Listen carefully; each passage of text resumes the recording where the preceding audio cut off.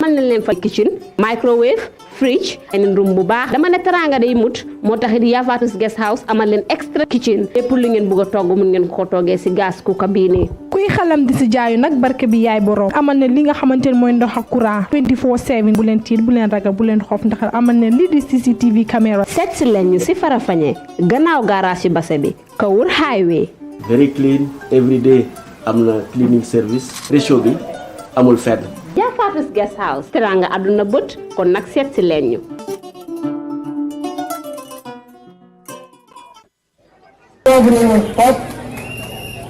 the hospitals that are down.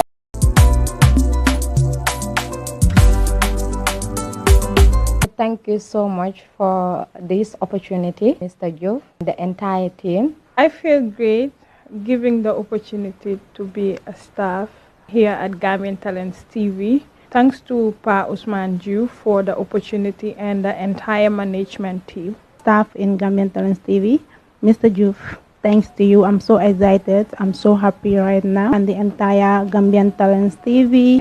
Tey nag lu doon suma teewaay fii mooy pour jox suñ mbégte ak kontaan opportunité bi nga xam ne pour ñu gën a mun a prove suñ bopp si institution si liggéey nga xam ne boobu lañ ñu ko jox pour ñu mun a gën a wone suñ bopp. Opportunity bi pour thank the entire GTTV management. Time that I was starting, it was like JJC, Johnny Just Come. Things were very hard with me. I can't even speak or stand in front of people to talk. To showcase my talent was very hard for me. Rome was not built a day. This is absolutely an important gesture. I cannot compromise with it because I have been at home going to school, going and coming. This is the place that I got everything. I will try my best to do well, to work as a team in order to take this institution in a better place and in a great way. Doon na kontante bu mag si ñun te su soobee Yàlla by the grace of God Almighty dañoo gën a jàpp institution bi gën ko def institution bi nga xam ne bokk na si media yi nga xam ne ñoo gën a rëy si suufi Gambia fii. Thanks to the internship and to Pa Usman Diouf for believing in me, trusting in me. He gave me the opportunity as a young person, having my own shows, went to tour with the president. Other important state engagement that I was involved with together with other colleagues of mine was an important gesture and a wonderful experience. I promise to work so hard to make this institution the best institution, not only in the Gambia, in the world at large. Na góorgóorlu bu baax ba lépp luñ expect si ma def ko na work hard pour jëmale institution bi inshallah si kanam. We are ready to rally behind him pour jàppale institution bi mu gën a grow further. This means a lot. I won't let them down. I'll continue to strive as much as I can. As young people, this is what is expected of us, to strive hard, to work hard, to make sure we make our parents happy, we make people that believe in us happy. This is definitely something that I can't play with.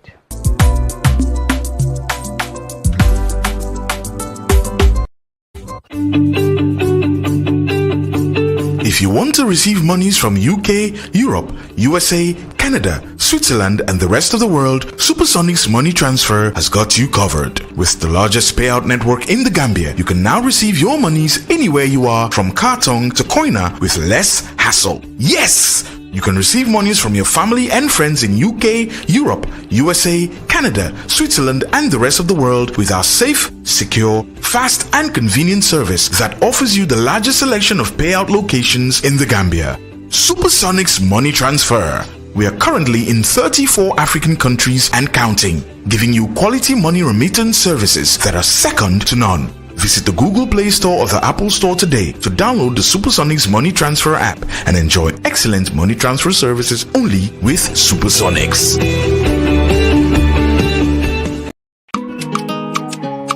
It's Jill Life Music. Yeah, but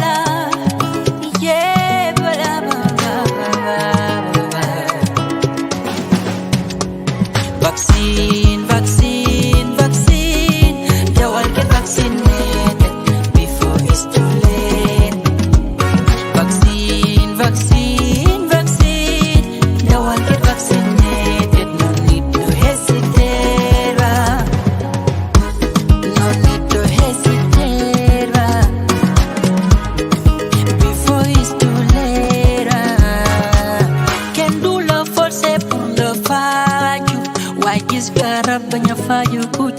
nga xaaru suñ wareef la pour ñu jóg aaru ndax ñu daan feebar bi lii lee moo raw fakaaru get vaccinated pour nga aaru from getting COVID aar sa bopp ak sa dëkkandoo ba kenn du si jël ko mooy lu wóor suñ buggee end this pandemic everything they look normal bye bye to COVID.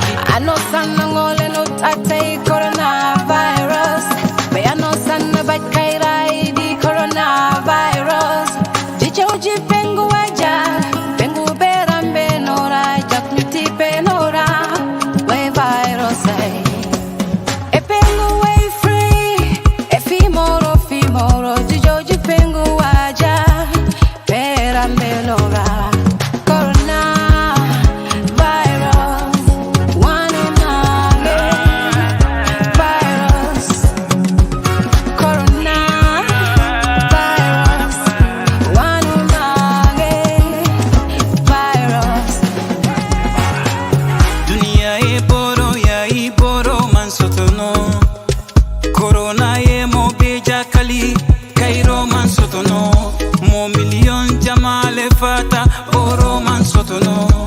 Sasa mansilong besa sotono movi mokoi besa sotono fankanta kurto mone buka farano voice fantanka ye vaccine sonota kamodo lutanka besa sotono dara porkondara de boyo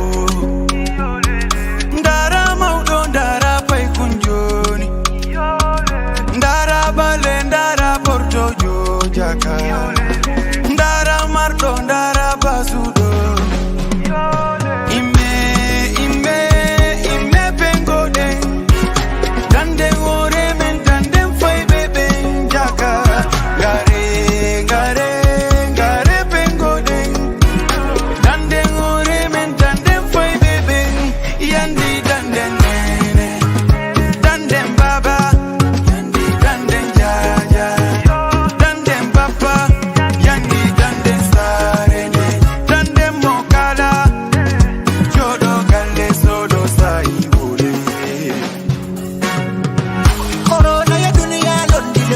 vaccino yinta kura wanyima tumoye fonse vaccino yinta dunia be ya kali telefonse vaccino yinta kelele fonse vaccino yinta ni kura njol buka balafa abuka saramola komiko karafa ani sika jatola jatamota jato konko le ka jatafa bimola koldum ko balafa kana balan kubake solla ko balana dunia be basoron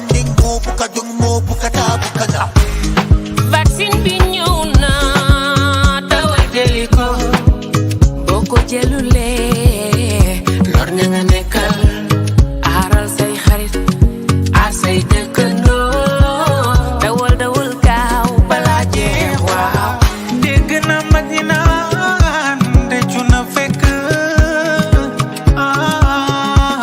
jëf wees dawal gaaw bul toog di xaar lii doy na waa fagaru na deluma leen corona bi metti na gaa yi moytu leen fagaru na deluma leen corona bi metti na gaa yi moytu leen ke vaccine ke Kenya sorondanga military angana mpate nga corona kata ya anakari idada khandi do dunasu ya awagambi kari ona corona ke ona kari aden yo nene vaccine den ko jelal mangnu men yo nenen ko emen lady men yimbe men di mimbaki lo den niwen o nyaw bondo lady men yo vaccine den ndanyu kura ngo keleno lancho nimange kelenti ndanyu kura ngo bainola ningani yolo mange kelenti bala fabel ngola bala u balimbe bota fasa kilu ngola bala u kanyu kura ngo baimbala fasa bakzino pengo dumbala jamali manzai jamali fa anika di malani kura ngola jamali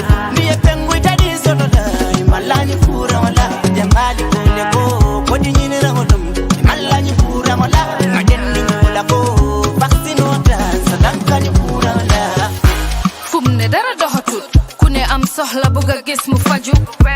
No hesitation, dawal jël commences bul aju. Lembe aduna besun fit to talk, but we can't stay home cause we gotta go to work. Get vaccinated to knock it out. Get our normal lives back, we can't walk it out. Tifuda dali onyao gasali, onyao gasali. Pia ma vaccine wape jabali, wape jabali. Bone onyao alamona nali, alamona nali. Kodi ha porte pale ani, wadi ha bedo ani. Fida vaccine nada koyareno, by na fonyeti o vaccine.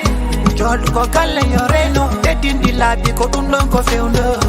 Coronavirus no wodi, onya wono feundi. Rene ngore mo, ko undon wodi ko be yeuti. Yaga ning di ko joy, legi am nafi. Yaga ning di ko har, legi exina. Nenyu def li ñu war febar bi je, vaccine bi am nafi gen len. Manak yow kele ñepp war na leen. Armak ñi ak ndaw ñi suñu yaay ak baay. Fagaru gen faju xam nga loolu. Ñi mu rey bari nañ mu jati. Amin. No white ñaan na ci boole gwer gi yaram waay. Ndax moo lay taxa baneexo. Nit ci dematuñ, business yi doxatuñ. Kenn kafatu dafa mel ni sax time bi léegi sax doxatul. Soo na noon feebar mooy sa noon yaay. Why do vaccine bi? Cause vaccine bi mooy garab bi di saafara lii. Kurang kurang woy, anala bori. Kurang kurang woy, anala bori. Doctor ol found le konkana sila woy. Talingan pengu, doctor ol found le konkana sila woy. Mobe pengu, kurang kurang woy, anala bori. Kurang kurang woy, anala bori. Doctor ol found le konkana sila woy. Alingan pengu, doctor ol found le konkana sila woy.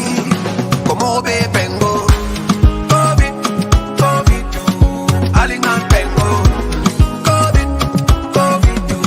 Como be pengu, COVID, COVID boy. Alingan pengu, COVID, COVID boy. Como be pengu. Brought to you by Gambian Talents Promotion.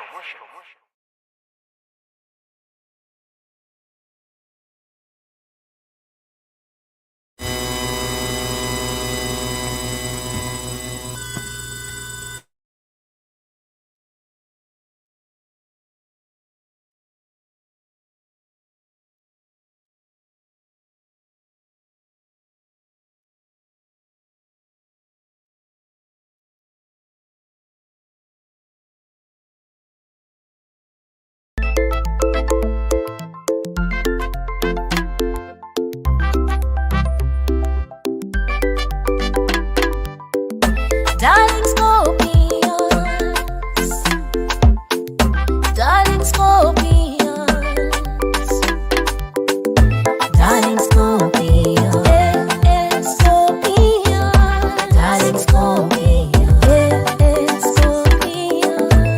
Boyare me fidai, andu de me libai. Ulo staya fote amen. Yeah, come in a one Scorpio. No diremen champions, we me hule. Junendam lijena, fi Sofia Monsa hidnena. Viva Scorpions, adios. Munena hariga, mira, elenyo inamor. Caramba, darling Scorpions, Scorpions, darling Scorpions, Scorpions, Scorpions. real me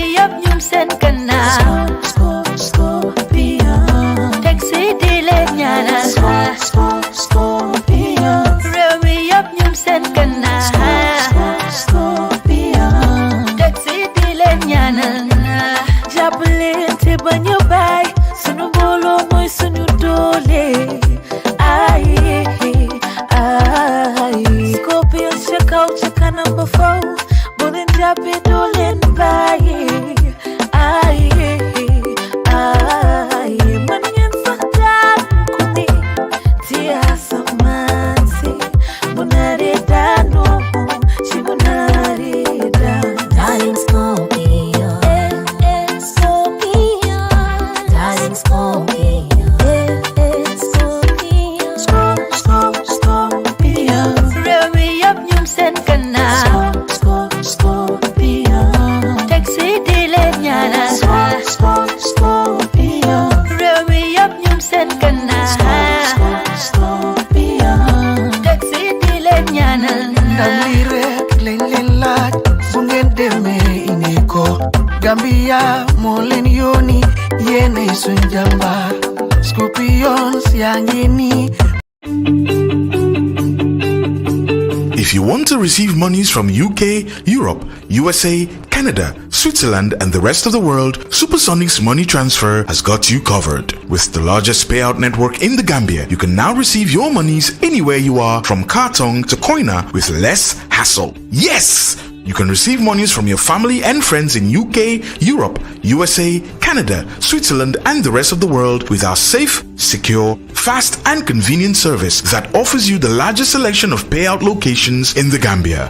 Supersonic's money transfer. We are currently in 34 African countries and counting, giving you quality money remittance services that are second to none. Visit the Google Play Store or the Apple Store today to download the Supersonics Money Transfer app and enjoy excellent money transfer services only with Supersonics.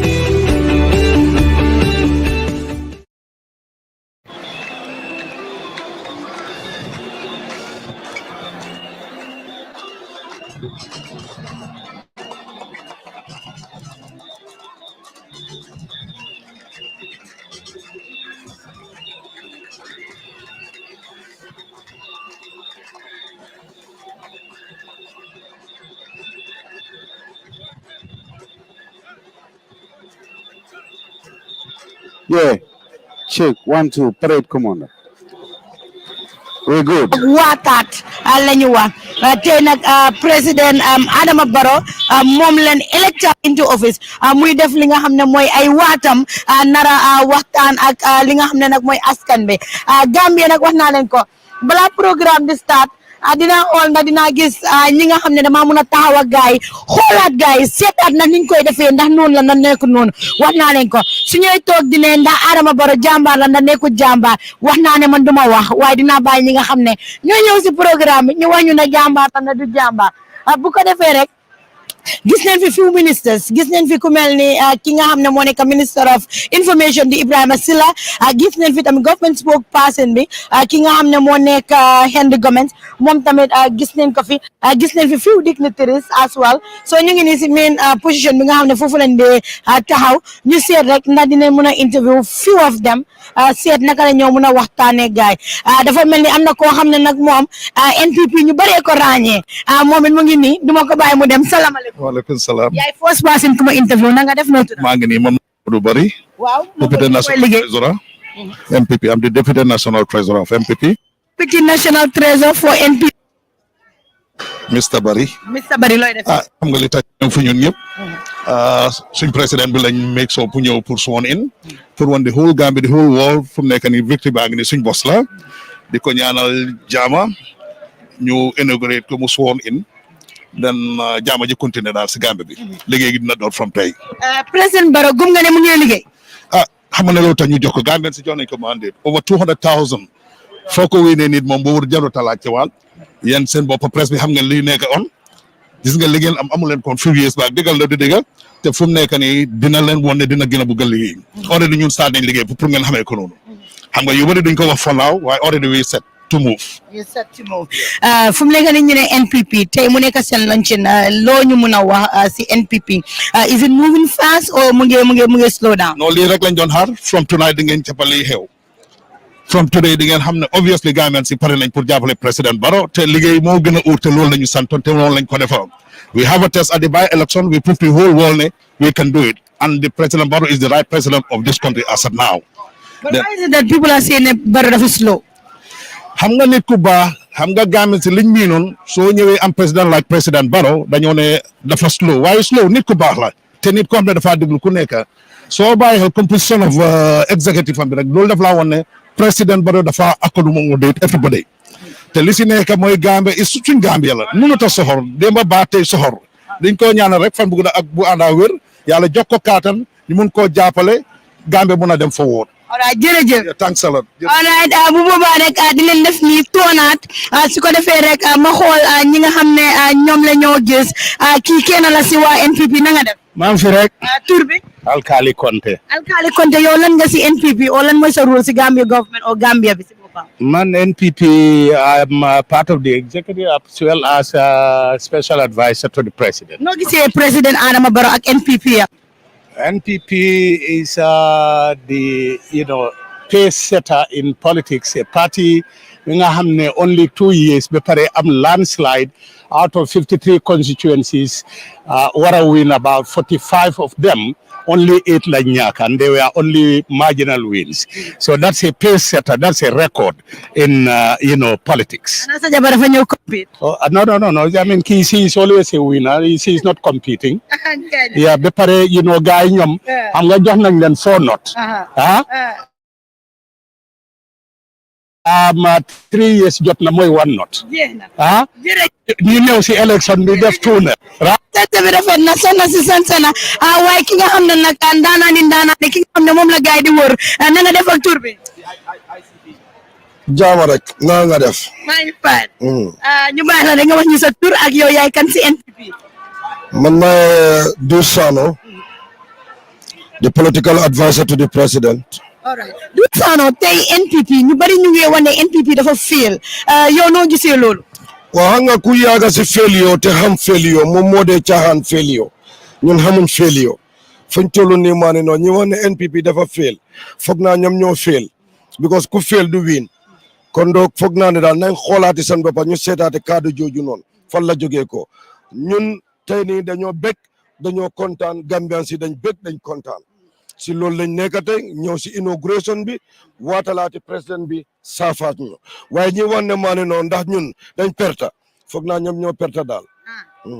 kañ kon nag Dou Sano dinañ ko bàyyi mu dugga gis ngeen ko tey nii la def waaye am na leen lu ma jaaxal dafa mel ni Fatou Camara laa gis Fatou Camara mi nga xam ne journaliste boo xam ne la tey ku fi nekk journaliste wax dëgg ne yàlla especially ñun jigéen ñi yéen xam ngeen ko ñu ne xam neen ko borom doole xamut nanka Fatou looy def fi waaw Fatou Samba xanaa ñëw rek tey si inauguration bi muy bés boo xam ne bési Gambia la parce que mooy bi ñuy waatal président Adama Barrow pour mu defati juróomi at mu nekk loo xam ne ñun ñëpp a ci bokk comme ni nga ko xamee rek media bi am nañ si cër yéen Gambien yi tamit moo tax tey moom gis nga nit ñaa ngi commencé di ñëw te xam naa ne yow tam boo paree woon liggéey bi fii tey di nga def ba mu baax. waaye Fatou lu ma jaaxal Fatou yow journaliste nga ana journaliste bi si biir programme NPP dafa mel ni dañ la jox special invitation. ban mooy programme NPP bi déedéet NPP jeex na di NPP loolu tamit politique bi la woon léegi xanaa ñu ngi si élection NPP amatut fu mu nekk nii li am mooy Gambia UDP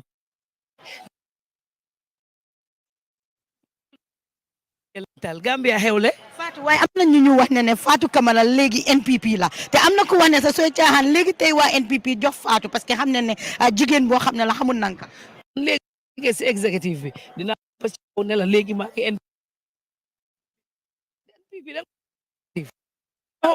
nga nekk si exécutif bi waaye yaa ngi dugalante waa ñoom Adama Barrow waaye na toog kuy dugalante kay da ngaa dugalante ñu fi toog loo bëgg ma def ma dem dugalante fan UDP waaye ñooñu ñu ne su ñëwee dañ maa boycott léegi lu ma def ndax ñoom force fa suma boppa dof rek ko doo dem jamono ji soo doon war a wax ak président Barrow ma bëgg nga xool ko mu xool la see me I see you eye to eye looy wax Adama Barrow li ma koy wax mooy Gambien yi dafa am fuñ ko teg moom gis na ko Gambien yi taxawal nañ ko léegi li war mooy Gambien yi mu def loo xam ne moom itamit du leen rusloo na gën a takku ba dëgër def li nga xam ne mooy li war ak li Gambien yi bugga parce que ñoom Gambien yi yëpp moom lañ teg. lan moo la gën a neex si Barrow moom na wax dëgg neex yàlla ko am jàmm la nit ku am jàmm la amoon na time ñun tamit ak man sax amul lu ma ko du wax waaye bu la gisee du si wax sa dara dafa continuer rek kon duy jàpp mer daal pare duy amel kenn si xol loolu moom nekk na loo xam ne lu baax la si moom ngir su doon def noonu du waxa suñ maaski lan moo la gën a naxare si moom ku mu bàyyi xel dama foog ne foog mu dëgëral tuuti tam léegi-léegi boo nekkee jiit léegi-léegi da ngaa def loo xam ne du arrangé ñeneen dafa métti si ñoom waaye nga def ko rek pour liggéey bi foog mu def loolu tam na gën a dëgëral fu mu nekk nii mu mel ni ki comme man xoola man ci liggéey kaay kenn du ma yab de noonu rek la. way Fatou fu mu nekk nii yow ak first lady bi laa bëgg a xam seen diggante naka la déedéet man mosuñu woon a am benn problème dama mos programme waxoon ko mu am yu taxoon mënutoon a ñëw waxtaan nañ explain nañ ñun ñaar ñëpp wax nañ loolu rek la woon waaye nag first lady nag kenn du jotee moom parce que ñoom ñu nga toog pale ñu suñ kër yi mënuñoo jotee. jigéen ji mun boppam waxati na Fatou Camara yéen a ko dégg mi ne leen ne nekku journaliste rek waaye ki nga xam ne nag kooku moom ambassadeur la ñu gis ko si biir kër bi wax naa leen ko sanse ren koo mun soo ñëwee si parti soo ñëwee si programme da nga war a sanse ba mu mut télé yi bari neen waaye bokkuñu Gambian Talents TV ngeen ay seetaan nu ma leen koy waxee rek eye to eye see me I see you tey boobu laa génne xoolal leen ma honorable Papa Njie fu mu génnee kii ambassadeur la ma nuyu la. Assalamu alaikum, my good sister. Dina happy new year. Happy new year to the whole Gambia. Dina kontaan na li nga wax ñu yow ban ambassadeur nga su ko defee ñi nga xam ne ñu ngi seetaan te xamuñ ñu xam. Man may Gambian ambassador bi in Abuja. They represent another 13 countries. Mashallah. And man may Papa Mahamoud Musa Njie. waaye Papa Njie yow lii tey rek si NPP nga ko def. Well, li MPP la, but it is for the Gambia. The Gambian people have decided, and the decision is very affirmative. And ñun dañ ñëw rek pour gën a dooleel président bi ak the government, and also the voice of the people ne président Barrow lañ jox another mandate. Papa Njie yow NPP nga ndax PPP parce que ku la xam démba xam la bu baax a baax Papa Njie bu PPP la ndax NPP nga na PPP. jërëjëf my sister waaye tey moom Gambian la. tey buguma tey den bugg a xam di real Papa Njie ban la. waaw Papa Njie PPP la waaye léegi diplomate working for the Gambia so foog naa boolu moo gën a important tey da ñëw pour congratulate the president ak pour jël président teg ko su toog bi for another 5 years so Papa Njie is here to serve for the people. soo ak président Barrow lan nga koy wax ban message nga ko amal ko tey bi nga xam ne moo nekk inauguration bi loo koy waxal. ne Gambian si dañ la óolu dénk la réew bi Gambian si dañ am yaakaar si yow te ñun as your emissaries around the world will make sure that nañ promote sa agenda bi make sure that the things that we're supposed to do to promote the country nañ ko def incha allah jërëjëf. lan moo la gën a neex si Barrow liggéeyam. Barrow is Barrow dafa represent the whole Gambia. Barrow dégg na laaka yëpp Barrow am na link with everybody and Barrow is a humble person gis nga bala ngaa nekk jiit foog nga humble and that quality dama ko ñaan mu continue ko rek mu be tolerant mu jox everybody the space for them to exercise the democratic right.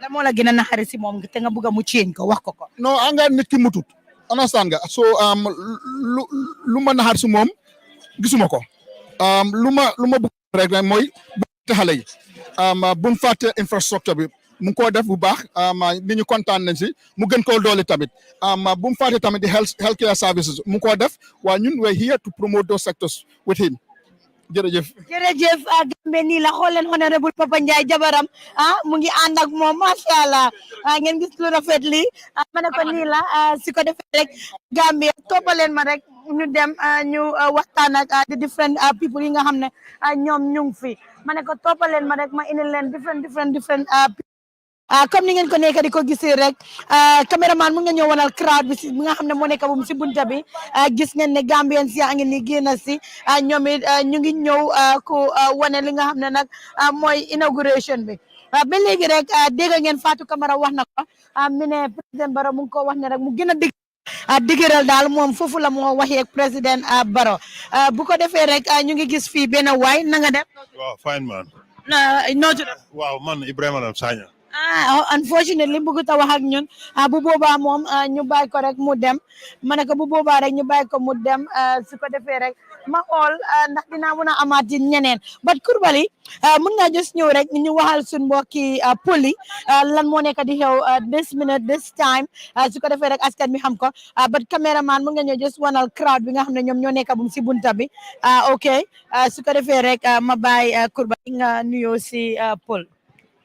Jërëjëf Fatou jarama musidɓe sondara Gambian Talent TV rek ko ni mi waɗanta on wattu kala rek mi yaltane on andantama ko peeji ɗi andama ko ɗum woni yaade ko nder Gambia ɗo so hande ko on 19 January andantama ko hande ko hande andantama wayne ko hande because mi sa ndaari ɗo joni a tawa yimɓe ɓe andantama yimɓe buyi are ɗo different president ji ambassador minister ji andantama ko ɓen woni different country including Gambia ɓen fof no ɗo yiya yimɓe kadi andantama yimɓe buyyalde kono tagi musidɓe saɓe yini Adama Barrow waɗi ligguey waɗi ni minen Gambian Talent TV min wawata haalde fusde kono so daari Fat Samba andantama ko kanko andantama o haali ɗo rek o yaltini yimɓeɓe andantama kamɓe ko waɗi ɓen interview rek koɓe haalaji ɓe haali ko rek yimɓeɓe nani so Adama Barrow waɗi goɗɗum no koɓe wawata haalde ɓe pare koɓen dari ha waɗu haalaji aɗendema ɗum ɓe inni ko Adama Barrow sa hi Adama Barrow yimɓeɓe nena Adama Barrow waɗano fus Adama Barrow ni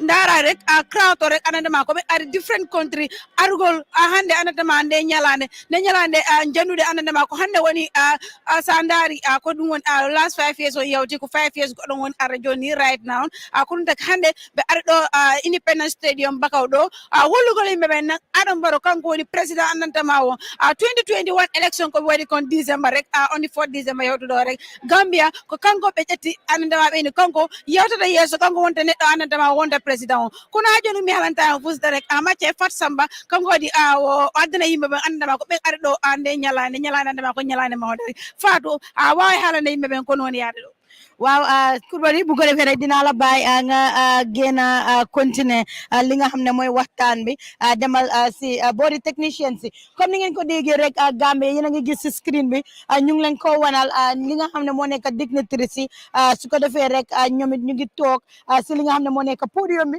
gaa yaa ngi noonu ma waxtaan ak ki nga xam ne moom NPP ñu bari xamee nañ ko ñu ngi live askan baa bu ko wax ak yow na nga def tur bi ak sa rôle. Abdoulaye Diallo this country ñu gis nañ Adama Barrow mooy waa ji amul kenn ku mel ni moom kuñ gisagum si réew mi képp comme yaa ngi ko oppose réew mi Adama Barrow dafa am xol bu baax dafa am yar dafa yaru am teggin am sutura te loolu moo tax yàlla jox ko ndam bi kon nag ngay ñaan képp ko xam ne yaa ngi nekk si réew mi yaa nga jàppale Adama Barrow ku ko bañ yal na la yàlla xalak si réew mi ñun bëgguñ koo xam ne dafa bañ Adama Barrow góor la te bu ngeen góorgóorlu nit ñëpp dañ ko war a jàppale yaa barke Sadul Fatiha yaa barke Allahumma salli wa sallam. jërëjëf secretary general council of elders su ko defee rek ma def ni na nga def tur bi Aïssatou laa tudd. Aïssatou naka Dramé. yow foo jógee ak lan mooy fi sa rôle. Ntabe sarakula kawla fola de ogi lidi bakunda ori Adama Barrow ge mundi because Adama ni president ogan sida jokkin so ken fingando sababu yer Masha Allah jërëjëf bu baax a baax bu ko defee rek garmi soo maynut rek ñu def li nga xam ne moo nekk ni ngeen koy gisee rek VIP si ñu ngi dugg si yéen a ngi noonu di ko gis VIP kaas yaa ngi noonu di dem ñu ngi gis tamit different ministers like ni ma ko waxee woon aliya rek ñu ngi gis different ministers garmi yaa ngi woon si biir bala rek nga wax ñu exactly lan nga gis si biir. jaajëf Fatou jaajëf ñuy seetaan Gambian Talents TV nii la tey bés bu màgg la muy spécial occasion boo xam ne président Adama Barrow ginnaaw rek ba ñu ko fale ci ñeenti fanu décembre ci at mi jàll muy 2021 tey jii nag la war a daal di rek waat ngir rek yenu li nga xam ne rek mooy yen bi ko Gambien si rek daal di rek yen moom mi nga xam ne rek mooy président Adama Barrow dugg nañ nag ci biir fekk nañ fa dignitaires yi ñi nga xam ne ñoom la daal di rek yónni ñu la invite ñenn ñi ngi ñëw chief yi yegg si nañ ñoom toog nañ bu yàgg député yi tamit yegg si nañ muy jàmbur yi ñoom it toog nañ bu yàgg gis nañ fa tamit ñi nga xam ne ñoo di imam yi ak yeneen gan yi yoo xam ne ñoom it ñi ngi ci biir daal di toog waaye askan wi tamit ñi ngi ñëw ndànk-ndànk stadium bi feesagul xam naa du ñàkk dina fees wala du fees loolu it dinañ leen ko woon waaye fi mu toll nii nit ñaa ngi ñëw ndànk-ndànk ngir rek teewee ngir rek fekkee li nga xam ne rek moo di bés bu màgg bi la nga xam ne ci Adama Barrow ak ñooñ ñam àndaloon muy NPP waaye bés la boo xam ne national event la ndax di swearing of président moom nekkul ne parce que président bi nekkul président u NPP wala président u diw wala diw waaye président u Gambia la kon bu nekk di waat loolu ñëpp la soxal event la boo xam ne ñëpp la soxal moo tax ñu ñëpp ñëw nañ wane tamit ne event bi daf leen rek daal di lu moo fi xew Fatou Sam moo fi xewagum xam naa ne nag Gambian Talents TV ni ki ni mu koy defee bu mbir yi xewee day ŋarale maanaam ŋarale mooy fu ne lay dugg ngir wan leen lu leen kenn mënul wan waxtaan nañ tamit nag ki nga xam ne moo di honorable Amat Bah waxtaan nañ moom message bi mu joxe rek mooy mu ngi woote jàmm li nga xam ne mooy élection passé na su ko defee ñu continuer liggéey bi waxtaan nañ tamit ak ñenn si député yi ak chief yi waxtaan nañu gan yu bëri Fatou Samba lii daal moo fi xewagum. Garmi duma la dog sax ma ne ko duma la dog ñu ngi gis ne Macky Sall egsi na léegi nii comme noo leen ko gisee rek si screen yi président bu Sénégal Garmi xam naa ne boobu moom dinaa la bàyyi nga laaka tuuti French su ko defee sénégalais yi tamit xam lan moo nekk di xew président ni Sénégal moo egsi diggante Gambie Sénégal Garmi dafa nekk loo xam ne lu yaatu la tey am na Gambien yoo xam ne génn nañ fi dem uti ji liggéey Sénégal waaye sénégalais yu bëri ñu ngi fi si sey ñu ngi fi si sun office si ñu ngi fu ne ma bàyyi la rek nga wax ñu tuuti si Gambia ak Sénégal seen relationship waaye nuyul si French rek. Bonjour notre téléspectateurs qui nous regardent partout dans le monde ici et ailleurs.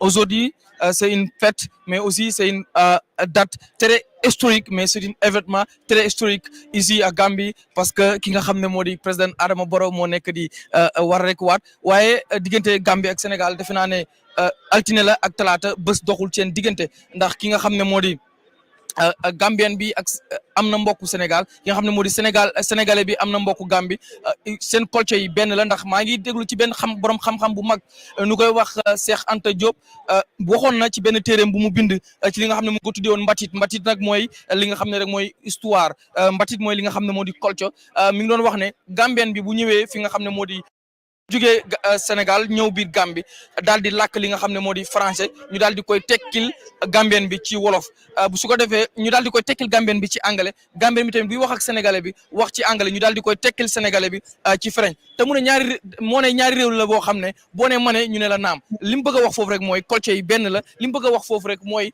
lépp benn la kon da ngay xam ne Gambie ak Sénégal altine la ak talaata bés doxul ci seen diggante benn la ay seex lañ ñoo bokk culture ndax fii dañ fiy làkk soose boo demee biir fi nga xam ne moo di Sénégal dañ fay làkk soose yu ci mel ni ay Tambacounda yu ci mel ni ay Ziguinchor yu ci mel ni yeneen gox ay Kolda su ko defee rek am nañ gan Fatou bàyyi la nga waxtaan ak suñu gan gi su ko defee ñu wéyal. waa jërëjëf Garmi su ko defee nga dem si podium bi dinañ la war a am yow ak Mr Diouf ngeen jàkkaarloo ñu gis fi kenn si honorable si ñu waxtaan moom na nga def noo tudd ak yow yaay kan. waaw man maay Alhaji Massamba Diop di deputy auditor at the National Council of National People's Party NPP and also the treasurer for the Banjul Regional Office. Honorable Diop, suñ la doon laajte rek noo gisee NPP as a party? Well, NPP, as we all know, is a new party, but with unprecedented performances, events,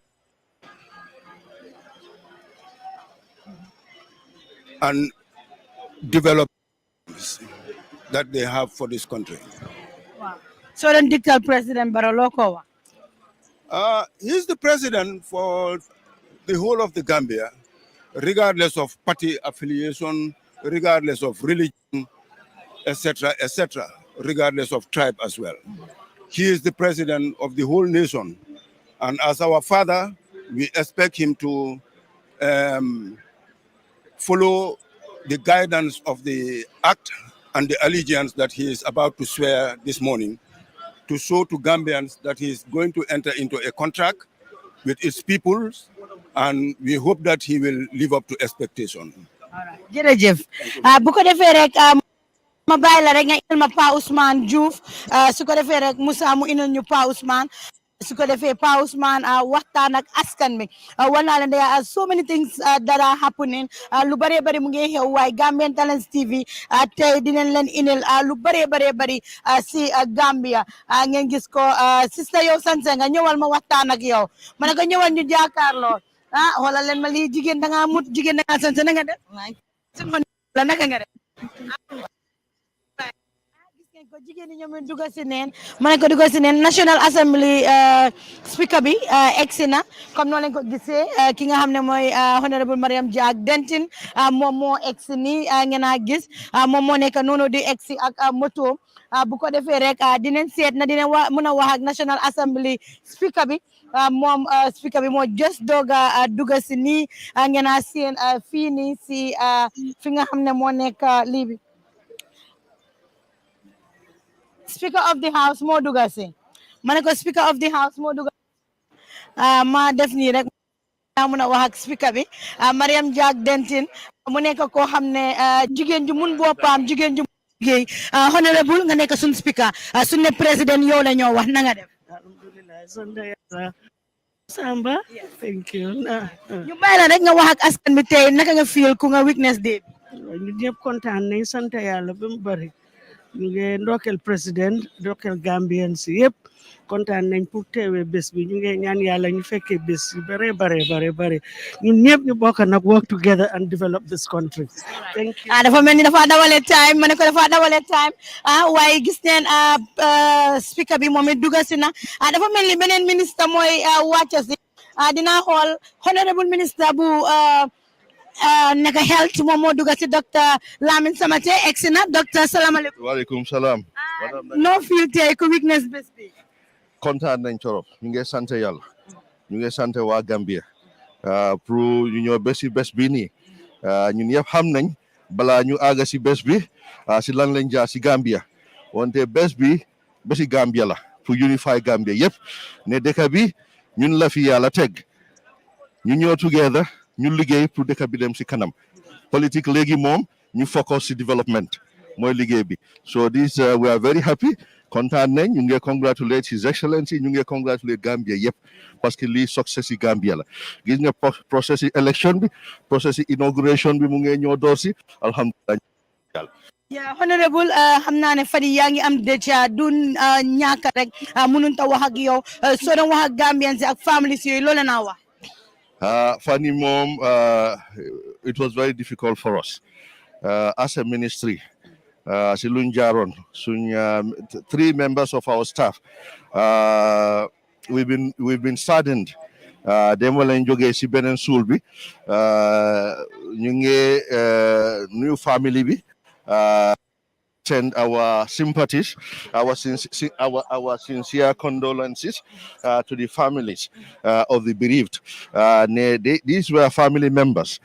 They were our family members, the 3 of them. But we want to reassure the families that they still have their uncles, their aunties in the Ministry of Health who will never forget them, inshallah.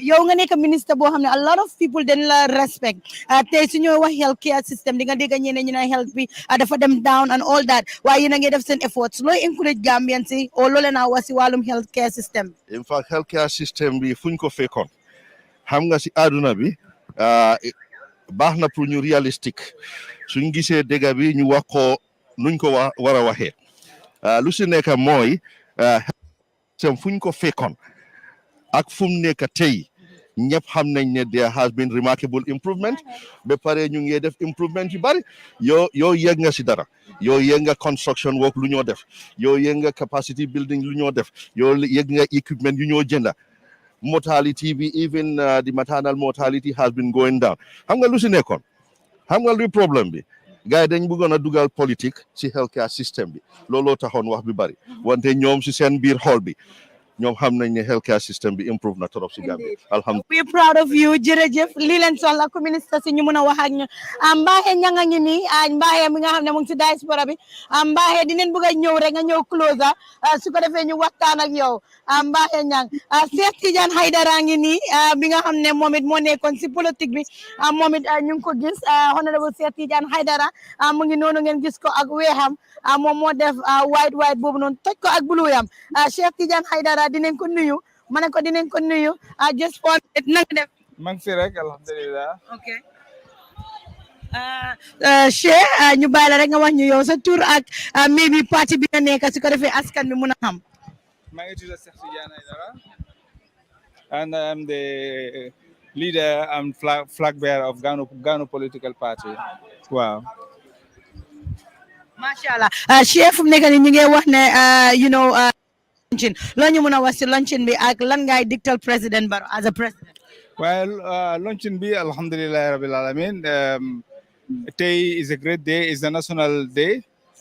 Ku nekk dafa war a kontaan tey. Dañ ñëw tey pour celebrate the victory boo xamante ne loolu si jox. We are all part of the coalition and alhamdulillah yàlla yóbbu nañu ni ñu si today to be pour ñu mën a celebrate the victory boo xamante ne Gambian si seen boppa ñooy jox that victory. Yes. So don't want to wax President Barrow local advice. Well, lu ma advice President Barrow mooy is very clear. Gambian si wax nañ. Gambian si def nañ lan lañ war a def. Mooy they voted for him massively, and then as far as Gambians are concerned, ñoom jox nañ ko seen trust. So for him now, it's up to him and up to us to make sure that Gambians si am nañ loo xamante ne that is what they yearning for. Mooy the development of this country. Ñu génne xiif bu nekk si biir si dëkk bi. Ñu defar infrastructure. Ñu improve suñ agricultural sector, the health sector, education, and all those things. These are all problems of the Gambia. So all those things, Hamna President Barrow did not take into consideration. Hamna Hamna he has the heart to Hamna did not def. So Cheikh léegi yow yaa ngi Gano na yaa ngi fan. Waaw maa ngi Gano. Yes. Gano ak NPP ñu ngi nekk together na nekk together. We are together. Wow, that is why I'm here today. Jërëjëf Cheikh. Thank you very much. All right, jërëjëf.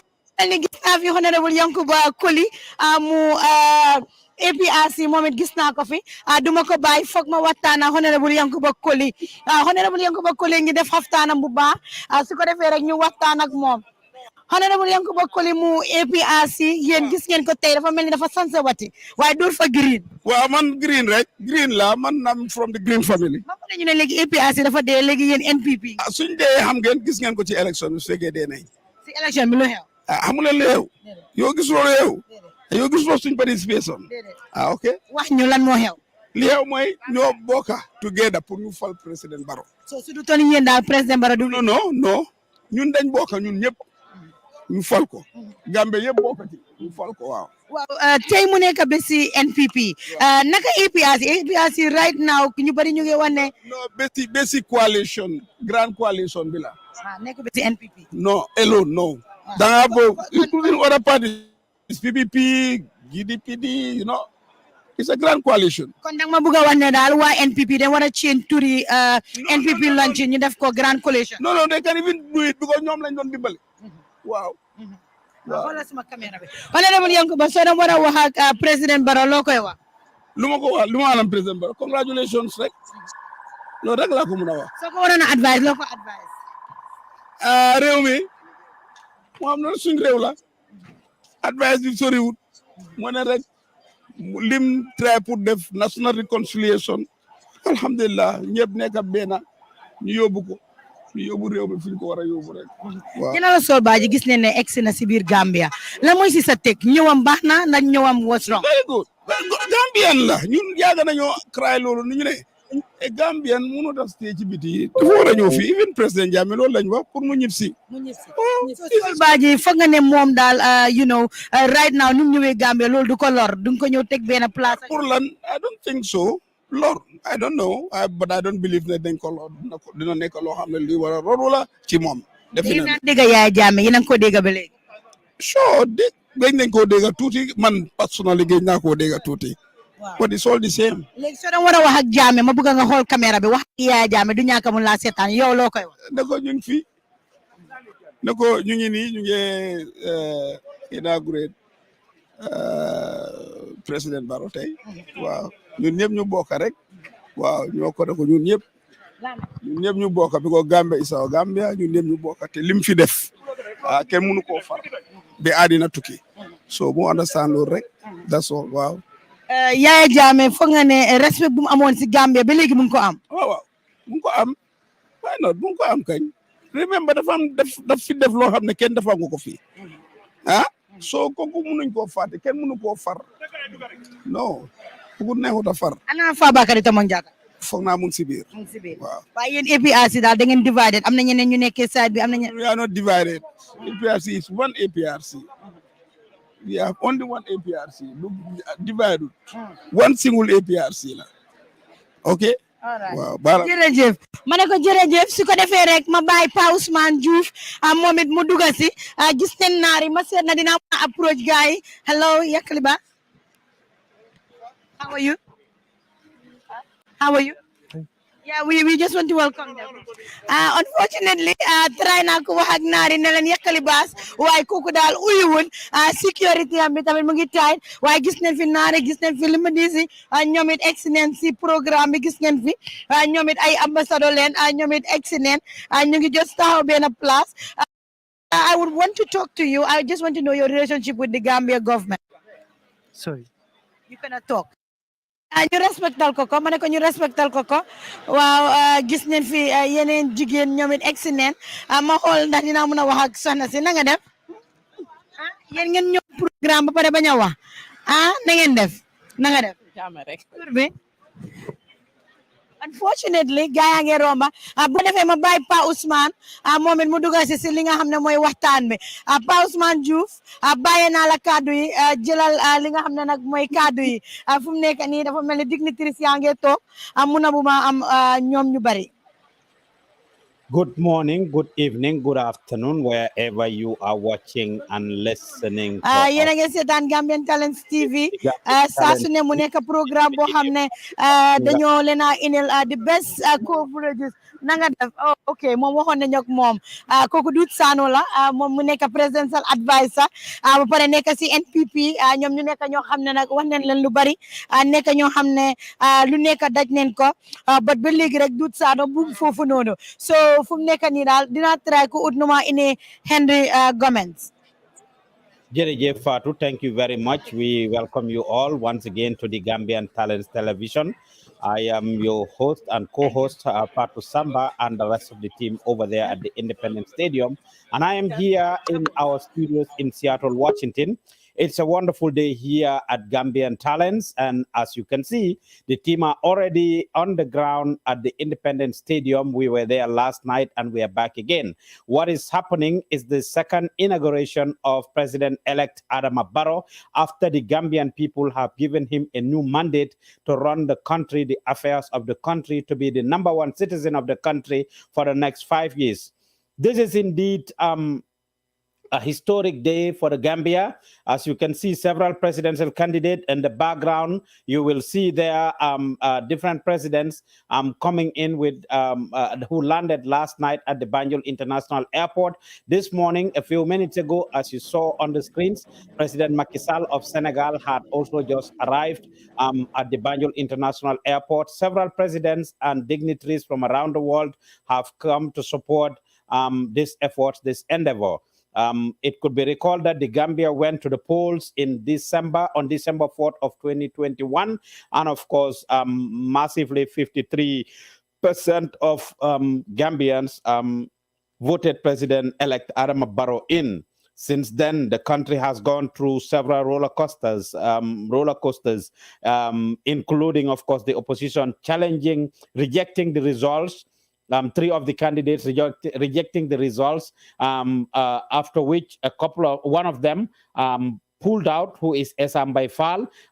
We also saw Mama Kande of the Gambia Democratic Congress still insisting and holding on to his position that he is not going to congratulate the president-elect because he feels that the elections were rigged, were not free and fair. The same thing, of course, most prominent opposition that took a major role is the United Democratic Party under the leadership of His Excellency Lawyer Ousainou Numukunda Dabo, ANM Dabo, who actually filed a petition to the Supreme Court of the Gambia. The Supreme Court sat over the matter on several occasions and of course eventually struck out the case due to a technicality that the United Democratic Party did not respect or follow Rule 11 of the Election Act, which of course led to the case being struck until 2 days ago.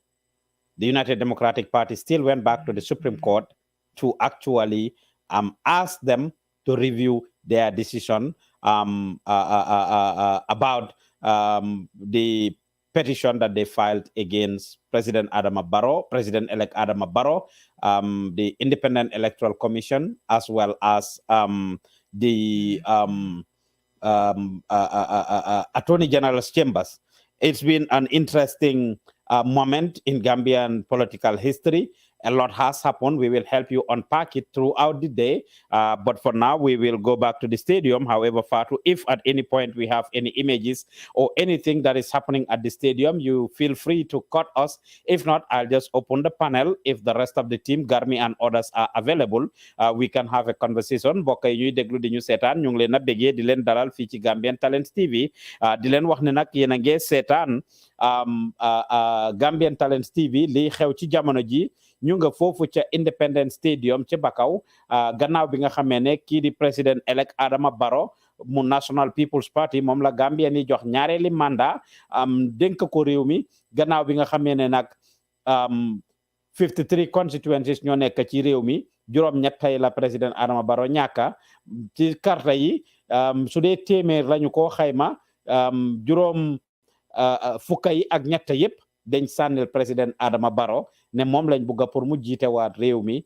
fii ba juróomi at yiñ jublu si nii loolu nag lu bari la indi ci réew mi ndax bés bu nga xamee ne réew mi dem nañ élection muy ñeneenti fan ci weer biñ jógee ne la muy weeri décembre atum ñaari junneeg ñaar fukk ak benn muy 2021 balaa guddi gi di jeex sax ñii di ñetti parti wala ñaari parti ak independent candidate Essa Mbye Fall independent candidate Mama Kandeh Gambia Democratic Congress and lawyer Ousainou Darboe of the United Democratic Party génnoon nañ nag ñu reject results yi maanaam dàqa ko ne ñoom nanguwuñ li nga xam ne mooy results yi ne président Adama Barrow gagné na si diggante bi nag Essa Fall génn na rocceeku na ci yëfikat ba moom mu kool président elect Adama Barrow ndokkale ko waaye kii di Mama Kandeh nee na moom kat du wuccu di ko maraat fi mu jàppa rek la jàppa kon moom du def loolu ki nga xam ne mooy lawyer Ousainou Darboe it moom jël na yëfi yóbbu ko fi mbaxana doone benn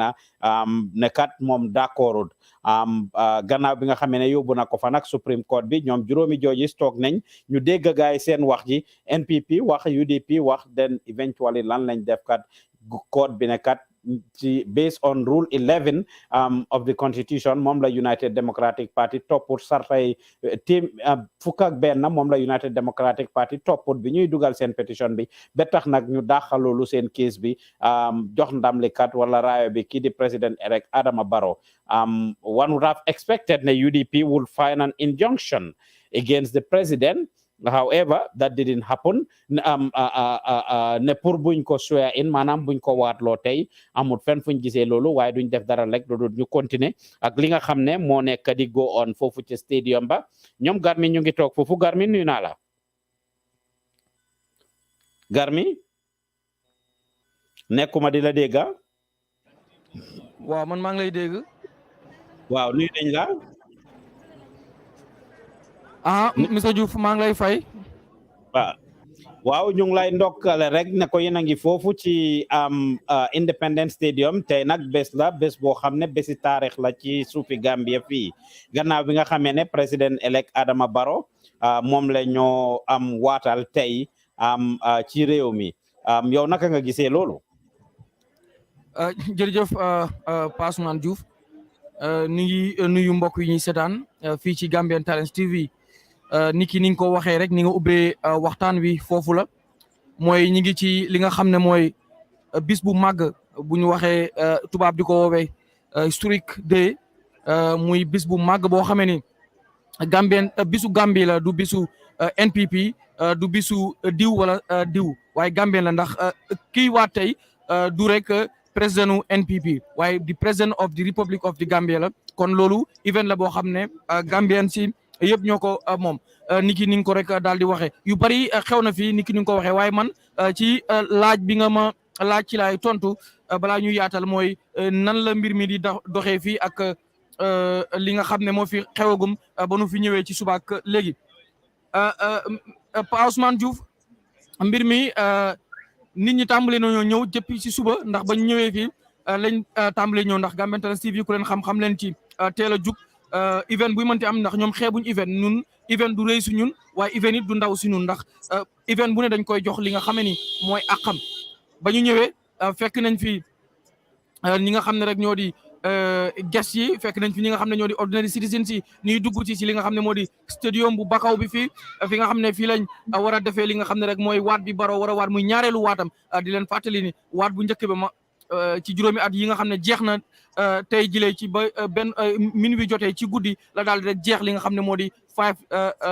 years yi ñu ko faloon waaye waat bu njëkk bi mu njëkk a waat ndax nit ñi dinañ ko fàttaliku ndax fàtte xaju fi mi ngi ko defee woon fi nga xam ne mooy ambassade bu Gambie foofu ca Dakar Sénégal foofu la ko defee woon loolu noonu mi ngi nekkoon 19 January 2016 loolu mi ngi nekkoon fi nga xam ne 2017 rather mi ngi nekkoon fi nga xamee ni mooy Dakar ci ambassade bi nga xam ne bu Gambie bi foofu la ren ji nag mu war a waat njëlbeenub yoonam muy ñaareelu waatam mu war nar koo defee fi nga xam ne moo di ci stadium bi waaye Pa Ousmane man li ma seetlu ci nguuru Adama Barrow wala ci paluk Adama Barrow palam gu njëkk gi amoon na jafe-jafe ndax président bi fi nekkoon muy Yahya Jammeh nangu woon na ñu dem ba ci kanam mu ne nangu waatul léegi nag mu ndax dina waat du waat fan lay waatee Gambie wala Sénégal mu mujjee waatee fa nga xam ne moo di Sénégal ci ambassade bi foofu bii tamit biñ ko falaatee am na tamit ay wax ba am ñu si am sax ay jiixi jaaxa muy pétition bi nga xam ne UDP def nañ ko biñ rijege li nga xam ne moo di élection bi daal di wax ne dafa am ay fraude ak yenn yi nga xam ne ay malpractice la yoo xam ne am na ci biir li nga xam ne moo di élection bi ba amoon na ay jafe-jafe Adama Barrow dafa ànd ak coow wala nu mu demee loolu tamit tax na luñ war a samp li nga xam ne rek moo di ab laaj wala lu ci mënti am rek mooy tey jile moom waat bi mi ngi war a am na ay gan yi nga xam ne gan yu màgg la nit ki ni muy amee ci réew yëpp bu nga xamee ne yaa ngi war a def li nga xam ne mooy sa waat da ngay daal di rek dalal ay ndaanaan da ngay daal di indi ay li nga xam ne rek ñoo di ay gan invite leen comme ni ki ko defee daal dina rek woo ay naataangoom ku ci mel ni président Macky Sall bu Sénégal ku ci mel ni président bu Togo bi ku ci mel ni bu Ghana bi ku ci mel ni président bu Mauritanie bi ak yeneen gan yoo xam ne woo na leen nekkul rek ay président waaye ay yeneen diplomate yoo xam ne ñi ngi fi ngir rek feete ngir rek màggal bés bi waaye ngir rek fekkee li nga xam ne mooy bés bi nga xam ne kii di président Adama Barrow woo na leen ci muy historique moment boo xamee ni moom mi ngi ko rek daal di def su ko defee mu nuyoo ci français bonjour à nous mes vieux téléspectateurs vous allez j'espère que vous allez très bien qui nous regardez partout dans le monde c'est une date très spéciale c'est une date très historique aujourd'hui ki nga xam ne moo di président Adama Barrow moo war a rek daal di waat li nga xam ne mooy ñaareelu mandat muy sikon taam bi nga xam ne Gambie jox nañ ko wolof di ko wax kay tey ji Pa Ousmane Diouf fi ñu toll nii daal gan yaa ngi dugg si ciif yi ñu ngi toog ndax duggoon nañ ci biir xool leen ciif yi toog nañ di xaar ki nga xam ne moo di Adama Barrow ak ganam yi député yi toog nañ di xaar ki nga xam ne moo di Adama Barrow ak ganam yi askan wi ñi ngi ñëw bu baax a baax ngir rek ñoom it toog di xaar Adama Barrow seen président waaye di xaarit ay naataangoom ñu ci mel ni ñi mën a limal sànq ne ñoom la daal di rek woo ci li nga xam ne rek moo di mbir mi loolu daal moo lañ jot a gisagum file te mi ngi dem dinañ la daal di rek wax natal la daal di la jox lépp lu fi jot a xew Pa Ousmane Diouf. Jërëjëf Garmi, it's an interesting day here in the Gambia and over here in the United States. As said, it is the inauguration of President-elect Adama Barrow, and dignitaries came from all parts of the world to actually witness this historic moment for the Gambia. Isaac Koli is there with you. You have been touring with President Barrow. I would start by taking you back to 2016. Where were you on this day, 2016? Garmi mentioned it. President Adama Barrow was sworn in at the Gambian embassy in Dakar, Senegal. Where was Isaac Koli at this time, or on this day, 2016?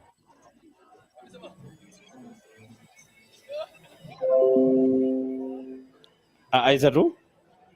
Come again, pause, man. I am said, actually not hearing you. Come again. 2016, on this day, where were you on this day, 2016? Where was I, Rukoli? On this day of 2016? On this day, 2016, where was I? Yes. I was actually here at the Independence Stadium to witness the swearing in of His Excellency President Adama Barrow. Then it was done in Senegal, like Garmi says, because we know it's actually done in where we had the impasse during that time because His Excellency, the former President Yaya Jammeh, refused to leave power, and His Excellency President Adama Barrow went to Senegal. And unfortunately, that's where the first inauguration was done at the embassy of Gambia in Senegal. So the one that was done in the Gambia here, I was, fortunate to be among the people that witnessed the historic moment that day in the stadium here. Thank you. You have toured the length and breadth of the country with the president, even before the campaign trail, and of course during the campaign trail. Yes. And you saw everything that happened. Today you are here again, witnessing the president being sworn in. Can you put all of this together for us? Come again? I'm not hearing you. I said you will tour the length and breadth of the country with the president-elect before the election or during the campaign, and before the campaign and during the campaign. Technicians, all of a sudden we are hearing some noise, and that is going to disturb our audience. Can we please fix that, please? Technicians, we can hear some noise there. Can you please fix that for us? Yes, I think the technical side needs to work on the audio of Mr. Youth because I am actually not hearing some of the things that he is saying. I have been with the president, Tona Akmom, to the length and breadth of the country during Meet the People's Tour ak other engagements yoo xam ne loolu la daan am before the tour, and gis nañ tam mu ñëw campagne ma dem ak moom, and His Excellency I think during the tour nekk na nit koo xam ne was confident ne dafa win presidential election in December 4th presidential election. So looking at his comportment and nit yu ko dee toppa though kenn du wax ne président du amut nit during the time of his campaign, because saa yu ngeenee rek nit yi dañ ko dee toppa. So loolu firnde na ne Gambian people, even though we have a stronger opponents ñoo xam ne ñoo doon deal ñoo doon jànkuwanteel ak moom su ñëwee December 4th presidential elections, waaye président Adama Barrow wax na daan wax dara mun ngaa wax ne yow yaa moom sa parti waaye doo mun a wax ne yow yaa moom nit yi. So loolu firnde na ne Gambian people His Excellency President Adama Barrow leen falal tey nag ñu ngi war a grace a moment, a very memorable one for that matter. Looking at last inauguration 2016 at this time around dafa ute because 2016 yaa ngi gis coalition government la woon coalition government yoo xam ne consists of parties UDP GPCA GMC and other political parties ñoo formoon coalition ñu mun a daane His Excellency President Adama Barrow Yaya Jammeh waaye gis nañ ne léegi President Adama Barrow sanca na parti am bi ñoom ñoo win tey December 4th presidential elections tey nag tey duñ mën a wax ne mënuñ na wax ne rek NPP ñoo moom bés bi lii bési Gambia la, and I think Gambians should understand that. Gis nañ fi Dr. Ismaila Ceesay gis nañ fi Honorable Ahmed Fati gis nañ fi ay ministers, ambassadors all here today to grace this occasion with His Excellency President Adama Barrow. Gis nañ njiit yoo xam ne 5 African leaders yoo xam ne ñooñu ñoo wàccoon Gambia mi nekk Nana Akufo-Addo of Ghana, ñu am Julius Madi of Sierra Leone, ñu am Mauritanie seen président Togo seen président ak Umaru Sissoco Embalo of Guinea Bissau. Loolu firnde na relationship bu Gambia am ak countries yooyu noonu yëpp tey si suba Macky Sall président Macky Sall war naa ñëw moo xam ne ñoom lañ gën waaw moom yegsi na sax so moom nekk na nit koo xam ne suñ waxee Gambia ak Sénégal kenn du mën a xaajo Gambia. As we speak, Muhammadu Buhari of Nigeria is just landing right now, and his image is even on the screen. I mean, Muhammadu Buhari of Nigeria is just landing right now. Image bi ngeen a gis noonu is the president of Nigeria, Muhammadu Buhari, moo nekk di land noonu at the Banjul International Airport. Macky Sall landed a few almost an hour ago, as you said, and Buhari is just landing. Gis ngeen that image at the airport right now. That is live images happening at the airport, as you can see. But nga continue rek Aïssatou. waaw comme luñ doon wax moo nekk relationship bu Sénégal ak Gambia am doo gis nañ other European countries ñoo xam ne ñooñu ñoo ñëw fii nii mu nekk seen njiit yi ñu bàyyi seen dëkk pour ñu grace occasion bi. So it is indeed Pa Ousman a historic moment for the Gambia and well of course for President-elect His Excellency President Adama Barrow te gis nañ judges si nii tamit ak lawyers yi ñoo xam ne ñooñu ñoo war a daal di swearing in His Excellency President Adama Barrow ku ko njiite nag mi nekk Hassan B Jallow mi nekk Chief Justice si Gambia bi fii nii moom ak gaayam yi la jël nañ seen toogu ñu toog ñu ngi xaar His Excellency President Adama Barrow. jërëjëf Aïssatou loolu am na solo bu baax su fi fekkee ne nag ñoo just join in ñu ngi report live from the Independence Stadium in Bakau. Inauguration of President-elect Adama Barrow swearing in ceremony moom la ni ma ko laajee Garmi laaj ko Aïssatou si gannaaw 2016 on this day I cried. It was a very sweet and sour moment for the Gambia, and when I was doing this, Eva Sarr was there at the Gambian embassy in Dakar reporting for us. And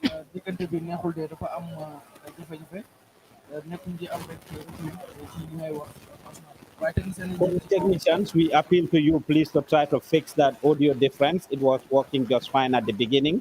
They were hearing me, but the audience, I believe, can hear me very well.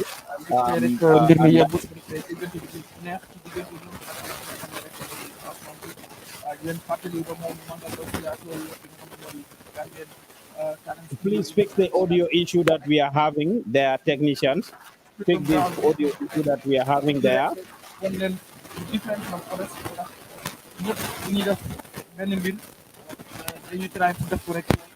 Comme ni ma ko waxee rek mbokk yi ñu ngi leen a bëggee bu baax a baax ki ngeen gis noonu mooy président Muhammadu Buhari of Nigeria moom moo nekk noonu di just exit Banjul International Airport moom ngeen jàkkaarloo. This is live image that is being shown to you right now. Muhammadu Buhari of Nigeria moo just exit noonu. Macky Sall exit na si gannaaw président yi Togo, président yi Mauritanie, président yi Ghana, président yi Sierra Leone yëpp egsi nañ démba muy juróomi président ñoo egsi démba tey nga am ki nga xam ne mooy Macky Sall mu Sénégal egsi na si gannaaw. And now of course President Muhammadu Buhari of Nigeria has just landed at the Banjul International Airport. He should be heading to the stadium shortly. A good number of the ministers have already arrived at the Independence Stadium. Dignitaries, Chief Justice, panel of judges, ñu bari si ñoom had also arrived, and also the Speaker of the House, gis ngeen Fatou Samba ko doon interview ci gannaaw dégg ngeen ñoom Garmi wax nañ leen ko ku mel ni May Ahmed Fati, ñoom Dr. Ismaila Cissé ak yeneen political party leaders yi, whether those who were in the opposition until election or those who endorsed President Barrow, they all showed up at the Independence Stadium, of course, to witness the inauguration of President Adama Barrow as he gets sworn in for his second term or mandate. Li ma doon wax rek mooy 2016, this day, I was crying because President-elect Adama Barrow then, when he was being sworn in at the Gambian embassy, Sheriff Tambedu swear in ko, it was a sweet, sour feeling for the Gambia. Why was that? Because the president-elect of the country no matter the Gambia having a simple majority voting system, where if any candidate wins by 1 vote, you become the automatic winner. And on that day, President-elect Adama Barrow had won with over 43% of the votes. Yaya Jammeh, former president, won by 39% of the votes, and Mama Kandeh about 18% of the votes. I mean, this was something that was very interesting, and he had earned the mandate of the people, and as a result, he should have been sworn in the Gambia. Of course, former President Yaya Jammeh did everything possible to stop that, including filing an injunction to hold onto the affairs of the state, including going to the National Assembly for them to pass a bill to declare the country a state of emergency. This was in 2016, including filing a petition and doing everything possible to expedite it. While all of Njai di wax ne li ngay jaay moo lay jaay, try na lépp lu mun pour foxati the mandate of the Gambian people. Yelle fi Gambia doomi Gambian si. Waaye ni ma ko doon waxee rek ci jamono jooju, I had my favorite saying, which is wa makaru wa makara la wallahul khairun makirin. Muy li am solo loo xam ne luñ war a seetaat la. History has to be told. We have to remember this. We have to be able to remember these moments and be able to talk about them. Ndax suñ fàttaleku démba rek taarix rek du baax. President Adama Barrow was a young politician at the time, 4 months into the political arena. Xamut ci lu bari nag, mënutoon ci lu bari. Ñan ñoo ko daroon keroog ñoom May Ahmed Fati and a few people. The rest of the coalition members were there sitting at home in the Gambia, watching it on TV as we all were watching it. Technicians, you can actually try to fix the audio. Pause man. Waaw léegi déggante bi neex na technicien yi xam nga seen xarañ rek indi nañ beneen pexe su ko defee rek déggante bi mën a waaw gën a neex pause man. Jërëjëf. So when President Adama Barrow was being sworn in Senegal, ñi ko daroon opposition bi wala bo coalition members yi ñi bokkaloon yëfi, he was with a coalition of 8 candidates, political parties, and 1 independent, who is the current Vice President, Dr. Aissatou Touré. Ci jamono joju, ñoom ñëpp ci seen kër yi lañ toog seetaan ko ci télé bi comme ñu bari. We reported this live from Dakar when he was being sworn in. Less than 50 people or thereabout ñoo nekkoon foofu, including diplomatic corps. Sirif Mari Tambedou moo ko swear in on foofu because of what? The territory of the Gambia. The Gambian embassy in any country is the territory of the Gambia. It's like the Gambia in that country. From what we have learned, of course, giving an images here coming from the stadium, what we have learned is that initial plan was to actually have him sworn in at the borders of the Gambia, Karang. Why, again, from what the politicians and those who were in the helm of affairs and information, such as Mohamed Fati, who was on the ground with him, had told us over and over, and Halifa Sallah it was better president to be sworn in Dakar at the Gambian embassy, just knowing, according to my Fati, he's the architect of that, just knowing former President Yaya Jammeh mu ngi pare woon suñ ko jëloon def ko foofu ca Karang, it could have been bloody. Xeex dina am, ay nit dinañ ci ñàkk seeni bakken, moo tax ñu xalaat ne nañ ko defee foofu ca Dakar, and it ended up working out. This day should not be forgotten by Gambians. Ndax lu am solo la, taarix loo xam ne law dañ ko war di nettali, dañ ko war di fàttaliku, dañ ko war di toppatoo, dañ ko war di suuxat pour ëllëg ak si biir pour ndaw yi ñu xam li nga xam ne moo nekk di go on.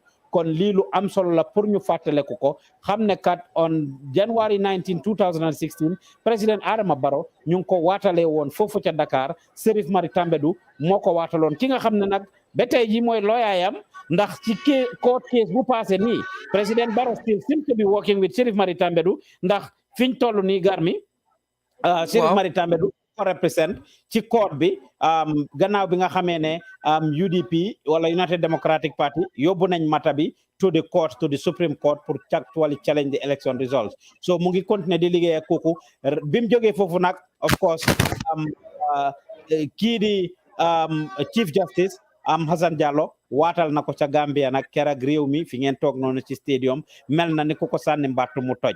How do you compare keroog ak tey ci Gambian si niñ génnee woon ak président bi the type of reception he had then and today? jërëjëf Pa Ousmane bis boobu ni ki ni nga ko waxee ci wàllu rek taarix mooy di nettali li nga xam ne mooy taarix ndax loolu mooy sunu liggéey ndax nun askan wi doyewuñu dara lu dul li passé ñun ñu leen koy nettalil ca na mu xewee woon di leen fàttalil bés bi di leen fàttalil waxtu wi di leen fàttalil déet bi waaye tamit di leen prédictal loo xam ne ñoom njortuuñ ne sax loolu war naa mën a am loolu mooy suñu liggéey bu nu ko mënul a matal rek ñoom doyewuñu dara ndax bu fekkee lépp luy xew ñun noo koy xewandoo ñoo koy xam yëgandoo ñun ak askan wi bu boobaa taskatu xibaar dootul amati li nga xam ne rek moo di njariñ li nga wax dëgg la suñuy war a mën a méngale wala tëkkale ñaari bés yi muy tey ak bis bi ngay nettali noonu mooy bi président Adama Barrow war a ñëwaat ngir defaat li nga xam ne rek mooy wala firndelaar wala wan ñi nga xam ne amuñ woonu li nga xam ne rek moo di sens wala ngir mën a fekkee ba muy waat fële ca Dakar Sénégal mi nga mooy ambassade bu Gambie bi ñu mën koo dundaat fii si stadium bi ni nga ko waxee woon foo sànni mbatt mu tag buñ la waxee loolu mooy nit ñi dañu bari woon ba ci biti stadium bi am na ñu mënul woon dugg waaye boo koy compare ak ren loolu amul waaye nag ñaari event yu xaw a different la di same event la waaye yu xaw a wutee ndax Gambie boobu mi ngi soog a nemmeeku falu nguur goo xam ne bal tàkkul jàppuñu kenn foqatiwuñ ko mooy maanaam fal boo xam ne ñoom ñoo jël seen i kàddu jël seen i baat dénkaane ko ne ko kii lañ fi bëgg a jël te it nguur goo xam ne daal am na fi ñaar fukki at ak ñaar lañ fi daal di rek dàq mu doon lu bees bu boobaa nag ñëpp a ñëw teewee ko ndax boo xooloon international media bi sax ñëwoon nañ fu ne la waaye jugee rek ngir parce que bis la woon boo xam ne bis bu bees la ci Gambie bis la boo xam ne taarix du ko fàtteeti ci histoire Gambie mu nekk li nga xam ne buñ koy tëkkalee tey li nga xam ne rek mooy bisu tey bi ak li fi xewoon ci li nga xam ne rek moo di ci at yële ñu weesu muy 2017 bi doon président Barrow di dugg ci fi nga xam ne rek moo di ci stadium bi moom ci jëm boppam sax jël na time bu baree bari ngir mën a rek yegg si ndax mbooloo mu jéggi dayoo boo xam ne mënuñ dugg ci li nga xam ne moo di stadium bi di ko xaar ci fi nga xam ne rek mooy ci biti mu nekk lu yéeme Pa Ousmane Diouf fi mu taal ni daal booba moo ëpp nit waaye moo ëppoon it ambiance waaye moo ëppoon it li nga xam ne rek moo di dayo ndaxte lu bees la woon ndax kiñ tàmmoon Gambien ci kuñ tàmmoon di gunge ci stadium bi ngir muy waat président la boo xam ne moo doon ki nga xam ne moo di Yahya Jammeh di former président foofu lañ gënoon a miin ne mooy amal li nga xam ne rek moo di yenn programme yu rëy yi fii ci stadium bi ci wàllu political events loolu la Gambien ci gën a tàmm waaye bi Adama Barrow wootee te Gambien ci wuyu ko jox ko seen kàddu mu doon coalition 2016 mbir la bu wuute boo xam ne is very normal ñu gisoon keroog ji ñu gis ñu bari sax tiitoon nañ ndax capacité stadium bi dem nañ ba mu dafa fees ba te stadium bi xam nga stadium bu màggee la de stadium boo xam ne fekkee na jamonoy Jawara xam nga loolu obvious lu yàgg la demoon nañ ba tiit ci sax ndax mbooloo mi nu mu jégee dayoo ci juróomi fànn yëpp ci koñ boo dem ci stadium bi ndax boo xoolee stadium bi parce que am na ñeenti li nga xam ne rek moo di koñ yëpp daal dinañ ko rek occupied ci ñi nga xam ne ñooy ordinary citizens yi ñëw gan nag fu ne la jógee fu ne la gan jógee Passeman you compare to this event today li nga xam ne benn event la rek ndax waat la benn président bi tamit la ñuy waat muy ñaareelu yoonam waaye booba mooy njëlbeenu waatam waaye mooy njëlbeenu Gambie di am président boo xam ne ci carte yi lañ ko daal di rek jëlee tànnee ginnaaw ba nga xam ne yaa jëmee rul na réew mi ci ñaar fukki at ak ñaar ki nga xam ne rek moo di Adama Barrow Passeman bi. jërëjëf Garmi nga jox ma Aïssatou Koli rek su ko defee ma waxtaan ak moom Aïssatou moom mi nga xam ne moo doon cover président Adama Barrow store su ko defee mu explainal ñu rek Aïssatou Koli, you have covered President Adama Barrow store across the length and breadth of the country. Coming back to it, what were some of the messages that the president campaigned on? What were the president's campaign strategies, in your view, with you attending his campaign and going on the trail with him throughout? What were the president's strategies? I mean, Pasman, looking at President Adama Barrow during his campaign, you can sense or you can see the confidence in him that he's going to win December for presidential elections. And yes, some of the campaign strategies is, you know, we've seen him allocating the salaries of alcalos, obviously, and which is already they have started collecting their salary, because he said that from January onwards, all alcalos across the country from all the communities will be receiving the salaries. He also campaigned for creating job opportunities for young people in the fishing sector that I am talking about. He says $80 million will be pumped into the fishing sector for the youth of this country to at least have something to hold on, because he said that most of the times those that are engaging in the fishing sector are probably the Senegalese and other nationalities. And if functions of Toboski and Korite happens, most of these people are away. So normally people struggle to get fish at the market. So these are some of the things that the president said. And also he talked of, doing more structure this time around. He has always been bragging of bringing a good access road quality to rural areas. So these are some of the messages that the president has been campaigning for and sending to Gambian people during his campaign trail. In addition to talking about healthcare, we've heard Fatou Samba interview the Minister of Health, and the minister said that this was based on politics. The people who were there were just politicking. They know very well what they were doing and what they are not doing. As far as the health sector is concerned, according to him, his ministry has done a tremendous job, a wonderful job when it comes to the health sector. Of course, we've seen last minute the president bringing in 80 different ambulances for the different communities, community ambulance, they call it. We saw the president laying foundation stone for different hospitals, including the one he laid in Farato, which he claims will have 1,500 beds, together with several other things that he has claimed. But according to him, infrastructural development is his key area. Mom foflam ko japane mom infrastructure rek moy yefam yi mom foflam ko li. Yena nge deglu di setan Gambian Talents TV, gis ngeen dignitaries yi ñu melni Amad Ba mo tok nonu ak yeneen dignitaries yi ñom National Assembly members Alaji Mbow gis nañ ko fo Opa Salum, gis nañ ñom Mata Jawara ak yeneen National Assembly members yi. Speaker mo tok nonu, I mean, next to the Chief Justice, gis ngeen ko Amad Ba ak gaay ñoo tok nonu yeneen ministers yi. It's an interesting day. President Macky Sall should be on his way from the airport. Gis ngeen stadium bi, people are still coming out. A lot of things have happened throughout this period. But your campaign bi, we will take you down memory lane. So some of the things that have happened, highlights of the 2020 one presidential election. It could be recalled that President Barrow contested under the National People's Party ticket. And around this same time, January 31st, 2019, almost exactly about 2 years ago, 10 days away, 10 to 11 days away, President Adama Barrow formed or launched the National People's Party at the Independence Stadium, same place being talk me tay. And we did cover that indeed.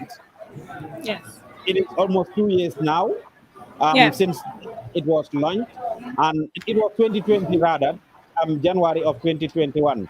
My bad, January of 2021 is when the National People's Party was launched at the Independence Stadium. And on this particular day, the president showed up at 8 o'clock. A lot of people were there. I said, how would you compare that day and today? You were there, obviously, covering that event as well. How would you compare the launching of the NPP and today? I think looking at the launch of the NPP and, well, of course, their party manifesto, the place was full to capacity. Looking at the stadium, the whole pavilion from, the from the goalpost area to the other areas were filled with people. But still, we are yet to see how the stadium will be full to capacity.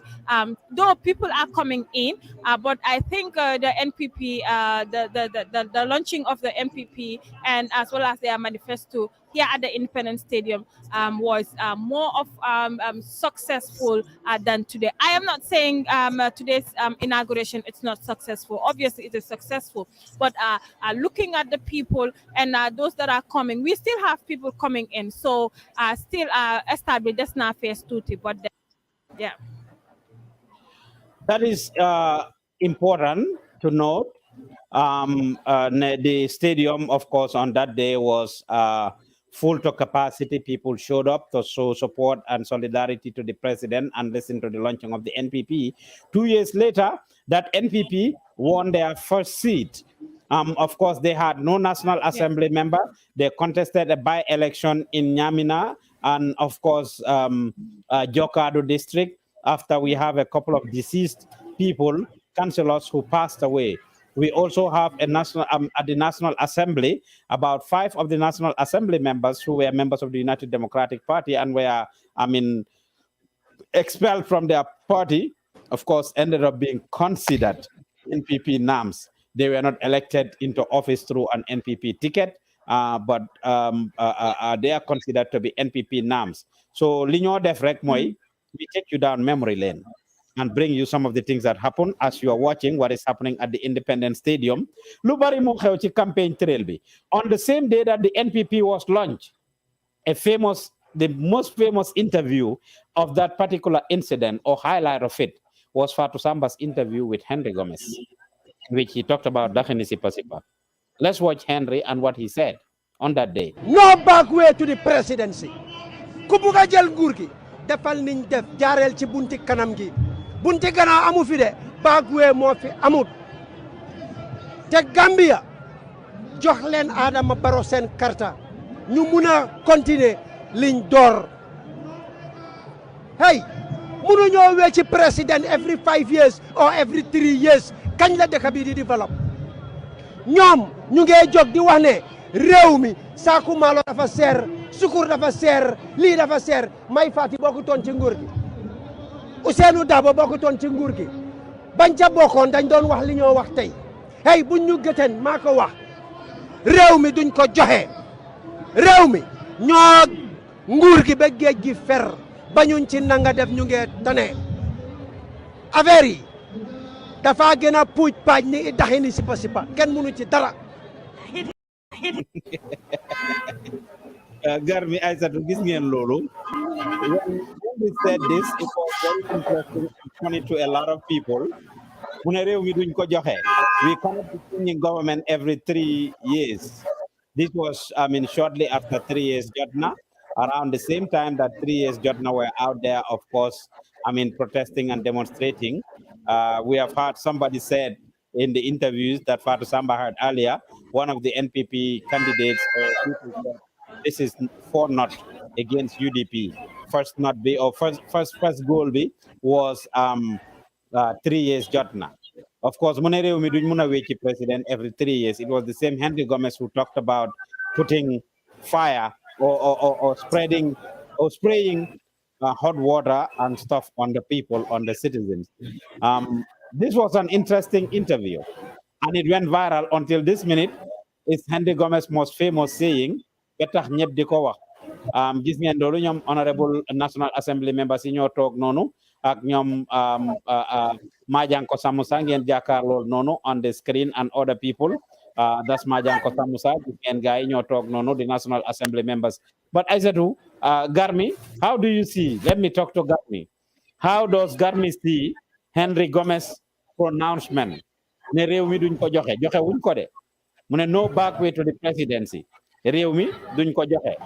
Gaay joxe wuñ ko de eventually. Garmi.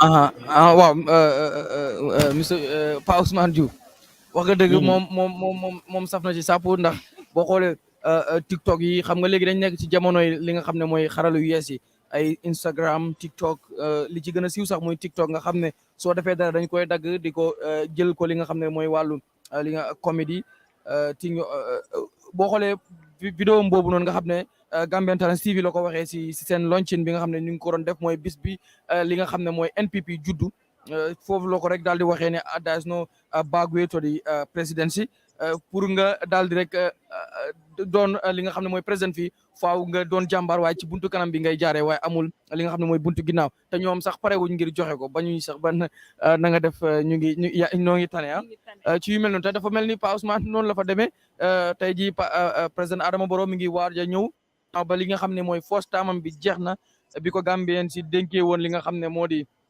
nguur gi ci 2016 December on the 2nd December 2016 bi nga xam ne Gambien si génne neen daal di rek vote on the Facebook daal di vote jox ko massively daal di ko wax ne ko yow la ñuy dénk suñu li nga xam ne mooy baat suñu kàddu suñu doole ngir nga yoreel ñu ko juróomi at yooya jeex na li nga xam ne rek mooy ci ba li nga xam ne rek mooy 12 am jotee ci la rek daal di jeexal li nga xam ne moo di 5 years yi nga xam ne jox nañ ko war a nag duggaat ci beneen kay gu bees maanaam ñu war koo joxaat beneen kay mu daal di ayawaat yeneen juróomi at yoo xam ne Gambien si nee nañ ko ñun de joxoon nañ la waaye doy nga ñu ngir ñu joxaat la léegi dinañ la joxaat yeneen juróom nga daal di koy rek mooy dañ la am fuñ la yóbboon nga waat dinañ la fa yóbbuwaat nga daal di waataat wax ñu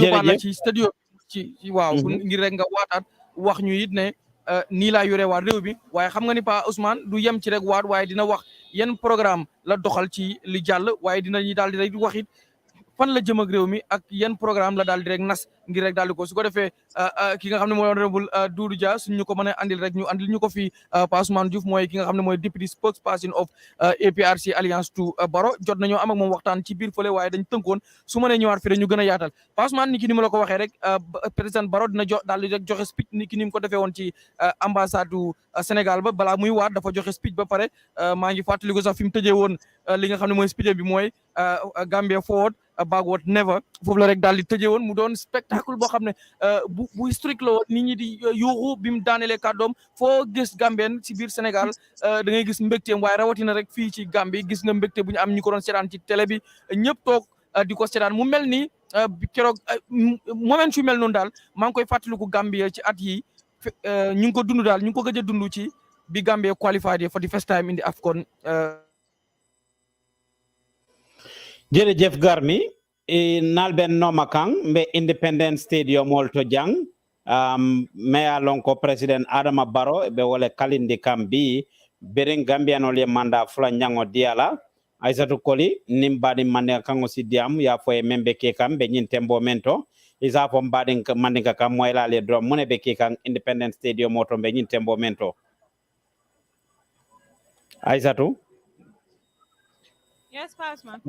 Isa fo mbadi mande kam moyla le drum mune be ke kan stadium moto be nyin tembo mento natalol fele ka menje screen to president la mol luntangol be je nga narol jele nata nga sulal jele nata nga mokotengol jele bota Africa tiliji banku jamalto president dantal nata ibe banko kambe nyin tembo mento sa isa fo no mo mbadi mandika kam moyla le drum mune be ke kan stadium moto be nyin tembo mento abaraka bake Pa Ousmane mbadi njibira mi bebe njibe kanyin tembenna kabonang Gambian Talents TV andong mba live le jam yalon ko waren na katadamfu dula bati momo Independence Stadium mosi aka katadamfu ke janneto binak mimbe keri ngolen iko kulliyo ni ko kulliyo walen inauguration oti binak be min kulli la walen na president kuto mi yalon ko Gambianol yaje ko tele inyafa bari ka bring a 5 years mandate ta ka serve Gambianol ye for abanta Gambianol nata ka carte diala December 4th presidential election ola karola andung a winter among one win jama but I wino minke a dangotala for the first time president oko façon sifa win na Gambia kono jang minkata president Adama Baroti mi yalon ko awuluta manka mankundale mumu upper river region ti anata jang mumu tubabo banko ka wala kombo banko kanka ala western educational soto nyintemenna jambi so na mol jela min yalon ko wala head of state si nyaton ko min yalon ko botanan banku doltol kana nyin kulliyo ta ka tarande ando ni ko banku dola kata banko le min yalon ko near relationships jama soto nanata na ku jama la karola bankol samba nyala karola so bi nyina bijang togola president no bijanne najele nana akuku ado mimbo ka gana na to fanalen ECOWAS chairman na nyatan koti afanabe banko kanja tana ta kabrin kunum president Macky Sall min kata moti mi yalon ko nabe nyokan ne nabe naneri na kata moti mi yalon ko mo le mi anko I keep nana tan la December 2016 presidential election ola karola fokaji ko president Adama Barrow ka kalindi na ambassador Senegal amin ya samunan jam kotenke so bimo lungo timialon ko lungo la nyanta ka jura amanka because president Adama Barrow le winter but because Gambian olem andum democracy mole bamandi kanyita men na nyimbanko kanja so wala be kering atemera mol jela dignitary sol bijanne jete nyol bijanne na Dr. Ismaila Cissé interview le honorable May Ahmad Fati nyol be bijanne nyaton kol bijanne chief justice Mama Hassan bi jaloti fonga bijanne bi na telbe president Adama Barrow karindela na jela ko dina nyaton kol fana bijanne na National Assembly bi mol member sol bijanne other ambassadors min yalon ko le fana be siri banko kanja wol be bijanne bi na chief of security be la place o tale nyin temben na bi Barrow la supporter so nata and in fact mo min yalon ko mantara Barrow supporter they all here today kaje ko ayenyu rungo jura bayri rungo mi yalon ko nyanta ka jula pause man Abaraka bake Aisatu kumo ñi ñaata beteata wala be keri njang lolu mo xew fi mbokk yi kon dafa am fuñ jaar be exi fi jotna le na playal lolu nga xamne moy won handiness gannaaw bi nga xamne loñ nañ NPP. After the launching of NPP, a lot of things have happened in the country. I mean, the political climate was building up. Ñu ngi doon sooxaale ndanka di ñëw. I mean, in the summer of last year, 2021, the IEC, of course, opened voter registration. It should have happened in the earlier part of the year, but because of several logistical challenges, issues, again, and you bari yo xamne mu ngi doon xew ci réew mi, IEC, of course, mënuñ woon a def voter registration. Sànni karta election dafa am ay sarta si loole ba kartew fayola. Sarta yooyu nag moom lañ war a toppa.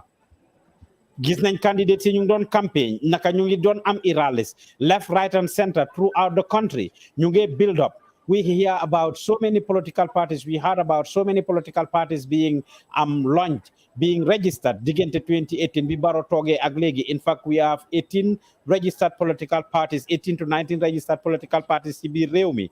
Ñu bari ci ñoom dinañ ci ñëw. Ended up not making it because almost 30 candidates ñoo doon war a contest pour jongante ak président elect Adama Barrow mi. Waaye yàlla def na ñoom 30 candidates yooyu noonu 21 of them ñoo mujjee contest 15 yëpp IEC ne qualifying pour mun a taxaw pour mu nekk ci président pour nekk président ni réew mi. A good number of them. It was an interesting moment. We have seen very interesting candidates who came into the game. Maybe we can talk about that nga magar mi ñu waxtaan ci loolu candidates yi nga xam ne joinoon nañ jongante bi benn week depuis 2019 ba 2018 ba tey of course ñoom Mama Kandeh, it could be recalled in time in 2016 presidential election, it was only Mama Kandeh, Yaya Jammeh, former President Yaya Jammeh, and the coalition member stakeholders, ñoo fa nekkoon. Obviously, all those political parties were there, from NRP, NCP, PPP, and all the other stakeholders were there. ñoom 8 political parties, GMC, DOI, they were all there. Parties yooyu yëpp ñu ngi fa woon. About 8 political parties were already there, plus 1 independent party, 1 independent candidate, muy Dr. Aissatou Touré. Then, the first registered party after Lulu was Gambia Action Party, Musa Yali Bachili.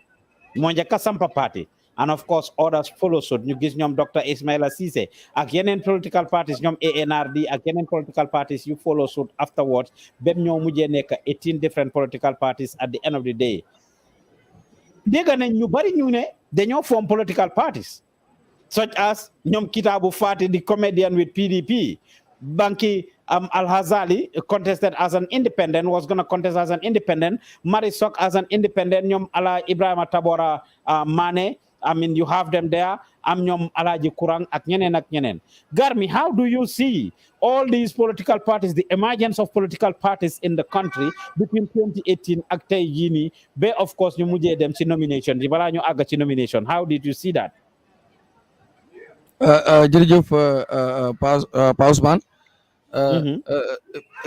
li nga wax noonu yëpp ndax élection bu ren bi dafa moom la bu daaw bi ndax daaw la dafa spécial lu tax mu spécial mooy dafa am yu bari yu ci xew ndax gis nañ fi comme ni nga ko waxee different political candidates yoo xam ne ci force bi dañ waxoon ne dañ bëgg a taxawal li nga xam ne mooy candidate ngir laaj li nga xam ne mooy baatu askan wi ngir rek mën a bokk ci jongante yi nga xam ne moo doon am ci at bu ñu génn ni le muy 2021 ku ci mel ni ki nga wax Kitaabu ba Kole Ahaji ki nga ku ci mel ni Marie Sok muy first female wala boo xam ne ñu ngi ko doon nemmeeku ci langue gi demoon ci nomination bi sax yàlla def lu mu def ñu reject ko ngir am na ay kayit yu matalul gis nañ fi Ibrahima Taboro Mané gis nañ fi yeneen i nit ñi ku ci mel ni Mamadi Kurang ak yeneen ñoo xam ne bokk na ci tudd nga ko di ki ci mel ni ki nga xam ne mooy Moussa Yali Bacili moom it ñëpp fësal ak yeneen yoo xam ne yu neem dem ci biir li nga xam ne moo di élection bi and it is very very special ci at mi nga xam ne génn nañ ci lu bari xew na ci ñi nga xam ne ndax di la fàttali ci at moomu sax la NPP bi nga xam ne tey ji moo ci la Barrow daal di rek def nomination on the ticket of NPP ba jël réew mi ci at boobu daanaka la daal di juddu kon soo gisee at boobu dafa nekk lu spécial muy 2021 gis nañ ci lu bari gis nañ ci ay political parties wala ay independent candidates ku ci mel ni Insa Fall bi nga xam ne ñu ngi ko doon jiiñ lu yàgg ne dafa bëgg a use TRRC ngir def ko plateforme boo xam ne daf koy pour politicalize mbir yi ngir rek am na li nga xam ne mooy yéene wu nekk président candidate ci presidential election yi yu ci bari am na ci ba far li yàlla dogal nga gis mu toog rek daal di announce li nga xam ne mooy li nga xam ne mooy candidature ci li nga xam ne mooy élection yi ñu génn nii muy 2021 loolu tamit beneen point la boo xam ne dinañ ci gën a yaatal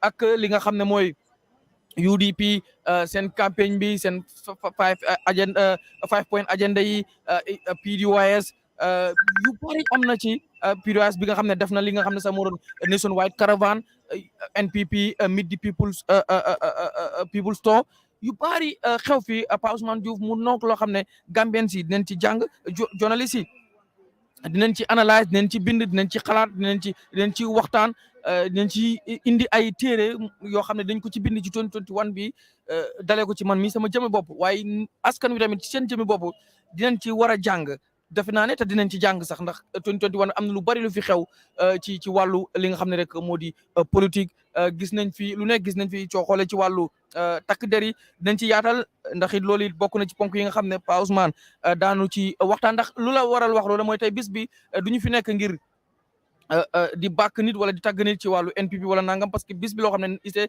national event la parce que event la boo xam ne man sama président yow sa président yow mi toog duñu seetaan sa président moom moo war a waat nan la war a yore sa réew nekkul ne dafay waat nan la war a yore NPP waaye dafay waat nan la war a yore the Republic of the Gambia. Jërëjëf loolu am na solo bu baax a baax a baax. It's very important. As you can see, you are watching what is happening at the Independence Stadium right now. As you can see, those are the live images happening at the Independence Stadium. Members of the security forces are right there, about to take their parade and do what they do best. This is how it happens. You can see the stadium is definitely not full. One side or a few sides, the covered pavilion is full. The other pavilions are empty. You can see it right there. It's like people are still coming out to join the thing. Several dignitaries, or most of the dignitaries, are already seated over there at the Independence Stadium, and you can see the security forces right there. technicians can bring us that audio, and let's see what is happening and what they are doing. If there is any activity going on there, if not, we can see the images. If nothing is happening, and we continue doing analysis. But then, hello. Hello. Yes, hello. Technicians.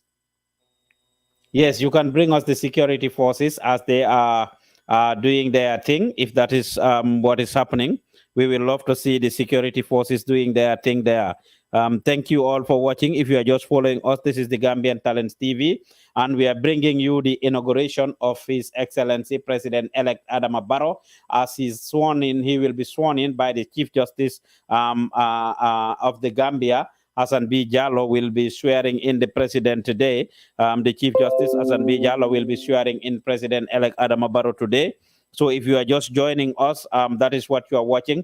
Live images from the Independence Stadium. Earlier we showed you if there is no action going on at the Independence Stadium, or there is not much sound, we can actually continue the analysis until after there is some action. But you can see we are showing you the live images earlier on.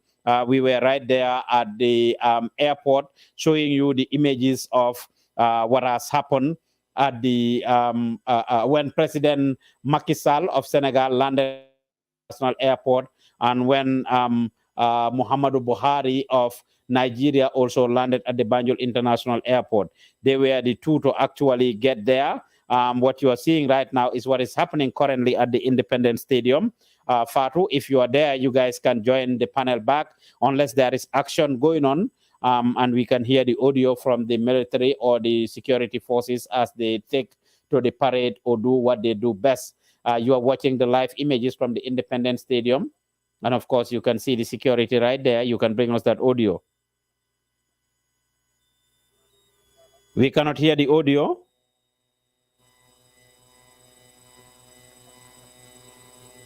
Technicians, can you bring us the audio? Technicians, can you bring us the audio?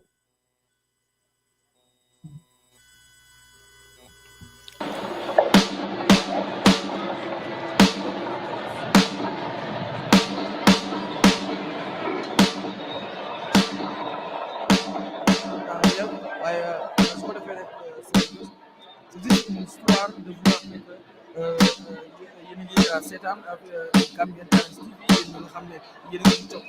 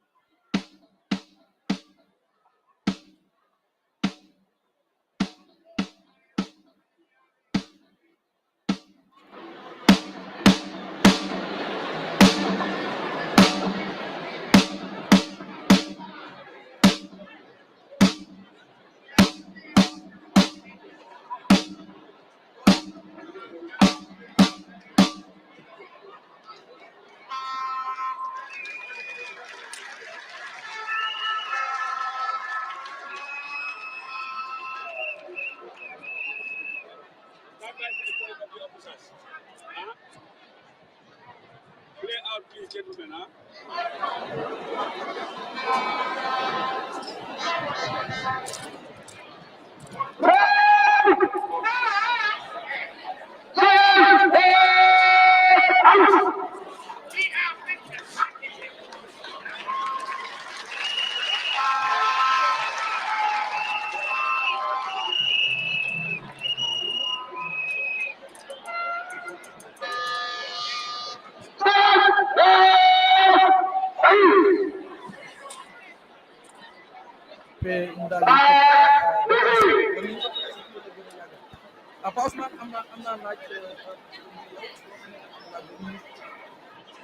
If you have to start playing with Bismillah. Bismillah, yeah.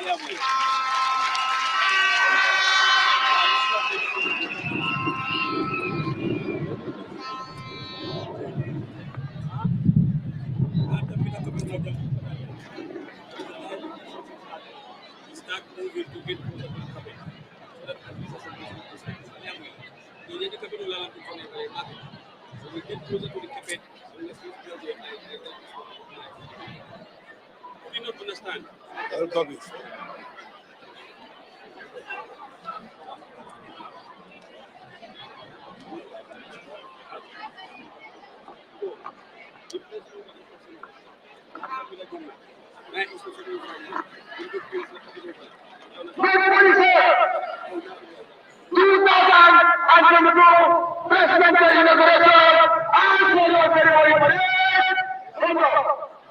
360 orders. In open order. Ready for over. May I have your permission to call it?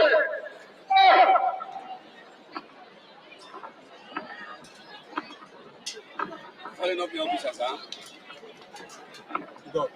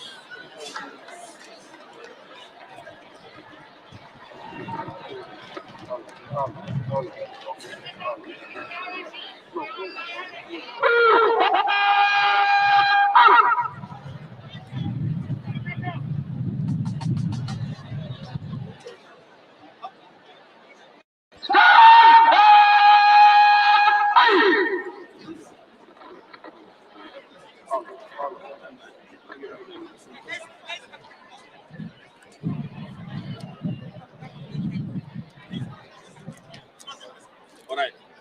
Let's hear before the break.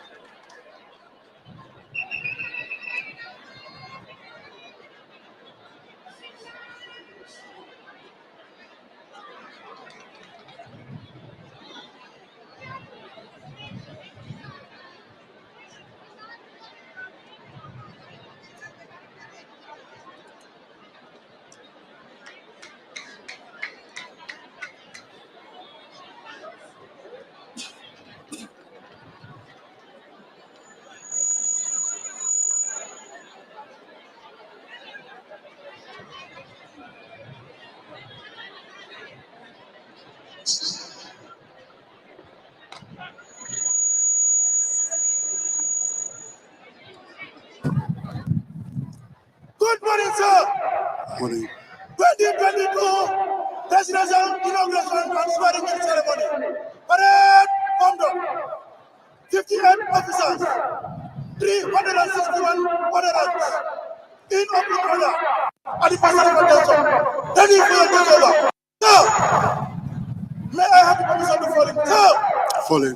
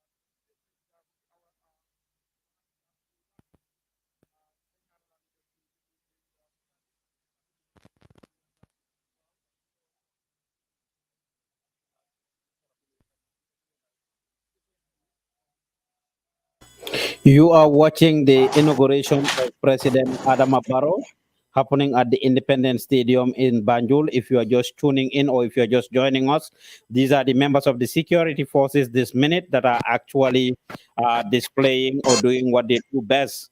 I mean, you can see the security chiefs there. I mean, the head of the parade just asked for permission from his boss. And of course, he is about to read the parade at this minute. The color parties are right there. The color parties are right there.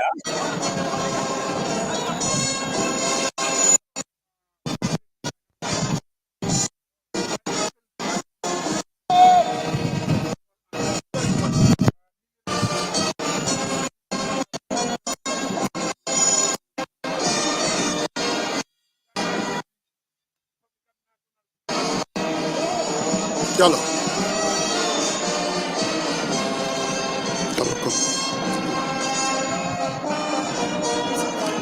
Why people are not close? Taking the music. That's why in the confusion.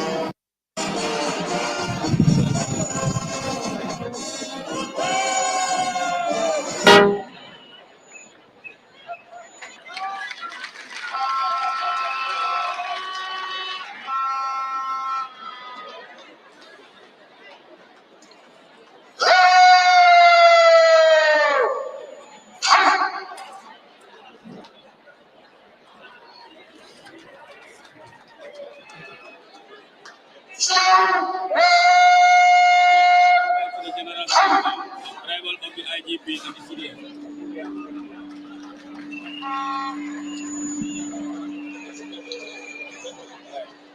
And from there, you put up your willingness.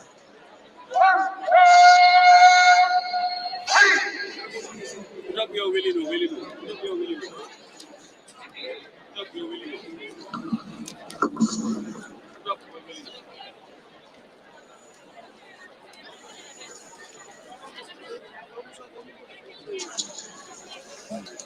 Excellencies, esteemed invited guests, ladies and gentlemen, on behalf of the National Organizing Committee and the Armed and Security Services Board, tasked for the planning and preparation of this very important event, I wish to thank you all for coming. Pretty soon, we will be witnessing the arrival into this choir by the service chiefs. Meanwhile, we are gathered here this morning at the Independence Stadium in Bakau to witness yet again a constitutional requirement, which is the swearing-in ceremony of the President-elect His Excellency Mr. Adama Barrow.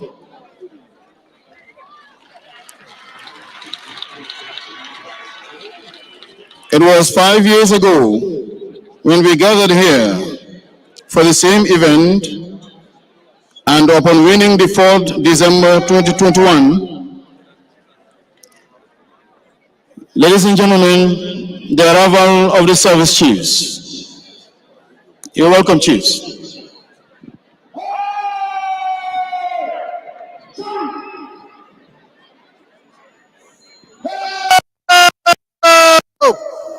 Arms!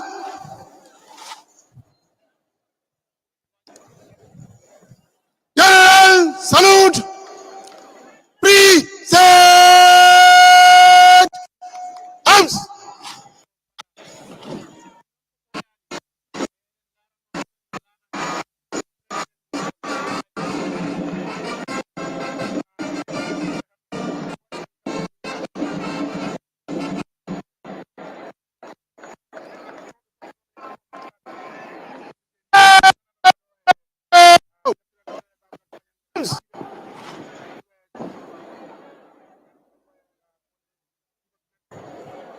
You're welcome, chiefs.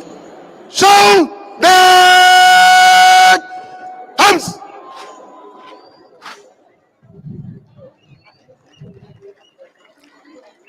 Stand back! Please! Your Excellencies, esteemed invited guests, ladies and gentlemen, it was 5 years ago when we gathered here for the same event, and upon winning the 4th December 2021 presidential election by His Excellency Mr. Adama Barrow and Commander-in-Chief of the Armed Forces GMRG, we are honored to be here to witness such an august occasion. What we've just witnessed has been the marching of troops by the parade garrison with the Gav band leading. The parade garrison handed over the parade to the parade 2IC, who in turn handed it over to the parade commander. The parade commander also invited the color party. Excellencies, esteemed invited guests, ladies and gentlemen, I have the honor and privilege to announce the arrival of the Inspector General of the Gambia Police Force, Mr. Abdullah Sani. You are welcome, sir. Right! Chun! Slow! Arms! Yes, salute! Present! Arms!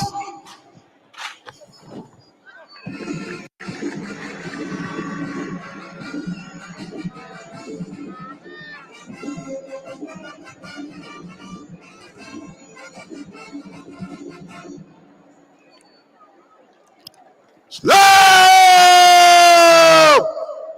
Arms!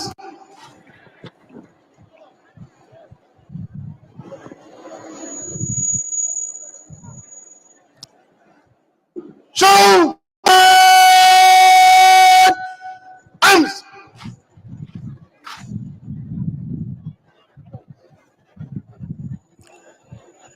Stand down! Ice! You are welcome, sir. The Inspector General of the Gambia Police Force, Mr. Abdullah Sani.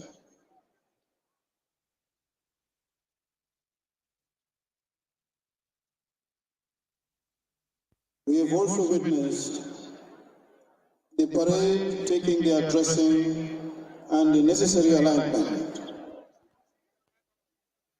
Once again, while we await the arrival of the Chief of Defense Staff, Gambian Armed Forces, I once again thank you for coming.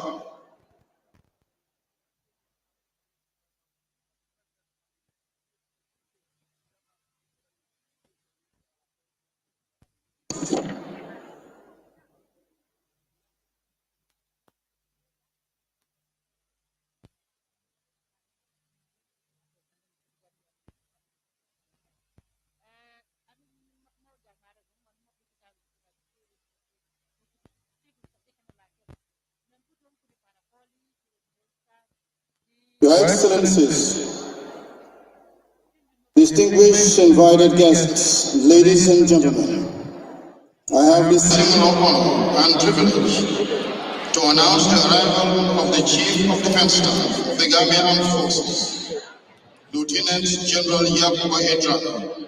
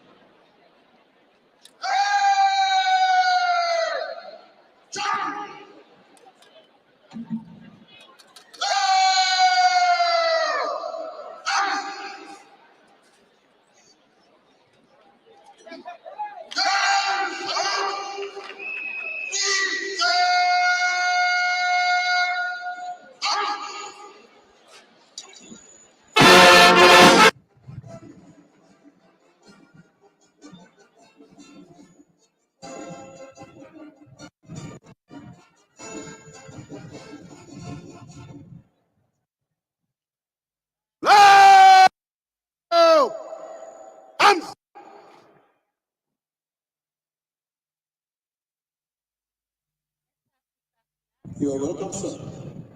Show them arms.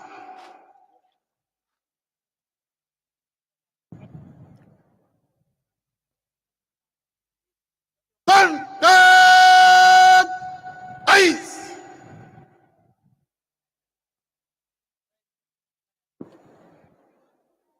Your Excellencies, distinguished invited guests, ladies and gentlemen, while we await the arrival of Her Excellency, the Vice President of the Republic of the Gambia, I would like to recognize the presence in our midst of His Lordship, the Chief Justice of the Republic of the Gambia, Hassan B. Jallow, and the Honorable Speaker of the National Assembly, Mariam Jad Dempsey. Thank you.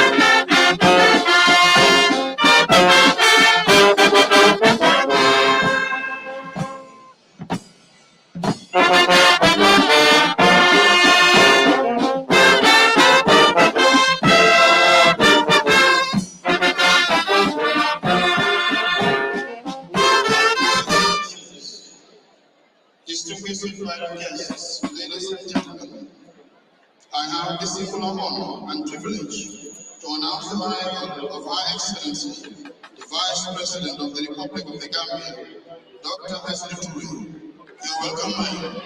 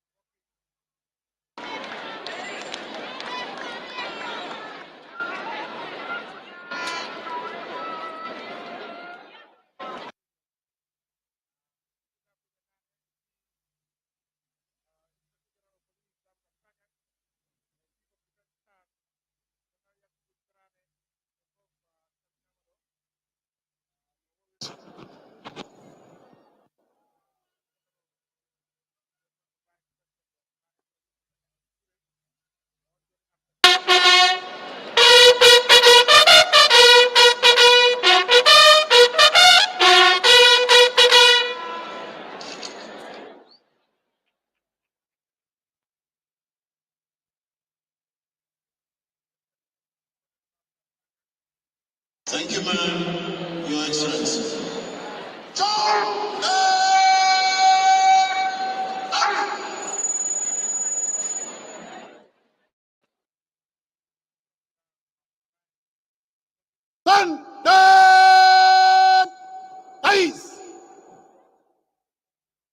Your Excellencies, distinguished invited guests, ladies and gentlemen, may I do the honors of introducing the parade before us this morning. The parade commander of the Presidential Inauguration Ceremony is Lieutenant Colonel Babukar Sanyang. Lieutenant Colonel Babukar Sanyang was born on the 6th of March, 1966 in Busura Village, Combo Central District. He underwent his primary education in his native village from 1972 to 1980.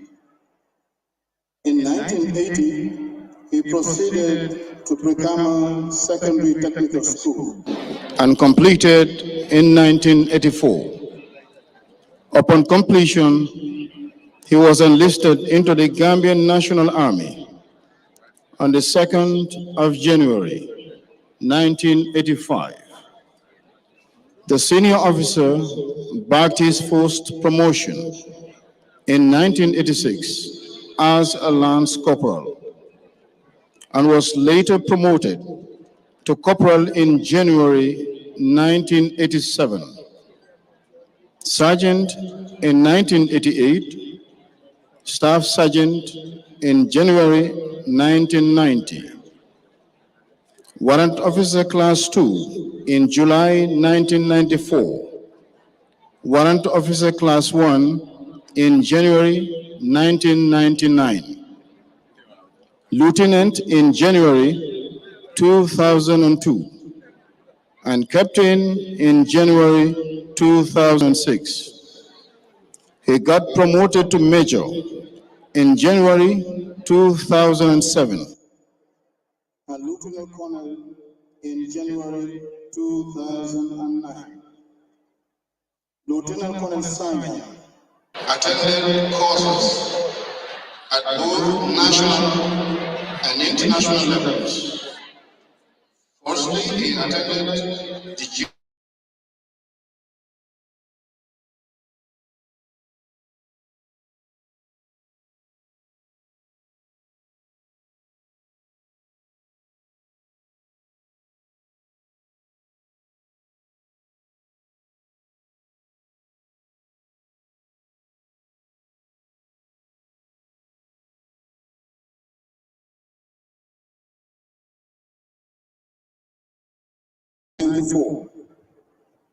Platoon Sergeant Corps in Accra, Ghana, from January to May 1996.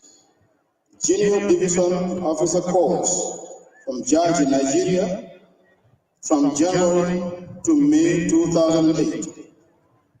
Leadership Corps of the Gambia Armed Forces Training School, in cooperation with the Royal Military Academy of Science in 2010. Senior Leaders Course in Lisbon, Portugal, in June 2010.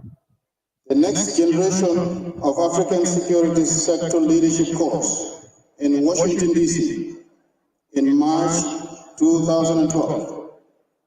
Senior Division Officers Course from Jaji, Nigeria, between July and June of 2012 to 2013.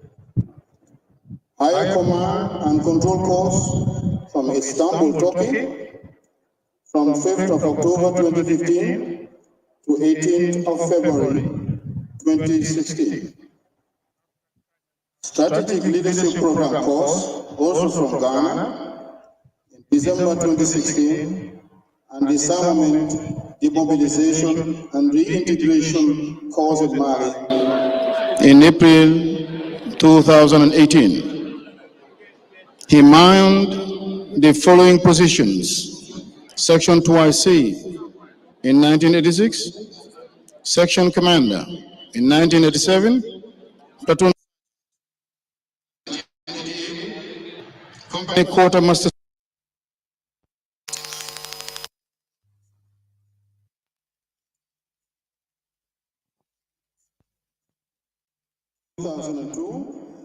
Chief Instructor 2002, Kanilai Camp Commander 2006. He was appointed Chief Instructor at the Gambian Armed Forces Training School in 2007, and also Kanilai Camp Logistics and Training Officer in May 2008. He also served as Commandant of the Gambian Armed Forces Training School between 2009 to March 2010. Served as Commanding Officer, Gambian National Guards from March 2010 to February 2014. Commanding Officer, Gamkoi 17 Sudan from 12 February 2014 to 25th of February 2015. Commandant, Gambia Armed Forces Defense Camp from March 2015 to 3rd July 2017. The senior officer participated in several missions. Of the inauguration of President-elect Adama Barrow as it's happening at the Independence Stadium in Bakau. We have a team on the ground that is bringing you these images. If you are just joining us, just to let you know, the event has started, and what you are hearing is the biography of the commander of the parade, Babukar Sanyang. That's who the MC is introducing right now. Earlier, of course, during the early part of the ceremony or the day, we have witnessed the arrival of President of Senegal, Macky Sall, the Republic of Senegal, Macky Sall, as he gets into the country or as he landed at the Banjul International Airport. You have also seen President Muhammadu Buhari of Nigeria arrived earlier today. About 5 presidents landed yesterday: the President of Togo, President of Guinea-Bissau, President of Sierra Leone, President of Ghana, and of course the President of Mauritania. About 7 presidents, West African presidents, have joined President Adama Barrow in this inauguration as it is happening at the Banjul, at the international airport. As you are witnessing right now, the Vice President has just taken her seat. Speaker Mariam Jack Denton is in the building. The Chief Justice, obviously, Hassan B. Jallow, who will be doing the swearing-in ceremony, is also in the building, together with several other dignitaries, members of the diplomatic corps, other politicians, such as Mai Ahmed Fati is in the building, Dr. Ismaila Sise, whether opposition candidates and otherwise. The only 2 people that we haven't confirmed their presence there as far as the politicians are concerned is, of course, lawyer Ousseynou Dabo of the United Democratic Party and Mama Kande of the Gambia Democratic Congress. The others, of course, we have stumbled on, or we continue to monitor to see who is there. The opposition parties, I mean, National Assembly members and lawmakers are indeed in the building, and we will continue to show you what is happening right now. As you are witnessing, it is the introduction of the head of the parade, who will, of course, be ushering us through this program. Stay tuned. We will be doing special analysis and reviews. We have several interviews with different people that we'll be bringing you shortly. We have already interviewed Sehumbalo of the NPP. We interviewed Minister Dr. Ahmad Lamin Samate, Minister of Health, one like Dusano of the NPP, and several other people who are present at the place. Of course, Fatou Kamara, the journalist, has also been interviewed by Gambian Talents TV. Stay tuned here. Our colleagues are there. There are different media houses, but we are the ones that are covering it live for you, actually. I mean, as Alhamdulillah, we are not having much of technical difficulties. So stay tuned here and enjoy what is happening and what you are seeing.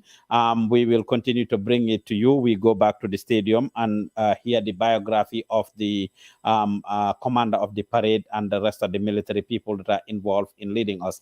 Cultural groups also will be displaying and having performances today. There are several Gambian cultural groups that have made 4 songs that came together under the umbrella of the National Center for Arts and Culture. They have made several songs, which is directed by Sing Ate and recorded by Tara of Halam Studios, and you will be seeing them performing those things live. There would be several display of different things, and GTTV has been following this development keenly, and we'll be glad and happy to bring you everything as it is happening at the Independence Stadium and beyond. So stay tuned. Unit Male Detachment. He is assisted by ASP Lamin K. Jaite and ASP Lamin B. Sar. Detachment number 10 is the Gambia Police Force Intervention Female Detachment. And this detachment is led by DSP Nyara Tamba Bojang. She is assisted by ASP Mamboy Sise BI and ASP Maria Tukoli. Detachment number 11 is the Gambia Immigration Department Female Detachment. And this is led by DSI Fatu Conte. She is assisted by ASI Our Camera and ASI Fatu Senghor. Detachment 12 is Gambia Immigration Department Male Detachment.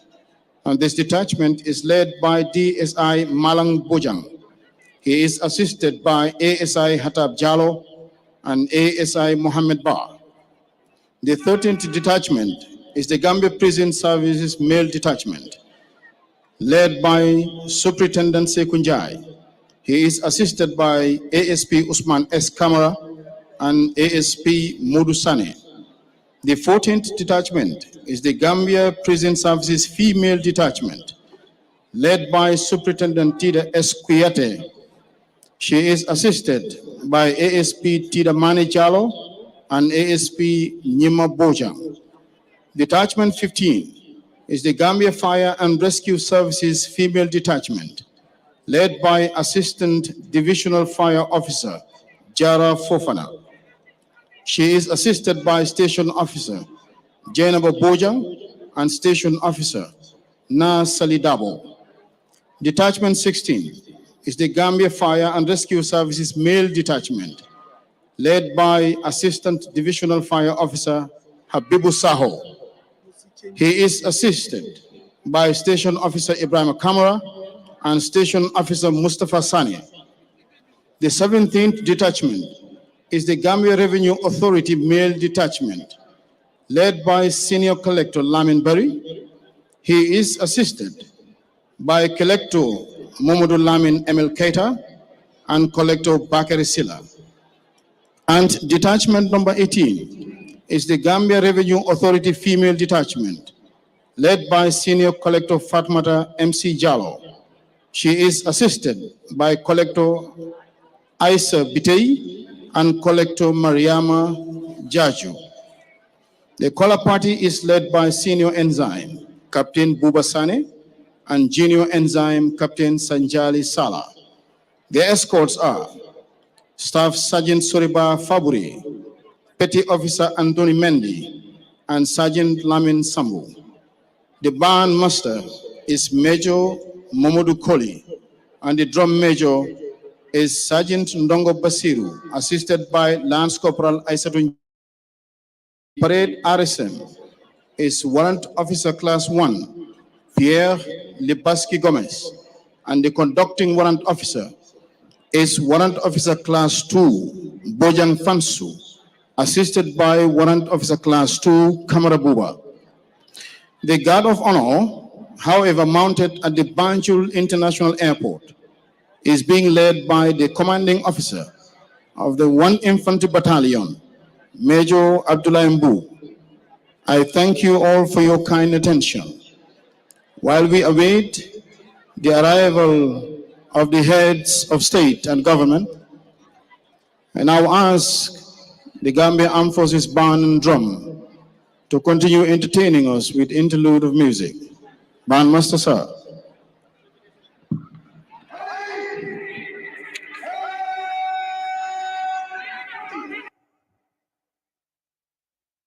To the arms!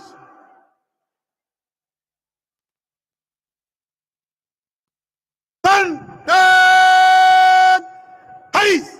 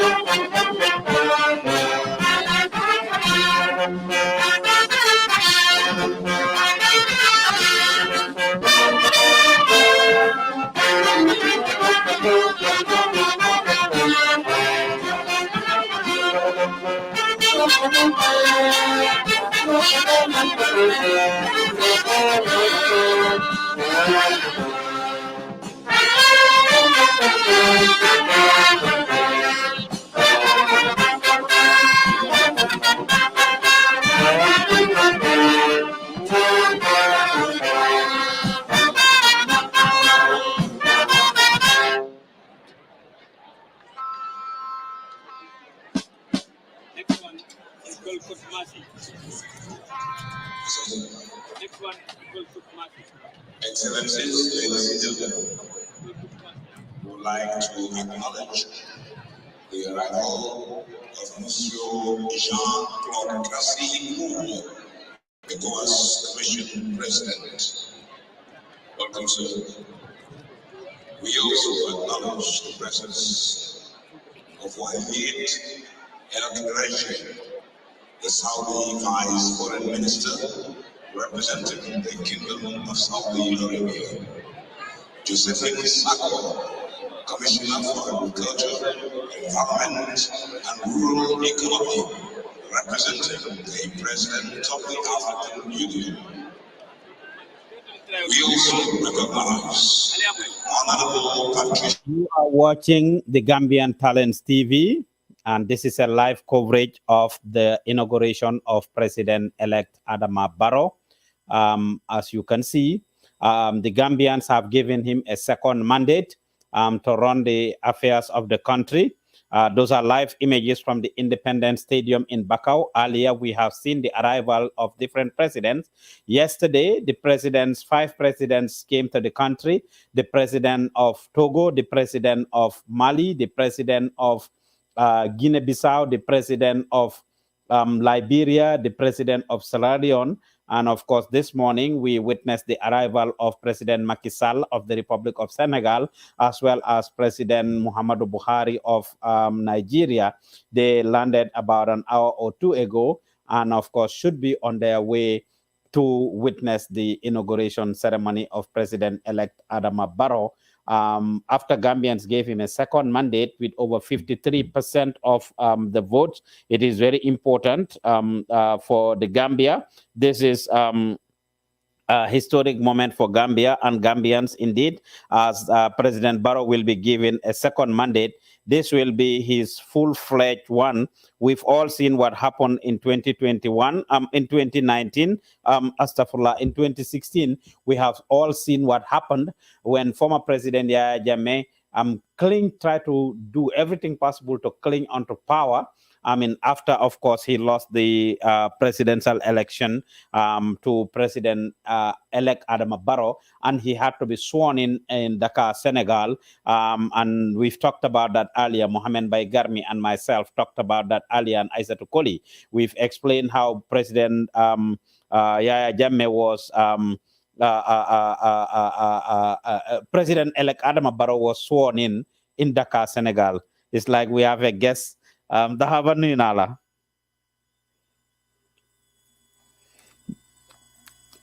Dahaba. Wow. Naam Paus. Nuyu naa la. Maa ngi laa dégg bu baax Paus loud and clear. Président Guinée-Bissau bi moo dugg si léegi nii. Right now moo dugg si nii Paus waaye su interview bi mu ne gaaw tuuti dina xaw a baax tuuti parce que président yaa ngi ñëw te dama war a nekk si ground bi. Balaa ñoo yuxu suma tur si may bi. Kon ñu dugg ci straight li ma la njëkk a laaj mooy 2016 bési tey bi fan la Dahaba nekkoon ndax ñu ngi doon swear in president elect Adama Barrow. Waaw 2016 jërëjëf Paus. Waaw Paus jërëjëf laajte boobu noonu dina am solo torop 2016 mu ma fekk man ma Yaya Jammeh la woon jamono googu noonu. Nee naa la yow da nga delloowaat bumba sa boy ba rek Paus man Yaya Jammeh moo fi nekkoon aduna munu ko woon a neexee ba ma jamono googu ma bàyyi Yaya Jammeh because moo fi nekkoon so foog ñu jekkali ko man mënuma nekk opposition Paus man loolu yàgg naa ko wax pour mu leer si nit ñi wane naa la jamono Yaya Jammeh dama daan taxaw ma téye mic si kanami àddina bi ma waat ne bés bu ma waree nekk opposition yan na bu ma gis rasulullah keroog yomal xiyaama so duma mun a nekk opposition comme que Yaya Jammeh génn na fi Adama Barrow ñëw na te Adama Barrow du ne président yaa moo ñu boole foog naa fukki at ak juróom ak léegi waxtu bi ma nekk nii ba léegi si moom laa dee fay luwaas office am balaa moo nekk président foog naa fukki at maa ngi fay luwaas si loxoom kon suma niti kóllëre la xam na suma njabooti xam na suma jabar xam na suma néeg fekk nekkaagut président kon su fekkee ne Yaya Jammeh génn na fi suma ko supportut mu notice ma di mu notice la kon yow Dahaba li ma la waxoon waaw foog naa loolu war naa leer non xam nga boobu is a joke waaye foog ma support ko you know si Christmas bi ñu bari ñu ne ku tooy ngeen tàgg amin comme ni nga ko waxee rek déedéet loolu waxoon nga ko Pa Ous loolu waxoon nga ko nga ñëw dellu si waat di ko waxaat ne fu tooy nga tàgg dama la ne Pa Ous Yaya Jammeh bi mu ñëwee 1994 ñëwut ak government ñëwut ak dara Yaya Jammeh dafa ñëw ak ruling council bam ñëwee bam toogee simeeku kan la njëkk a gestu mooy PPP la dem jëliwaat PPP ngemba ñoo ko ngemba so this is politique Adama Barrow tey toog na APRC ñoo join ko so loolu mooy politique yow sax tooy soo nekkoon président Pa Ous dang ñoo ut si suñu fi yàlla bàyyee loolu mooy politique soo nekkoon président tey Gambia Pa Ous dang ñoo ut si foo nga jëli politicien si ñi mun parce que dafa mel ni yow mu jënd sa kër nga bugg a sampa étage doo jëli apprenti buy dawal moto nga ne ko demal sampal ma suma étage da ngaa jëli ay technicien ñu ñëw ay architecte ñu ñëw sampal la sa taax bi ni nga ko buggee loolu mooy politique so 2020 lañ form NPP almost 2 years ago January 2020 at what stage la Dahaba join NPP yaa nga woon foofu ca stade ba on that day ndax yow Pa Ous ma wax la ma tontu la foofu NPP président Barrow man maay di first person ku njëkk a sol t-shirt Barrow maa ko njëkk a create NPP mu ngi announce NPP si aaj bi ñu ngi jógee too président Barrow balaa moo announce NPP bi moo dem too yëpp dama daan dem ak moom maa daan MC programme am yëpp maa ko amee woon maa ngi fa si laa fa nekkoon ba bi ñëwee si aaj bi si la announce mu declare National People's Party man maa njëkk a launch National People's Party bi mu ko annoncé man la njëkk a jàppa baay Burfoot ma dem def rally bu mag State House yëpp tombé nañ ko ba pare ñoom ñëpp ñu ngi amee woon vidéo yi so man obviously du ma gan si NPP du ma fa gan kenn njëkku ma fa ba pare man la Adama Barrow njëkk a gërëm si fële naka la taati si buffer zone bi man la njëkk a gërëm man maa njëkk a join si buffer zone bi ñoom Ousseynou Dabo coalition government bi yëpp a ngi toog kenn manqué wut man la njëkk a gërëm GRTS ñu ngi amee vidéo boobu noonu laaj ko ku la neex kon man duma gan NPP I started NPP dama ko start ak Yaya Jammeh ma en ko ak moom ma ñëw start ko ak Adama Barrow dama ko en ak moom bu soobee yàlla bu ma fi yàlla bàyyee loolu moom kenn mënu si dara wax dëgg yàlla su fekkoon ne UDP ñoo win tey ndekoon yow tey ci inauguration yi tey bi dañ laa gis nga saf si sap pour Lawyer Darboe wala Essa Faal dafa am leen foofu nag dama ko bugg a leeral su UDP wi noonu man dama resign from politics dama resign UDP bokkuñ UDP suñ jëloon réew bi dama resign from politics dama bàyyi politique dama bàyyi politique ma dem toog xulaat dama resign because xam nga lu xew xam nga lu tax parce que Olof Njaay daf ne ku ndobin rey sama boo séenee lu ñuul da ngaa daw mënuloo nekk nag di ma tikku yow always sa wax yëpp soo tasee ak man sax di ma tikku ay Dahaba suñ jëlee réew mi dinañ taal sa kër dinañ la rey dinañ la ngapati dinañ la ngóolooli dinañ la def lu ne loolu moom mënuma koo sustain yow soo jëlee réew mi mooy duma dem fenn fii kenn ganaari kenn neenu fi kenn duma dem fenn waaye maa moom suma boppa dama resign ne duma support te duma nekk opposition dama bàyyi politique ma foog ne ngeen yow doo nekk opposition Dahaba so ñoom suñu wiinoon déedéet dégguloo li ma wax ma ne mané duma oppose bour duma nek opposition waaye duma support dama bay politique dama resign from politique dama bay politique mom dal kon moy woyi ci on se cabinet régal bo gis amna exception régulation dama bay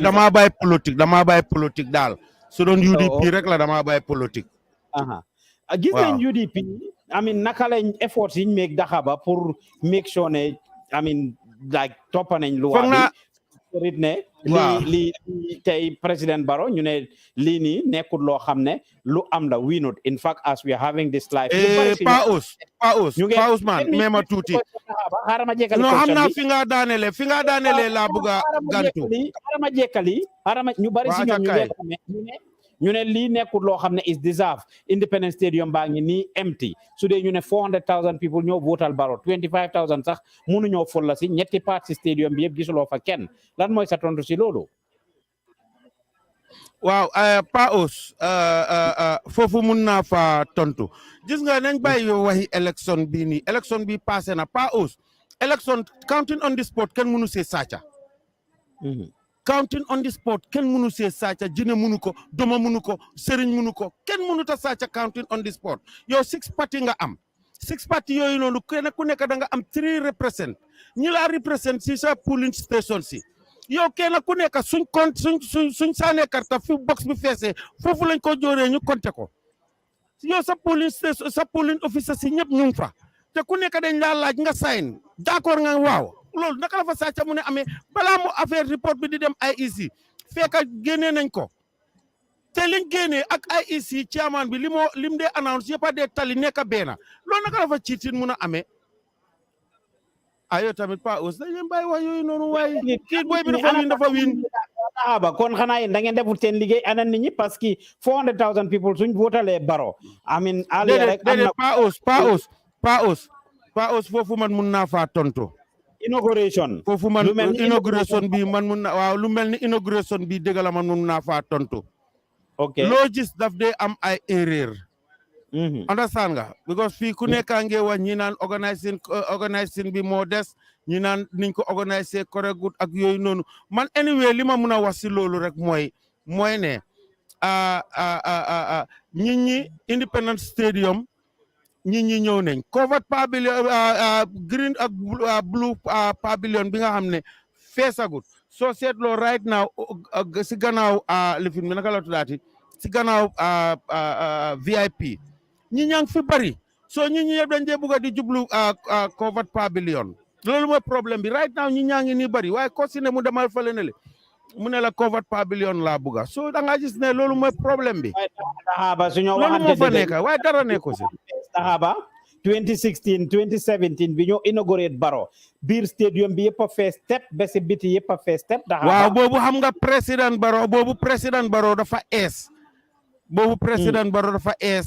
boobu ñëpp bugga na ñëw deñ kumpa pour ñëw seetaan ñëpp bugga na ñëw deñ kumpa pour ñëw seetaan waaye soo ko seetloo tamit pa aus tamit soo ko seetloo benn tey bu mbasa booy ba dërëm ji génnut gaal gi ñu wante dëgg rek pa aus waaye parti yu daroon Barrow time boobu 8 political party la ak benn independent muy Dr. Isaac Touré bi yoon nag lu ëppa fukki parti ak juróom ñett ñoo dar président Barrow Dahaba it should be much better fooguloo comme nit ñi pa aus yi nga am na yenn parti yu ees yoo xam ne xam nga man bugguma wax waaye am na yenn parti yu ees yoo xam ne amuñ nit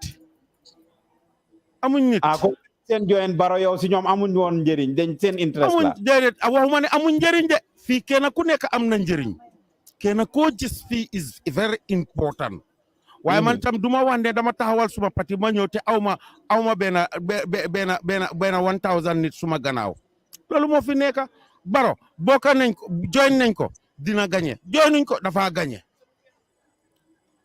man duma politicien yambar de duma dellu gannaaw de li ma wax dama ko miin si yow ñooñu join li ma wax dama ko miin de yow pa aussi yaa ma fi wax loo ba gars yi jël suma wax bi nag léegi def ko TikTok affaire Yaya Jammeh yow pa aussi bàyyi ma dégg baan so gars yi seen wax bi seen join Barrow taxut Barrow win kon loolu nga wax dégguloo li ma la wax ma ne join nañ Barrow dafa NPP dafa win join nañ Barrow NPP dafa win te billahi ma la ko wax pa aus su gaay bëggoo xam nga less than 1 million ñoo am voters card ñu divide ko into 6 political party waaw suñ bëggee IEC remaining 1 point some million bi nga xam ne des na si gannaaw te amuñ voters card na leen IEC jox voters card ñu demaat si polling station bi billahi Barrow dafa gagné loolu man maa la garanti loolu luy sa firnde ak ci loo sukkandeku Pa os Adama Barrow nañ wax dëgga 5 years am yi passé ni liggéey na loolu ku nekk gis na ko da ngeen a bañ rek yéen journaliste yi te liggéey bi moo ñëw def si nag si an other 5 years billahi moo ëppali passé loolu man maa la ko wax Pa os yaa ngi jël suma time de maa ngi war a dem si ground bi de last two questions waaw dimbale ma rek waaw nga def ko last question waaw laaj benn bi dafa am bi ma la interview ba pare am ko ne ma laaj nga Dahaba question yu am solo waaye benn question nga ko laajul ma ne ko mooy lan mu ne ma laajal Dahaba lan mooy liggéeyam si jamono ji lan la Dahaba nekk di liggéey tay yëpp ñet bu Yaya Jammeh demee ba tey kenn ki mu ne from a bus driver am na ku ko binda comment bi léegi sax from a bus driver to a politician Pa os nit ku nekk dafa am foo doon jaar Saa Dawda vétérinaire la doon liggéey mu ñëw nekk président Yaya Jammeh béykat la woon mu dem bokk armée bi tey mu nekk président Adama Barrow businessman la mu nekk président Dahaba tamit school bus driver la woon GPTC tey mu nekk politicien loolu foog naa dara ayu si macha allah dara ayu si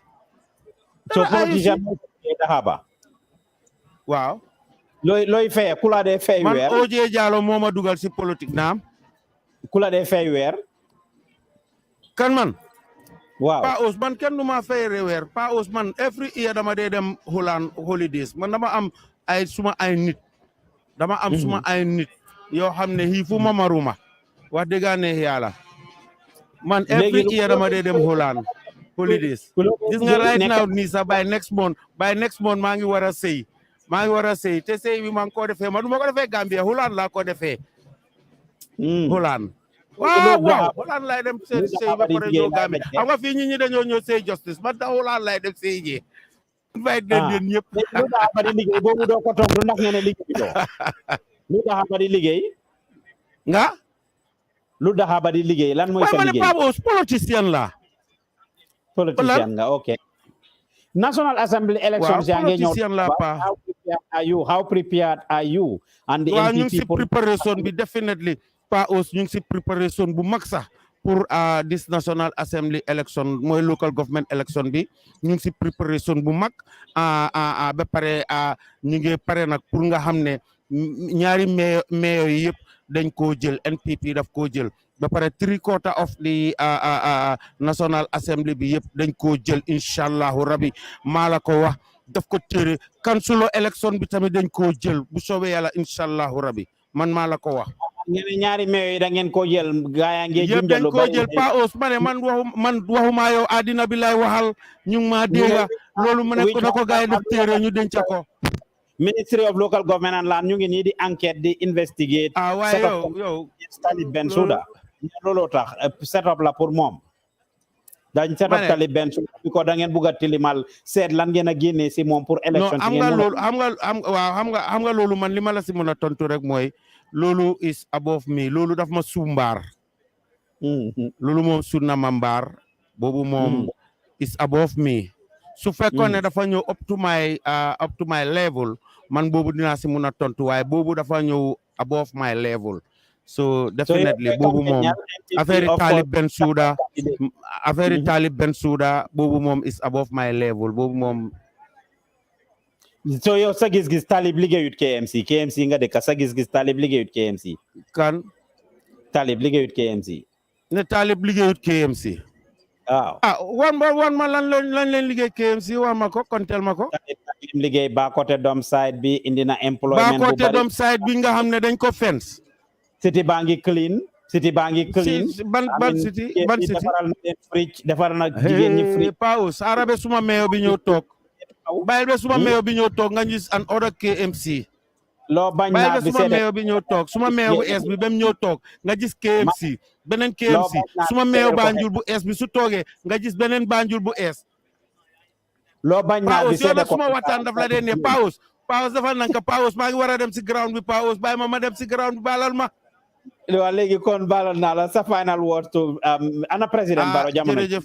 Paos jërëjëf maa ngi laa gërëm bu baax a baax di la wax ne lépp loo xam ne wax naa ko fii si boppam dama naan ndox dama lekk sukur doom aadama la di jégalu rek politique waxi politique la rek mun naa laal fii nii ñoo ne la waaw Talib Bensouda liggéeyu dara ak yooyu noonu loolu yëpp ay political language la political language nag dafa am tey am na ñoo xam ne ñu ngi woon UDP ñu ngi daan saani Adama Barrow karta tey ñooñu ñëpp dina nañ congratulation letter wax ko ne ko jërëjëf waaye yu passé yëpp yooyu yëpp ay political language la bu ko kenn gisee dara maa ngi jégalu su wax ji ñaawee su wax ji rafetee nga xam ne doom aadama rek la mënuma passé doom aadama Gambia benn bopp la kenn mënu koo xar ñaar ñun ñëpp nañ leen bokkandee ak baay ñu juboo ñu def ndanka nit ki soo buggee am mujj bu rafet da nga am pour dal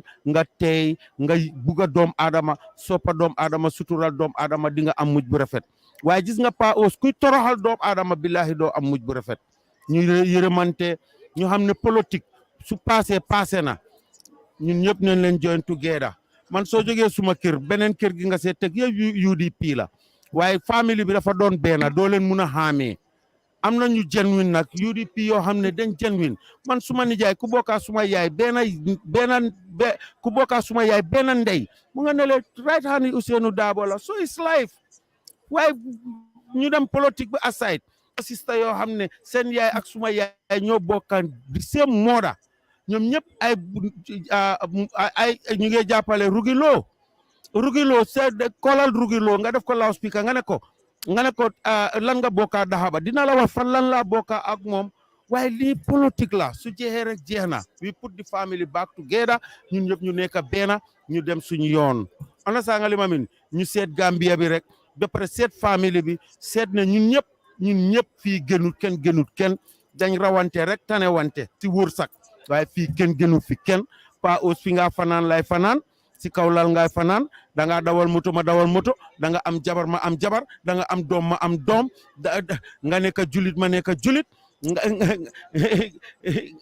ngay fanaan si kër néeg may fanaan si néeg ngay lekka may lekka ngay naan may naan kon ban gënante moo fi nekk dañ rawante rek xëy na yaa ngi am étage maa ngi am néegi ñax foofu lañ rawante waaye kenn gënut kenn amul kenn ku fee dee ñu jël la def la libre def la si kaw déedéet fii ku fi dee si suuf lañ laa suul kon àddina am na solo àddina amut solo ñu defante ndanka rek ene wante lu baax man Paos dama dee wax ne su ma musee ene doom aadama lu bon wala lu ñaaw billahi man yan naa si jiitu duma musa ene doom aadama lu ñaaw dinañ kaf ñu ree moo tax musuma fàttaleku fan laa tooñee doom aadama Gambie yëpp kenn nit sax du am kenn koo xam ne dina ekkati loxoom ne daxaba mustama joyloo wala daxaba musnama gëtën wala daxaba musnaa yaxa suma àddina wala musnama toroxa musuta am doom aadama soo ko fonkee di nga am mujj bu rafet soo ko fonkut doo am mujj bu rafet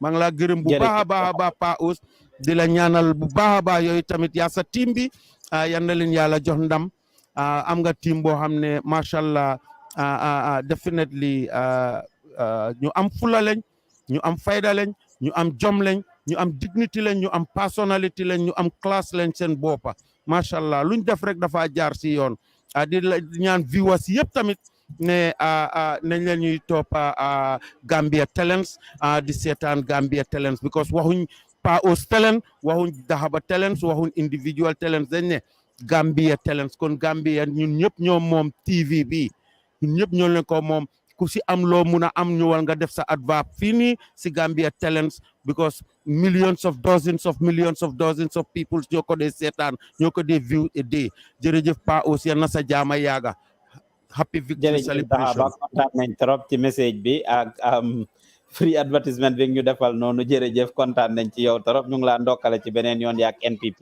yëpp kon mbokk yi ñoo déglu di ñu seetaan, if you are just tuning in, that is the Kora Ensemble, 21 Kora Ensemble that is about to have a performance right there. Of course, I have told you earlier that the presidential inauguration is taking place. Different things are happening. The security forces are there together with the police and army band to entertain you. And of course, there are also several performances that will be happening by different cultural groups, as you can see on the screen right now. You have the 21 Kora ensemble that are actually gathering there, mobilizing themselves to come and perform, led by Jaliba Kuyate. It's 21 Kora that will be doing a display of their cultural performances. In addition to that, you have, the different cultural groups.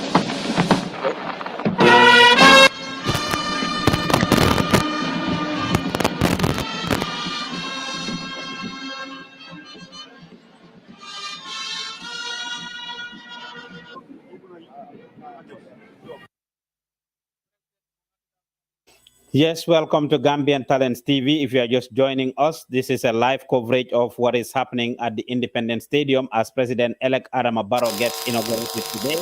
As you can see, different things are happening and different individuals will be attending this thing. It could be recalled that on December 4th, it could be recalled that on December 4th, 2021, President-elect Adama Barrow was given a new mandate. Gambians voted for him massively. 53% of the votes, over 400,000 votes, is what he won out of the 900 and something thousand votes, registered voters in the country. The president, of course, won 53% of the votes. Out of the 53 constituencies in the country, 54 constituencies, he actually won. He lost only 8 of them. This is seen as a landslide victory. The country has a simple majority voting system. And of course, if we were to have an absolute majority, President Barrow would not have gone to a second round. Of course, a good number of you are there asking, why did the president, where are the people who voted for President Adama Barrow? We will talk about that later on. We will talk about that in a little bit. As you can see, this is happening at the stadium right now in Bakau. Several dignitaries have come from around the world to witness this, especially African presidents. 7 of them are in the country. The president of Togo, the president of Guinea-Bissau, the president of Mali, the president of Mauritania, the president of Liberia, the president of Sierra Leone, the president of Senegal, and the president of Nigeria are the last to actually arrive in the country. President Macky Sall arrived earlier in the day around 11 a.m. and then Muhammadu Buhari of Nigeria followed suit. These are the presidents that last arrived this morning. The rest were there yesterday, and a state banquet was organized in honor of these presidents to actually welcome them. There was a dinner in honor of them at the Coco Ocean Hotel last night. And you are watching it live from the Gambian Talents TV. There are several dignitaries locally. The politicians are in the building. We have seen Honorable Mai Ahmed Fati, Dr. Ismaila Sise, and leaders of other political parties. So far, it is Mama Kande that we haven't seen or heard his presence in there, as well as Honorable Usainu Dabo of the United Democratic Party. We have also seen the National Assembly members from different constituencies are there to witness it. The Speaker of the House, Mariam Jack Denton, is there, as well as different other people. The Chief Justice is there together with the members of the Judiciary and the Gambia Bar Association. There are several entertainment groups, security chiefs, the Vice President of the country, and different people are present to witness this historic moment. You can bring us that audio. Those on the ground technicians, you can bring us that audio, or if not much is happening, we can just continue with the analysis that we were doing earlier. You bring my panel back and we do the analysis. Mbokk yi yéen a ngi déglu di seetaan Gambian Talents TV, seen mbokk seen xarit Pa Ousmane Diouf nekkal leen ci gannaaw microphone bi ànd ak team bi nekk ci ground bi nag foofu ca Independence Stadium ci Bakaw. Lii xew tey mooy président elect Adama Barrow, moom lañ nekk di waatloo tey ci Independence Stadium. Gambian si nag ak xariti Gambia yi jógee fu ne ci àdduna bi rawatina Afrique sow janta juróom-ñaari njiit ñëw nañ pour teewee bés bi foofu ca Independence Stadium démba nag amoon nañ li ñoo wax state banquet muy reer boo xam ne defoon nañ ko ngir njiiti réew yooyu noonu ñëw ci réew mi président ni Mauritanie président ni Mali président ni Ghana président ni Sierra Leone président ni Liberia président ni Nigeria ak Sénégal yëpp ñëw nañ teew ci réew mi pour fekkee li nga xam ne mooy inauguration wala waat gi nga xam ne moom nañ nar a waatal président elect Adama Barrow gannaaw bi nga xamee ne Gambian yi jox nañ ko ñaareeri mandat ci bim gagné wate gi nga xam ne moo doon xew bu yàggut ni muy weer biñ génna bim amee ñeneenti fan ci weer wi su dee téeméer la juróom fukka yi ak ñetta ñoo sànnil karta président elect Adama Barrow pour ne joxaat nañ ko li nga xam ne mooy seeni doole seeni alal ak seeni kattan pour mu doxal réew mi moom mooy di number one citizen of the country kon loolu lu am solo la please bring us that audio technicians bring us that audio from the stadium and we see what is happening.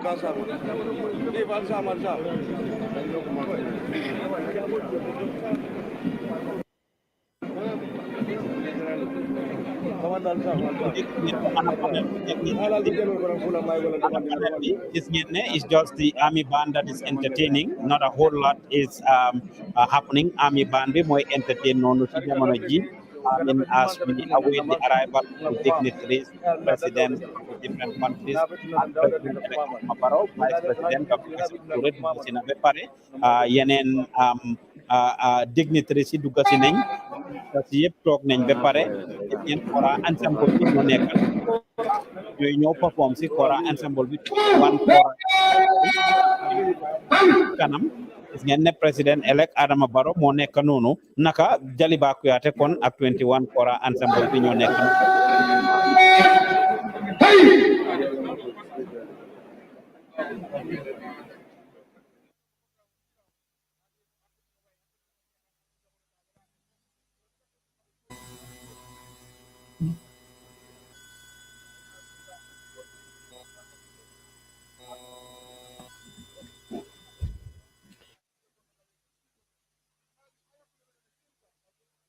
waxee rek yéen ñi ñuy toppa di ñu seetaan ñu ngi leen a wax ne yéen a ngi toppa Gambian Talents TV membe kerim be ñin tembo mento Gambia la ñatonko president elect Adama Barrow me alon ko Gambianol ye carte o faye pour ye mansakunda diala yela sembo diala yela nafulo diala yela sembo diala anen ku kotengol mel ya lonko be banko marala men nañi sanji lulu nalala president Adama Barrow elect Adama Barrow gagné ta nun 2016 ya kalindi nun Dakar Sénégal bi ñon lungola 2016 Barrow kalindi ta nun Sénégal le biriya lonko gagné ta bari ya jamme manson kata ya jamme manson ka mansakunda di fo Barrow kata kalindi Sénégal Dakar bi ñon lungola sanji lulu komanto wo keta sababoti fo abe ñamenteng mbe woleto albe Independence Stadium le jibe kanten drum bering akalita Senegal wo lungola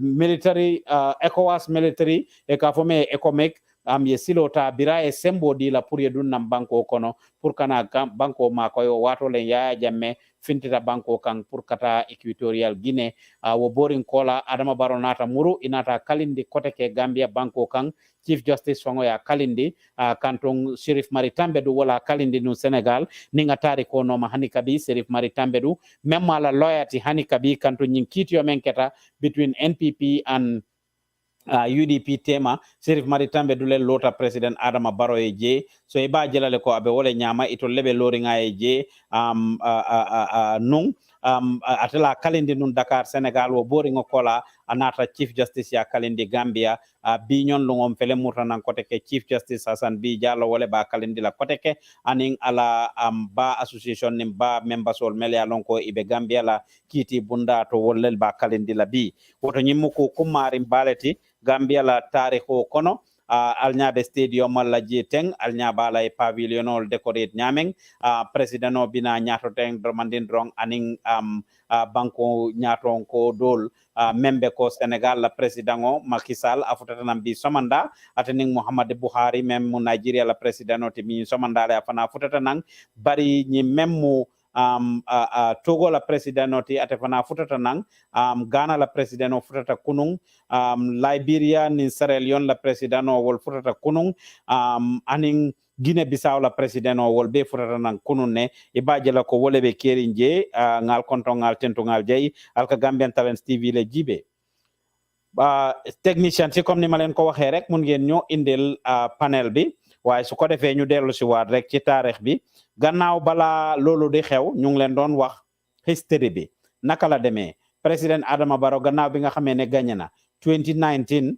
wax nañ leen the launching of the party gannaaw bi mu fallee apart with the United Democratic Party under seen ticket la taxawee woon mu resign foofu in 2016 bi mu waree taxaw under the coalition government mu resign under UDP after nag dégg nañ wax ju bari diggante président elect Adama Barrow ak papaam woon di lawyer Ousainou Darboe pour ne na lawyer Darboe bàyyi pour moom mu nekk njiiti UDP gars yi am problème nag ba tax président Adama Barrow form parti boppam on January 31st 2020 year 2020 muy daaw jéeg ñaari at ci gannaaw daanaka si la président Adama Barrow form NPP gi nga xam ne moom la taxawee si NPP ticket la président Adama Barrow taxawee nag moom ak UDP nag jongante bi si seen diggante la nekkoon li daxa ba wax ne def nañ ko TikTok axankay Gambian Talents ñooy def interviews yu bari the most famous video of that year 2020 at the launching of the NPP was Fatou Samba's interview with Henry Gomez whilst military bi ñu ñoo entertain no back way to the presidency ku bugg a jël nguur gi defal niñ def jaareel ci bunti kanam gi bunti gannaaw amu fi de back way moo fi amut te Gambia jox leen Adama Barrow seen karta ñu mun a continuer liñ door hey munu ñoo wee ci président every 5 years or every 3 years kañ la dëkk bi di develop ñoom ñu ngee jóg di wax ne réew mi saaku maalo dafa seer sukur dafa seer lii dafa seer may faati bokkutoon ci nguur gi Ousainou Darboe bokkutoon ci nguur gi bañ ca bokkoon dañ doon wax li ñoo wax tey hey buñ ñu gëteen maa ko wax réew mi duñ ko joxe réew mi ñoo nguur gi ba géej gi fer bañuñ ci nanga def ñu ngee tane affaire yi dafa gën a puuj paaj ni daxi ni sipa sipa kenn mënu ci dara kooku mooy Henry Gomez mu ne affaire si dafa gën a puuj paaj ni daxi ni sipa sipa li ma leen dee wax nag lu nekk taarix bi daf ci am solo elections cycle la dafa am ni moo dooree IEC daaw gannaaw bi nga xamee ne dem nañ through texa yu bari mujjee nañoo initiate li nga xam ne mooy voter registration mooy fos sarta wala loo xam ne war nañ koo def pour sànni karta daaw nag ci biir soma bi gannaaw bi nga xamee ne jànkuwante nañ ñoo lu bari ñoom ak waa GPPA back and forth pour procurement of election materials yi finally mujjee nañoo indi li nga xam ne mooy voter registration process bi nga xam ne IEC allow nañ Gambian si pour ñu dem ñu register ñi nga xam ne dañ bugg a sànni karta biñ mooy ñu uti kayiti sànnekaay karta muy voter registration voters card gannaaw bi nga xamee ne loolu passé na nag the next phase of the election liñ ci teg mooy nomination time voter registration process bi gis ngeen coow li xawoon naa bari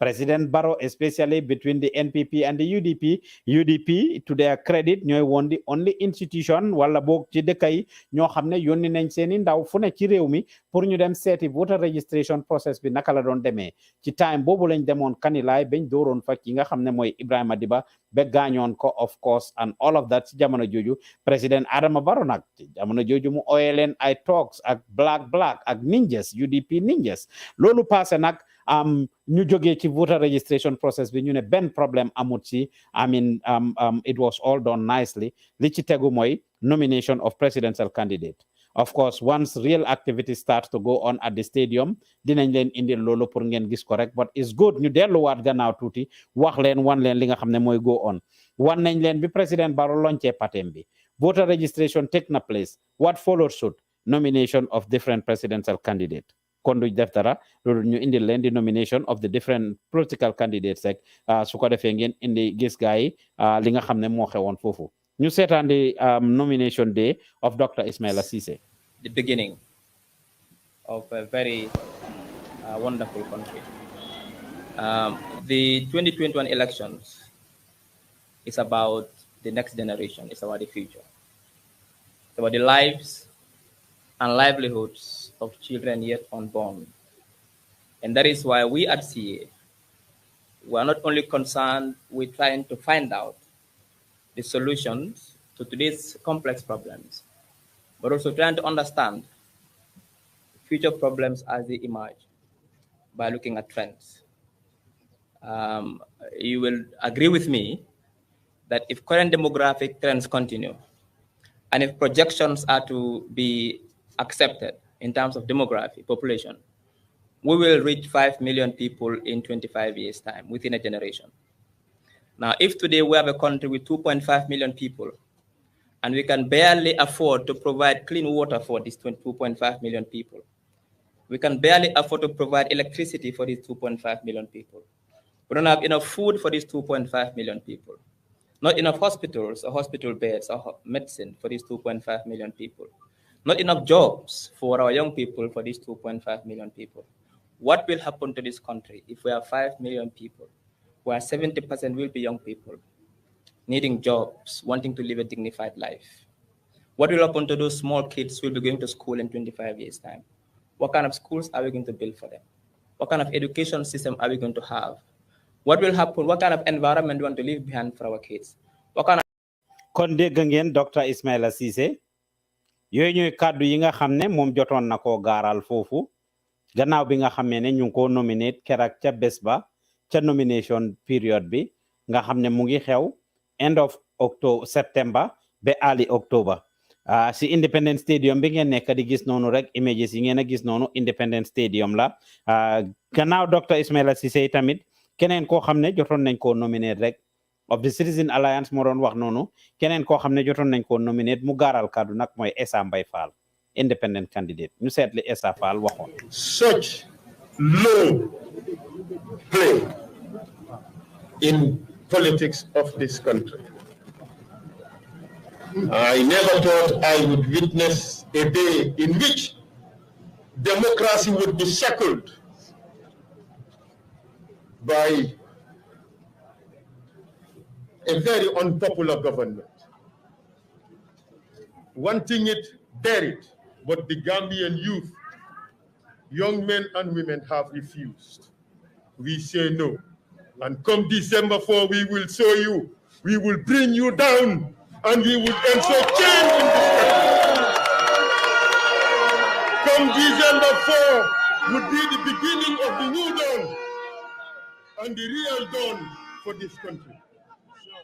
The youth of this country, both men and women, have been longing for this.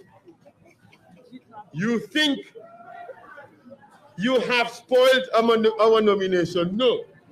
You may have dampened what has happened here today, but you have strengthened our resolve to make sure that come December 4th, we change this government and start the rebuilding of this country. I thank you very much. That was Essa Mbye Fall moom ngeen dégg noonu mu doon wax ci stadium bi nag ki ngeen gis noonu rek mooy Mame Manjing Njie the spokesperson of the NPP moo toog noonu di wax gis ngeen soldaar si obviously ñu ngi noonu di joxe seen di entertain public bi. As I told you, we will just take you down memory lane on some of the things that happened during the election that led us to this. It is important ñu àgga foofu noonu li nga xam ne moo tax bañ egsi fii tey dafa am solo ndax taarix lu am solo la kon duñ def dara du ñu delluwaat rek gannaaw bi nga xamee ne witness nañ Essa Mbye Fall on nomination day ak lim doon wax ñu dem rek ci Mai Ahmed Fatty nomination. So today every Gambian is a winner. There is no loser. Our sovereignty will get stronger. We will emerge more victorious, more united, more determined to lift our people out of poverty, more determined to put an end to the kindness along the Sahara Desert and in the Mediterranean Sea, more determined to inject hope and a spirit of vivacity in our young people, hundreds of thousands of whom the future of this country depends on. This election is not about crowd. This election is about wealth. It is not about fame. It is about you, the ordinary Gambians. It is about your health. It is about your education. It is about your security. It is about our stomach. This election is about energy security. This election is a contest of ideas and not a contest of crowd, as important as that may be. Crowd is not going to govern this country. It is intellect. It is policy. It is raw gut to put an end to the cascading crime rate in this country, to ensure our law enforcement agencies have what it takes to protect our people, so that Gambia's development trajectory will be expedited. Konde Gangen Mai Ahmed Fati, Lim Jota wax fofu nonu. This election is not about crowd. That's what he said. Unfortunately, Mai never made it to the polls. I mean, and that is it for him as far as this election is concerned. Another person that was nominated, of course, was Mama Kande. As you can see, dignitaries are arriving there at the Independence Stadium. I mean, you can see dignitaries are arriving. You can bring us that audio. And then we find out, you can see, is one of the presidential candidates, hopefully, or one of the dignitaries that are arriving right now. Technicians, you can bring us that audio for Funono. One of the dignitaries is arriving at the Independence Stadium right now. It's good we go down memory lane. We have brought you what Esambai Fall said. We brought you what Halifa Sallah said. We brought you what my Fati said. We brought you what Dr. Ismaila Sise said. As you are seeing,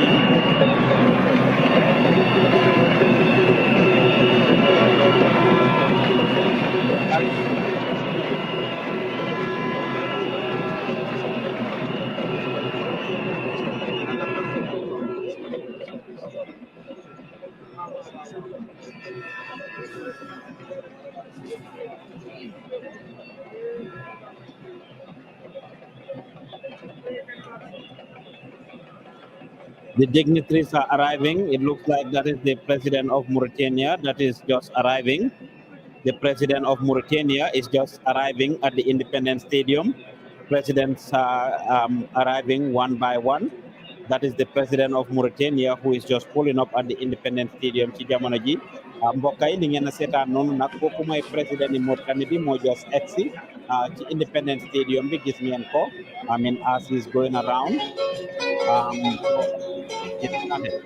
President Mauritanie bi moo just egsi noonu mbokk yi gis ngeen ko noonu.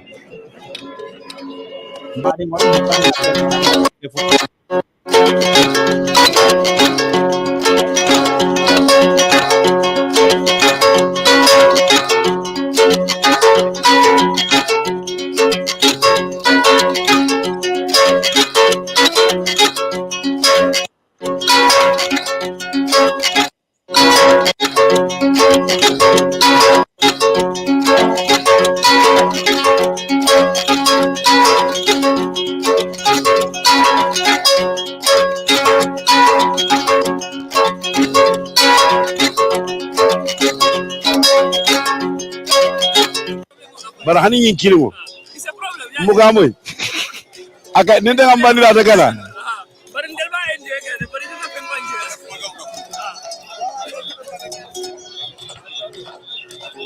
Mbokai, if you are just following us, you are watching the inauguration of President-elect Adama Barrow at the Independence Stadium in Pacau. What you are seeing is the arrival of the President of Mauritania at the Independence Stadium as they welcome President of Mauritania that is just entering.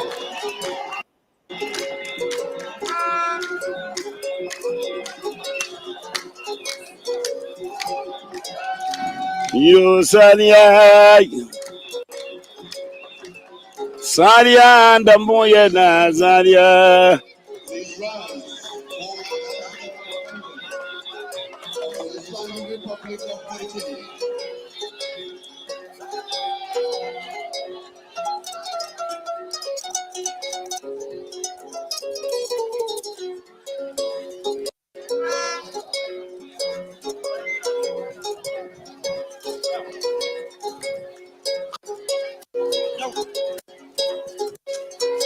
You got all about my normal. Normal.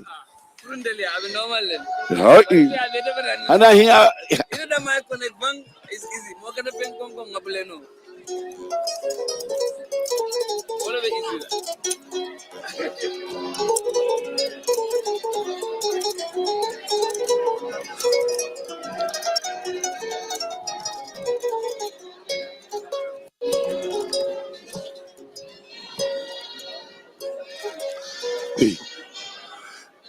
Bari yin kada nyame alo mare ale sudra hijab betora ni ko ra ma yi bandida ta kana kuma sai be wala no nyadi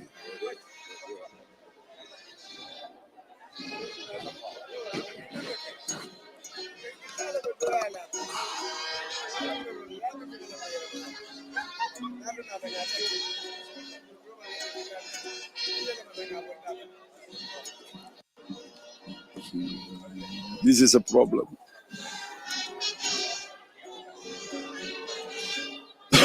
Mm-hmm.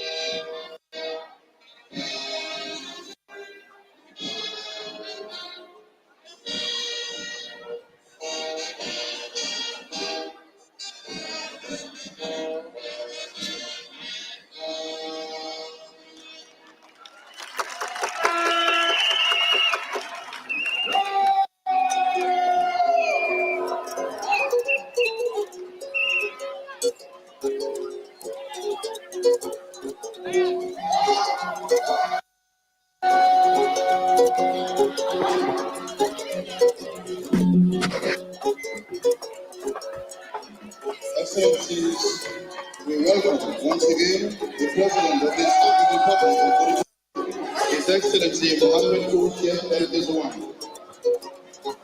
أهلا وسهلا يا رئيسنا من موريتانيا. أهلا بك لما أتيت في هذه السفر. أهلا وسهلا يا رئيسنا. بسم الله.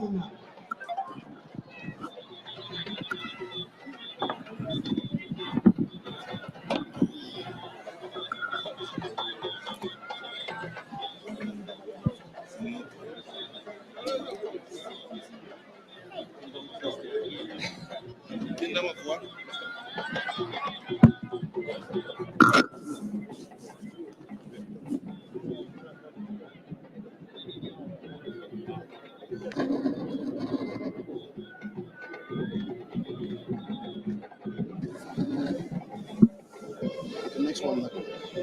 Next one. Kala. Mongko don call fe kamane. From Mother Biola. Madam.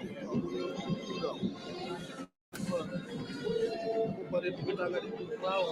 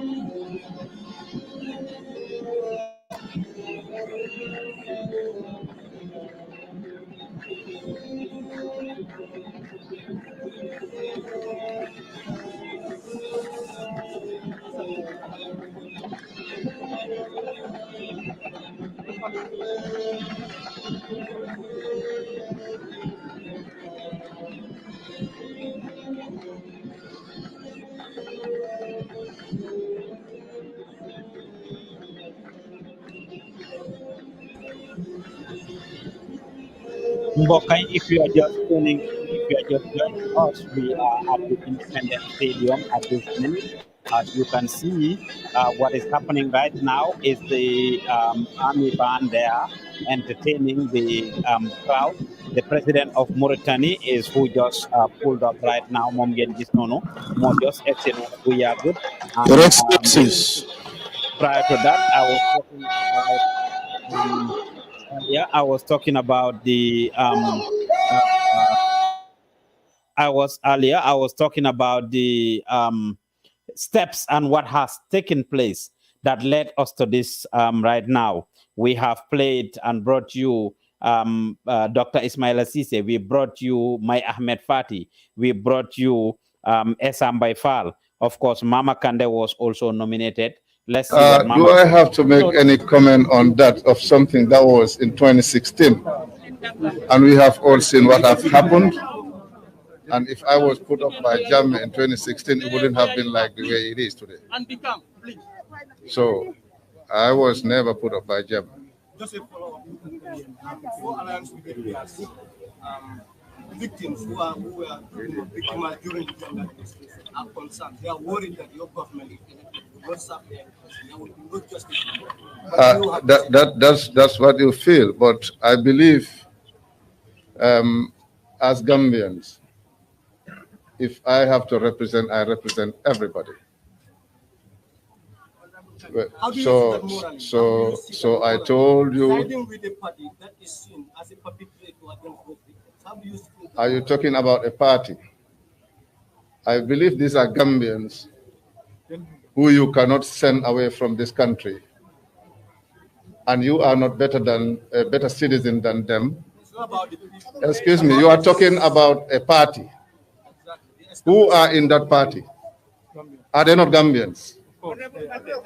So let me help you here. I have made it very clear that those that have come up with the name TRRC, I believe they have very brilliant ideas, and I am in support of the TRRC because the meaning of TRRC is to reunite Gambians, to bring Gambians together after the truth has been revealed.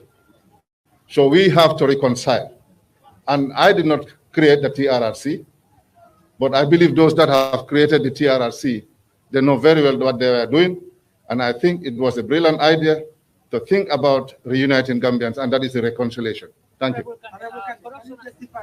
Can you justify the legality of That was Mama Kande after talking to the journalist there. Talking to the journalist there shortly after his nomination, he submitted his nomination paper. Of course, he believes in the TRRC from what he said because it reunites Gambians. Lola Mama Kande wax mu ne TRRC bi mom gëm nako ndax dafa jubole Gambians yi. Eventually nak we saw the U-turn. Whether Mama Kande position am kerak ak position am tay is the same. We will love to find that out. Dinañ am jema am ak mom an exclusive pour waxtaan lolu, but this was the day that he was nominated. Dañoo fàttali Gambian si rek di indi taarix ak lan moo xewoon kerak ca bés ba gannaaw bi nga xamee ne presidential candidates yi ñi am interest pour ñu jox leen réew mi yëpp ñu bëggoon Gambian si jox leen seen doole ak seen alal yëpp ñu ngi woon foofu ca IEC submit seen nomination papers. Mama Kande kenn si ñoom la woon dégg ngeen lim wax, but eventually gis nañ Mama Kande ñoo bokk form a coalition with APRC ak former President Yaya Jammeh. Kon Honorable Halifa Sallah was one of the people who submitted his nomination papers moom it pour bokk ci jongante bi. Ñu seet Halifa Sallah lim waxoon.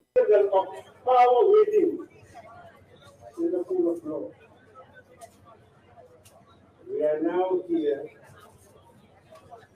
to seek your money in order to reach the 72% of the population being young. This is my last attempt.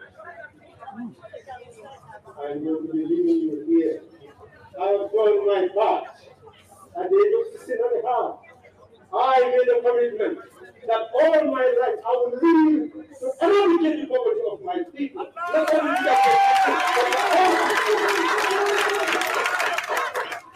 the question is, what are we going to do in 2021? That's why you talk about system change. So do you believe? Electricity almost supply women coming on producing vegetables and cannot find markets for them.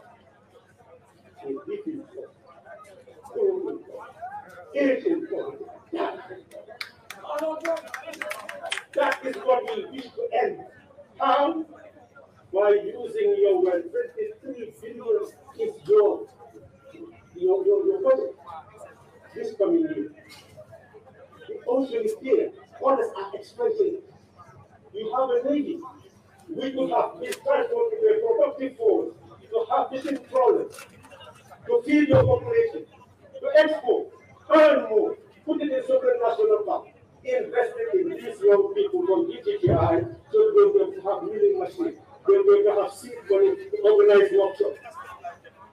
So every of business they think.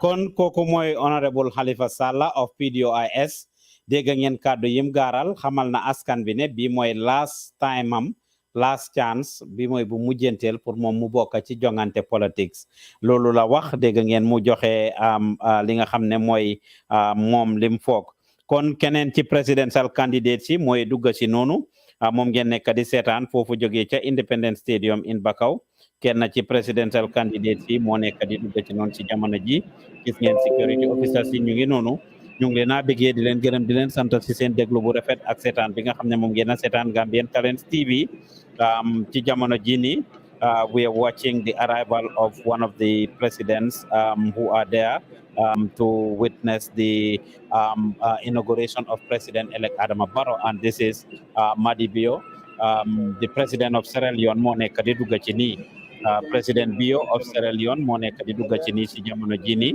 moom ngeen jàkkaar lool noonu nag it is the president of Sierra Leone, Madi Bio, that is just entering the Independence Stadium this minute, this second. He is just pulling up at the Independence Stadium in Bakau. He arrived in the country last night. We were at the airport to cover his arrival. That is President Bio of Sierra Leone that is just pulled up right now. Kon gis ngeen ko mbadingol alkamen jibe ten ning imejol President Bio lem ne alon ko atlem Sierra Leone la nyaton koti atele futata nam banko kanten drong al nyaba tella atle be donka nan stadium moto biring kunung amen afutata banko kan ay banko to ning atenne nung wala ala baraka bake wala mu President Bio le kadun nanteng wala Sierra Leone la president oti atele kadun nanteng al nyaba tella teng. President Bio is the one you are just seeing his arrival right now. President Madabio of Sierra Leone. That's who you are seeing.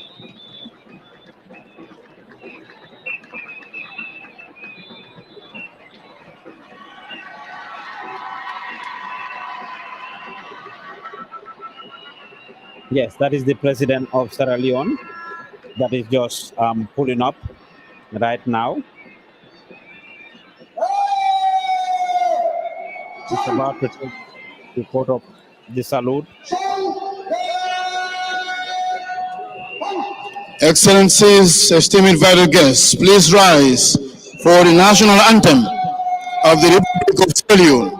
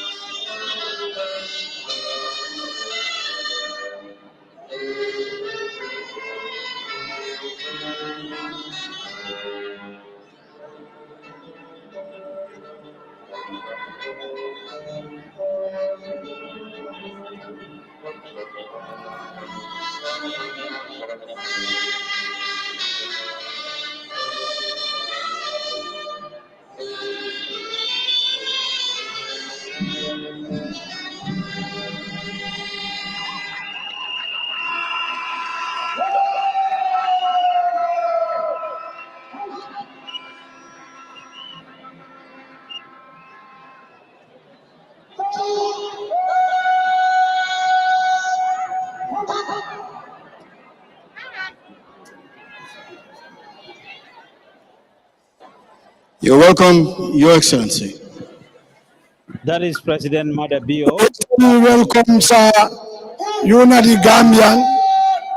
The Havana Gambian, the Havana Salons, the whole Gambia, they be you.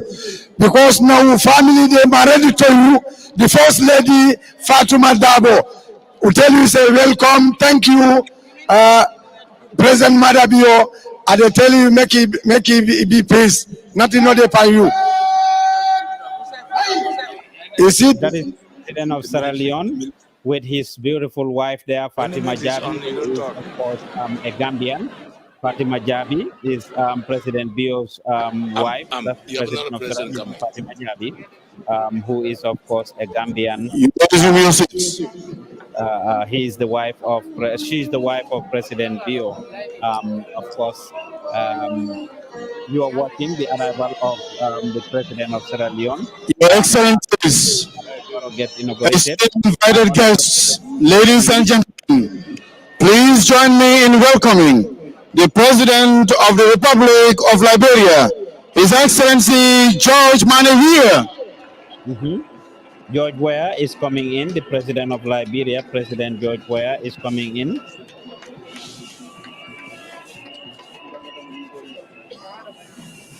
President George Weah of Liberia is coming in.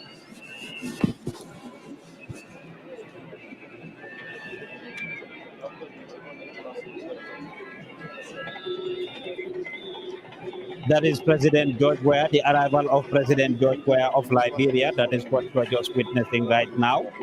George Weah of Liberia mooy dugg si mbokk yi gis ngeen ko rek kooku toog nag mooy président yi Sierra Leone moo just dugg si nii président yi Mauritanie egsi na ci gannaaw président yi Sierra Leone egsi na kii di Madabio George Weah moo nekk di dugg si nii ci jamono ji nii muy président yi Liberia moom moo nekk di dugg si jamono ji moom ngeen gis gaay dar ko noonu mu ànd ak gaay that is President of Liberia just coming in moom ngeen gis ñu dar ko noonu it is him entering mbaɗigol Liberia la président o George Weah wole ka ɗum nan ɓe ñinte mbomen to Mauritanie la président o ɗum ta nanne Sierra Leone na président o ɗum ta nanne Mauritanie la président o le folo nata président ol kono Sierra Leone na président o nata sa in Liberia la président o George Weah wole ka ɗum nan teng al ñaaɓe tilindin wole la moto la teng atele ɓe ɗum kan nan inchallah al ñaabalale Gambia ni ñim bankol be kayro leben tema ibebe Afrique West Africa le kono ñoom ñëpp ci Afrique sow jant lañ nekk Africa tilijiyo ibebe wole to ibe nata président woro wula wolle nata kammaɓe ñin lungola pour président Adama Barrow la kalindo bi juróom ñaari président ñoo ñëw teew ci réew mi tey pour fekkee li ñii démba lañ egsi ñaar ñoo egsi tey président yi Mauritanie bi njëkk a dugg ci démba la egsi président yi Sierra Leone bi jos egsi ni Madabio démba la egsi George Weah yi démba la egsi président yi Guinée Bissau mu ngi ci réew mi président yi Mali mu ngi ci réew mi président yi Togo mu ngi ci réew mi ki nga xam ne nag mooy président yi Sénégal di Macky Sall tey si suba si la egsi moom ñi nga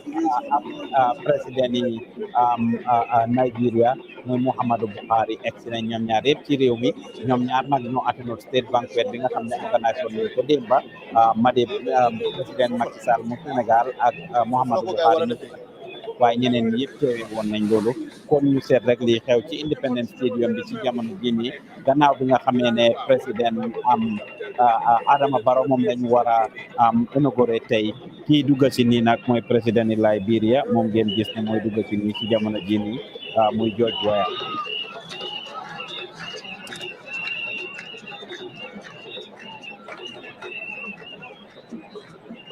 réew wu leen mbir ne réew yi yëpp dañ am long term relationship ak Gambia dating back to bala slavery the time slavery and after slavery te ñi dëkk ci réew yi ñu bari ñoo dëkk Gambia. You are welcome, Your Excellency.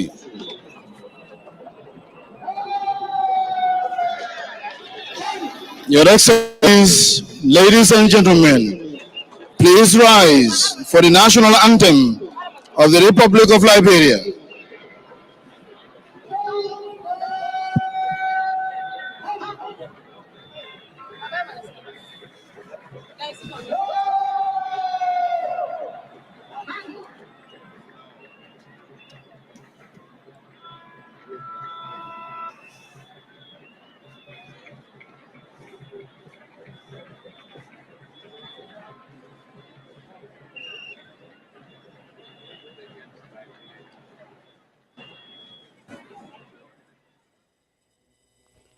President in Liberia where mo def economy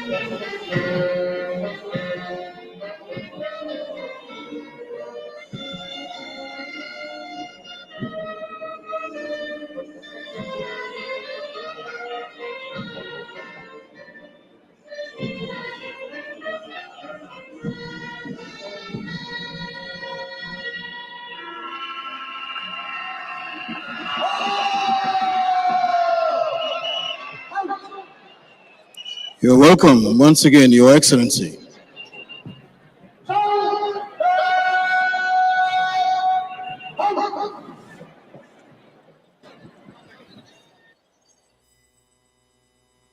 mbokk yi nga seetaan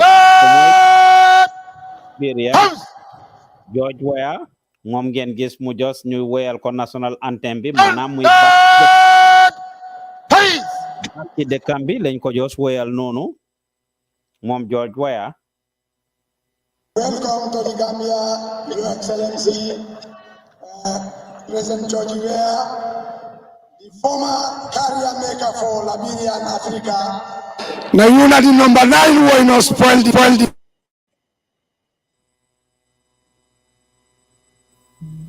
waaw kooku mooy président George Weah mu Liberia moom ngeen gis noonu rek ñu wan leen ko foofu ci gannaaw ñu ngi leen ay bëggee ci seen déglu ak seetaan bu rafet képp ku ñuy déglu di ñu seetaan fu ci waay nekk ci ñeneenti ko ñu àdduna penku xarpu ngopp wala ngalandu. You are watching the Gambian Talents TV and we are bringing you a live broadcast of the inauguration of the second inauguration of President-elect Adama Barrow as he is sworn into office for the second time after Gambians gave him the mandate to be the first citizen of the country to run the affairs of the country, to take care of the powers, the wealth and everything. Loolu mooy li nga xam ne mu ngi am ni ci jamono ji ñu ngi bëggee képp ku ñuy déglu di ñu seetaan fu ci waaye munti nekk ci ñeneenti ko ñu àdduna penku xarpu ngopp wala ngalandu. Suñ team bi on the ground are bringing you live images si jamono ji nii. Of course li nekk di xew noonu mooy président yi Liberia moo just exi njiit yi ñëw kenn all the presidents that came to witness this inauguration, this historic day for Gambia ñu ngi teew noonu kenn kon duñ def dara niñ leen ko waxee ci gannaaw rek ñu ngi leen doon take down memory lane. We brought you what led us to this. We brought you the launching of NPP. We told you about the nomination, the voter registration process being the first step of the election. After that, we had the nomination, indil nañ leen nomination ni Essa Mbye Fall, nomination ni Dr. Ismaila Ceesay, nomination ni Mai Ahmed Fatty, nomination ni Mama Kandeh, nomination ni Halifa Sallah. Of course, we bring you the nomination of the party leader and Secretary General of the United Democratic Party, Ousainou Darboe. We will connect back to the stadium once another president or another activity is going on there. Right now, let's watch the nomination of lawyer Ousainou Darboe. This was a very controversial day where Gambians around the world were hoping for several things. Who would have been accepted, who would have been rejected by the Independent Electoral Commission. There was no doubt that there was a lot that lawyer Ousainou Darboe wasn't going to pass the nomination. In fact, he eventually did. Let's watch what lawyer Darboe said shortly after his nomination. That are, of course, very necessary to be eligible to run for president. Have you done that? Yes, we have. Like Mr. Darboe was saying in this brief ceremony, There are requirements of law, according to the elections law, according to the constitution, that you have to fulfill, and that you fulfill well before time. The only issue that came up this morning was the sponsorship letter. In the past, this was asked of members of parliament, that the party actually is the sponsor of your candidature. But that we will be able to address within the next hour or so. But in terms of all the legal requirements, we are fully compliant.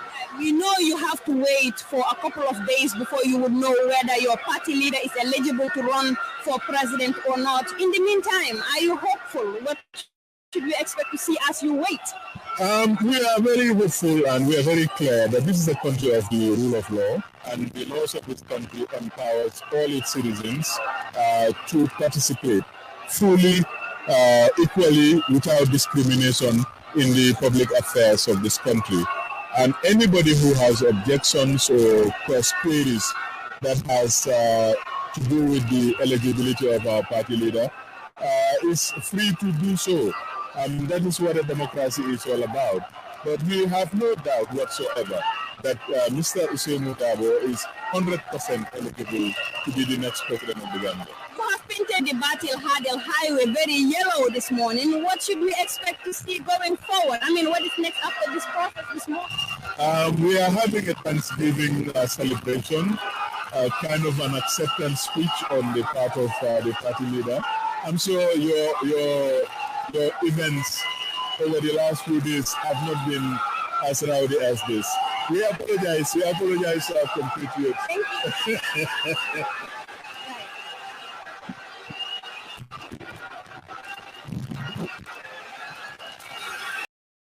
How the UDP has turned the Independent Electoral Commission yellow on that fateful day.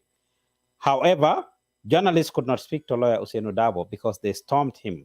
Right at this time, the journalist stormed him, and eventually he couldn't speak to the journalists over there, as every other candidate had the opportunity to. So Almami Fanding Tal had an interview there with the reporters, and that is what we just presented to you. That's what we just brought you. Who else was nominated? President-elect Adama Barrow. What led us to today?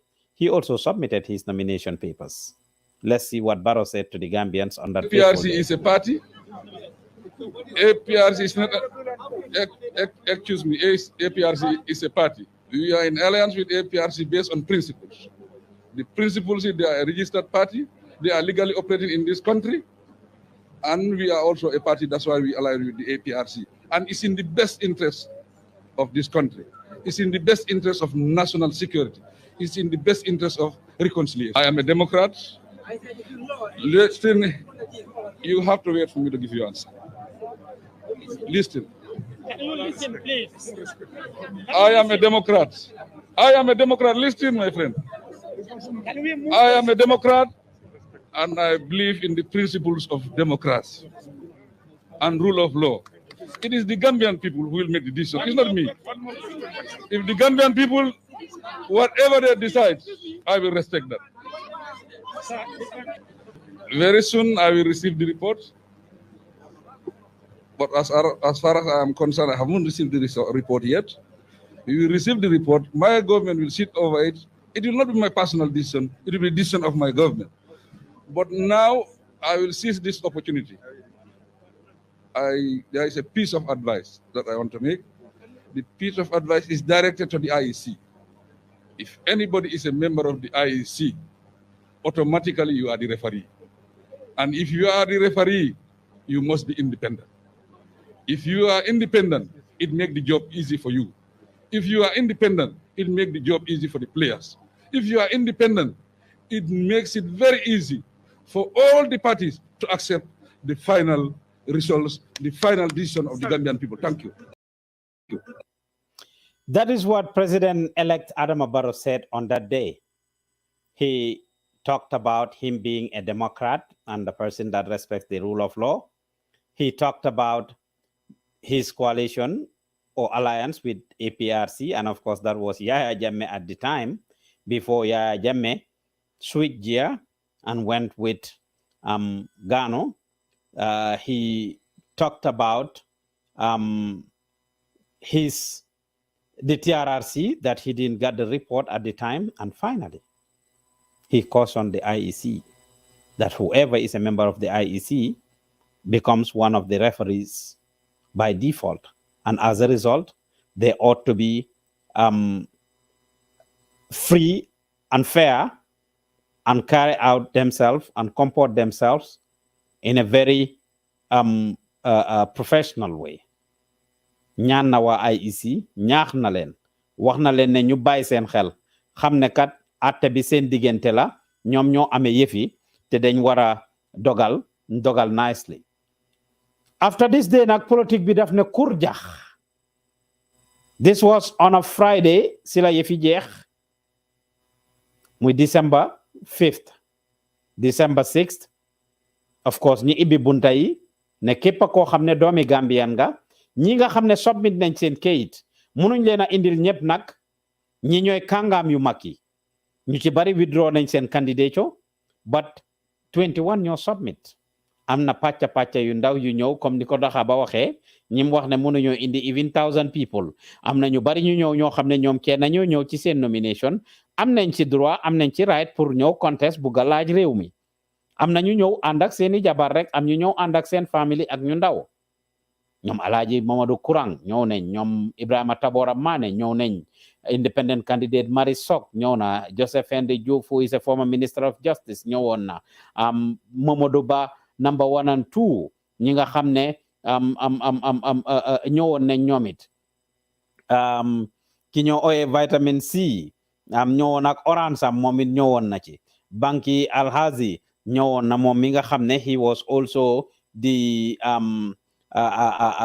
head of naka Rastafari banki ñëwoon na ñu mel ni ñoom kitaabu bokkoon nañ ci race bi after ñu gis ñu join Essa Fall ak ñeneen ñëw nañ ni ma leen ko waxee 21 ñoom ñaar fukk ak benn ñoo taxaw doon laaj réew mi si ñoom juróom benn rek la IEC wax ne ñoo ko meek gannaaw bi nga xam ne loolu xew na nag parti jublu nañ ci campagne trail bi after the 6 noonu biñ leen waxee ne képp ku bugg a ñëw mun ngaa ñëw nga deny wala nga contest wala nga wax ne yow d'accorduloo ci diw sangam candidat coom wala kele candidat coom wala kii leen bugg a taxaw di laaj réew mi yelloowut ko kele yelloowut ko loolu amul nag ci kenn si ñoom keroog ca ngoon sa muy samedi jooja IEC nag def declaration announce ne ñaar fukki nit ak benn ñu submit wala ñu indi seen kayit yi fii seeni dossier di laaj réew mi ñaar fukka yeeg juróom d'accorduñ wala mutaluñ sarta yi juróom benn yi ñoo mutal sarta yi ñan ñooy juróom benn yooyu Abdoulaye Ibrahima Jammeh of the National Unity Party si la bokka ki nga xam ne mooy Mama Kandeh of the Gambia Democratic Congress si la bokka kii di Essa Mbye Fall independent candidate mooy the only independent candidate ku ci bokka mooy Essa Mbye Fall ki nga xam ne mooy Halifa Sallah si la bokka ki nga xam ne lawyer Ousainou Darboe si la bokka ak ki nga xam ne mooy président elect Adama Barrow si la bokka ñooñu ñoo taxawoon ci jongante bi ci bési keroog bi dinañ leen delloowaat ci stadium bi rek in a little bit waaye gannaaw bi nga xam ne nomination bi xew na rek am na lu aji yam sekk waxoon président elect Adama Barrow ñu seetaan. maa ngi laa yëgal ne lépp loo fexeel Ousainou Darboe sa bopp la man maay wax ak yow te xam nga fi maa waxee Darboe ñaar xam nañ yoo xam nga man xam naa yàlla xam na lu ma la wax war nga koo xam ne dama ko teg fi ma ko war a teg fa ma la tegoon su ma la waxee war nga xam ne maay waxati macha allah dama ne lépp loo fexeel Ousainou Darboe pour bu mu taxaw du bii jàll na dégg na yaa ngi benn fexe boo fexe ñu ngi laa xaar soo teewlu pexe bi nga fexe sa bopp xëy ci Darboe du sa morom ñun duñ sa morom ay si qualifié nañ ko pour mu taxaw pexe boo indiwaat sa bopp ñu ngi laa xaar nag sa pexe yëpp ñu ngi koo dégg duñ ko wax ba pare li nga lal yëpp ñu ngi ko State House ba loo wax State House boo setee ma yëg ko man. ana ngeen fa am agent xaw ma de loo wax ba mitin mi ngi mitin démba di fexeel Ousainou yëg nañ yëpp. mitin lan ñoom ñoo xam. waaye na leer fii nga toog man bëgguma leen dem Fatou bu dugut leen dem Gambian Talents bugut leen dem. ma ko leeral la gum ba mu def li moo def maa ngi ko jox strict warning man la xam nga fi maa waxee yoo xam nga man xam na yàlla xam na te Ousainou Darboe nga bàyyi ko mu contest mun loo ko tere contest loo fexe yëg nañ ko te loo fexe sa bopp Adama Barrow maay wax ak yow xam nga fi maa waxee yaa ma xam bàyyi sa xel Ousainou defuloo dara moo tax nga gagné defuloo dara la def dara UDP ñoo la campagne ñoo tax nga gagné te nga def UDP noonu bu mu sek waaye maa ngi laa yëgal ne last chance waaw. kooku mooy Aji Yam Seka moom mi nga xam ne moo toppa ci lawyer Ousainou Darboe gannaaw bi nga xamee ne lii xew na nag comme ni ma leen ko waxee lu bari moo ne di xew ci réew mi ci jamono jooju noonu si time election bi lu bari xewoon na fi and it's good we go down memory lane as we are bringing you what is happening at the Independence Stadium. We bring you or we take you down memory lane to show you the different things that have happened there or that is happening li tax bañ egsi fiñ egsi nii time election bi yu bari ñoo ci xew wax yi yëpp xewoon na jamante baat bi tekkuwante bi sànni wante kàddu yi between them of course leneen loo xam ne xew na that was significant that we thought ñu bari foogoon ne presidential candidates yu bari dinañ ci participate mooy presidential debate bi it didn't end up happening. There was a debate boo xam ne Halifa Sallah ak Essa Faal ñoo ko attend ñu seetaan debate boobu tuuti rek and we will get back to the stadium as more activities are happening there kon let's get back to the stadium let's get back to the debate ñu wan leen we're just taking you down memory lane the official thing mooy during the campaign trail lii si campagne bi la xew gannaaw bi nga xamee ne IEC accept nañ nomination ba pare benn ci yooyu mooy woon the presidential debate let's watch that a little bit ñu dellu si language of knowledge must have a heart that speaks the language of love for country and people, and must have a conscience that speaks the language of truth and justice. This is what makes it possible to have integrity, to lead a people to their higher destiny. Understanding is that all candidates were meant to participate in this event. Unfortunately, some saw it more advantageous to be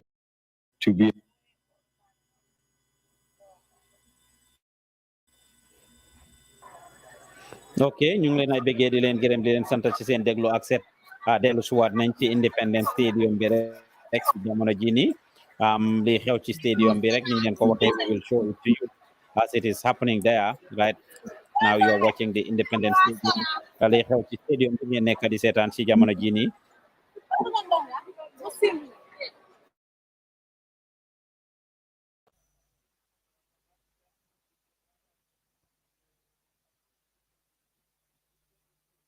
on this minute ñu ngi leen ay bëggee ci seen déglu ak seetaan bu rafet another president the president of Guinea is just pulling up ci jamono ji président Guinée bi mooy just egsi noonu ci jamono ji ñu nekk nii kon ñu ngi leen ay bëggee bu baax a baax di leen gërëm di leen santa the president of Guinea is just pulling up at the Independence Stadium kenn ci président yi ñooy ñëw Guinée Bissau seen président bi moo nekk di egsi nii ci jamono ji ñu toll nii ñu ngi leen ay bëggee ci seen déglu bu rafet ak seetaan bu rafet comme niñ leen ko waxee rek nii lañ koy defee ci Gambian Talents TV waxtu bu nekk président yi Guinée bi moo just egsi noonu that's the Guinean president who just pulled up right. Yéen a ngi déglu di seetaan Gambian Talents TV. We are bringing you this minute. You're welcome, Your Excellency. So, Invited guests, ladies and gentlemen, please rise for the national anthem of the Republic of Ghana. Moo just egsi noonu.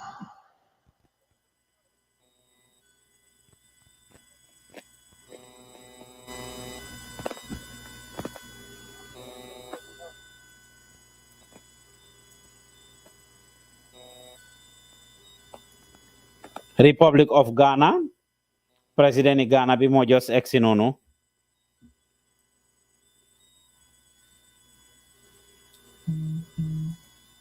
national salute present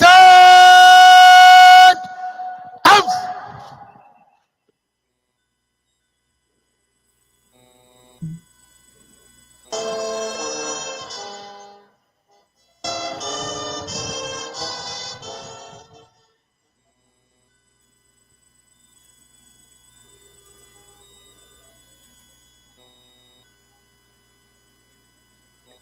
President Ghana, the President of Ghana just arrived, and you are sharing of Ghana.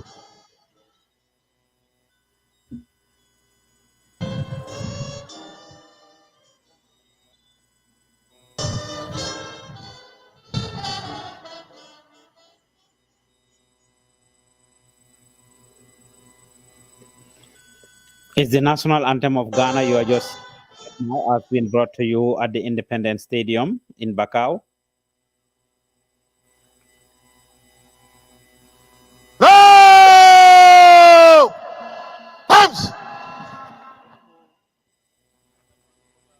Thank you, Your Excellency. You're welcome. Show that Hams.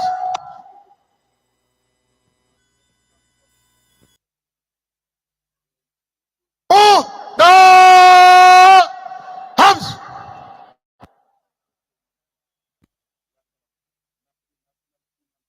You're welcome. Stand that. Hey. Welcome, Your Excellency, President Nana Akufo-Addo. We tell you welcome. Thank you for the travel. The international video, Namina there for welcome everybody on behalf of my President Adama Barrow. Thank you very much.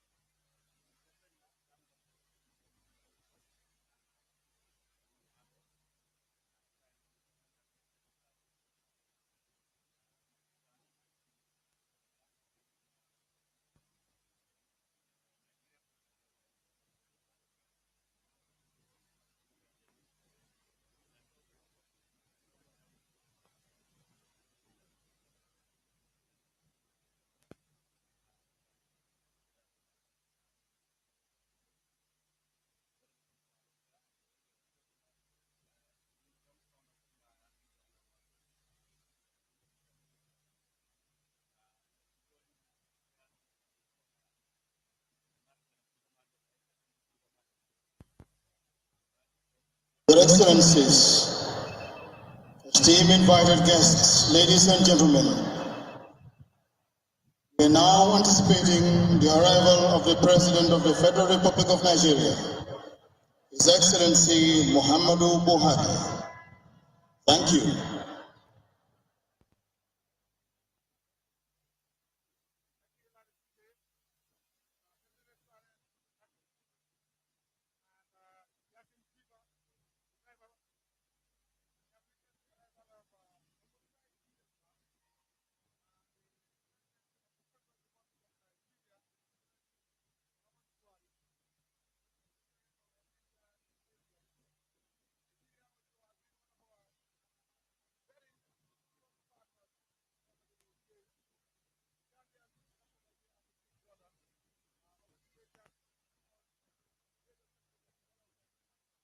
Your Excellencies, distinguished invited guests, ladies and gentlemen, please join me in welcoming the President of the Federal Republic of Nigeria, His Excellency Muhammadu Buhari.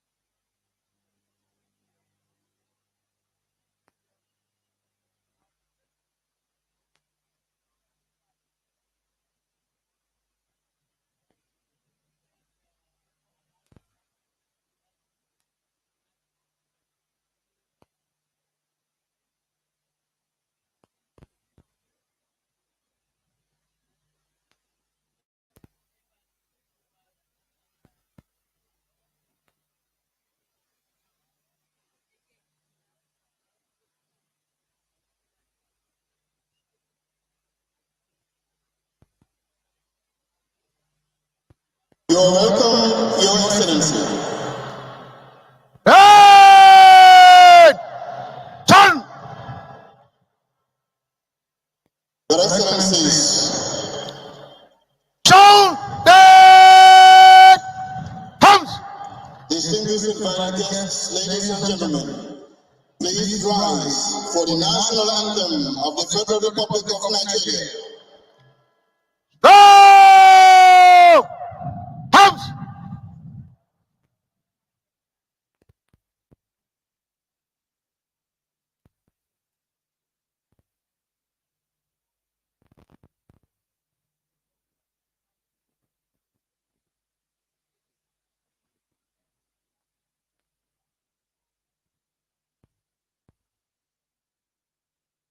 National salute! Present!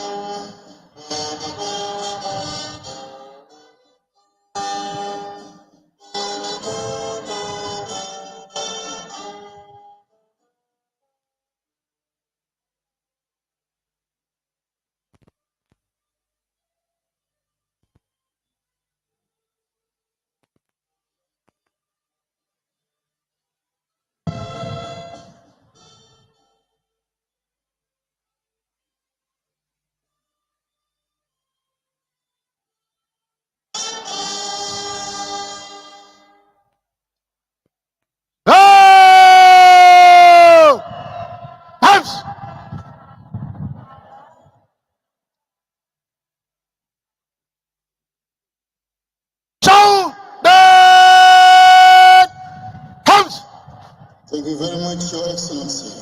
Once again, you're welcome.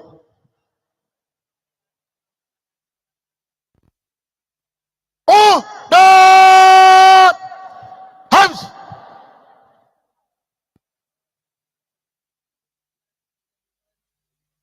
The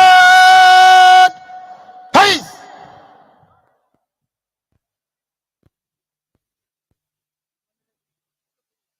I kindly resume your seats.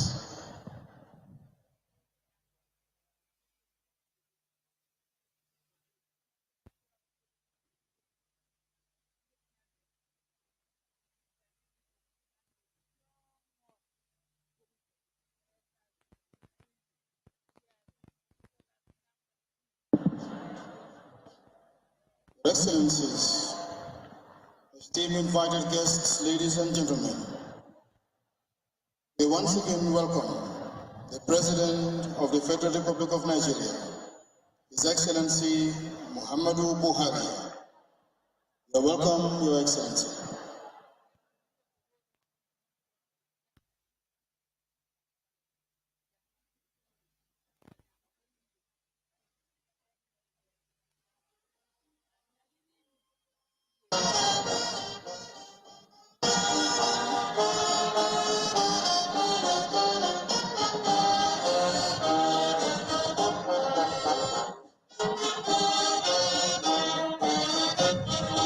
What you have witnessed is the arrival of the President of the Federal Republic of Nigeria, Muhammadu Buhari. And several of the presidents have already arrived. The President of Mauritania, the President of Ghana, the President of Liberia, the President of Sierra Leone. I mean, they have all arrived. The President of Mauritania, they have all arrived.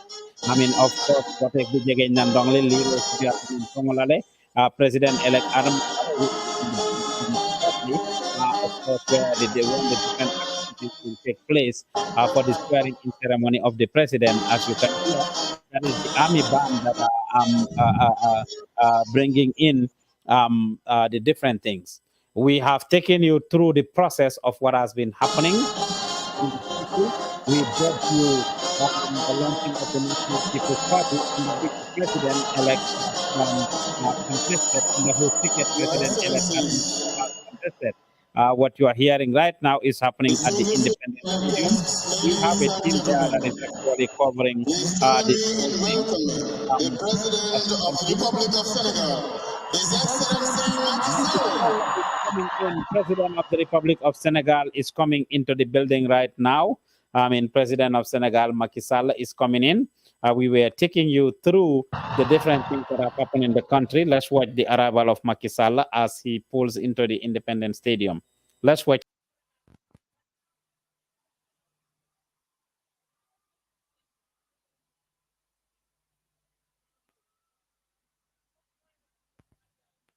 That is the arrival of the President of Senegal, the Republic of Senegal, our immediate neighbor. Of course, Macky Sall is the President of the Republic of Senegal, who also doubles as the brother to President-elect Adama Barrow. What a bijage nandongli legi tay Barrow.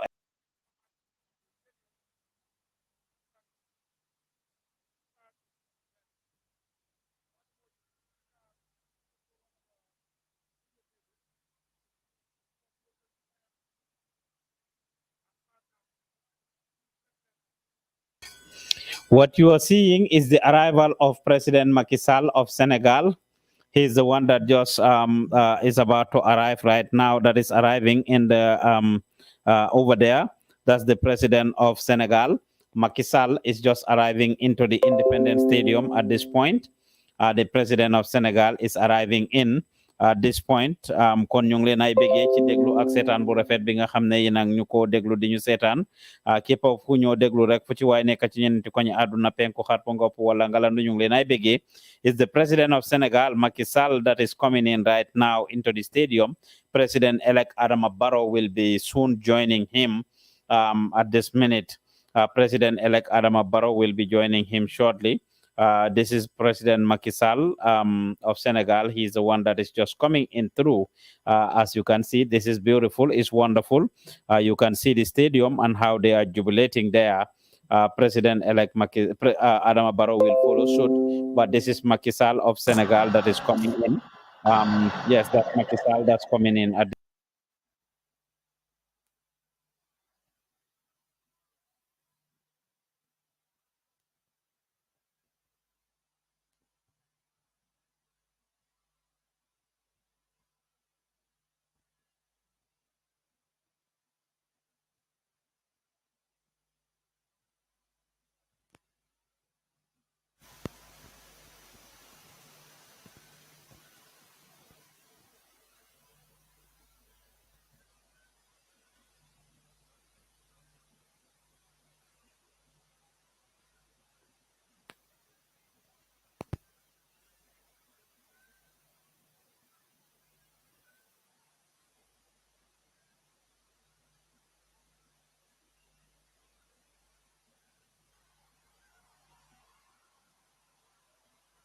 You are welcome, Your Excellency, Macky Sall.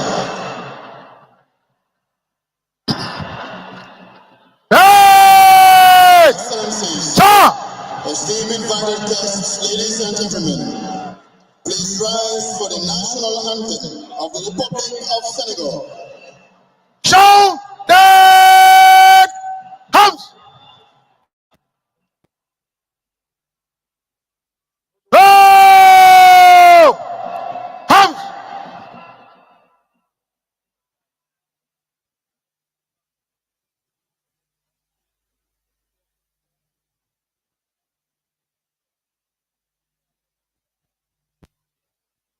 National salute!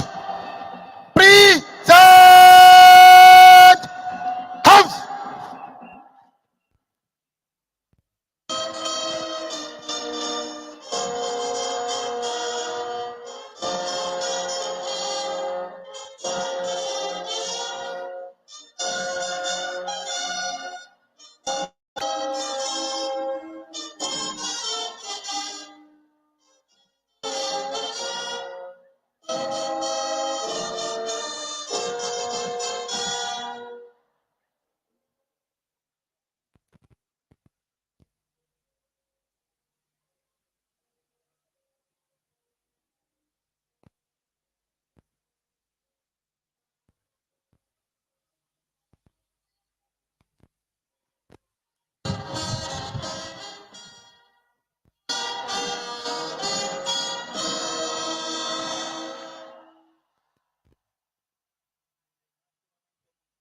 Thank you very much. You are welcome, Your that is Excellency. President Slow! Madam Sal. They're just coming in to the Show in there. He's about to take thing. That's the president of Central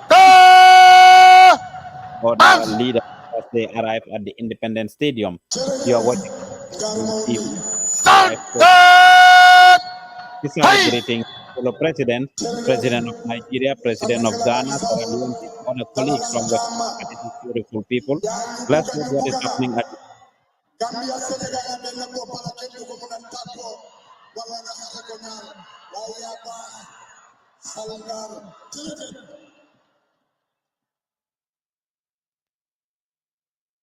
Your Excellencies,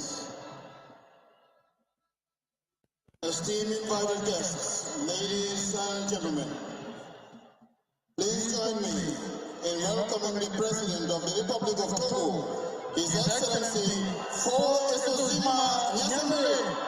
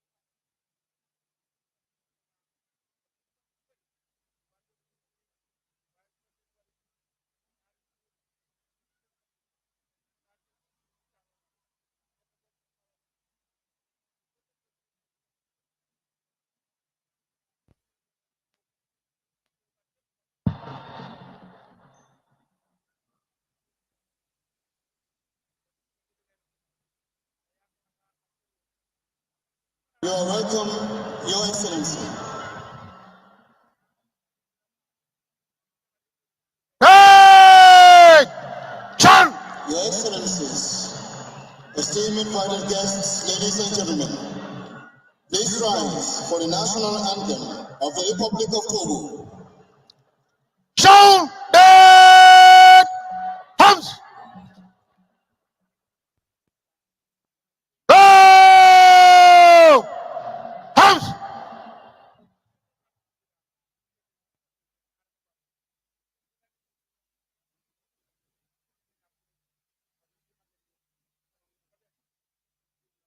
National salute! Present! Thumbs!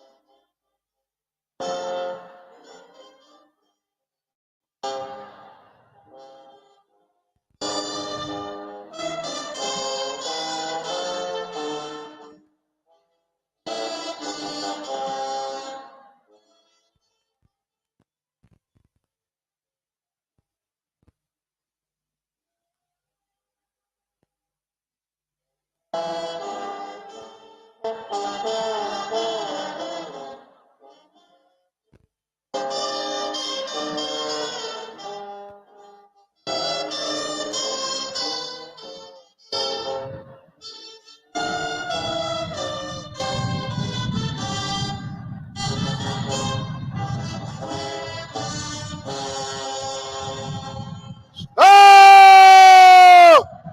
Thumbs! Show the thumbs! Thank you very much. You're welcome, Your Excellency. Oh, the thumbs!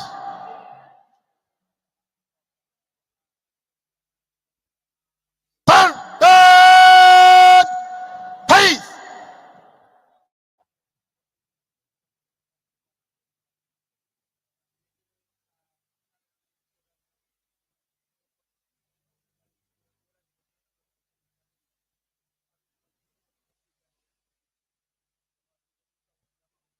Bienvenue, Son Excellence, mon Président Général, Frère Nassimé Adama, bienvenue.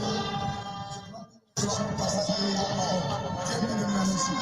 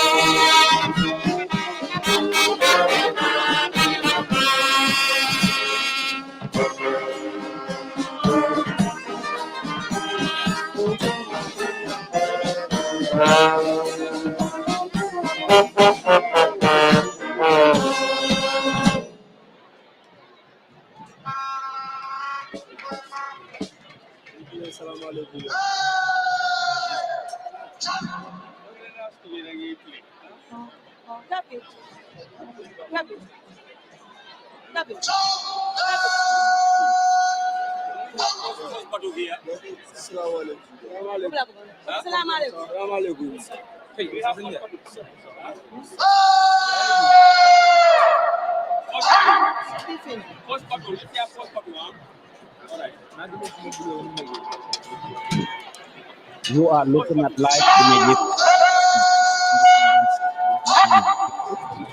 This minute, you can see the security entertaining. The vehicle you saw there earlier. Several of the presidents, almost all of them, have already taken their seats. I mean, the presidents that the president of Mauritania, the president of Ghana, the president of Liberia, the president of Sierra Leone,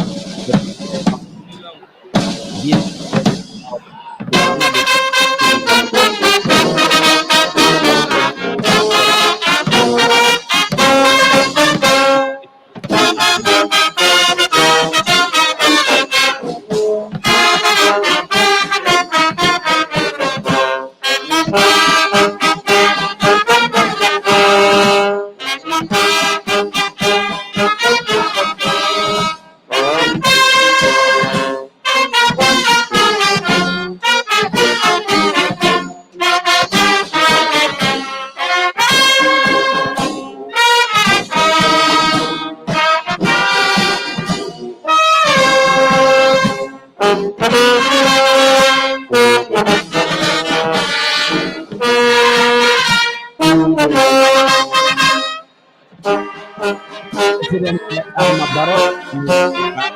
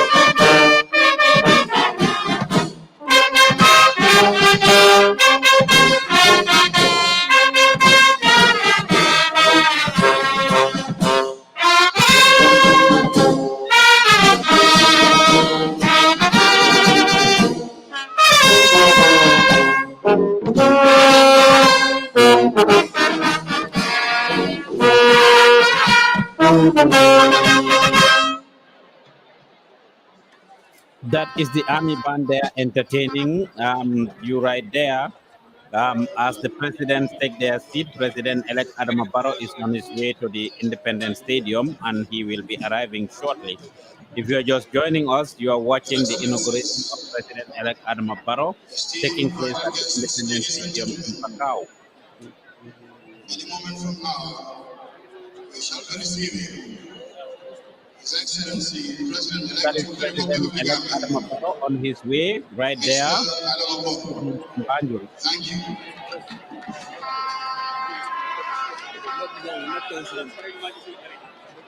That is President-elect Adama Barrow on his way to the Independence Stadium in Banjul. Suma sister ya ko mbokk taala nuyu nañ la bu baax a baax la fekkee rek ci beneen yoon.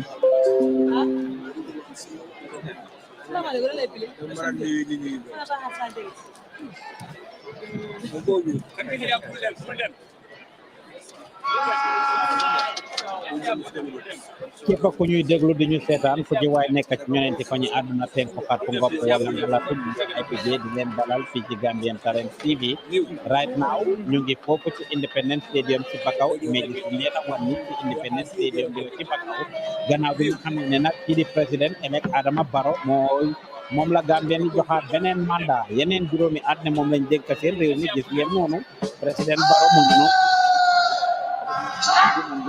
rek image yi ñene gis noonu President-elect Adama Barrow la moo nekk ci yoon bi di ñëw nag te rek programme si dinañ commencé activité si dinañ commencé képp ku ñuy déglu di ñu seetaan ku ci waay nekk rek ñu ngi leen ay bégee di leen dalal di leen wax ne ci topp Gambian Talents TV si gannaaw wan nañ leen yu bari yoo xam ne mu ngi doon xew kon gaa yaa ngi noonu toog rek su ko defee Moussa Jinne nuyu naa la Moussa Jinne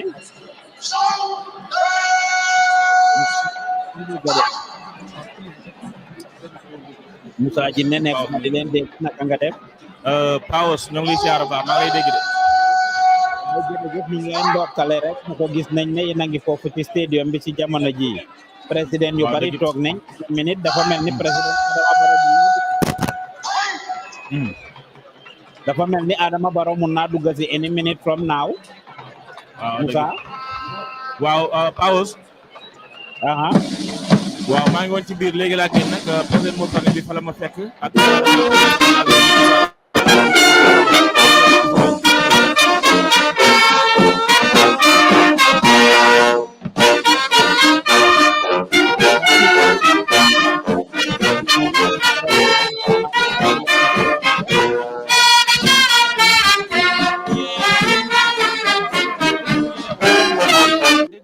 dégg noonu rek li gaay di tëgg ci jamono ji ñoom lañ nekk di dégg Moussa waaw léegi maa ngi laa dégg Moussa waaw ma ne président bu Togo dugg si na sama kanam ak bu Mauritanie ak président Macky Sall muy président bu Sénégal léegi laa jógee ci biir ok président Macky Sall dugg si na Adama Barrow ngi noonu ci yoon di ñëw léegi tey mu egsi Macky Sall dugg si na Sierra Leone dugg si na Nigeria dugg si na Liberia dugg si na président yëpp dafa mel ni dugg si nañ ci jamono ji I mean of course président Adama Barrow rek moo ci des ci jamono ji daanaka egsi na ci bunti stadium bi Moussa dëgg la waaw mu nekk lu am solo Paos di jaajëfal ñi nga xam ne tamit ñooy seetaan Gambian Talents live and direct waaye si biir nag foo sànni mbatt mu tak waaye tàngaay bi daal moo xaw a métti ba sonal gars yi am na ci yenn sécurité rawatina ñu jigéen ñi ñoo ngi daanu di xam waaye nag waa Red Cross ñu ngi def seen liggéey bu baax a baax waaye ci biir daal xaw na taga tembe ci tàngaay bi ak yooyu noonu.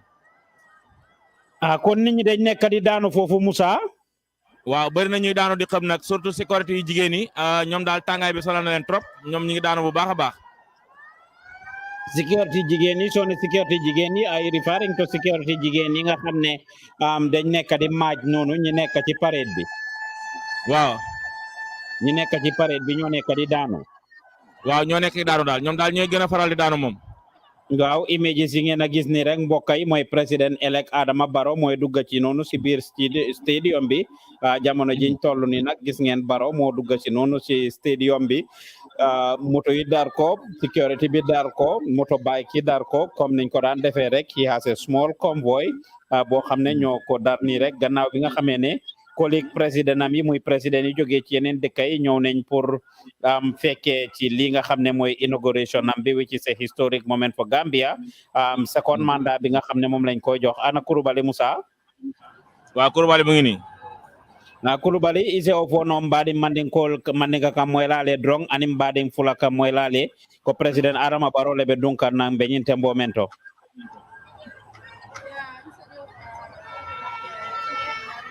Kurubali nekkoon di la dégg de. nekkoon di la dégg de nga wax ci kaw. déedéet.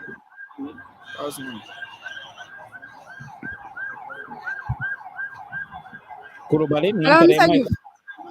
Be moy kan ne say yo comme ko nang ñi karo mi moy ting comme background news be siari ñama comme ko president Adama Barrow be dunga teng right now ten comme sa jine ya fa ñam ten no mo yaajal president mi yalla nako international president min na bana ka dum kono do jani president Adama Barrow binala min labada kana wala kada Senegal president de mi kada Macky Sall ti te faran kada modi mi yalla nako aduna sain kono do amam me wo ñama ban na raje fana Adama Barrow fana te keta modi mi ko abina kan silo kan sen sai kuma ya fa ñami mo jama lebe kono mi yalla nako wala data be ñi mabe ka mabe ñi be ngoto bi min be kerim bi min keta ñi January la carotte tan ñi kono to la ko mo yalla ñami mo jama lebe jam mi yalla ko international people president on minister ambassador ani including comme ambassador minu fana yalla ko fana bejane bon comme sama ndatan don fat sama ya fintini nyami ani mo jamale kacha sotole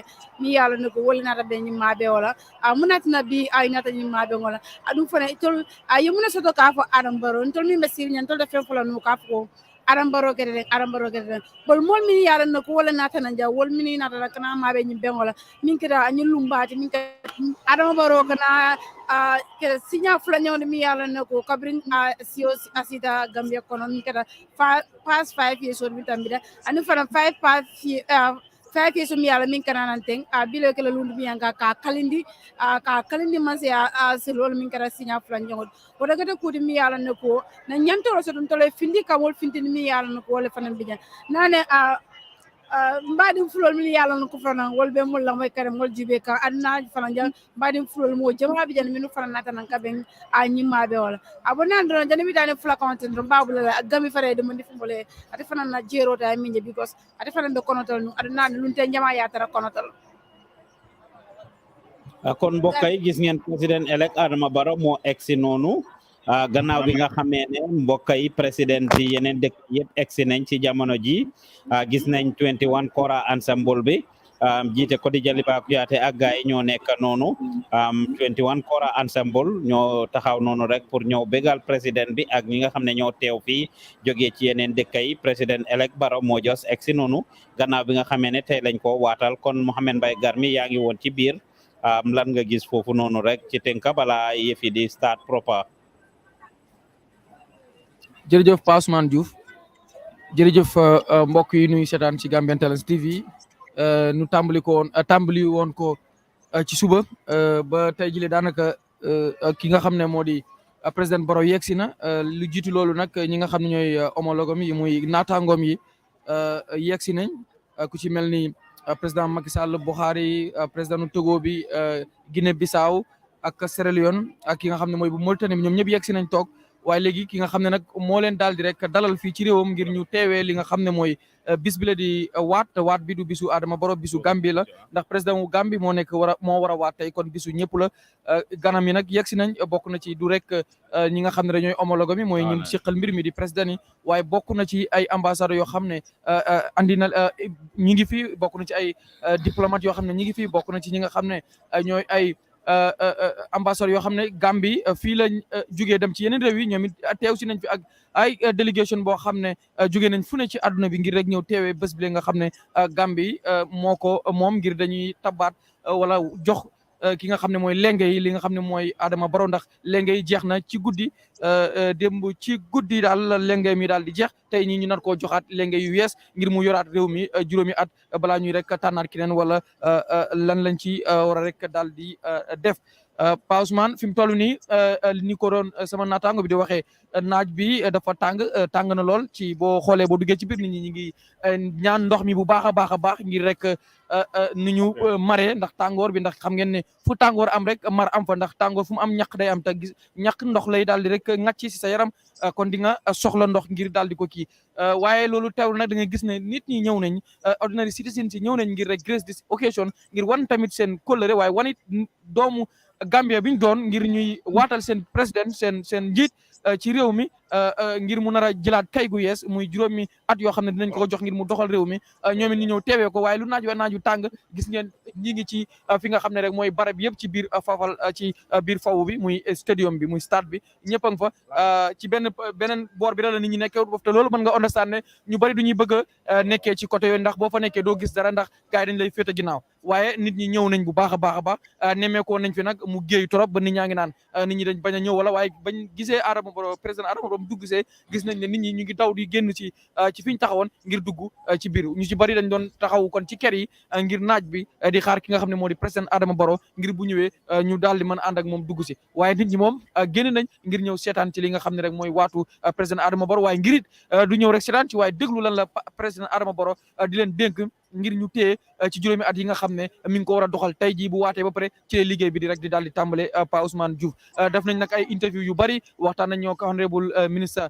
Hamad Bah di ministre of tourism waxtaan nañoo ak ki nga xam ne moo di Sidi Ndiaye waxtaan nañoo ak député Opa Salom bi Alhaji Mbow waxtaan nañoo ki nga xam ne mooy minority leader Samba Diallo waxtaan nañoo ak ñu bari ci li nga xam ne rek mooy bis bi tey waaye waxtaanee ci li nga xam ne moo di politique ndax bis bi le politique a tax bis bi am bu politique amul woon bis bi le du am kon politique mënuñ ko ci daal di génn waaye lu ëpp solo daal mooy tey jile seen national fête la boo xam ne national day la boo xam ne Gambien yëpp ko moom muy UDP bi muy NPP bi muy APRC bi muy parti yi fi nekk fii yëpp sasoo fii biir Gambie bokk ngeen ci bis bi ndax seen président la du président yu NPP du président yu APRC waaye di président of the Republic of the Gambia moo war a waat tey te ko kuy Gambien mooy sa président kon occasion bi pour nga ñëw teewee ko wala nga seetaan ko wala nga déglu ko ak foo mënti nekk sa wareef la ndax sa président moo war a wax ak yow sa président moo war a waat ngir réew mi ngi ko dénk Pa Ousmane Diouf. Masha Allah.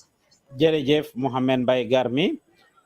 If you're just tuning in, you are watching live coverage of the inauguration and swearing-in ceremony of President-elect Adama Barrow happening at the Independence Stadium in Bakau, brought to you by Gambian Talents TV. Our team are on the ground, and these are live images. The president just just arrived in the stadium. He is going around. Technicians, you can bring us that audio. He is going around, and of course, the stadium. His colleague presidents from the neighboring countries in West Africa have all already arrived, taking their national anthem. Kon kurubali ñu bàyyi la rek yeewoo foon na Badim Fulaka mooy laale suñ mbokki déglukati poli nga wax leen loolu kurubali balaa ñoo delluwaat rek ci stadium bi pour indi li nga xam ne mooy go on foofu ndax léegi tey activité propre bi door Garmi mu nekkat stadium bi fees na ci jamono ji dafa mel ni ñu bari dañ nekkoon ci biti di xaar di taaxirlu. It looks like people were waiting under the shades because it's very hot there.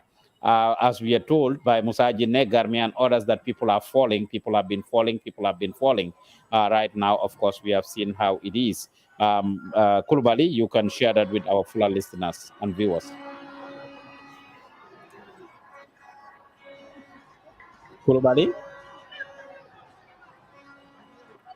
if you are there, you share for fuller viewers. If you are there. kon ñen Mr. Diouf jarama jarama jarama Mohamed Gami kono kon annani kon ko be haali kon e pulal e be haali jolfe be haali seddo kuna jon salmina musidɓe amin rek anadama ko be woni haala nan man ko woni pulal rek min on jarama andarugo Gambian Talent TV rek kono yimɓe waɗan tan wattu kala comme subaka komin waɗen maggile ko subaka men jooɗi ɗo mi yetna piiji ni anandama ko ɗum woni yaade ko nder Gambia ɗo hannde anandama spécial ko nder Bakaw ɗo stadium ɗo mi yi piiji anantama ko ɗum woni yaade ɗo komi haali ko hannde ko ñalande anandama ko ñalande mawde ko nder Gambia sani nde ñalande ko ñalande anandama ko Gambia fof jeeyi kunde mini Gambia fof jeeyi because sa ndaari international président je buy arɗo ambassadeur ya ministre ji ɗin andama koɓe ari argo dargo ɗo kewjan andama ko ɗum woni yahdande ko nder Gambia ɗo kono mi yi président andama ko Sénégal ari Macky Sall président Togo Sierra Leone président ɗi andama ko ɗum woni neighboring country in Africa here but ko ɓe waɗi ko rek waɗi try maɓɓe bes rek ari rek andandama nde ñalande ko ñalande andamana ko spécial ɗum ko ɗum waɗi tagi ɗum ko tagi ɗum rek koɓe hollata Gambien ɓe ɓen président Adama Barrow ana NPP rek jeeya kono président Adama Barrow ko Gambia sanani Gambia rek ko président amen woni Adama Barrow ko ɗum woni laabi ɗiɗi gila président Adama Barrow Gambia ƴettimo ɓe hoccimo e neɗɗo anantama kanko woni président ɓe joƴƴinimo ɓe innimo kanko wonta neɗɗo anantama kanko wata nebude leydi ndi leydi anantama ko ɗum woni leydi Gambia ndi 5 years on yawti kono hannde woni anoɗa 5 years anandama ko anandama fotude anandama ko hannde fotata anndo waddata no commencé yaagol ha next 5 years ko Adama Barrow anandama ko Gambia ɓe ko kanko ɓe ƴetti bawɗi ɗum ɗo aɓe hocci ɓeyni ko kanko kadi wawata joɗude another 5 years anandama élection o andama ko ɗum yawde ni woni December 4 élection o mayi political parties jama buy anandama ko ɓen dari sa ari sengo ɗum ɗo président yagal kono ko Allah waɗi ko rek ko Allah ñaawi ko rek goto wawata iwtude ɗum ko yimɓeɓe haala ko haalata rek kono Allah ko waɗi ko rek ko Allah rek wawi ko Allah woni goto ko Allah ko hocci kala ko anandama ko ɗum woni yawtude kono ko ɗum tawi mi hinnata Gambia ɓe ɓen hande ko ñalande andama ñalande mawde saɗa nder Gambia ana ko political party je buy wonda walla ko independent candidate wondare a foto ardanada joɗɗa ndara ko président Adama Barrow ko nu heɓani Gambia ɓe e président anandama ko ɓe ari ɗo ko nder Gambia ɗo aɗugol waɗi wonno witness o de anandama ko dema oɗo ɗo anandama ko ɗum woni ko nder Gambia ɗo 19 January anandama ɗum woni président élection hannde kono mi halantama fus ko ɗum mi haalani Adama Barrow ne aada ko lawol on foti joɗɗe ko anandama siko galle sa wawan arde foti joɗɗen dara heɗuɗa Adama Barrow ko jogani kon président mo indil ñu national anthem bi gay indil ñu national anthem bi President Barrow is taking the national anthem. Bring us the national anthem, please.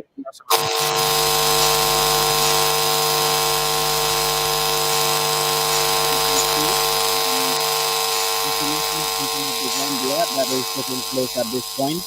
President-elect Adama Barrow is taking the national anthem. It's unfortunate that audio is sounding the way it is, but it's the national anthem of the Gambia. That is.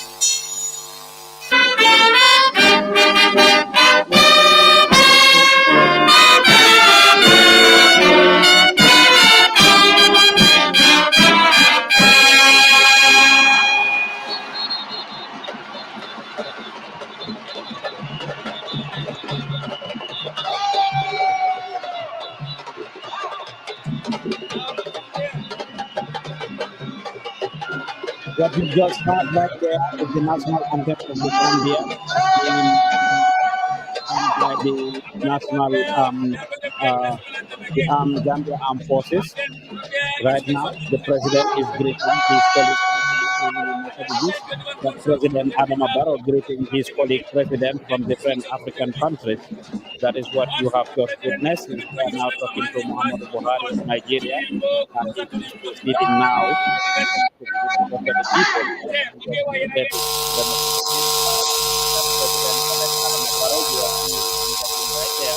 He's taking his seat in the middle of his colleague president, of course, next to his brother Macky Sall. But President-elect Adama Barrow just next to Macky Sall. And you can see his two wives behind him right there, Fatoumata Barrow, Sadio Mbalo Barrow, of course, next to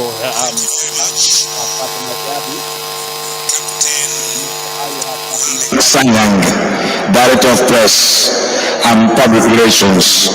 Gambia Armed Forces, my co-master of ceremony. Members of the press, please. Thank you.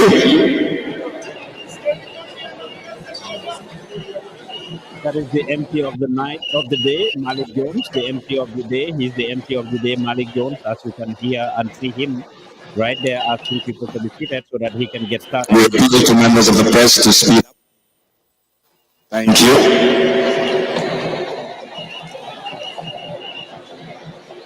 We will allow you to watch the rest of the program as long as the audio is good. We apologize for the breaking of audio right there. Joint coverage between Excellencies, Gambia Radio and Television. distinguished ladies and gentlemen, before we begin the proceedings this afternoon, we will implore upon Allah subhanahu wa ta'ala, the leaders that converge here in Banjul, and also all the distinguished personalities who have come to witness the inauguration of His Excellency President Adama Barrow. I would like to call upon the Imam Ratib of Banjul, Al-Haji Sharna Maskar, to lead us into prayers. Imam.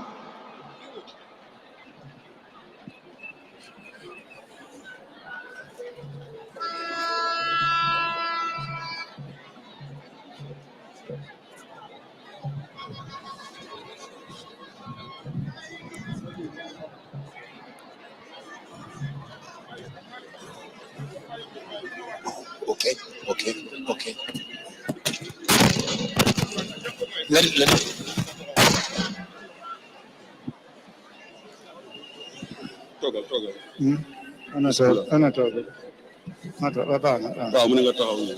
أعوذ بالله من الشيطان السلام عليكم ورحمة الله.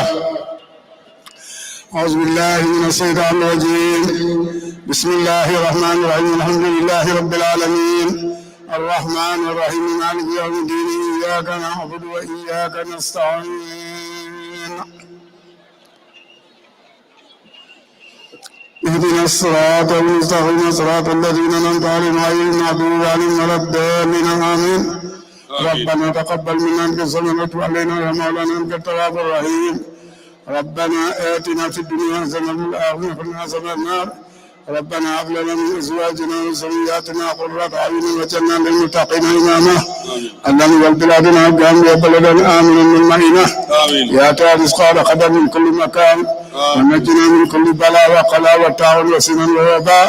تاج من جميع ذلك بلادنا قاصد بلاد المسلمين عامة.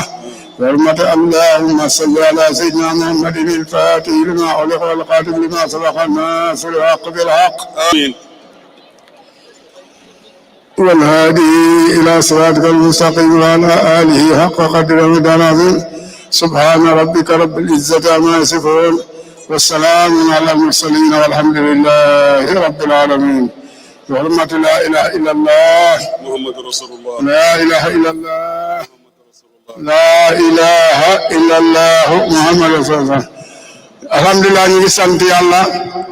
Yàlla nekk ati jàmm ati naataange. di ndokkeel borom réew mi président Adama Barrow ak nguuram ak ñi koy jàppale ñëpp. ndokkale itam ñi nga xam ne mooy ECOWAS bi seen taxawaay bu rafet ci seen coopération ànd bu rafet bi ñu ànd. yal na Yàlla defal ñëpp ndam. amiin jàppale leen ci zahir ak ci baatin. gannaaw loolu itam ñu ñaanal xale yi xam ñoo dem ci compétition bi ci Afrique ci xëccoo bi ñuy xëccoo COP bi muy FIFA yal na Yàlla defal ñëpp ndam. ñi nga xam ne itam dañu am accident ci feebar yi moo xam corona bi la moo xam accident yi la moo xam safara sa xew sa Amérique ña fa des ay doomi Gambie ay yeneen i doomi africain yal na Yàlla ñëpp yërëm leen jéggal leen dugal leen àjjana tàng leen ñu ànd ak diqina soada saalihin Yàlla sañ na ko mën na ko. Mawlana Islam dafa wax ne al mawtu laa yadurru man qad sahida bal innahu raatun liman qad rasada. mu ne deew du wàññi de kenn koo xam ne xas na texe daf koy gàttalal yoon rek muy wàcc liggéey dem àjjana yàlla si yàlla boole yal na yàlla def ñëpp ñëw ak jàmm delloo ak jàmm def leen ndam may leen ko ci seeni réew gërëm na ñëpp sant nañ ñëpp PDS beeg ñëpp nag jërëjëf asalaamaaleykum wa rahmatullah jërëjëf président yaa moom carte yi yaa moom xol yi.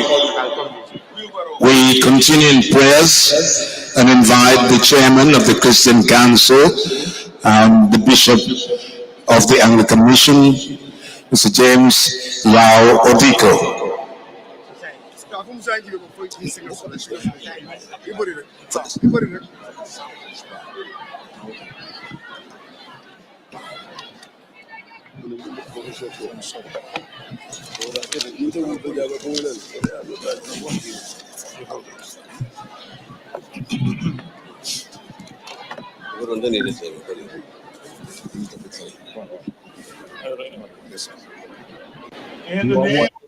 Coverage, inauguration of President Adama Barrow. That was the Imam Ratib of Bishop Odiko, the Bishop of the Christian Anglican Mission. Watchman stays awake in vain. Psalm 127 on verse 1. Beloved Gambians and all God's people present here this afternoon hour, we want to seek the presence of God for guidance at this inauguration ceremony. We therefore invite you all to fully participate in this opening prayer. As I mentioned the prayer points, I invite everyone, including His Excellency President, to pray to our Father in heaven on behalf of our beloved nation. These psalmist records, blessed is the nation whose God is the Lord, the people He chose for inheritance. From heaven the Lord looks down and sees all mankind. From His dwelling place He watches all who live on earth. Psalm 33 and verses 12 to 14. The Lord be with you. Point 1. Let us first and foremost thank God for a successful and peaceful election. Almighty God, you are the author of peace and lover of conduct. We give you hearty thanks for the peaceful and successful conduct of our presidential election. We pray that everyone will have the hunger and appetite to promote peace and excellence in our nation. We thank you for your ability and willingness to give to all those who contributed in one way or the other towards the successful and peaceful conduct of the election. We pray that you reward them accordingly. Point number 2. Let us commit the inauguration ceremony to the Most High God, the King of Kings and the Lord of Lords. Eternal Father, the omnipotent, omniscient, and omnipresent leader, the invisible and only wise God, grant unto the President of the Gambia and all those in authority in our land and in Africa divine wisdom, love and compassion to carry out their mandates according to your will. We further pray that they may acquire the right attitude in putting the Gambia first in all their intentions and action towards the development agenda of our homeland. We pray that they will shower this nation with relevant and adequate resources and enabling environment that will foster growth in our development, that will trigger down to the poorest household and bridge the massive inequality gap that plague our nation. Point number 3, let us pray for the effective and efficient functioning of the arms of government. Merciful Father, foster among the executive, legislative, and judiciary of the Gambia our collaborative, critical, and accountable relationship, where the rule of law will be fully upheld for the good of all. We also commit the opposition parties to your care, and that they may collaborate with the government and further offer that critical mirror that keeps government accountable and transparent to all relevant stakeholders. Point number 4. Let us pray for our developing partners that they may discover areas of mutual benefits that will drive the productivity of our development programs. Our Father and our God, grant insight to all stakeholders of the Gambia to discover the areas of mutual benefits that could be derived from partnership and empower these partnerships to ignite unity, peace, and love among our peoples through Jesus Christ our Lord. And the last point, number 5. Let us pray for sustainable justice, peace, and love among the people of the Gambia. Behold how good and pleasant it is for brethren to dwell together in unity. Psalm 133 and verse 1. Merciful God, we recognize from your word how good and pleasant it is for us to live in unity. Therefore, we pray that you facilitate us to create an enabling environment for us to live in unity. We confess as a nation that we are falling short of your expectation by our actions and inactions, and seek your forgiveness.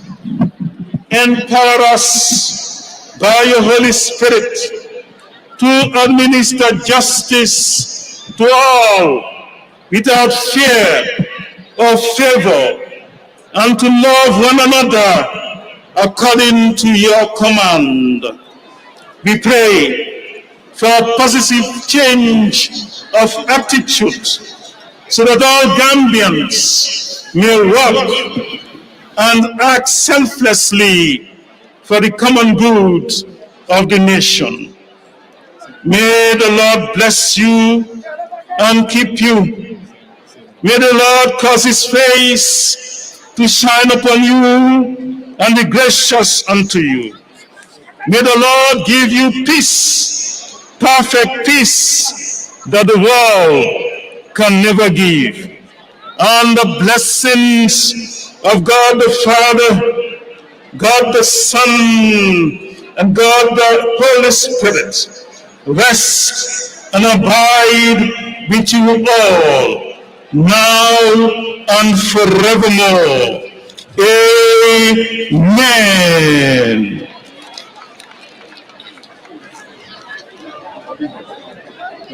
Thank you, Bishop.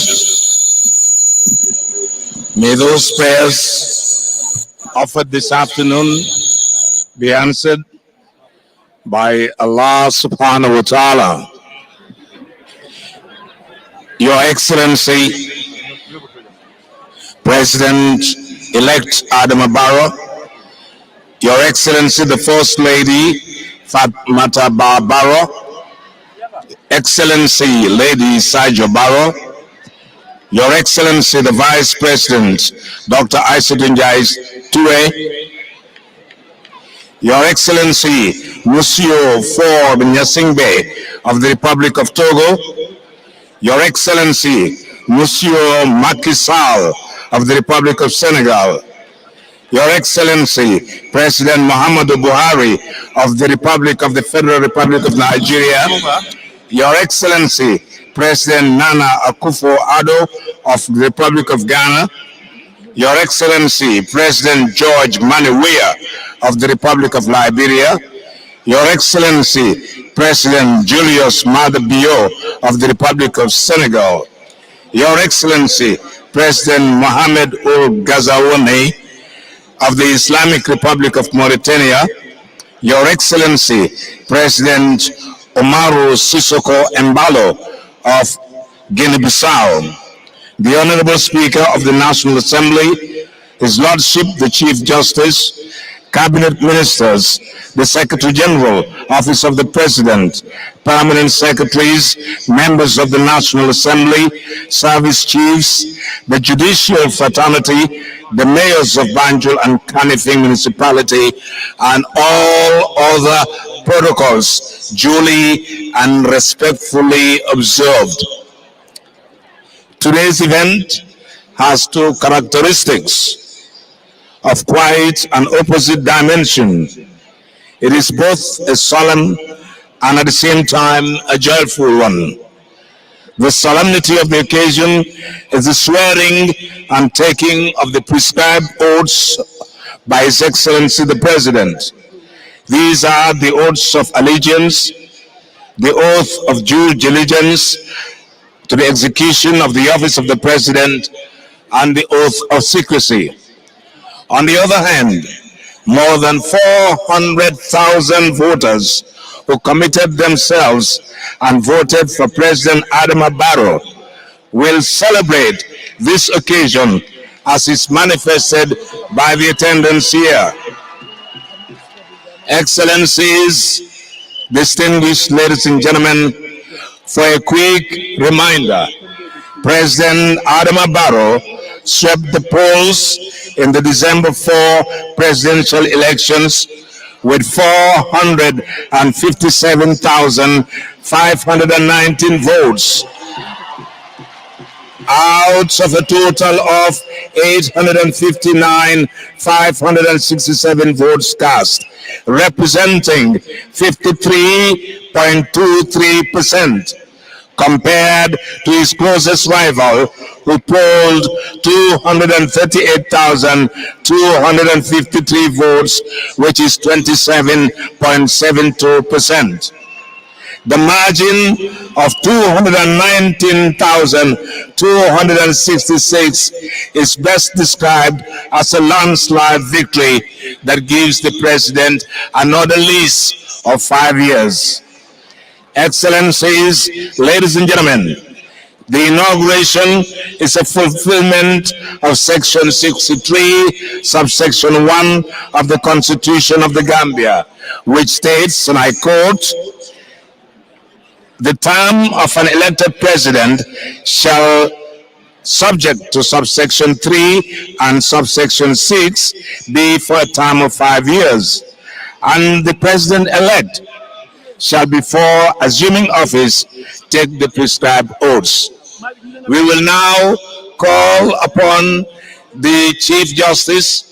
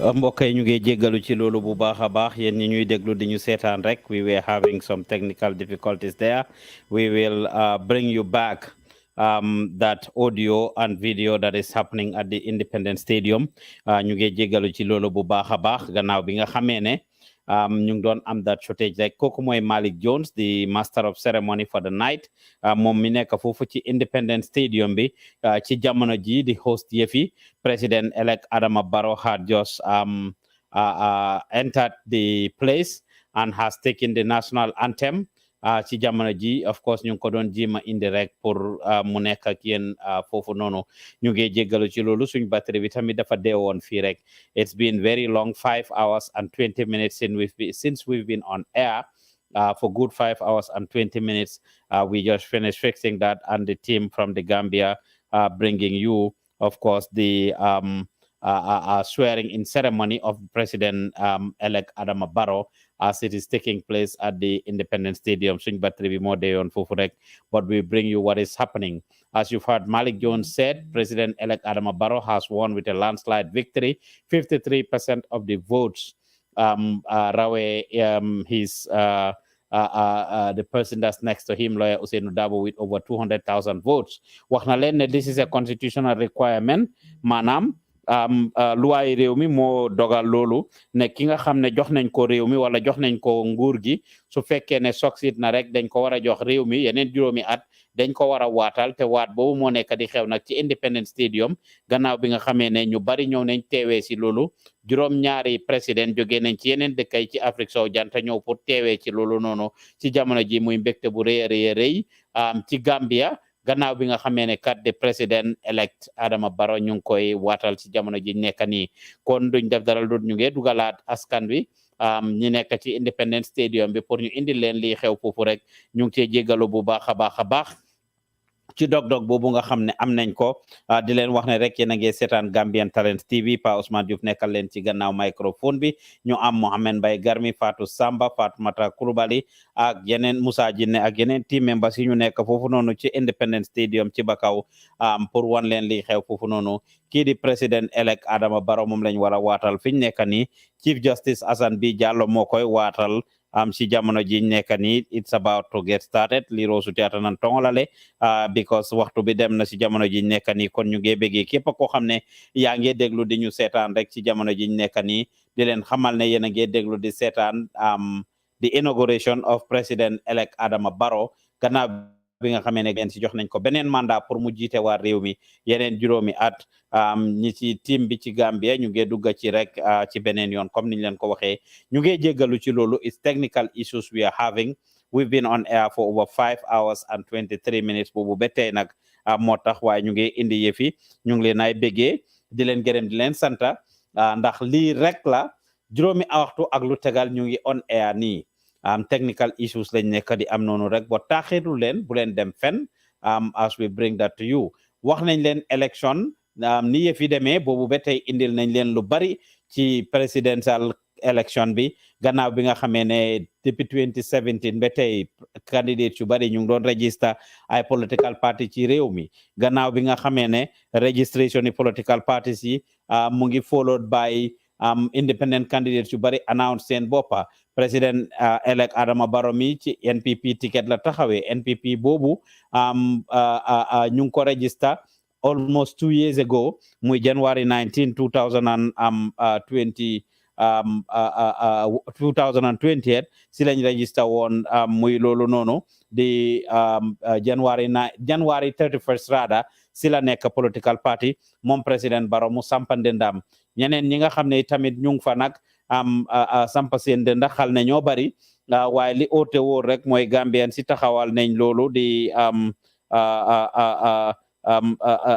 seeni ndënda IEC nag ñu ibbi fi commencé ko ci nomination process si voter registration bi maanaam Gambian suñ wax ne mun nañoo dem uti voters card képp koo xam ne yaakaar nga ne doomi réew mi nga rek te bugga nga nekkali fi ñu jël la boole la si kon dafa mel ni team bi ñëwaat nañ rek amin foofu noonu ca Independence Stadium ca Bakaw ñu dugal leen rek gis day xew foofu ca Independence Stadium si jamono ji Jaliba Kuyate 21 Assemble ñoo nekk di go on 21 Assemble Forum mu nekk di go on Anthems bële daal jaate ci nekk noonu so kon ñu dem ak loolu moom rek ci jamono ji nekk ni ñu déglu Chief Justice bi mu wax moo wax.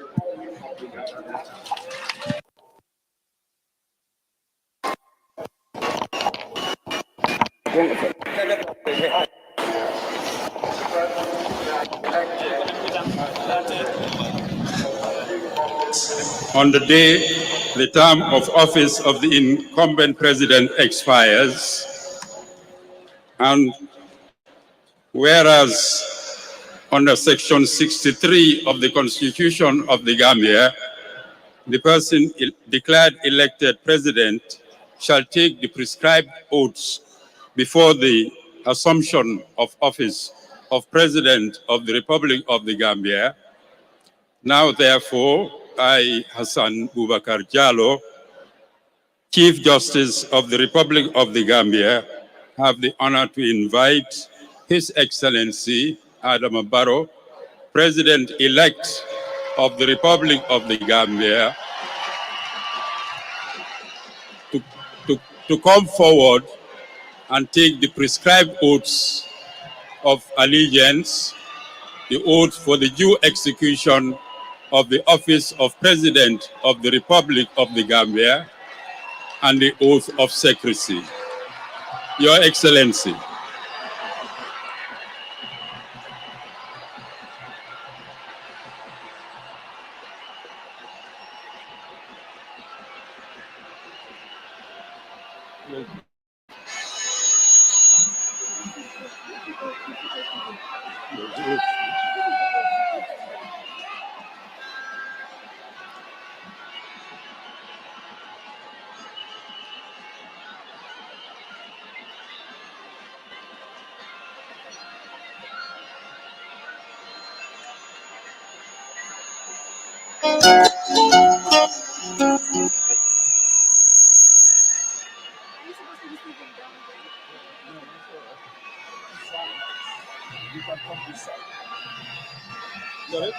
Come this side.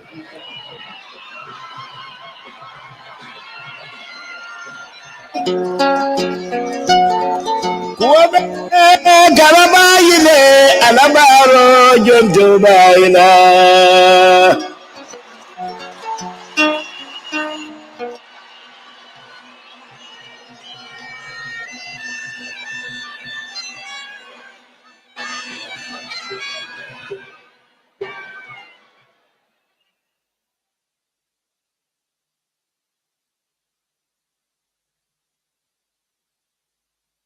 Your Excellency.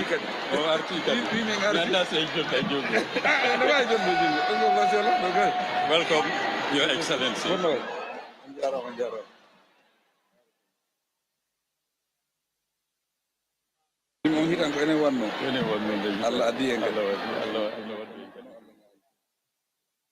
I will now invite His Excellency to hold the Holy Quran and subscribe first to the oath of allegiance. Your Excellency.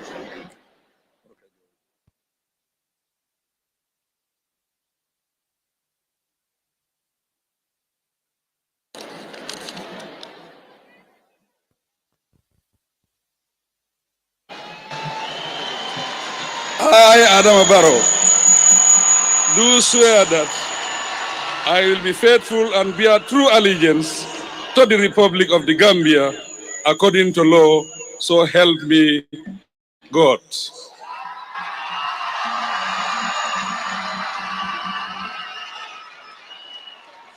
I now have the honor to invite His Excellency to subscribe to the oath for the performance of the office of President of the Republic of the Gambia.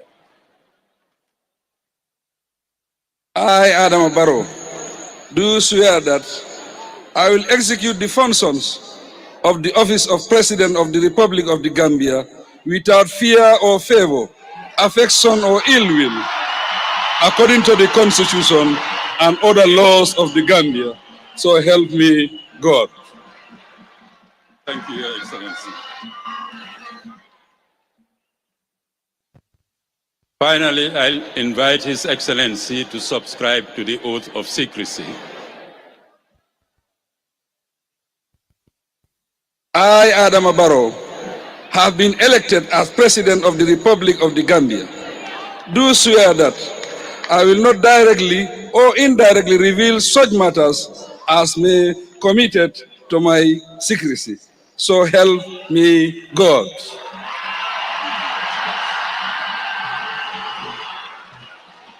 Yes, that is an interesting Now moment in the you have Gambia. signed Indeed, them. there, President-elect Adama Barrow is now officially President Adama Barrow of the Republic of the Gambia, as he has just taken his oath of secrecy, oath of allegiance, and oath to execute the office of the president according to the laws of the Gambia without affection, fear, favor, affection, or ill will. You can see him there with the Chief Justice. President Barrow just took the oath of allegiance, so he is no longer president-elect. As of this minute, this second, he is now president of the Republic of the Gambia for another term. This reminds me of when this happened in Dakar, Senegal in 2016. This day was a sweet, sour day and moment for the Gambia and Gambians. As I said in 2016, fàtte xeju fi mbokk yi ndax bési tey bi si la président Adama Barrow ñu jëloon ko waatloo ko foofu ca Dakar ci Sénégal gannaaw bi nga xamee ne former président Yaya Jammeh ngoyoon na ci boppi nguur gi ne du bàyyi ne du génna ne du joxe nguur gi def kéemtalaay kàttanam pour foxarti yelle fi doomi Gambien si bi nga xamee ne nag waatloo nañ Adama Barrow foofu sa Dakar bési tey bi ute nag bési kerak bi li mooy wane ne there is democracy at play in the Gambia. Democracy is at play in the Gambia. Of course, winaat ñu ñëw waatloo ko fii ci stadium bi ci bési tey bi ñu ngi ko defee woon foofu ca Dakar ci Gambian embassy bi pour xamal leen rek embassy of any dëkka ci beneen dëkka dafa mel ni dëkka boobu ci dëkka boobu ndax li ñoo wax make na sense wala make good sense. The embassy of any country, including the Gambia, in another country, is like the Gambia within that country. It's a territory of the Gambia.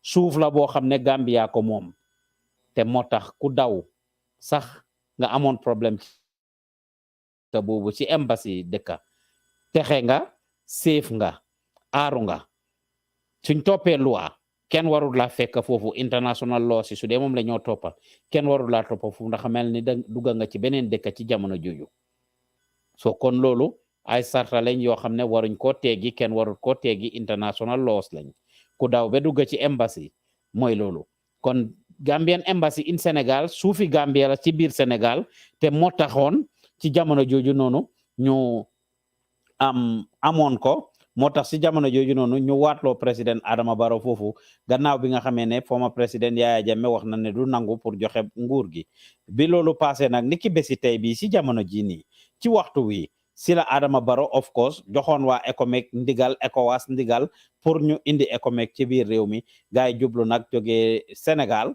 jublu ci Gambia foofu noonu. It was an interesting moment.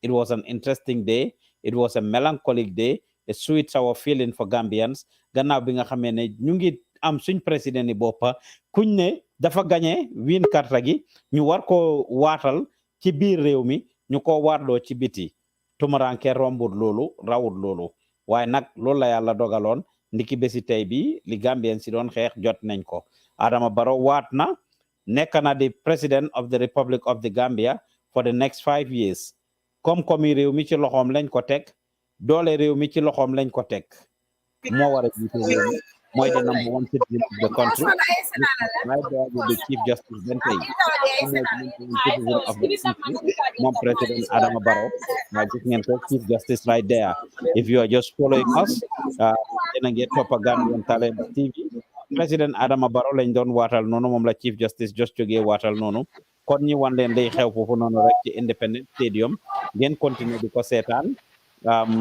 technicien si rek ngeen indil ñu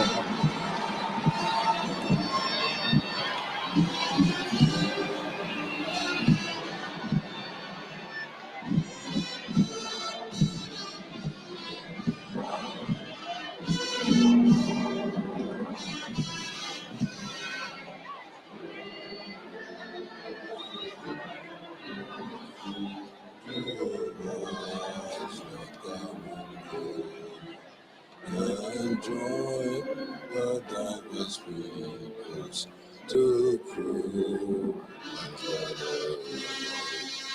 we pray your company and shall promise the Lord.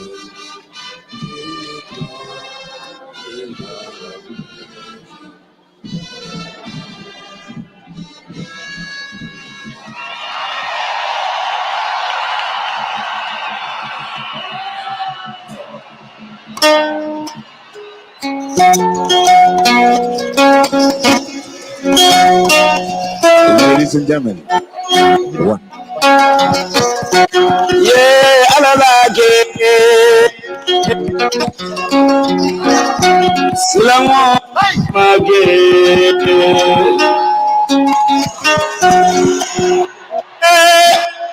Ayine alabaro jojo baila.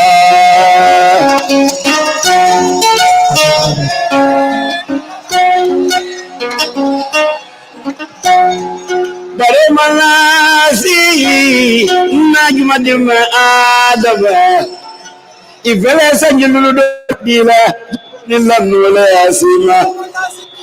Ikomu sabarla alati adaba. Ila sabaro la baro.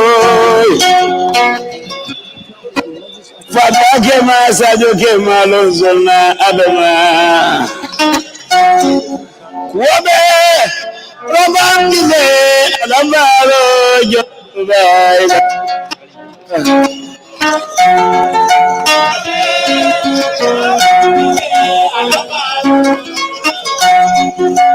Yo la debudi balo.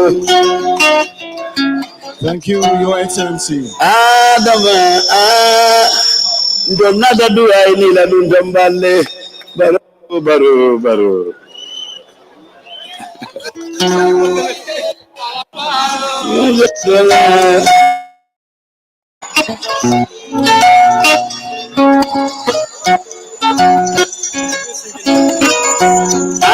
Alalake Silango jomage Wabe Karabayile Alabaro Jondobaina Alale Masaya Dilabu Inimara Baro Jallo Musoni Lozona Salam Alaikum Inimara Ifere Senyulu Kutodila Adama Dunia Alama Tambanya Sono Yale Sabata Diva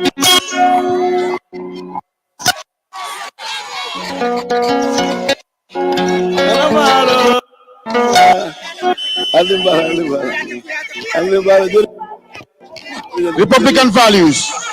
For even if it rains today, surprisingly, we will march for the Gambia, our homeland. Thank you. We shall not worry, nor shall we slumber on our ideals in the defense of the Gambian people. We shall continue to serve the nation with pride as we will continue to strive and work and pray.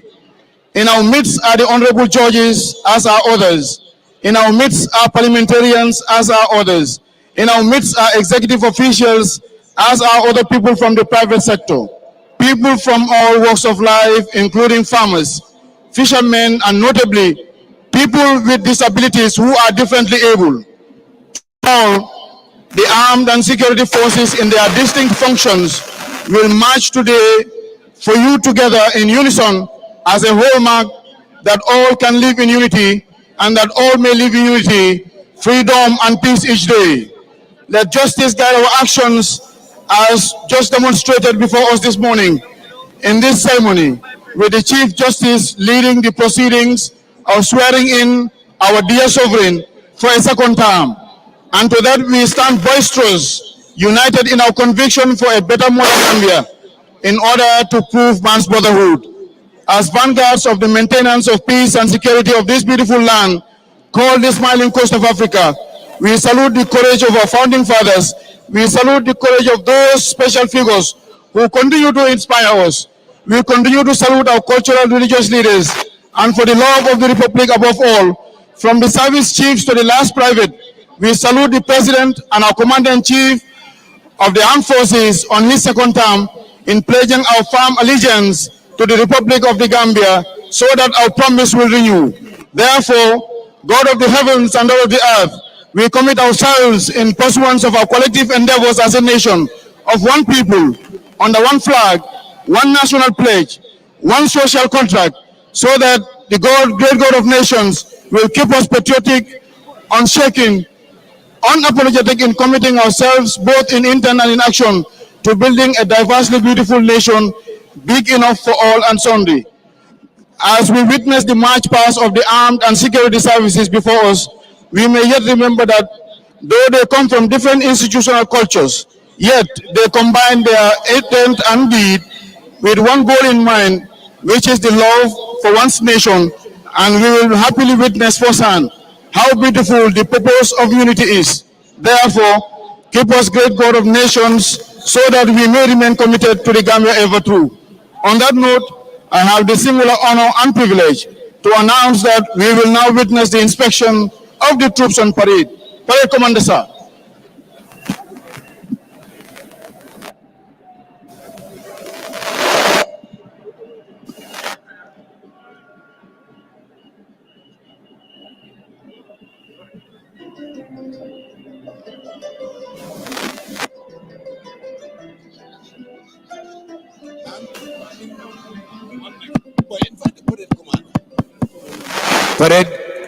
Parade Commander, it's over to you, sir.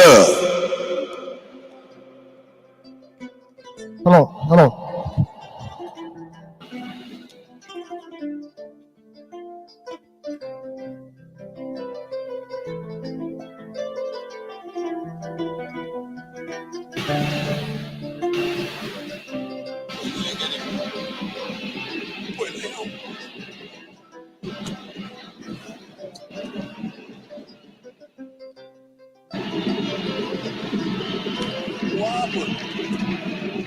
Is it up there?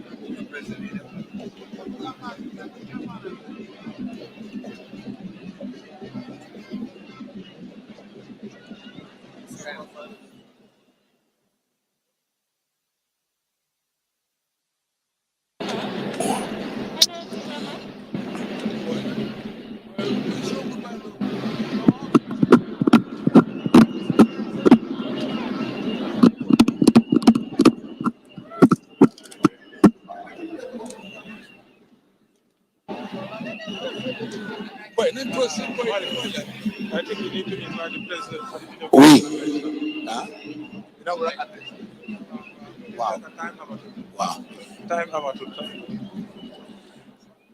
Distinguished ladies and gentlemen, we will now invite His Excellency the President of the Republic of the Gambia to deliver his inaugural address. Your Excellency.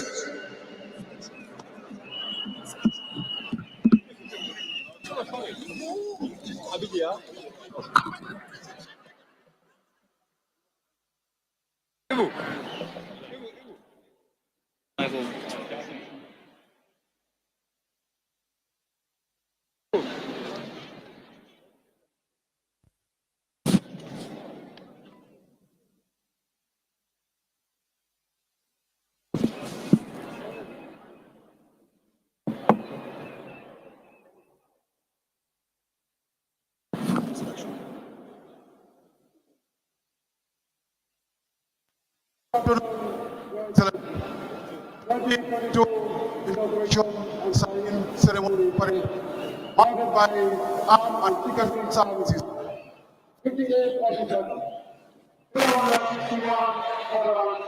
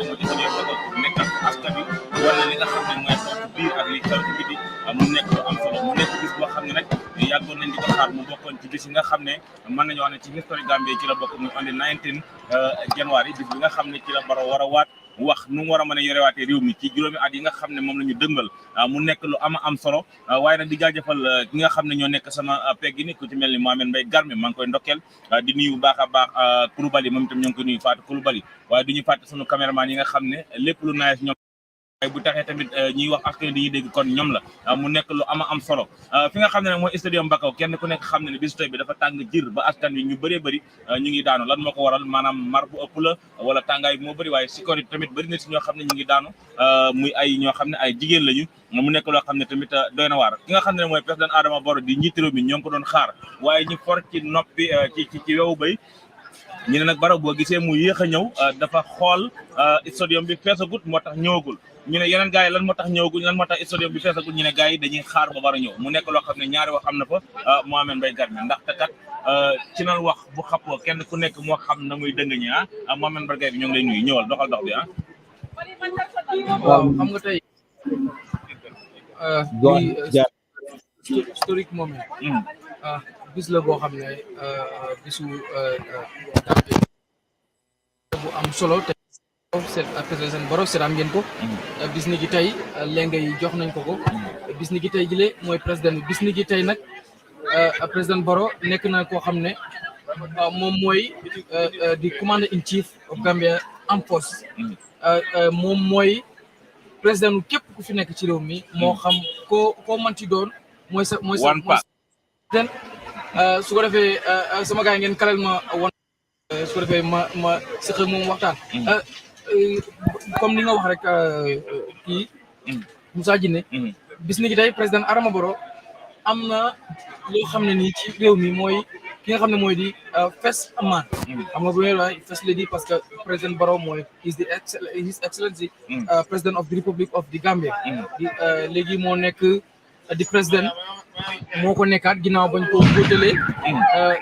votelee ngir rek mu daal di toogaat ci juróomi li ngay dégg noonu li nga xam ne mooy militaire yi ñoo nekk di démonstrer di wane seen dama tiit bi ma déggee loolu day am dañ ko daan gën di nemmeeku sax ci indépendant yenn fête yi du am da ngay gis ne soldats yi dañuy ñoom it muy takk der yi dañuy wane seen bopp ci loolu lañ nekk nii waaye balaa may ñëw sax ci Barrow di ci gën a xóot dañ leen di jaajëfal ñoom te gis neen seen taxawaay waxuñ rek ci tey jile waaye lu ko dalee ci li nga xam ne moo di nomination ñëw ba ci biir campagne bi ñëw ba ci day élection bi ba tey jii si inauguration bi nga gis ne liggéey nañ ci liggéey bu am solo ci li nga rek mooy aar parce que boo déggee ñi yor kaaraange réew mi kaaraange mooy li nga xam ne moo lay aar kaaraange mooy nit ñi ñu ñag leen ba nga xam ne dara du dal kenn du nekk si jafe-jafe kon soldats yooyu takk der yooyu moo xam paramilitaires yi la moo xam soldats yi la moo xam ci mënti doon ba sax ñi nga xam ne rek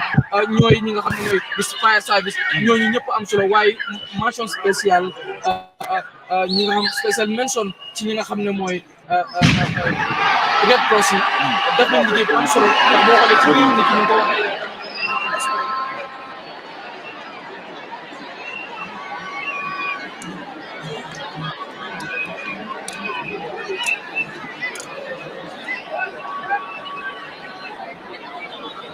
mbokk yi ñu ngi gis noonu rek muy takkadeer réew mi soldat si ñooy def seen display noonu rek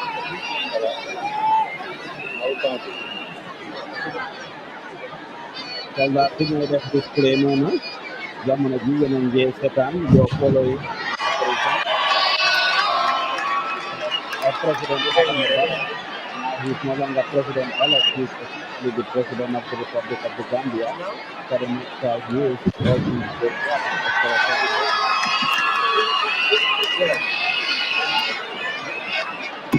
Jitman Saldari, another soldier on the Latin, and in Gambia, soldier Bunda,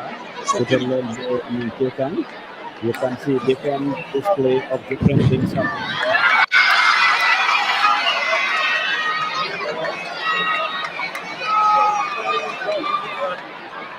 Of course, you can see that now they are displaying NPP APRC. APRC is what we are. Thank you so much.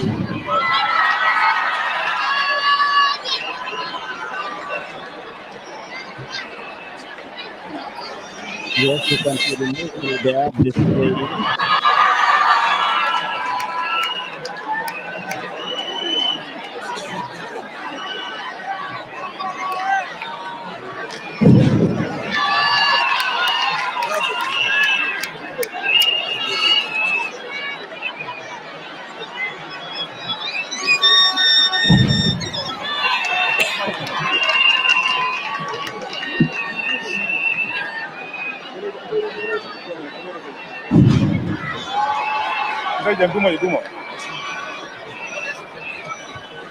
Yes. Okay,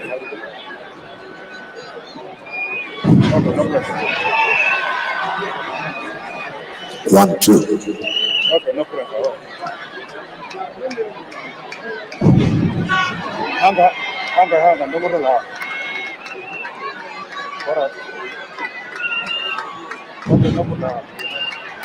Now? Aha, no problem.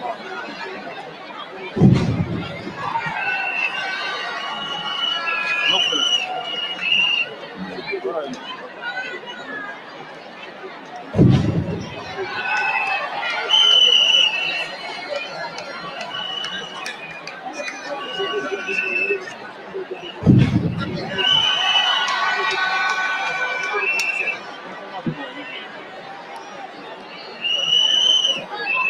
Thank you very much.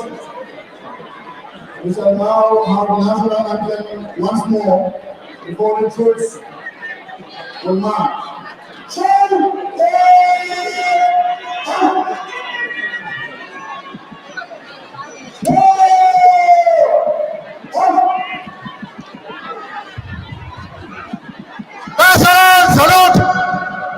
Peace!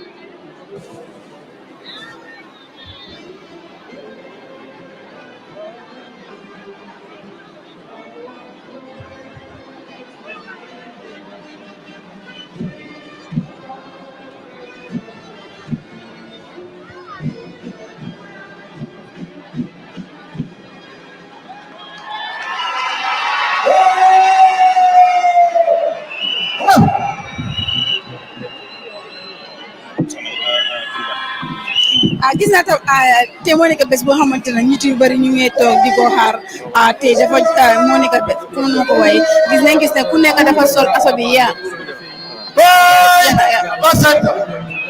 Right way. Go! March!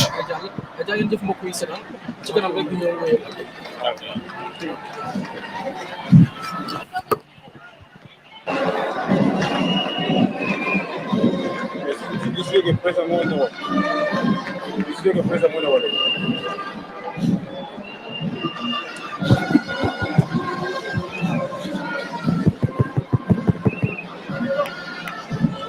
Excellency, the country will now march and serve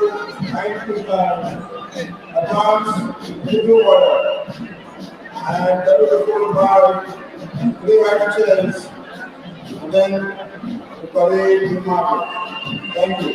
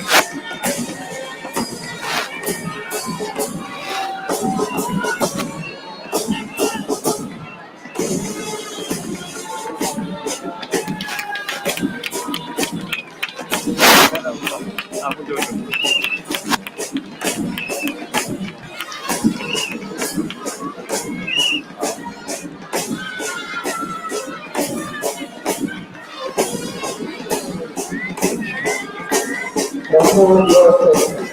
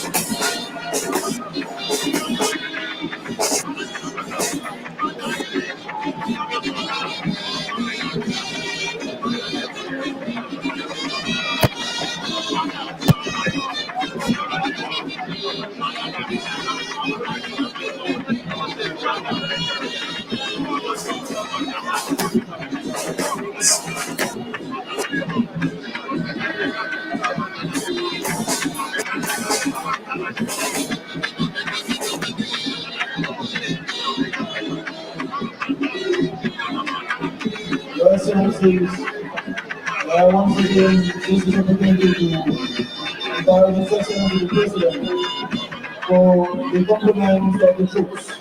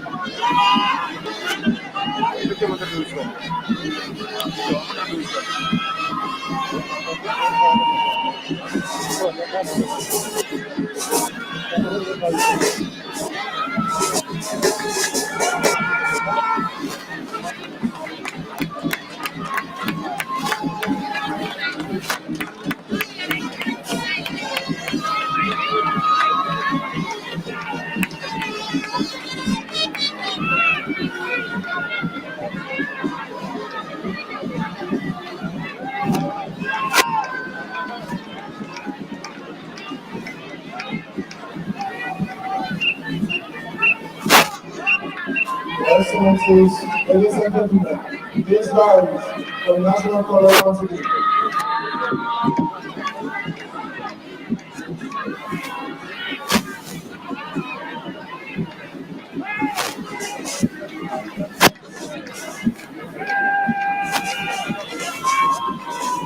Thank you, ladies and gentlemen.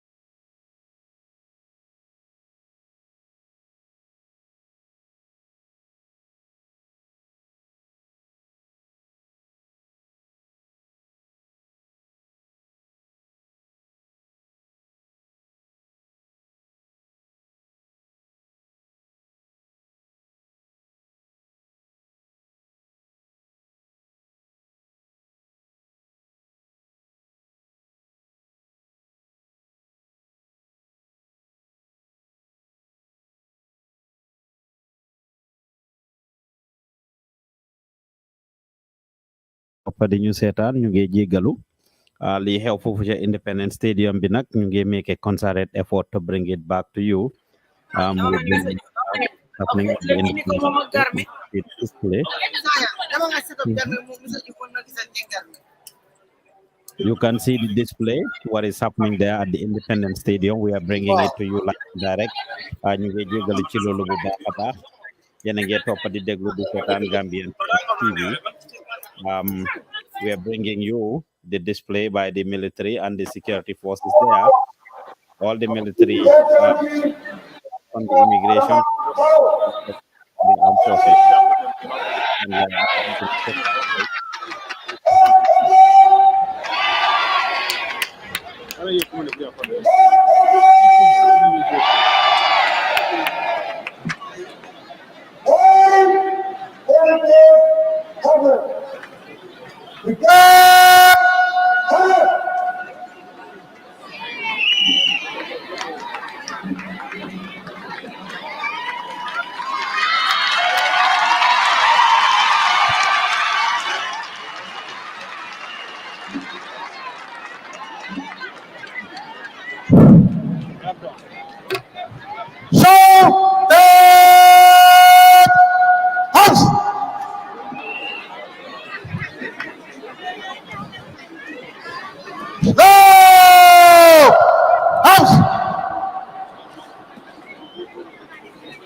African Union salute.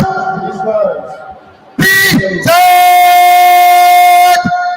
House.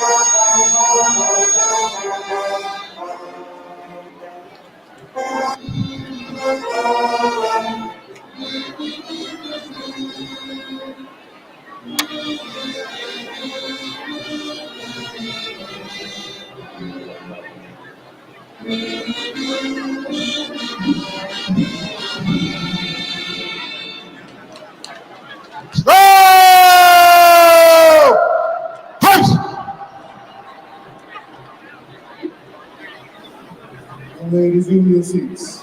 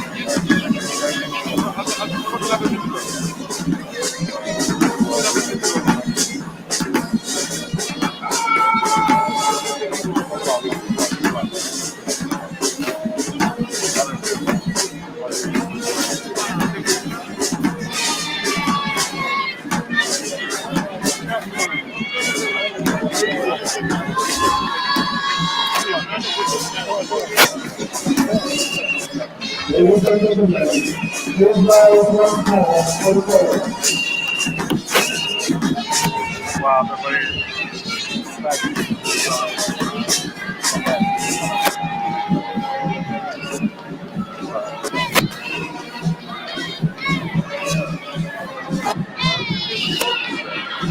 The crowd is in motion.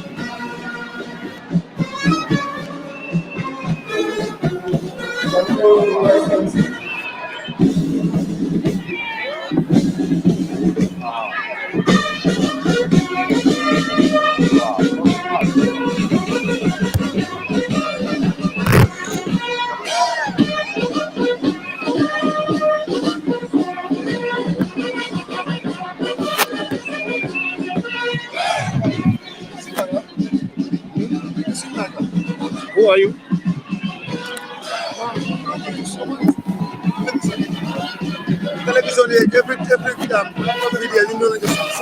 One.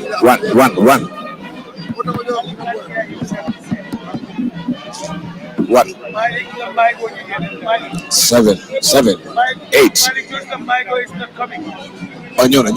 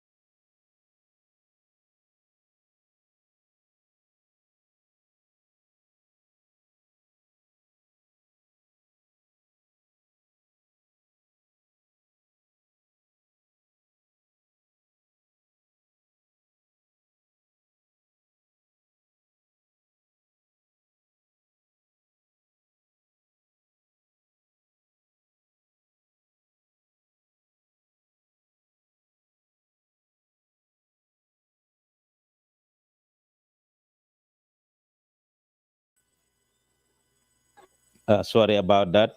You can see the security forces right now is the cultural groups that are coming to perform actually. Cultural groups that are Can I touch it? the cultural groups that are coming to perform soon, and that enjoy the cultural groups. I can go ahead.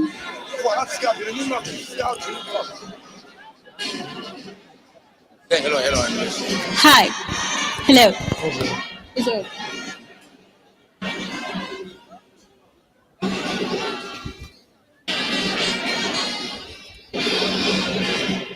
Itu di mana itu, Pak?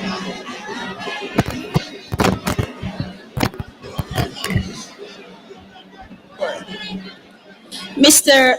President Adama Barrow, Madam Vice President Dr. Aissatou Touré, Cabinet Ministers, and my fellow Gambians.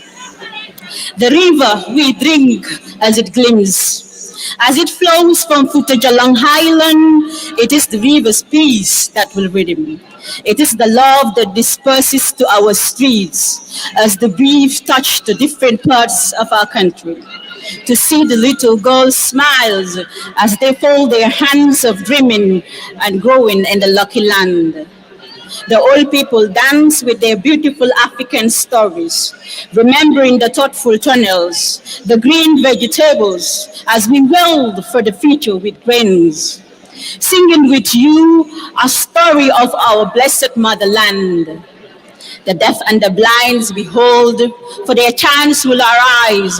The hailing of one voice for a fresh breath to our democracy.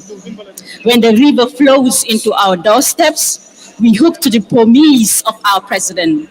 Together we wash our hands to the river to amend the security forces. Together we monitor the button of our criminals as we march with virtuous troops. Together we enforce the control of our traffic drivers. For our safety should be of significance. The new Gambia, for our Gambia, the youths are the future olives, in whose creams we should apply the futuristic moments of truth, for in your government we trust, to write us with opportunities for quality jobs. Together we battle against tribalism, strengthening the peaceful coexistence of living. For our votes were on purpose. We pray that thou shalt act to refresh our land into a greater good. Thus make the hopes of our case fruitful. To reconcile, heal our wounds, give justice to whom it's due, the fight for corruption in our breeds, to help the underprivileged on their needs. To help the underprivileged in our means. When the day begins to decline, we pray our feathers never died, embracing the beautiful cultural norms our ancestors have laid the foundation.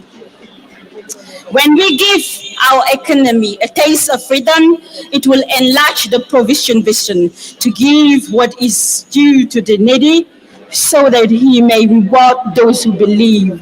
Out of his bounty, he loves those who reject faith.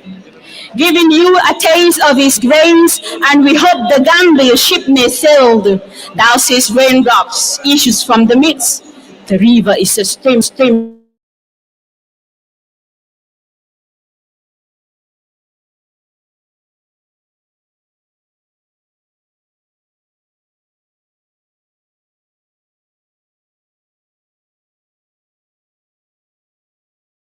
As you can see, that is poet Safia Tujuf. That is just reading a poem that he has dedicated to the inauguration. Safia Tujuf is right there. That was Safia Tujuf. She's a very renowned poet that is lately producing and reading a lot of poems for different things that are happening in Gambia. A promising young lady, of course, that is a poet. Momodon Janganon, Koku Talif Kadla, Mom Lenyo wax Safia Tujuf.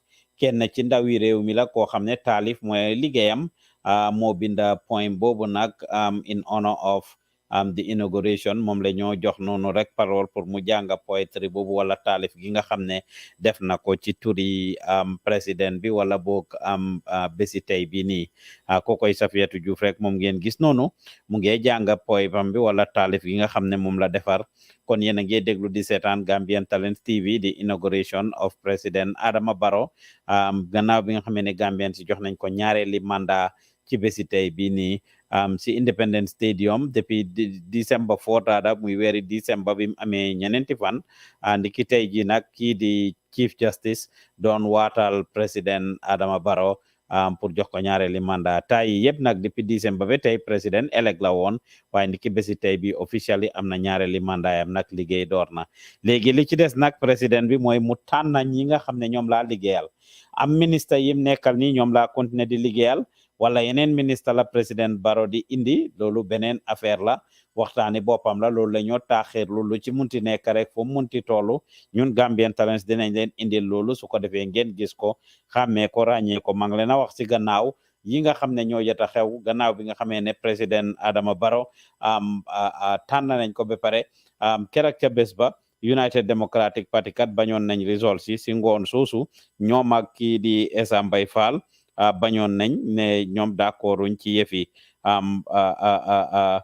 ne duñ nangu ne Essa Fall ne président Adama Barrow moo gagné ñoom nanguwuñ woon loolu noonu ne moom moo gagné gannaaw bi nga xamee ne déclare nañ ko as winner ñoom ñëpp dañ organise on press conference muy Essa Mbay Fall lawyer Ousainou Darboe ak kii di Mama Kandeh ne président Adama Barrow winut karta yi ñu seetaan keroog ca bés boobu rek ca guddi lan moo xewoon. On December 4th, 2021, Gambians came out in large numbers to vote in the presidential elections. 24 hours later, no clear winner has been declared by the Independent Electoral Commission. The United Democratic Party and its partners, GFA and Honorable Marisok, the Gambia Democratic Party and persons who parties that endorsed his candidature, Honorable Essa Fall, have the following preliminary observations on the just concluded electoral process. 1. Considering that the Gambia has an electorate of approximately 900,000 with on-the-spot counting system, we are concerned that there has been an inordinate delay in the announcement of the results. 2. A number of issues have been raised by our agents and representatives at the polling stations, centers, and at the IEC headquarters. As a result, the representatives of the aforementioned candidates at the IEC headquarters refused to endorse some of the results that were announced through the public media. We are investigating this matter with our partners to determine our future course of action. At this point in time, we reject the results announced thus far by the IEC. We reserve the right to embark on any course of action the situation requires. To this end, all actions are on table. In the meantime, we urge all Gambians to remain calm and peaceful while we continue our investigations of these concerns. Signed, United Democratic Party, Gambia for All, GDC, Honorable Essa Fall, and Honorable Marisok. Partner institutions, organizations, and institutions. Excellencies, on behalf of the entire Gambian nation, I welcome you most heartily and thank you profoundly for honoring our invitation to be with us today. It is a gesture we value and will always cherish in our hearts. Excellencies, distinguished personalities, ladies and gentlemen, it is clear that with a massive voter turnout for the 4th December 2021 presidential election and the equally massive support for me, this occasion would not be what it is today. Officially, the Gambia Independent Electoral Commission declared that there was a voter turnout of about 90%, while over 1,500 independent observers participated in the electoral process and declared the election free, fair, transparent, and credible. I acknowledge with great appreciation and humility the strong confidence bestowed upon me, my party, the National People's Party, NPP, and all the favorable coalition partners that work with us. Today, we can comfortably conclude that my election for another 5 years is a vote of confidence in my government, a vote of acknowledgement of my achievements, a vote of endorsement of the path we have undertaken to follow, and a vote of acceptance of the democratic principles and values we stand for. It is also a vote of appreciation of who we are as a people and how we have branded ourselves, as well as vote of willingness of the people to come together and work together to pursue our dreams and aspirations. In short, it is a vote of hope and reassurance, a rejection of division and oppression, and a new legitimate mandate for me as President and Head of State of the Republic of the Gambia. Excellencies, distinguished personalities, ladies and gentlemen, many friends of the Gambia, development partners, and well-wishers, both within the country and outside, supported our development efforts over the years, particularly from 2017 to date. The contribution of such goodwill partners, friends, neighbors, and collaborators during our transition period facilitated our political, social, and economic development achievements. We remain grateful to every one of them and reassure them of our commitment to strengthen the ties that bind us. Distinguished ladies and gentlemen, despite the global COVID-19 pandemic and the socio-economic situation of the country in 2017, our achievements over the last 5 years make it abundantly clear that there is a lot more we can offer this blessed nation. Proceeding from the transition phase, the Gambia will now need a new development model and new operational frameworks, with our development priorities set against sustainable timelines for implementation. Vigorous resource mobilization strategies have to be detailed out, and investments made strictly for desired results. Excellencies, distinguished personalities, ladies and gentlemen, in outlining my government's development priorities for the next 5 years, infrastructure, energy, and technology have to be at the core of our development efforts, not as ends in themselves, but a means to attaining our development targets. Over the past 3 years, we made remarkable achievements in infrastructure development. To cite examples, while most of the construction works of the targeted 800-kilometer primary road network on the North Bank and South Banks have been completed, work is progressing on the remaining lots. My administration also constructed essential bridges totaling to 2.3 kilometers in various parts of the country. These include the famous Senegambia Bridge and the new ones in the Upper River region.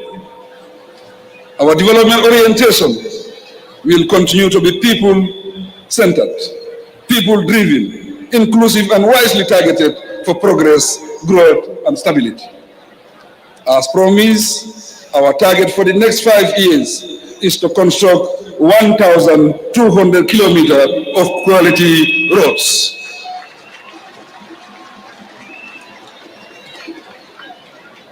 Similar to infrastructure development, within the last 3 years, my government implemented multiple life-changing energy projects and now provide electricity to additional scores of communities in various regions. With the Soma substation and other energy generating points, we have the potential to attain universal access to electricity in the country during the next 5 years. This is our target and nothing less. As regards social service delivery, although we registered huge successes in the critical areas of agriculture, education, health, we are aware that a lot more needs to be done. We pride ourselves, nonetheless, for the bold steps taken to mechanize agriculture, leading to the distribution of farm inputs and labor-saving devices, such as tractors, heavy-duty machinery, and equipment. The target for the new government is rice self-sufficiency and food security for all. To maintain these, we will have to open up industries, upgrade the country's technology status, and process our produce while creating jobs in the country. Relatedly, the number of people trained, facilities constructed, and other significant achievements in the education sector are correspondingly matched by the tremendous strengthening of health sector through record investments. The community ambulances distributed recently were well received countrywide.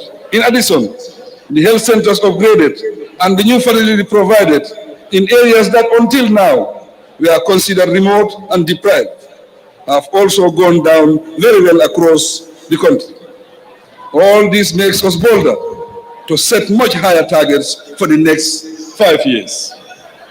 Excellencies, distinguished personalities, ladies and gentlemen, the level of economic growth realized during these trying years and the economic measures adopted have helped to put the country in a viable position to generate national income to fund major projects without seeking support elsewhere. It is obvious, however, that the economy, businesses, and livelihoods must be protected further and reinforced a productive and peaceful population. I am happy to report that by December 2021, 60% of 2018-2021 National Development Plan NDP activities were either successfully conducted or on track for completion.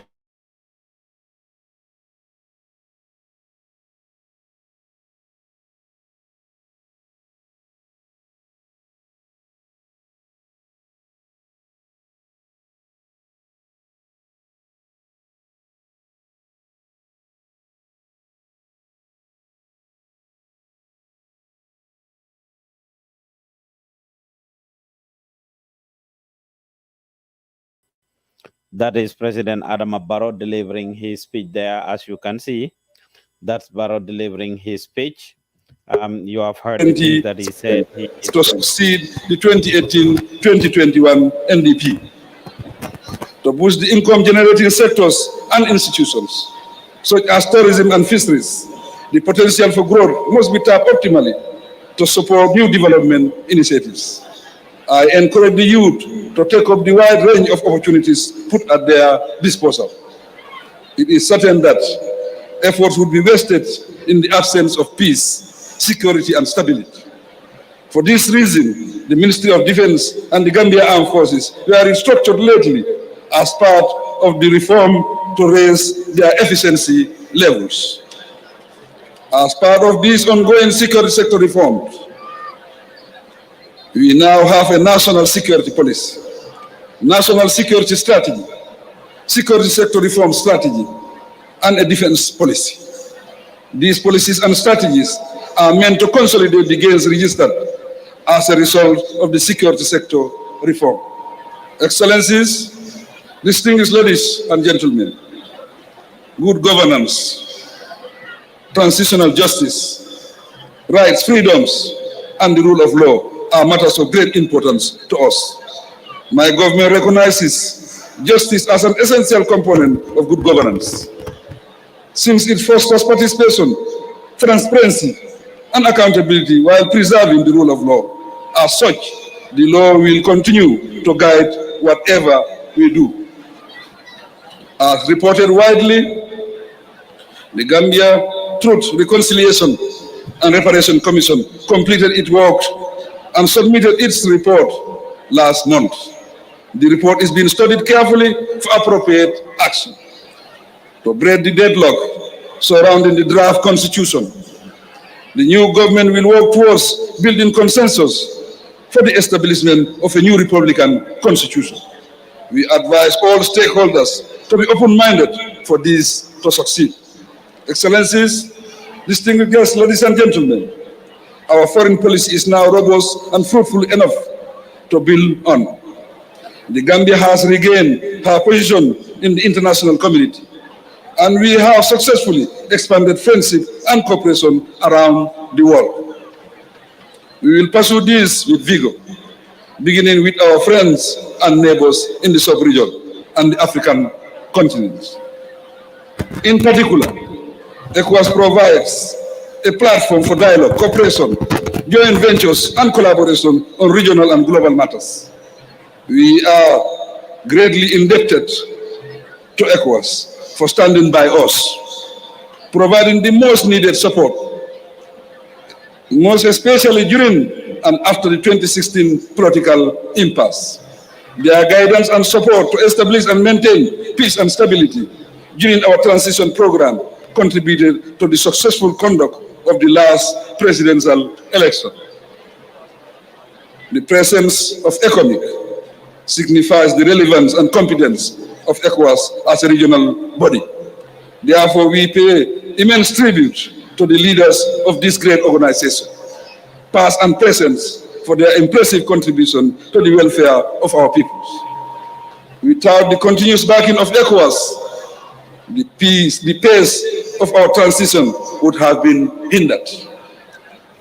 As party to the AFCFTA, the Gambia recently formulated a national implementation strategy to operationalize this regional agreement in the Gambia. Beyond this, we look forward to the OIC summit with enthusiasm and high hopes of success. All these commitments will help us to deepen our bilateral and multilateral relations across the globe.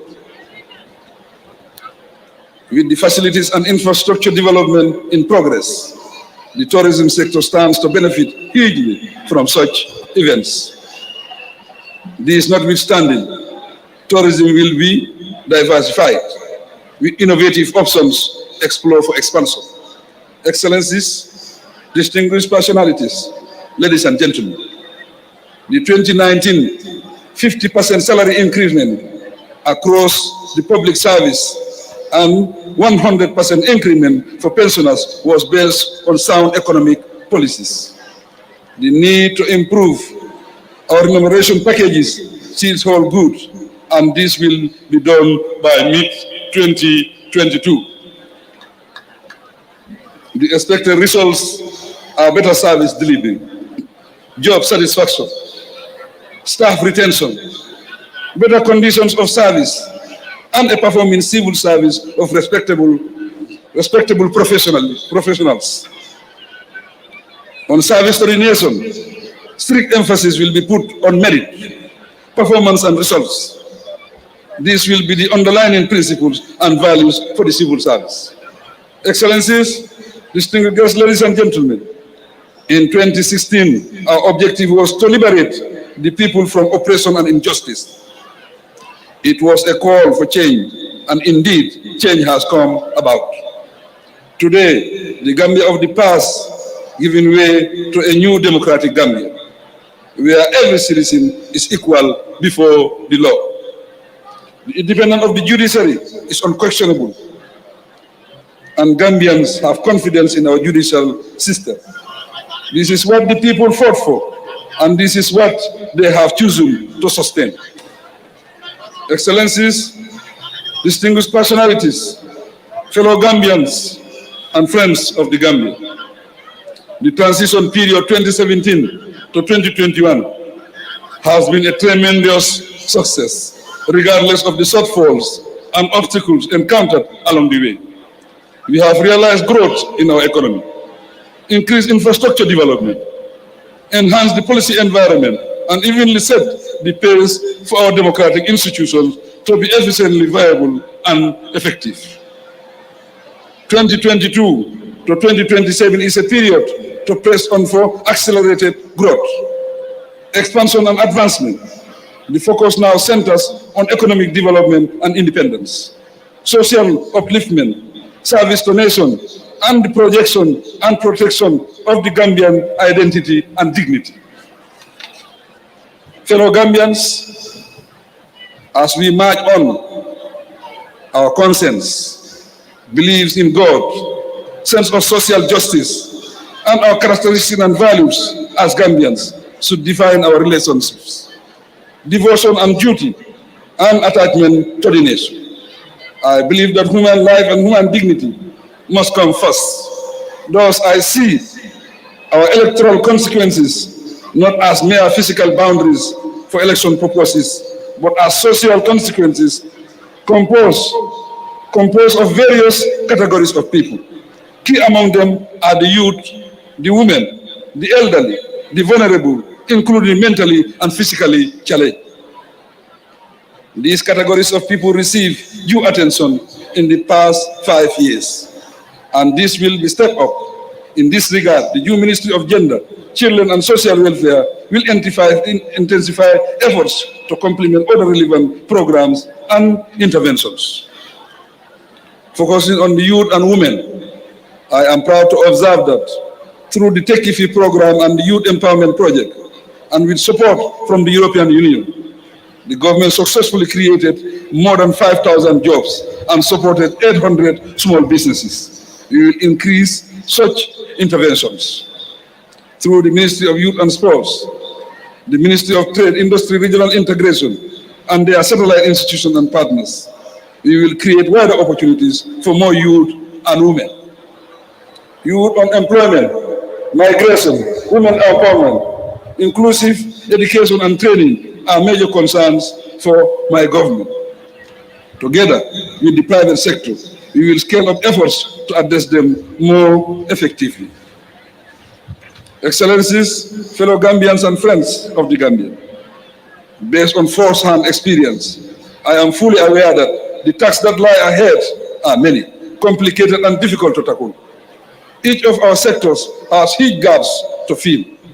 We will harness our resources, build our knowledge and technology capabilities with relevant skills and competencies to energize our development efforts. I believe strongly that with better quality education, our institution will impact the lives of the citizens more significantly, address the technology requirement for our agricultural sector, and will be more impactful in the fight to eradicate poverty levels across the country. Working together, we can foster understanding and attain our development goals in the mutual interest of the people. I am convinced that there is nothing a people cannot attain if they unite and have a common will to succeed. The potential that lies in our human resource is massive and offers a source of optimism, courage, and determination to succeed. Excellencies, distinguished guests, ladies and gentlemen, as President of the Republic of the Gambia, I have committed myself under oath to honor, preserve, and uphold the Constitution of the Republic and to serve the Gambia devotedly. As we embark on the mission of achieving a more progressive Gambia in the next 5 years, I pledge to put more emphasis on uplifting the status of all Gambians, especially the underprivileged and the vulnerable Gambians in underserved communities. Under my administration, we shall ensure that development is duly distributed within all the regions of the country. It is misleading, however, to believe that the government alone can ensure the rapid transformation of the Gambia. The tasks ahead require the collective, decisive, and positive participation of all Gambians, irrespective of ethnic or political affiliation, gender, or religion. All Gambians, let us embrace the culture of peace and peaceful coexistence as one Gambian family for our betterment and for those unborn. I must seize this opportunity to commend and pay tribute to all the other political contenders for their sense of patriotism and love for country. I call on them and their supporters to close ranks with us and work collectively with my administration for the progress and development of our beloved nation. No sector, institution, or segment of our society will be left out of the development process.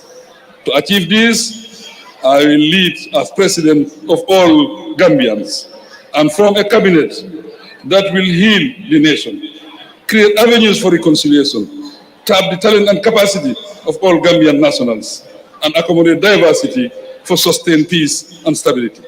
Excellencies, distinguished guests, fellow Gambians and friends of the Gambia, at this juncture, I convey gratitude and congratulations to the entire NPP membership and to the coalition party leaders and members for our hard-fought victory. With profound humility too, I extend special appreciation to the people, particularly the women and youth. Without their participation, our victory would have been very difficult to achieve. By extension, I thank all partners, philanthropists, friends, supporters, well-wishers, and the international community for their support, morally and financially. Together with my family, I thank you all from the depth of my heart, and I pray that God bless us all. Long live the Gambia. Long live the ECOWAS community and African solidarity. Long live global peace and cooperation. I thank you for your attention.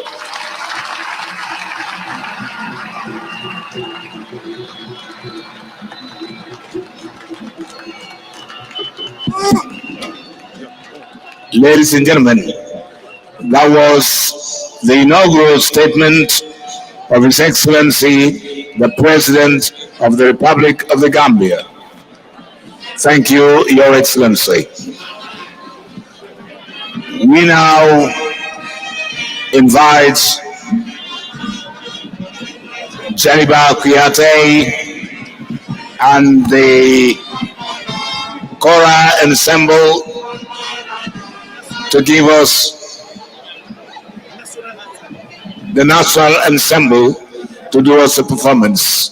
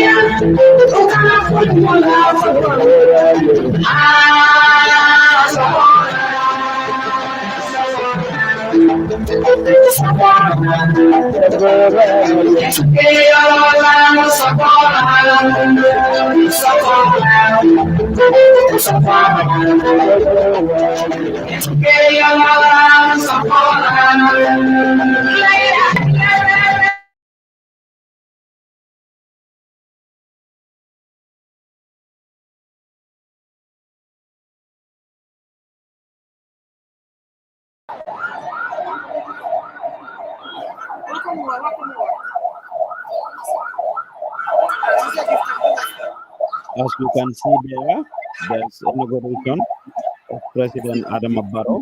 As you can see, entertainment mo nekk di go on nonu garmi ñom sam tuso ak ñu nekk di entertain President Barrow ak gan yi nonu garmi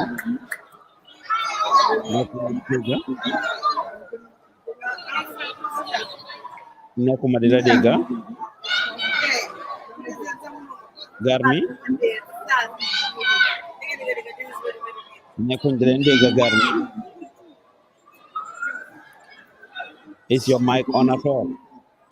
Yéen ñi ñoo déglu di ñu seetaan of course ñu ngi fii Independence Stadium bi li nekk di xew noonu nag inauguration of President Adama Barrow gis ngeen ne léegi liñ ko jógee inaugurate panel baa ngi noonu toog rek performance moo nekk di go on by different stakeholders, different cultural groups led by Jaliba Kuyate.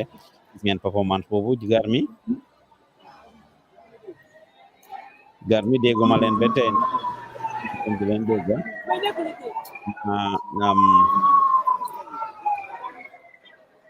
ana technicien si rek ñu indil ñu ñoom Garmi seen audio bi su ko defee ñu dégg leen ndax nekkoon di leen dégg. It's been a long day for us. We are all very tired, extremely tired. 7 hours straight we've been on. But réew maa ko jar rek dëkk baa ko jar Garmi ñu ngi xaar pour dégg leen rek nekk leen di wax Garmi. Wow, Pasman. Technician yi ñu ngi ci, they are working on it. Dégguloo ñu ba léegi Pasman. Moussa Diouf. Imam mooy Kane. ñu ngi leen a dégg léegi. Pasman yaa ngi ñu dégg. waaw ñu ngi laa dégg waaw baax na waaye yow it dégg-dégg bi ak yow leerul bu baax ñun tamit déggatuñ la. ok xanaa gars yi indil ñu rek su ko defee gars yi indilaat ñu rek biir stadium bi cultural performance boobu ñu ngay indil cultural performance boobu rek lay nekk biir stadium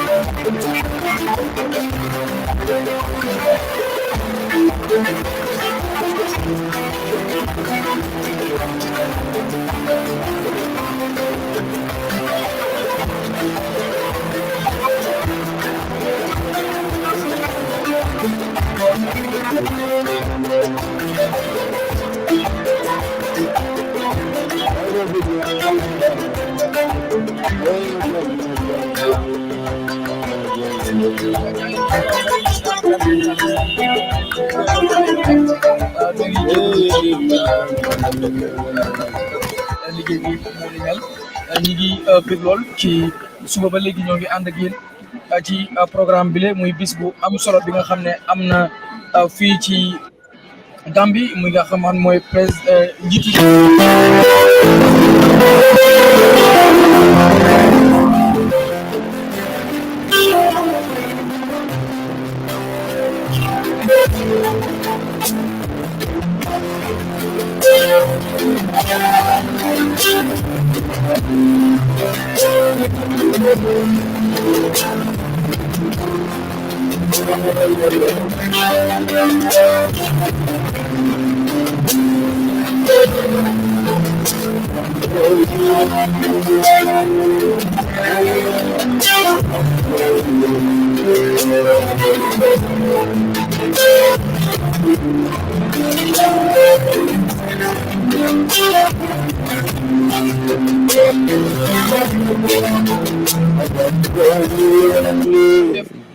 ci event yu mel nii da ngeen koy gis ngeen tamit ngeen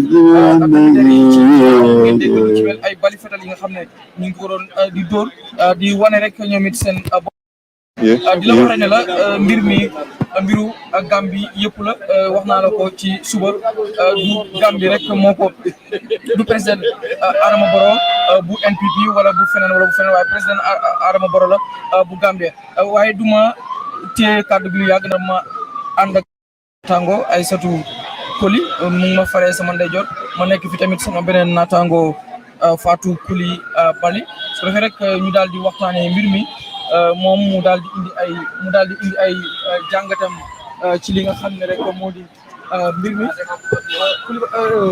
Fatou Aïssatou Koli yaa ngi woon ci biir di seetaan li nga xam ne moo nekk foofu doon xew ci diggante Adama Barrow Kurbali, it's very, very interesting. As you can see, Domi, former president, Bimonekani, PS, Mohamed Ligue, fii si biir Gambia, bu ko defee rek ñu waxtaan ak moom honorable na nga def ak ñoo ci da. Ibrahima Jawara looy def fii. Well, ñëw naa pour witness inauguration yi Adama Barrow bi président Adama Barrow.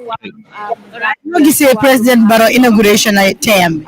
Rafet na trop jaar si jàmba ñu ngi sant yàlla ñëpp ñëw nañ teew si ko mbokk yi well yéen ñëw nañ fi jaar si jàmba. So doon advice président Barrow loo ko advice. mu gën a yokk loxoom rek ak lu mooy def mu continuer di ko def fa naa di kontaan nañ si liggéey bu mooy def so na das continuer rek lu mooy def daal waaw. believe nga ne Gambian ci celebrate parce que tey nekkati fi moom moo nekk di first president of the Republic of the Gambia di Sir Dawda Kairaba Jawara. waaw fàttali naa ne Gambian si reconnaissance seen liggéey bu paa bi def fii ñu bari wax nañ ko tey. mais moom moo fi ñëkk a nekk président pour ñu soyen te foog naa depuis bu mu gaañoo yal na ko yàlla yërëm def nañ ñu bari pour buñ ko fàtte tuddee nañ ko conference center ba pare ñu ngi mel ni maa ngi gis Rohey Malick Lo mayoress of Banjul mu ngi noonu lan moo nekk di xam kon gis ngeen rek mayoress bu Banjul ñu ñëwaat rek ay okay well thank you thank you all right su ko defee rek dina def ni ñu gis ki nga xam ne mooy Rohey Malick bu Banjul waaw Fatou Samba ngi like it or not but honorable def na fi bare si biir li nga xam ne moo nekk Banjul honorable salaamaaleykum. aleykum salaam. nga def. jaam rek sant yàlla lu bari waay. ñu gis tey si lunch ni NPP loo ñu mën a wax. xanaa du lunch ni NPP wax na lunch ni président bi waaw waaye du lunch ni NPP bu ko. ñu baal ñu wax ci Malick Lo parce que dafa liggéey lu bari Gambia te nañ ko xam honorable rek pour ñoo ne président bi dañoo waatloo waaye it's not like NPP it's like ne it's not NPP it's national programme la tey waaw sooy wax ci loolu naa wax xanaa ñëpp du wax ñëpp rek ñu nekk bien daal fana is very very important waaw mashallah waaw congratulations thank you very much yow dina appreciate nga bàyyi ma mën a liggéey sama ni liggéey is very unprofessional xoolal ki ñu very very bad su ko defee rek government spokesperson mu ngi nii di honorable Sankare moom it gis nañ ko honorable salaamaaleykum. aleykum salaam Fatou. honorable gis nañ la tey si programme loo ñu mën a wax. yéen ñii ñëpp ñoo ko bokkali amin programme baa ngi nii amin it's a moment of joy. amin woog nañu and then gars yi win nañ elections politiciens ñëw nañ si inauguration si jàmm salaam loolu lañ doon ñaan ñu continuer liggéey léegi liggéey moo des Mumbai nañ ba pare léegi liggéey moo des waaw. like it or not président Barrow mooy président bi lay wax gàllankoor.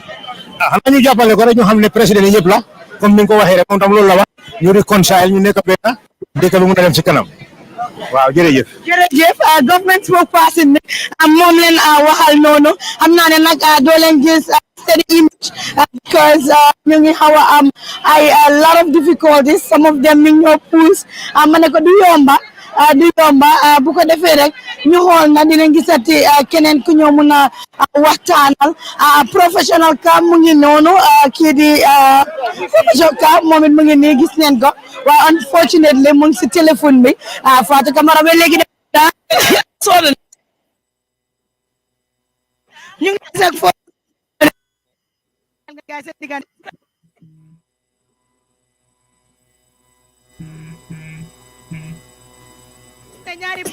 ñaari first lady xawoon nañoo am tiixa ma reconcile amuñ woon benn problème musu fa am nit ñay spéculer rek dugg ci luñ xamul waaye amuñ benn problème yàlla xam na loolu ñoom mag a rakalañ waaw jeex na nag bàyyi ba soo jàmm kon nag mu ngoog su ko defee rek ñu xool na dina mën a wax ak professeur Ka na nga def tour bi and looy def man maay Professor Mohamedou Ka, the ambassador of the Gambia in Geneva. loolu am na solo bu baax a baax honorable tey inauguration xanaa kontaan rek di sant suñ borom di am yaakaar ci réew mi kontaan rek ci askan bi te kontaan ci suñ président di yaakaar ne juróomi at yi dina indi ay xiiwal yu bari ci réew mi nga xool suma caméra nga liggéey lu bari si Gambia xam nga ko na xamuloo ko waaye liggéey nga lu bari especially si education sector bi ma bëggoon nag soo doon wax ak président Barrow war koo dénku si wàllum education sector doo ko wax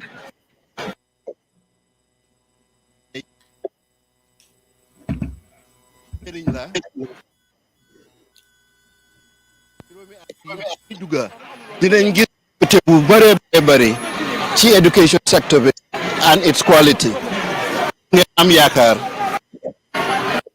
nga nekk ambassadeur bi foofu si Geneva naka Gambian si foofu mbaa ñoom ñu ngi fine Gambian si ñu ngi góorgóorlu ñu ngi sant yàlla ay jàmbaar lañ fuñ taxawal fa Gambia jërëjëf professeur Ka ngeen gis ko moom it mu ànd ak ram ñoom ñoo ànd ñu seet dafa mel ni maa ngi gis fii ministre bi ministre ma wax ak moom na nga def former ministre la ma ne ko former ministre la honorable salaamaaleykum waaleykum salaam tur bi ak yow yaay kan man maay Hadrame Sidibé man maay waaw yaay woon former minister of youth and sports tey ñu gis la mooy ambassadeur bi Sénégal léegi waaw naka nga gisee inauguration ni président bi tey dafa am doole rek successful na because won nañ aduna si yëpp ne moom lañ buga waaw léegi ñuy ko inaugurate ñun ñëpp a kontaan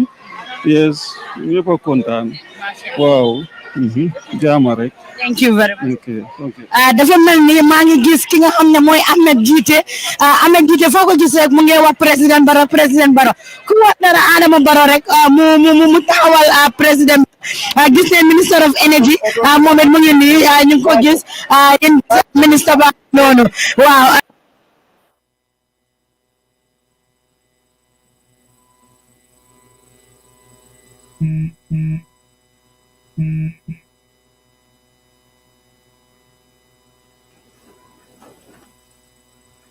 ngeen balal ñu rek ñoom Fatou ñu ngi xaw a am network problème foofu noonu as you can see ñu ngi am network foofu noonu ñu ngi jubali ci loolu as you can see président Barrow has already been inaugurated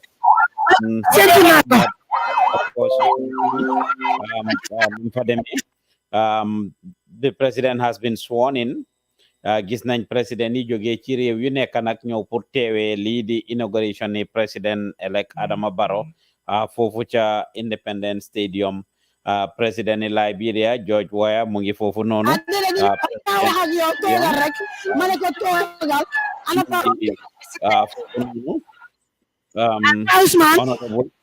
naam Ousmane bu ko defee rek comme ma la ko waxee last year 5 years ago amoon nañ Henry Gomez mu wax ak ñun wax bu am solo tey tamit ma iniwaat ko wax naa leen ko all the time télé yi bari neen waaye bokkuñu te ni ma koy waxee rek Henry Gomez suñ ko amee am neen Gambia suñ ko amee am neen ku jara am bu ko defee rek Pa Ousmane xam naa di nga bëgg a jàkkaarloo honorable Henry Gomez ma bàyyi la rek nga waxtaan ak ki nga xam ne mooy honorable Henry Gomez Pa Ousmane.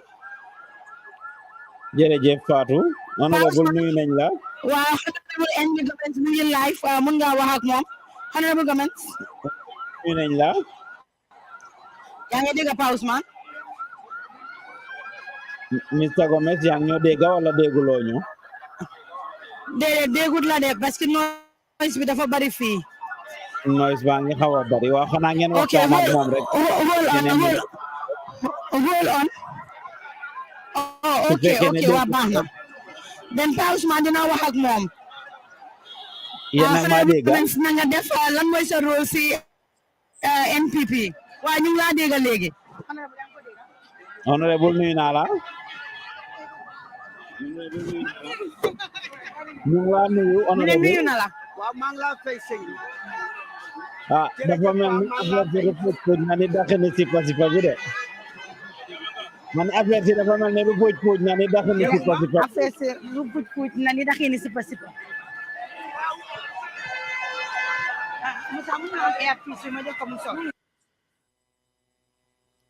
ngeen jégal ñu rek we are having technical issue foofu honorable Henry Gomez lañ nekk di jéema waxtaanal fi mu nekk nii moom la ñoo jéema waxtaanal rek ngeen baalal ñu we are having some technical issues foofu noonu honorable yaa ngi maa dégg léegi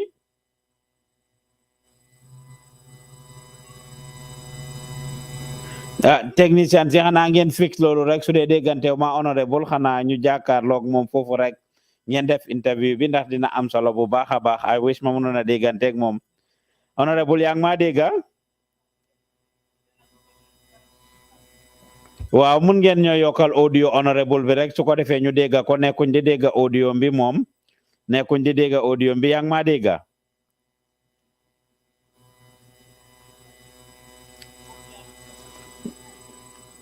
su ma la déggoon nag dina gën a am solo bu baax a baax technicien si honorable nekkuma di ko dégg moom fi mu nekk nii nekkuñ di dégg audio honorable bi can you guys fix that please today moom mu ngi maa dégg loud and clear mun ngeen a fix audio bi please ma dégg ko honorable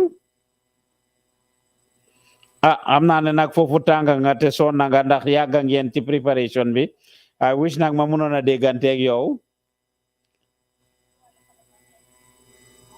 Fatou di ngeen ma mun a fixal audio honorable bi please pour ma dégganteeg moom man nekkuma di ko dégga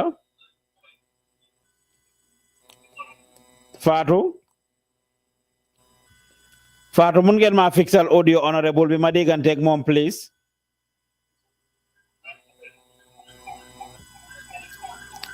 hello Fatou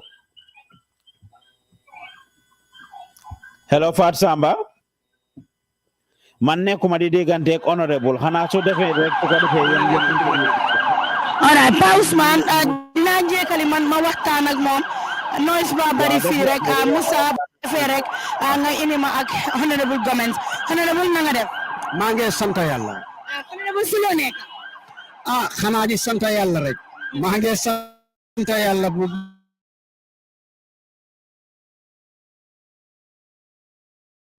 kon mbégte bi ba léegi mu ngi si ñun waaw loolu nee na dégg honorable Gomez ñu gis ne ku mel ni président Barrow a lot of people dañ wax ne dafa slow yow gis na président Barrow as a slow leader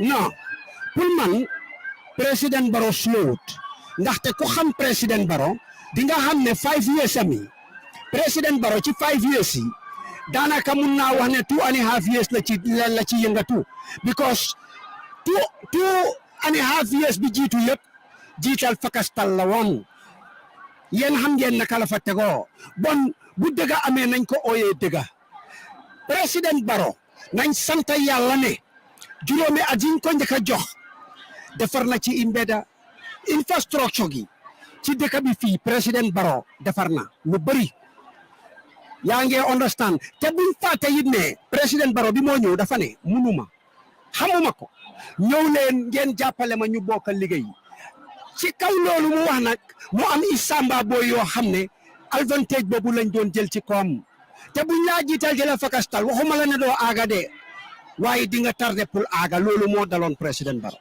ñan ñooy samba boy yi wax nay leer man bëgguma lu leen dem. samba boy yi de xam nga man ku ma xam di nga xam ne li ma wax dama ko ñeme xam nga mbir mi mooy Barrow is our Barrow, Barrow is our Messiah, Barrow is our Moses. Kan moo ko wax Ousainou Darboe ko wax problème bi yëpp Ousainou Darboe moo taxawoon ne Ousainou Darboe moo taxawoon ne bu Barrow waree continuer we will render this country ungovernable bon buñ maale ci wax ji te buñ ko raayde suñ problème yëpp mooy woon UDP Ousainou Darboe mooy woon di problème because Ousainou jëloon na nit ñi yëpp jël dugal ci nguur gi fu nekk mu teg because moom foogoon na ne noonu laa jëlee nguur gi ci loxo Adama Barrow so déviance bi amoon ci nguur gi yëpp slowness bi ci amoon yëpp nañ waxante dëgg te yàlla tax nit ki bul gis dëgg di ko oyee fen dëgg gi mooy dëgg Ousainou moo tardeloon dëkk bi moo tardel nguur gi te ba tey mooy tardel dëkk bi mooy tardel nguur gi ba tey soo waxee loolu dina jaaxal ñu bari parce que Barrow waxoon ne mooy baayam te baay du tuuti foogloo ne Adama Barrow dafa toog rek am confident am ne Ousainou daal du yow te ku nekk am na foo starté te bu du toon UDP tey duñ am li nga xam ne mooy Adama Barrow. non bul waxee noonu ne bu du toon UDP. loolu la gars yi wax du man maa ko wax. ñoom buñ ko waxee xanaa gëmuñ yàlla kan a jur yàlla yàlla kan la jur yàlla dafa am ñoom buñ waxee loolu bon gëmuñ yàlla. yàlla moo indi Adama Barrow Adama Barrow dafa nekkoon UDP fine ñoom ñoo ko uti woon da Adama Barrow moo ñëw bokka parti kenn moomu ko political party belongs to everybody ñëpp a ci em ñëpp a ci xëj bon ñoom indi wuñ Barrow te nañ fàttaliku leen ne ñoom rek mënuñ woon a tax Barrow nekk presidential candidate dafa am political parties yoo xam ne ñoo sacrifice seen 70 delegates yi jox ko Adama Barrow yaa ngi understand so 70 yooyu boo ko compté times 3 mu ngi laa jox 210 bon 210 yooyu koo ko joxoon dafa qualify pour nekk a presidential candidate bon ñoom rek seen doole taxut Adama Barrow nekk président. su ko defee rek ma bëgg a xam rek naka nga feel tey nga gis président Barrow ñu waatloo ko after a long time boo xam ne back and forth bi bari na si wàllum Barrow victory am noo ko gisee. pour man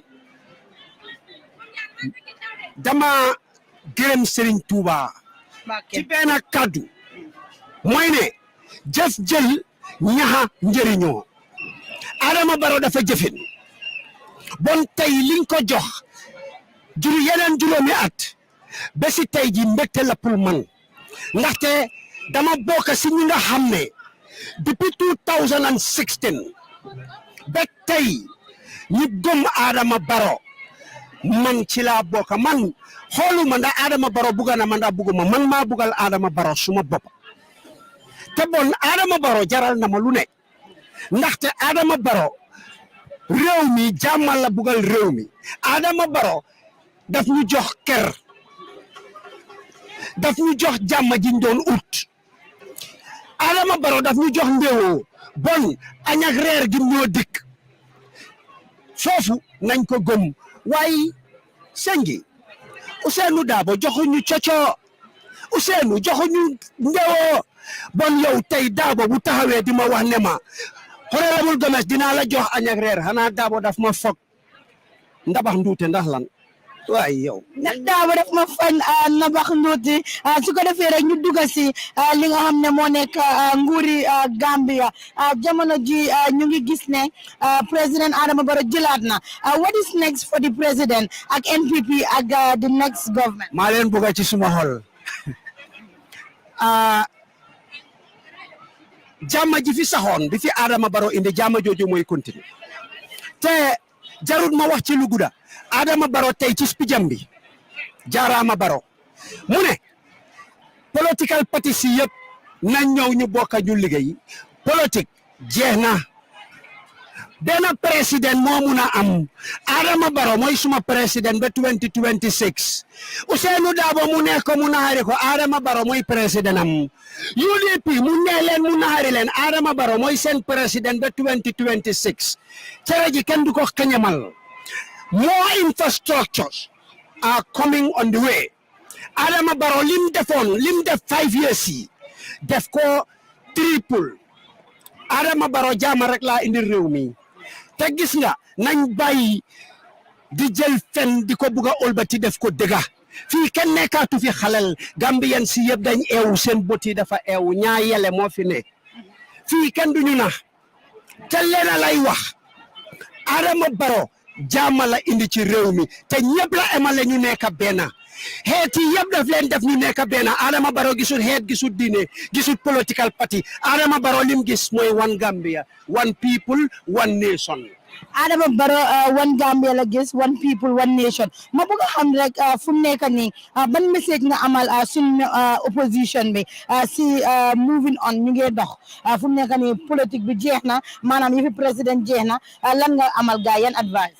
gis nga li ma ñaan rek ci political parties yi because du ma wax sa opposition because man gisuma opposition man dama gis ne ñun ñëpp a amee nguur gi ñun ñëpp a bokk nguur gi because ku ci nekk am nga wàlla ci nguur gi whether direct or indirect man li ma leen a wax mooy all political parties nañ jël coow xuloo xeex ñu teg ko fële muusee golo yee baabu nii sax bàyyi nañ fi mu nekk xeex nañ bokk ñu liggéey réew mi kenn du jógee ci biti mu ñëw defal ñu ko réew mi suñ bos la Gambia suñ bos la ñun dañoo liggéeyal ndaw ñi ëllëg ndaw ñi ñëw ñoom la ñoo xaalil yoon gi Sir Dawda Jawara yal na ko yàlla yërëm te yéexee ñu ñëw na dem na ex président Jammeh ñëw na dem na Adama Barrow jamonoom la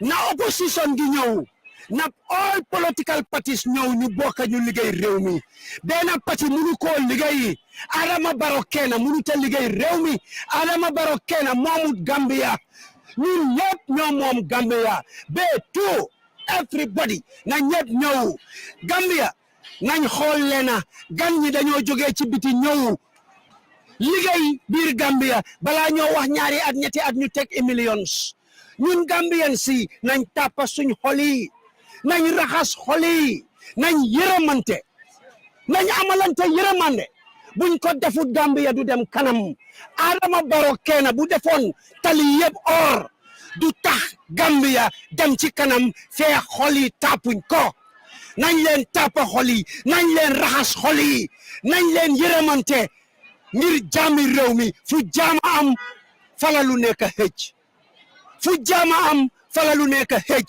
nañ leen bàyyi jiital fakastal nañ leen bàyyi joxe boppa rocci lameñ du yóbbu dëkk bi kanam benn président moo mun a am yàlla Adama Barrow la fal yàlla Adama Barrow la fal ba si tey jii Adama Barrow mooy président bi mu neex mu naari Adama Barrow mooy président bañ buga bañ buga Adama Barrow ca kaw ca kanam yang ma dégg honorable waaw léegi ma bàyyi la nga waxtaan ak Pa Ousman di ngeen ma baalal fii télé la waa baalal leen ma mu wax ak Henry Pa Ousman wax ak Henry non xaaral waaw wax la Pa Ousman balaa ma wax Pa Ousman honorable Henry Gomez moo leen bugg ci xolam yéen a ma dee tere nelaw jaral ngeen ma simi suma tubéy ak suma mbuba pour yéen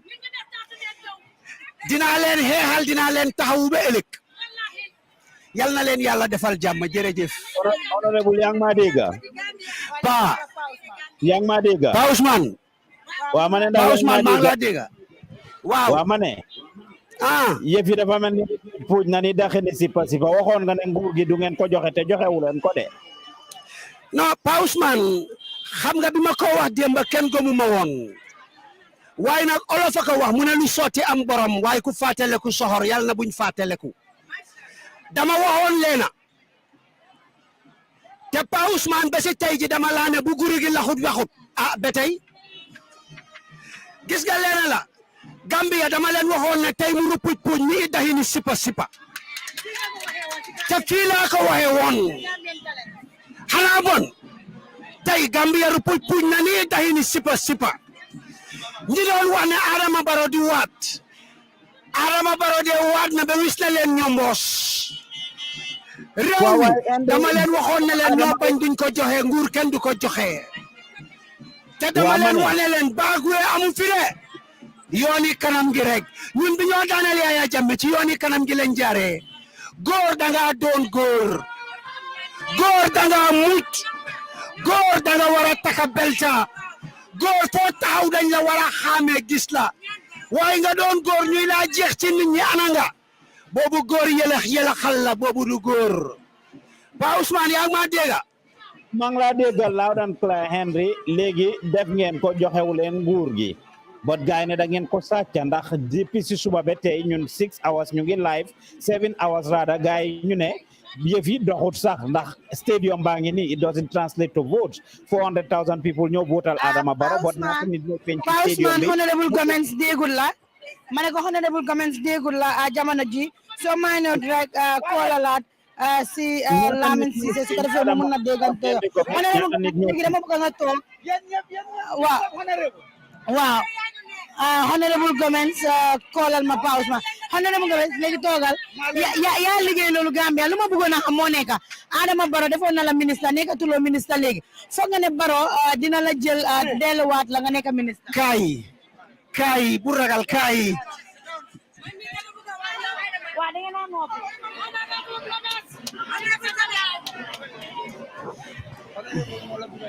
no this one honorable government moo tax nga ñëw ora honorable government ñu jekkali waxtaan bi jërëjëf dégg nga gañ fii la moo xewe si Gambian Talents uyul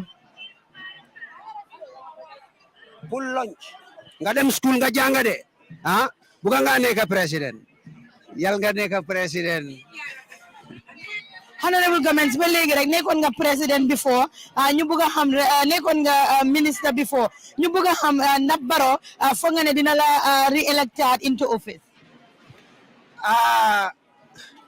gis nga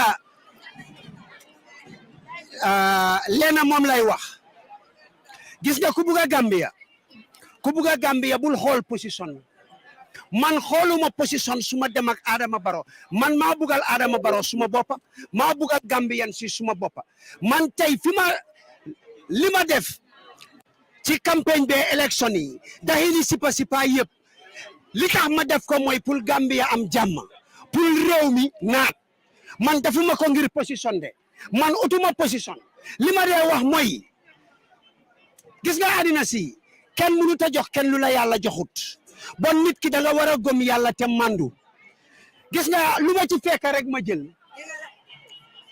fekkee ma ci boole leena rek moom laa dee wax Adama Barrow saa yu ne te dama ko dee wax Gambian si ma ne man maa bugal suma bopp Serigne Touba te Serigne Touba moo doon ne jox leen ma mag ñi ma def ci ñoom man nag suma Serigne mooy Serigne Saliou Mbacké Serigne Saliou Mbacké ne jox leen ndaw ñi ma def ci ñoom la sama baay doon def ci mag man nag ma ñëw ma ne président Adama Barrow jox ma ndaw ñi ma def ci ñoom la sama Serigne muy Serigne Saliou doon def ca ndaw ña ndaw ñi man maa yem ba géej gi fer jaamare ngeen a am léegi uyu Pa Ousmane mu ngi wax ak Pa Ousmane xendi government mu laa dégg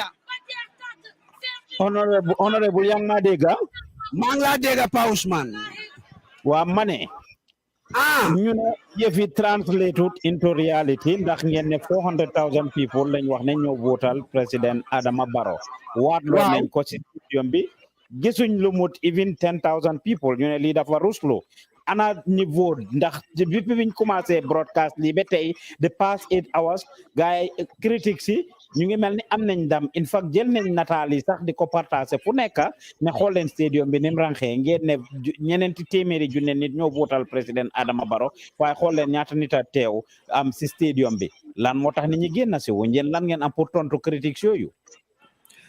Pa leena dinaa la ko wax seytaane waxut dëgg waaye yaa xana i xel te dinaa la wax leena pa gis nga ku buga du musa bañ waaye ku bañ du musa buga pa na nga xam leena gis nga waxi géja saxa koo tontu ndaxte boo xoolee dafa am ne xew ci àddina si fi nekk te umpulawu la ne corona gaa nge mbel àddina si te fi mu nekk nii ñoom ci seen bopp bu stadium bi feesoon tey dal dañoo taxaw di wane Adama Barrow respect good rules and regulations of COVID-19 bi bon nag Adama Barrow ak nguuram foyewuñ COVID-19 bi moo tax nanguwuñ so many people ñu dugg ci stadium bi loolu moo tax waaye nekkut ne amuñ nit ñi am nañ leen te nit ñi ñoo bugal seen bopp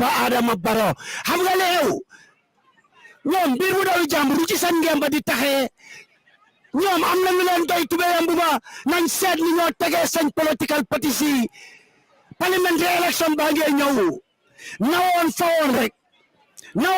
fawoon rek enu beeci rek so ñoom am nañ luñ war a tal stadium bi boo gisee nit ñi duguñ covid bi moo tax pa déedéet waaye Covid bi moo tax yéen kañ ngeen xam yu fi Covid ndax yéen politique ngeen fi ba jeexal def ngeen fi seen last week ngeen fi jógee Basse def fa programme ngeen pare organise banquet yéen a ngi organise ay programmes all this while te yëpp dafa fees ba ku ko sànni mbattu mu toj def ngeen fi programme bu mag Basse last week bele ne le yaata yumbe fa daxini si fa def lu ne def ngeen ko ci paagi marché bi politique ngeen dugga ci ñeneenti koñi réew mi boobu yëpp topp leen sarta Covid bi di honorable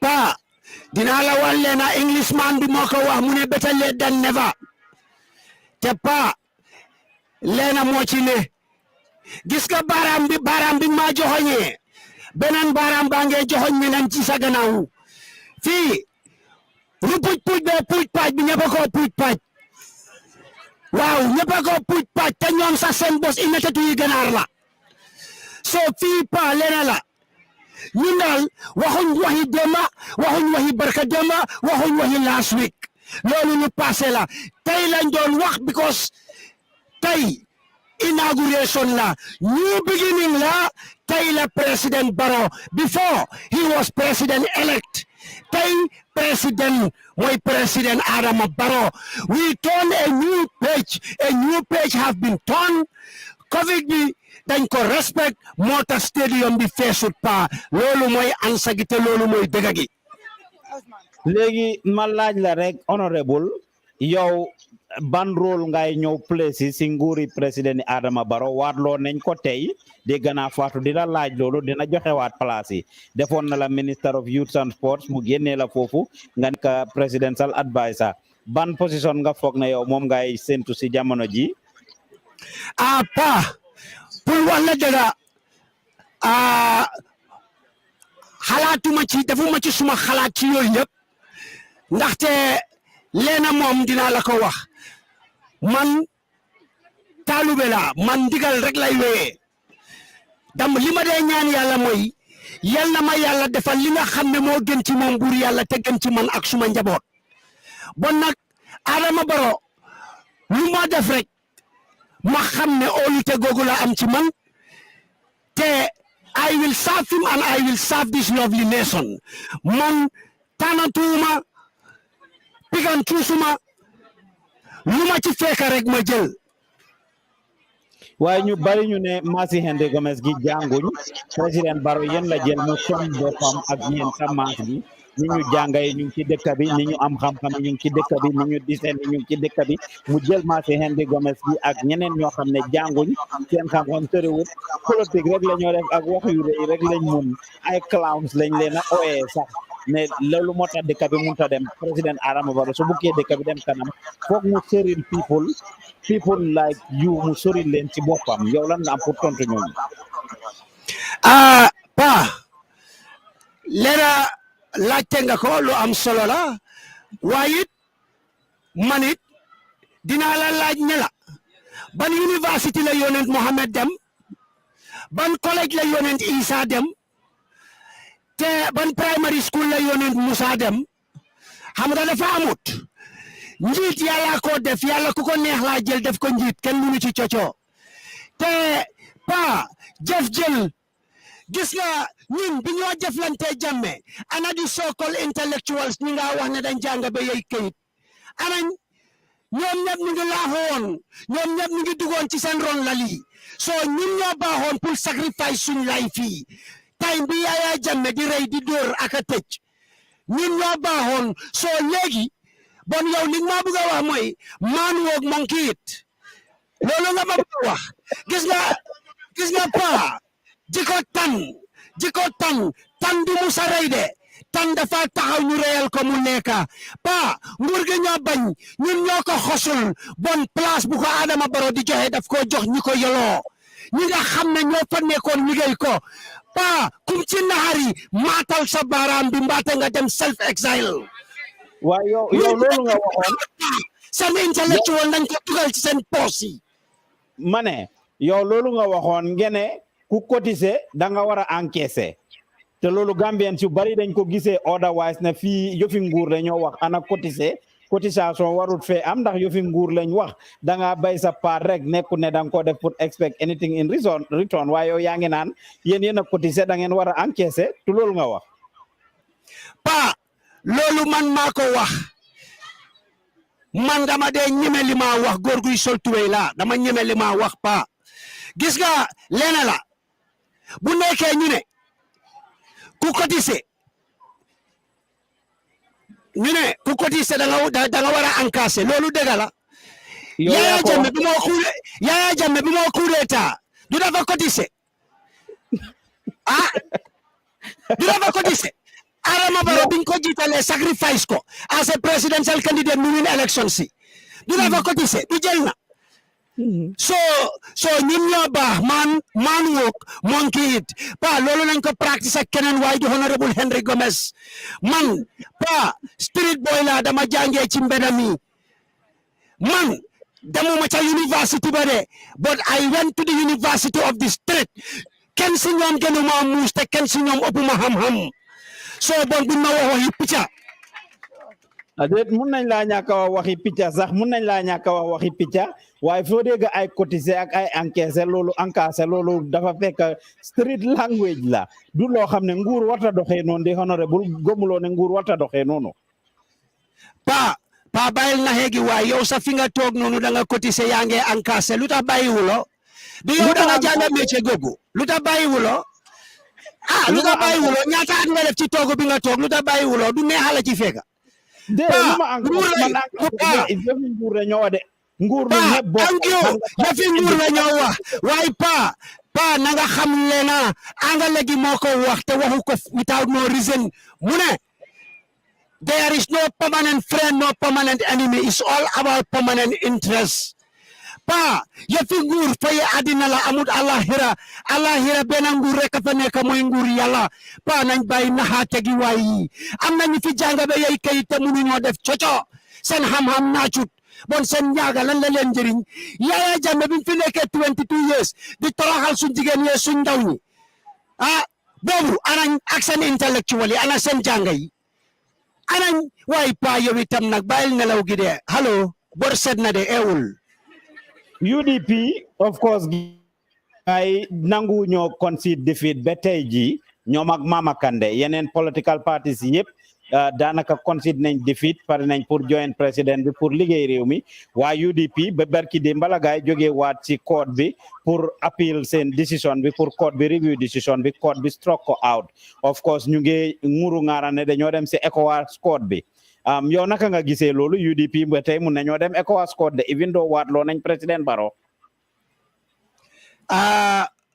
pa gis nga boo ma laaj question laaj ma lu ma dul tardel waaye waxi géeja man awma jot boobu pour tontu ko sax ndaxte leena la pa gis nga fi mu nekk nii mu neex leen mu naxari leen bor set na wicc tey bu nekkoon ne élection yi dañ ko rip 8 président ci African continent gi du ñëw ci inauguration ni Adama Barrow nañ bàyyi caaxaan gi Gambian si ñoo decide Gambian si ñoo votal Adama Barrow bon nag gis nga bu nekkee ne dañ foog ne ñoom dinañ am nguur gi turu di back way dañoo nax seen boppa yaa ngi understand Gambian si fi mu nekk seen bët yi dafa ubbeeku te Gambian si liñ wone fi mu nekk nii ñun parti leader si yëpp lañ won exemple ne amatut kenn ku leen a noot amut kenn ku leen a nax koo xam ne li nga wax defuloo ko dinañ la randal jël sa morom bon bu leen neexee nañ dem ci United Nations bi fu leen neex dem seen right la waaye leena rek laa leen a wax saa yu nekk buñ jeopardize the peace of this country bu ñoo bugg a def seeni caca nañ ko defee ji feneen dëkk bi fi mu nekk jàmm la am dëkk bi rule and law la fi am te démocratie moo fi nekk ku jalgati luwa bi nag luwa dina dal ci sa kaw full time loolu duñ ko maale sax looy ooyee jalgati nga def ni ngay tane de génn ci biti dox ñaaxtu loolu ngeen a ooyee waxoon nga ko Brikama atam ci 3 years jot na ne suñ génnee dinañ leen tuur ndox mu tànga ñu toog dégg Farafenni président bi ne waaw Ousainou Darboe mooy woon di chief executive of 3 years jot na te tuur ngeen ndox mu tànga barki dem boo njaay ñu tuur leen gaz tear gas bi nga xamee ne ñu ngi kër lawyer Ousainou Darboe so suñ génnee demonstrate peaceful demonstration whether it's UDP wala any other opposition what will you guys do ndax dégg nañ la yow nga woon gaay dégg nañ Amat Bah mu woon gaay gis nga leena moom laa dee wax man ndaw ñi ñoo ma ñor te gis nga suma wax saa yu nekk ndaw ñi laa dee wax ndaxte ñoom lañ dee bugg a nax di leen bugg a sacrifice 3 years jot na bi ñun ñëpp xam nañ 3 years jot na bi ni mu fa tegoo buñ dee gis guddi ñuy ko bugg a ooyee suba fii kenn nelawatu fii 3 years jot na bi Ousainou Darboe lan la fi waxoon waxu fi ne ku fi wax 3 years mu yóbbu la koot léegi after lan la wax may fàtti suma way la waaye lan la fi wax ne 3 years gi bu ñoo wax affaire démonstration ku ko fi bañ suma waay dina leen difen bon ñooñu duñ bukki yu sangoo dari béy lan nga ma fi bugg a wax pa boo fee waa i ndox mu tànga i gas ak yëpp Europe dañ gën Gambia America dañ gën Gambia ñoo fi daa tuur ndox mu tànga o gas ci démonstration leena rek moom laa dee wax pa man enewuma kenn ñu toroxal la enewuma kenn ñu rey ko enewuma kenn deretam tuuru waaye li ma wax mooy kuy démonstrer na nga make sure ne am nga naka la turaati pamit boo xam ne war ngaa démonstrer loolu nguur du la def dara waaye ngay démonstrer di ci boole ay meeting o di ci boole xamadi di ci boole saga di boole toj bitiki nit ñi o toj moto nit ñi loolu is unacceptable pa te dinaa la correct ci lena musuma wax ne nañ jël ndox mu tànga ñu tuur ko nit ñi wa musuma ko wax te ba tey fi man wax ak fi ma taxaw na duma apologize ci wax jooju because musuma ko génnee ci suma gémmiñ Brikama yow waxuloo woon loolu Brikama Henry yow Brikama taxawloo ci meeting ni Brikama bi nga wax loolu génneel audio bi pa you forgot we didn't forget that honorable pa ku ñeme li ma wax la génneel audio gi teg ne man maa ne ñu jël ndox mu tànga tuur leen ko loolu génnut ci suma gémmiñ gi te ba tey prepare ma woon for that right now ndekoon kay ma génneel la ko waaye mi dina Brikama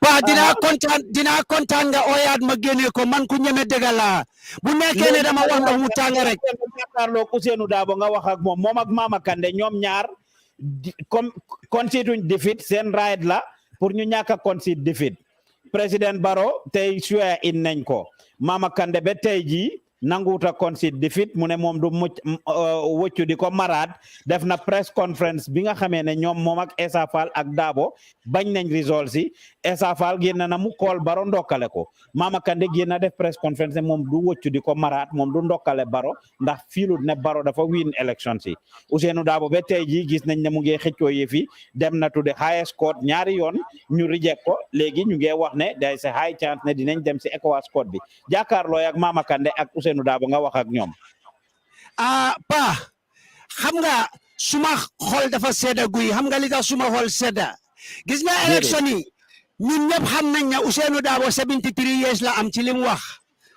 waaye xam nañ ne 2026 Ousainou Darboe 78 la am soo qualifié tout pour taxaw alhamdulillahi rabbil alamin problème yu mel nii duñ ko feesati affaire yi Mama Kandeh duma ci wax moj because Mama Kandeh leena bokk nañ primary school St George's Basse te mun naa wax ne ay brothers lañ waaye nag raytam la waaye bu Mama Kandeh fàtte ne ci nguuri Barrow daf ci am wala because ak nu mun di mel bi ñoo win Jammeh Mama Kandeh played a big role te loolu ñun dañ ko accept te dañ ko bëggee waaye nag raytam la waaye ñun itam ñu ngi wax ne mari golo lu ma wàññil borom tool xanaa endoo ñaaway Adama Barrow waat na ba pare coco mesengo bi diamu mesengo bi intéressatu ñu nañ wax lu leen ne bu leen nee sax nañ dem kuru kaara ci koot gi ñun loolu dunuñ ko de pa ñun li ñoo dunda mooy na réew mi dem kanam ñun loolu la ñoo dunda na jàmm am ci réew mi koo xam ne eenee nga réew mi jàmm ñëwal ñu liggéey koo xam ne nag eenee nga réew mi leneen bu guru gi laxut waxut ba tey ñun de ñu ngi toog di xaar waa GPDP léegi lan mooy sa status yow sa parti bi Henry dafa mel ni yow Barrow consume na sa parti bi yow amatuloo parti sa parti dee na fi mu nekk nii da nga mbuboo loolu rek yow da nga registré woon parti sax nag pour mun a bokk ci pour mun a encaisser rek ni nga ko waxee yow bi nga set up parti it was a strategic move encaisser nga pare woon moo tax da nga pare woon a encaisser moo tax nga set up parti waaye yow dunduloo woon politique lan mooy sa tontu ci ñuy wax loolu pa gis nga Gambia Banjul be koy ne kii dina politique mooy honorable Henry Gomez gis nga boo gisee tànk yi Henry Gomez jël jéego yi Henry Gomez jël di nga xam ne politique yi Baye Fall laa amee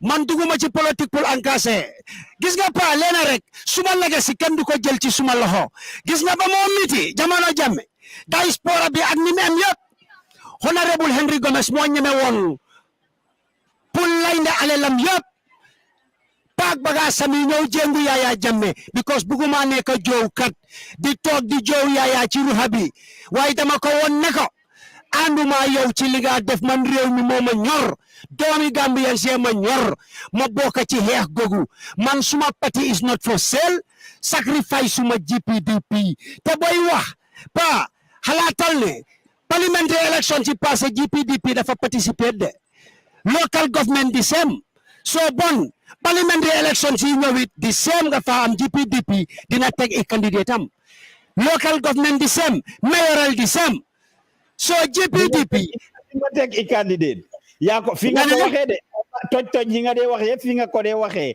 yaa ngi ñoo aso on record ne di nga sampa i candidate ci local government ak parliamentary election yi fi nga ko waxee de under NPP wala under GPDP ma ne loolu pour tontu la ci wax jooju loolu ci cabinet gi lañ ko waxee ak président Adama Barrow waaye wax naa la rek ne GPDP dina teg i candidate am wax naa la loolu waaye niñ ko tegee ak sarta yi ñu ne dañ am njiit muy Adama Barrow bon nag ku bugg a jiite ëllëg da nga nangu tey ñu jiite la bon duma fi ñëw di jox Adama Barrow boppa di rocce laameñ gi duma ko def waaye njiiti GPDP di jàppale ngeen Barrow si presidential kay léegi ñu ngi dem ci parliamentary ak local government election amin Rohey Malick Lowe amin mu ngi ngembu ba dëgër liggéeyal na Banjul ci li gaay wax liggéeyal KMC Talib Bensouda liggéey na fa tough time ngeen a am foogu leen na ngeen bàyyi gaay ñu jàppale yow si sa gis-gis Rohey Malick Lowe ak Talib liggéey nañ wala liggéeyuñ Rohey Malick Lowe ak Talib Bensouda liggéey nañ Banjul wala liggéeyuñ dafa mel ni network baa ngi xaw a freeze foofu rek maa ngi jàkkaarloog maa ngi doon laaj honorable ma ne ko Roxi Malick Lo laa ko doon laaj ak Talib Bensouda si moom gis-gisam ñooñu liggéey nañ wala liggéeyuñ gaay ne ñooñu liggéey nañ seen municipalité yi de ami foogloo ne ñu bàyyee leen yëf yi pour gaay doxal léegi ñu continuer doxal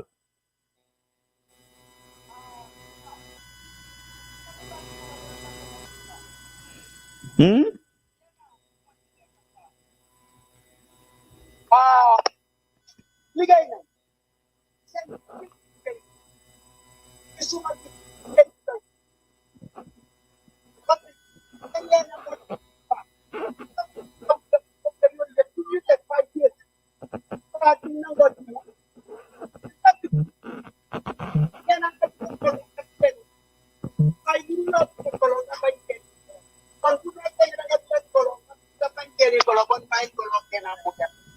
Adama Barrow kenn mënu ta buga kul teede ci nguuri Adama Barrow te bañ Adama Barrow boobu du mun a am you are either with us or against us and if you are against us you are our enemy and we are going to treat you as an enemy waa ji mooy loolu ba mayoral bi Adama Barrow ak Alhaji Tammy dañ ko soxla parlement bi Adama Barrow NPP ak Alhaji Tammy dañ ko soxla councilors Adama Barrow NPP ak Alhaji Tammy dañ ko soxla so ñun dañ ñëw kul del yëpp ñun ñëw kul lekk benn ci di bàyyi kër gi de dañ ñëw kul Henry yow foog nga ne loolu lu baax si réew mi la any government that has total control of the legislature and the executive loolu baaxut si benn dëkk foog nga ne baax na ci Gambia Henry te yaa ngi ci biir bu mu neex rek tax nga wax yéen nay de pa li ma wax mooy loolu dafa des ci Gambian man munuma dictate Gambian si ne man dafa am ci li ma nekk mooy ci Alhaji président Adama Barrow bon man li arrangé suma kuru moom lay oote ne na Gambian si toppa président Adama Barrow NPP ak Alhaji loolu moom lay wax te bon bu nekkee ne Adama Barrow Gambian si jox nañ ko di absolute majority lan laa ci mun man benn karta la amee suma jabar benn karta la amee suma doomi ku ci nekk benn la amee ku ci nekk benn karta si ñoo jóg ñu ekkati ne Adama Barrow leen doy soo bon loolu munuñ ci dara loolu buñ ko wax nañ ko wax tey ba ëllëg pour xëy wow rek te joxuloo ma ndox gu ma naan waaye yow si sa gis-gis foog nga ne loolu baax na in any democracy loolu baax na pour benn dëkk am absolute control the monopoly of both the legislature and the executive branch pa du man li ma arrangé li arrangé doomu aadama yi am seeni karta te doomu aadama yi ñooy votal ku leen neex man li ma leen mun a wax rek mooy pa yow xam nga li xew man parlement bi moo ma gën a ñor sax na Gambian si yëpp jël seen carte jox ko Adama Barrow pour parlement bi let Adama Barrow dominate the parlement bu ko defee ñiiroo ragee ŋaararoo geeg duñ paas bil bi rek duñ paas la léeg loolu du fa amati man loolu moom lay wax pa te fi ma téye moom laa téye lii lañ defoon honorable lii lañ defoon de ci time Yaya Jammeh ñu ne ñoo ngemba Yaya Jammeh bem nekk who he is beli xew foofu ci jamono ji nii bem ñëw taxaw nekk dictator élégal sibir nag ñi ko ngemboon yëpp sampa ko jox ko ndenda defloo ko loolu yëpp eventually they end up regretting ndax yooyu ñu defloo ko loi yooyu nga xam ne sampa na ko bem jël suñ constitution bi mu wécce ko 50 something times during the 22 years rule ñu ne ñun ñoo ko empower ñoo ko entrain bem nekk dictator fooguloo ne président Adama Barrow li laam ci ñag bi la jëm ci tànka yooyu laa taxaw su nekkee su amee executive bi am législature bi pa fii dara raamu fii dara raamu fi amuñ fi jaan amuñ fi liir bu ndaw buy raam fii dara raamu fi pa gis nga fii leena la rek Adama Barrow dafa wax yëpp tey ci spijam bi mu ne even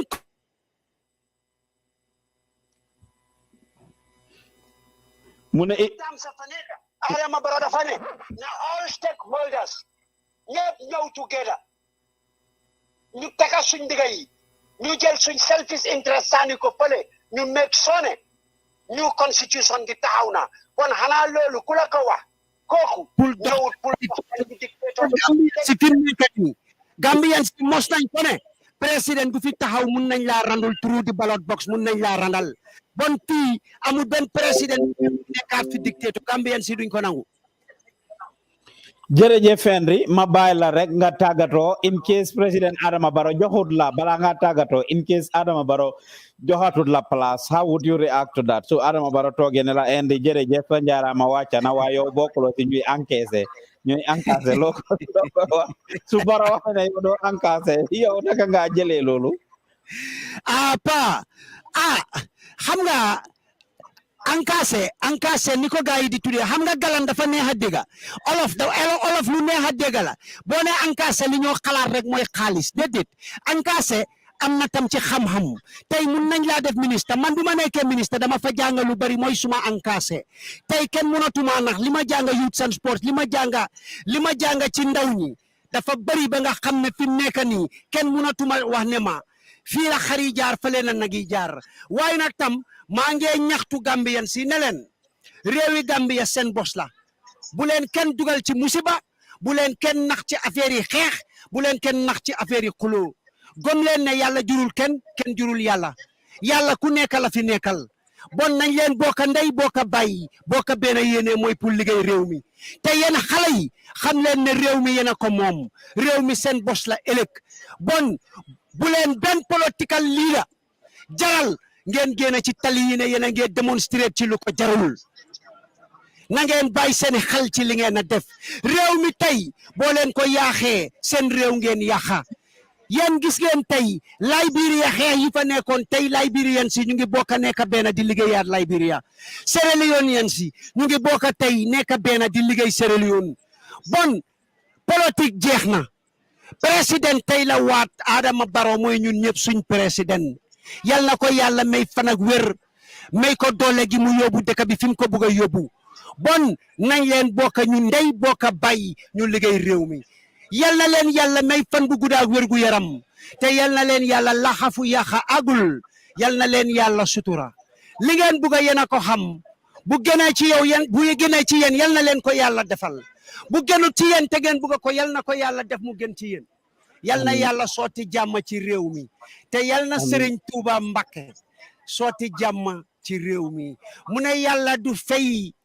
wax ju bari coco gi yàlla jëf lay fay bon yal na leen yàlla fay seen jëf yéen ñëpp gome sa leen bugg ci xolam amin waaye balaa boobu rek honorable wax nga leen nga ne di nga nekkee youth and sports encaissé nga waaye encaissé si xam-xam bot gaay ne yow da nga encaissé youth and sports di xaalis bu bari nga fa encaissé nag moo tax Barrow génnee la di ndax yow suñ la baxee woon youth and sports ndekoon jamono ji ci tuuxilu na dañoo mujjee AFCON gi sax ndekoon da nga encaissé liñ encaissé si AFCON yëpp luy sa tontu ci loolu gaay ne yow youth and sports da nga ñëw encaissé wiide xaalis bi fa nekkoon yëpp moo tax Barrow génnee la gis nga du yëpp la ñoo wax gis nga youth and sport bi ma faa ñëw 250,000 fa newoon ba maa dem bàyyi naa fa lu passé ci 5 millions loolu mun naa koo seede te ñëpp mun nañ ma koo seede tey Scorpion tey ñu ngi teeda ci levi téléphone carte yi loolu de levi téléphone carte yi loolu de vision yi Henry Gomez la loolu kenn du ko fi mun a génnee Henry Gomez vision boobu moo ko indi de te président Barrow suma seede la bon Henry Gomez dafa liggéey youth and sport Henry Gomez encaissé wul bu ma encaissé woon ñëpp xam ne encaissé naa jomba naa jël pa yow ak youth si jamono jooju di gars yi ñu ngi doon démontrer di li ñu ne dictateur nga sax nag da ngaa ñëw with an iron fist soo ñëwee youth and sport ñëpp la ragal ñëpp nga dee tigal foofu noonu yow da ngaa ñëw encaissé ne lii moo war a xew every day yaa ngi tukki di dem ay conference yoo xam ne jëlewuloo fa dara bot da ngaa dem jël ay 5 days 6 days 1 week soo ñëwee encaissé lu après 1 week 2 weeks pa diem and stuff loolu la gars yi jiiñ di pa luñ ma jiiñ rek nangu naa garawul xam nga ñu ne waxi géeja sax ko tontu bàyyi leen ñu wax waaye tey de ñu bari ñu ngi wax ne bu ñu amoon Gomez bon nag ku bañ du musa buga waaye ku buga du musa bañ pa waaw loolu nga wax de Essa Fall nag moom luy sa advice to Essa Fall TRRC jeex na taxaw na sampa na ndendam lan mooy sa message to Essa Fall. non Essa Gambien la Essa am na right pour taxawal political party am politique la woon rek moom ŋaañi na nguur gi man dal naa ko jiko ndongo Banjul la fola rek ci lamba gi la bokka waaw ci lamba gi la bokka soo fi mu nekk nii lamba gi jeex na ñun suñ mbor win na lamba gi soo man maa Essa xanaa moom mu jël ko def ko lu rëy ci xolam gi because Essa dafa gaaw a mer waaye man moom yooyu dunduma ko man Essa suma boroda la fu ma ko gis dinaa ko nuyu te dinañ àndaat xanaa neex foog jël la am loolu lañ wax de lu wañ tax na foog jël la am te jël la am na fi mu nekk nii Adama Barrow Sambor moo win ni nga ko waxee kon honorable Ondeh Gomez jërëjëf kontaan nañ ci waxtaan bi nga xam ne am nañ ko yow pa jërëjëf kontaan naa pa jërëjëf maa ngi laa gërëm di la sant jërëjëf jërëjëf waay thank you kooku mooy honorable Ondeh Gomez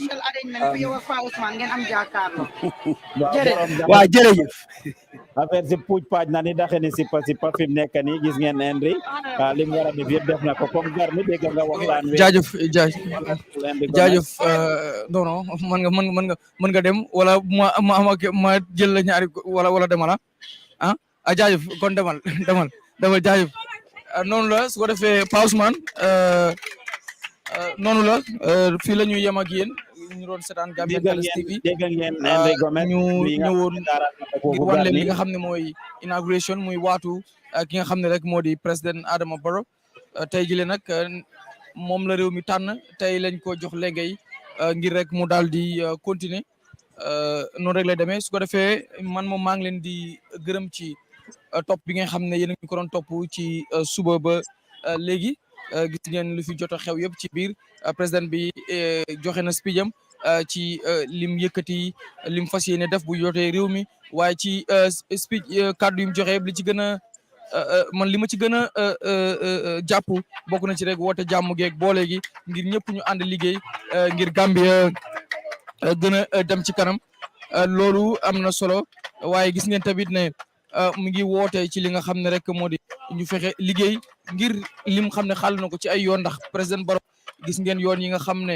mi ngi ko tàmbali loolu tamit wax nañ ni dinañ ko tàmbali waaye dinañ am yeneen yoon yu yees yoo xam ne dinañ ko taxawal ndax am nañ li nga xam ne mooy taget bi su ko defee rek dinaa bàyyi Aïssatou Coly moo xam naa dina gën a yaatal ci li nga xam ne mooy ci wàllu li nga xam ne moo di speech yi Adama Barrow bi noonu rek lay demee su ko defee ñu jéem a tëj li nga xam ne mooy jotaay bi fii tey dig leen daje ci lu bañ a yàgg ndax Gambian Talents moom mi ngi noonu dina leen defal yeneen i coverage ci yeneen i li nga xam ne mooy ay reportage ñi nga xam ne mooy ñooy sama mbokk sénégalais yi nga xam ne ñi ngi fi doon topp li nga xam ne di ñu suivre ndax Gambian Talents TV ñëpp ñoo leen di suivre ñu ngi leen di wax ne lii la l'émission tire à sans fin maanaam wateef li àgg na ci ndong li mi ngi jeex ñu ngi leen di tàggu di leen gërëm bu baax di sant suñu team ñi nga xam ne ñooy caméra crew bi ku ci mel ni Aïssatou Touré jigéen bu man góor la mi ngi woon fii di liggéey bu am solo ku ci mel ni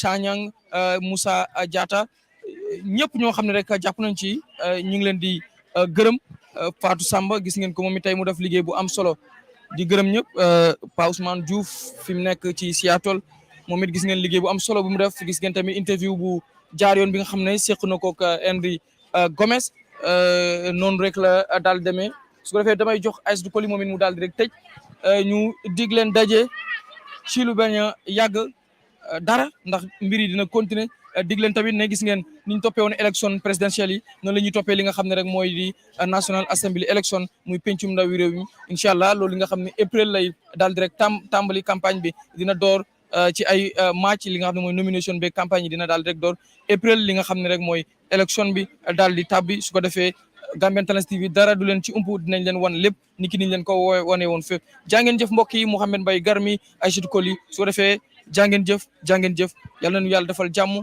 merci beaucoup à vous tous.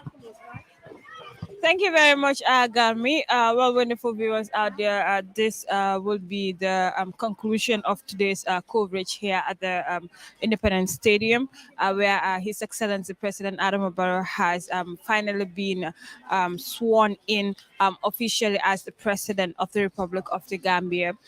So we've seen heads of state from Togo, Nigeria, Senegal, Liberia, Mauritania, and of course Sierra Leone, who were here to grace the occasion with His Excellency President Adama Barrow. And well, of course, he was accompanied by his two wives, Lady Sajon Barrow and also Fatmata Barrow.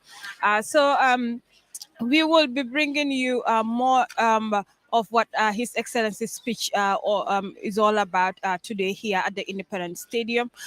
So we are going to end today's broadcast here. It's been a long day with us here at the Independence Stadium, and we would like to seize this opportunity to thank our other fellow journalists who were actually in other countries calling us and then relying on Gambian Talents TV. We are saying we are all in this together, and His Excellency has always been preaching of maintaining stability and peace in the country.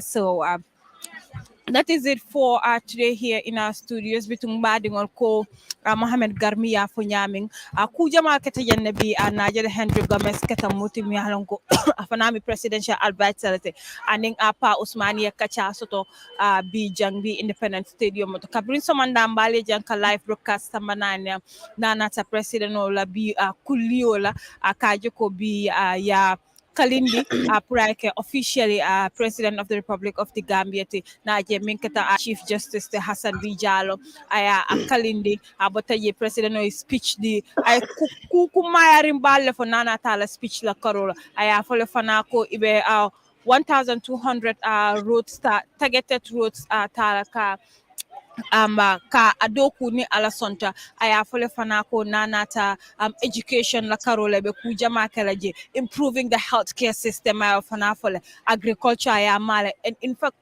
to also create job employment for the young people of the Gambia through the tech fee and also other projects so mi yalon ko ka funding kel mako wolto nyinke do ko timi anko His Excellency President Adama Barrow ya fajanne najede banku nyaton ko dol min yanko kabrim kunun dol nata abi somanda kana nying ko tarandi jambi so ma flale ko ala baraka bake bana technician ol be kontana kabring Aissatou Touré Musa Jata member head of technicality min yaron ko tollebe mol fe jambi kabrin somanda ka live coverage sambali nangbi so mba flale ka to jibe min be jibe kam ala baraka bake anala ramol ku nyimala anala jibe ku nyimala. I know it's been a long day anni molbe jambi at the Independence Stadium ma flale ko Aissatou ko lila bale nun jambi microphone to kabrin somanda ni Mohamed Bay Garmi aning Fatou Kurubali Fatou Samba aning well of course the big man himself Mpa Usman Jufti watala baraka bake. Thank you very much.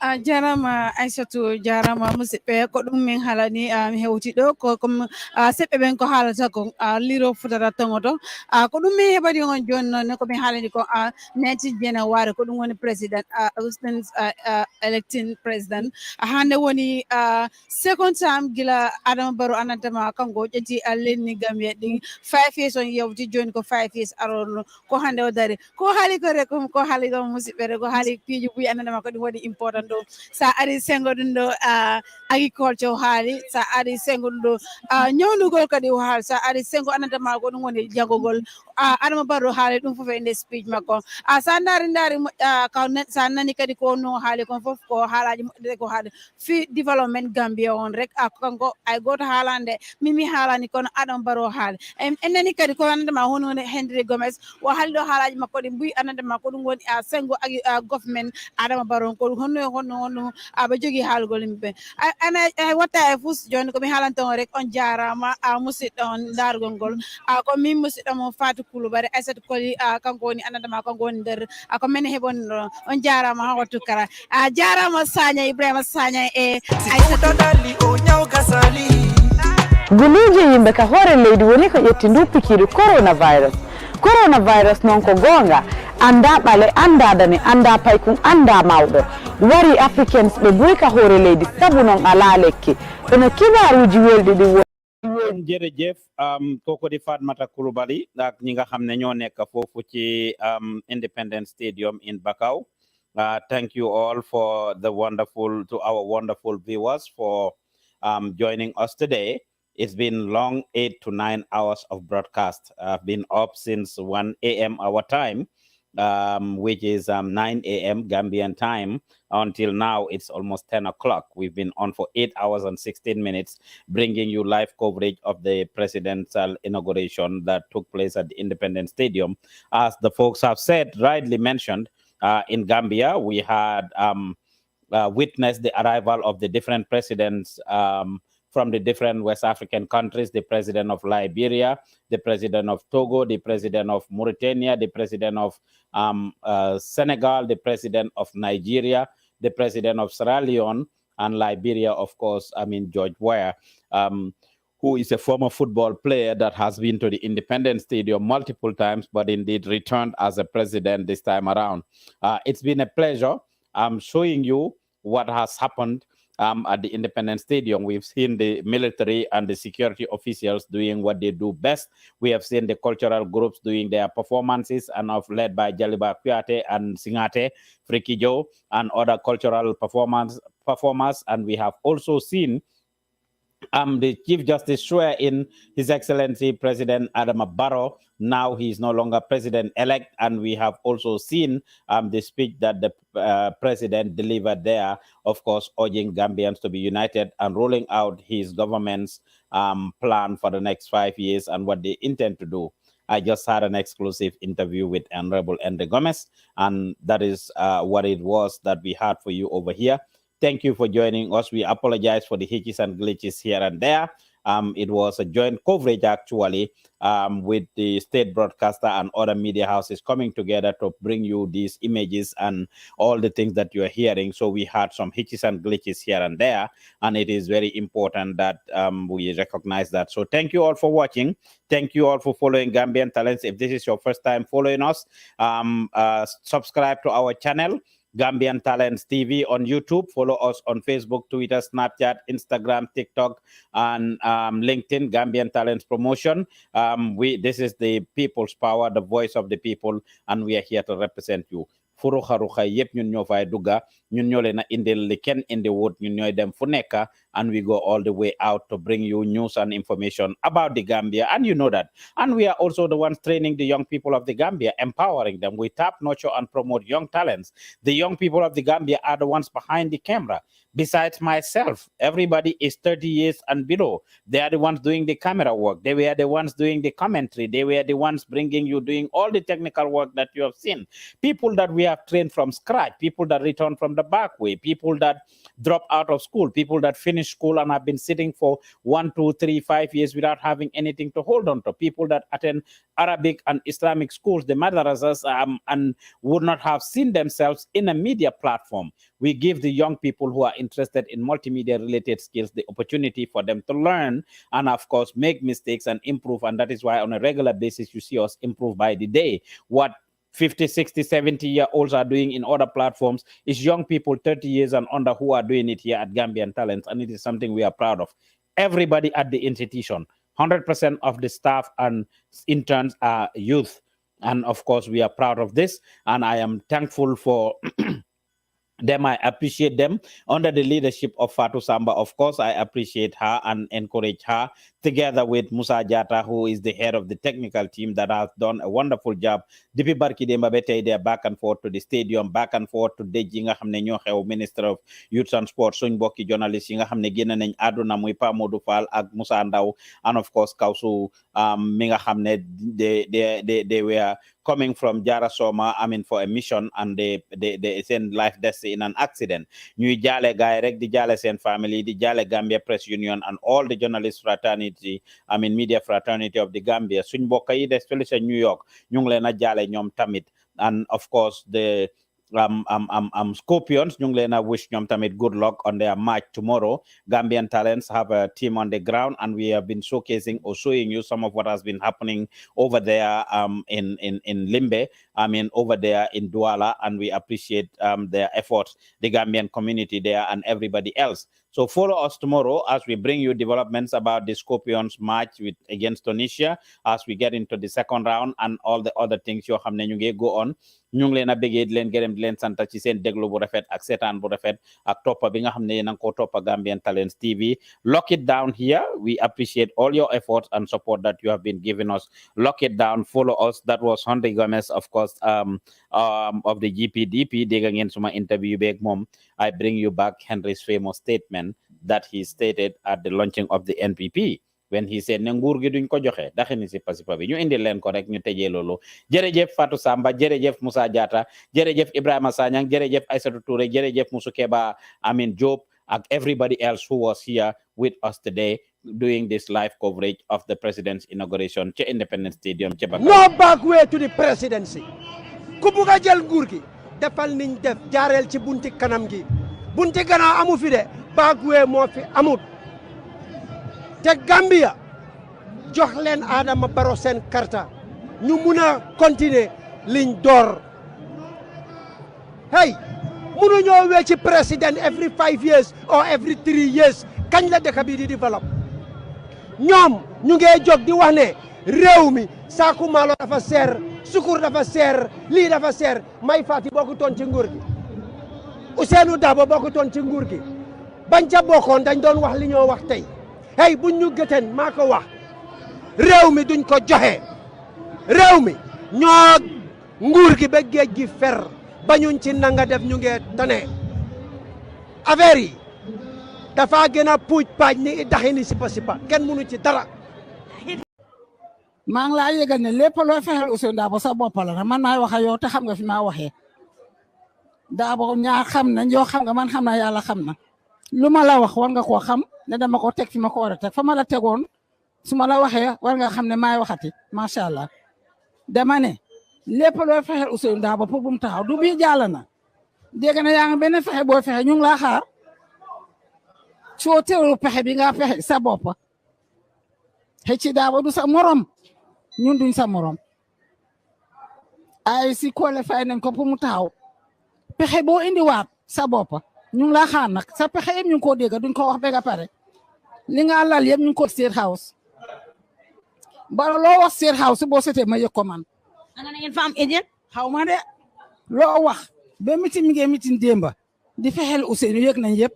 mitin lan ñoom ñoo xam. waaye na leer fii nga toog man bëgguma leen dem Fatou bu dugut leen dem Gambian Talents bëggut leen dem. ma ko leeral la gum ba mu def li moo def maa ngi ko jox strict warning man la xam nga fi maa waxee yoo xam nga man xam na yàlla xam na. tere Ousseynou Dabo nga bàyyi ko mu contest mun loo ko tere contest loo fexe yëg nañ ko te loo fexe sa bopp Adama Barrow maay wax ak yow xam nga fi maa waxee yaa ma xam bàyyi sa xel Ousseynou defu la dara moo tax nga gagné defu la dara la defu dara UDP ñoo la campagne ñoo tax nga gagné te nga def UDP noonu bu mu sek waaye maa ngi laa yëgal ne last chance.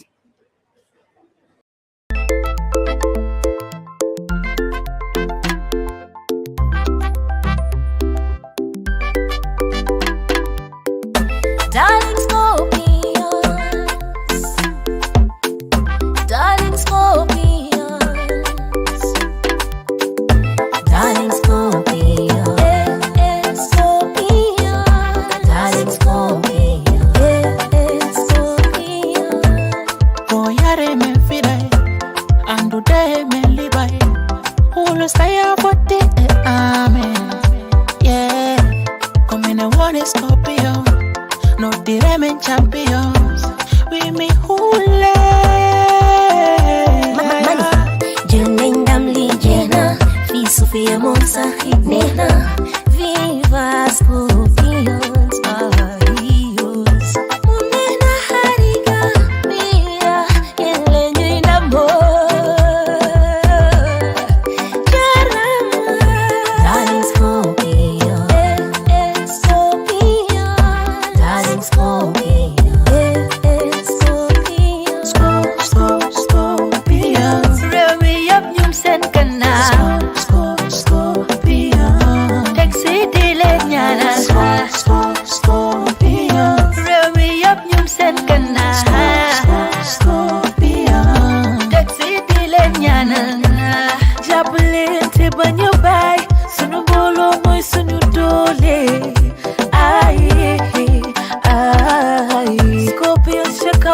number 4 bulin jabi dolin bayi ay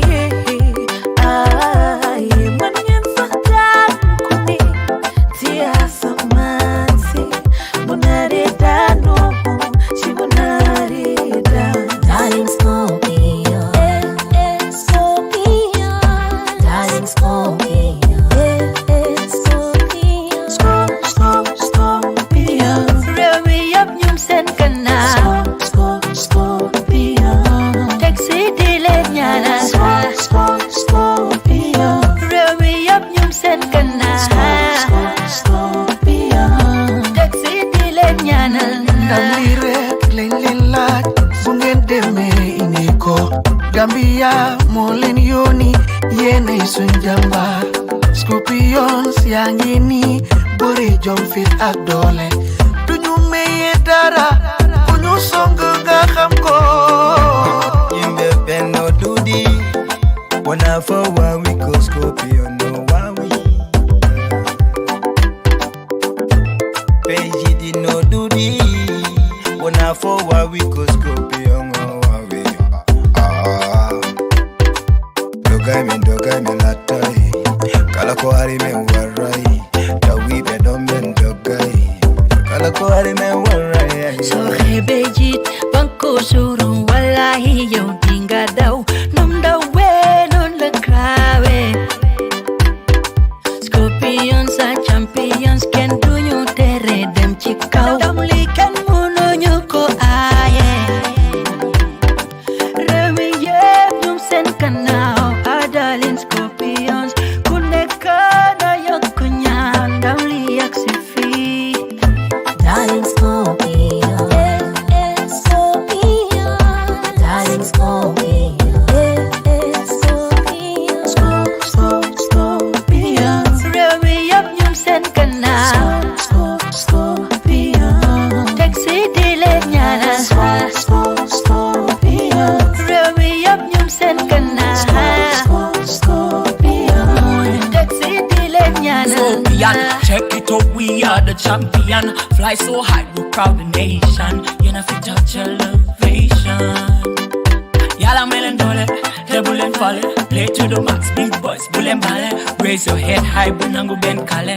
Kasen fit, bullet nangu ben kale. Scorpio ninya totale Nikende mali nya fale Alia mutada mai bambang Putukatola kana yumfa Nyai minje Pali nyamoje Dawale benyin dinding wala nungo demonsko History. Lot of celebration for the victory. Mountain in stop, no, it's a destiny. Kabirin cartoon for the queen until they can't kill it. Gambia, Ntolong there is smiling cause of Africa. Eyes on the trophy book of Fentina. Musabaro goal sign for dia. darling Scorpio, Scorpio, darling Scorpio, Scorpio. Remy up nyum sen kana Scorpio. Taxi dile nyana Scorpio. Remy up nyum sen kana Scorpio. Taxi dile nyana Scorpio. Scorpio.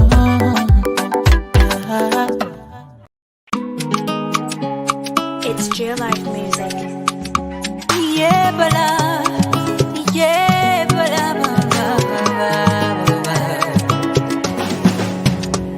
Vaccine.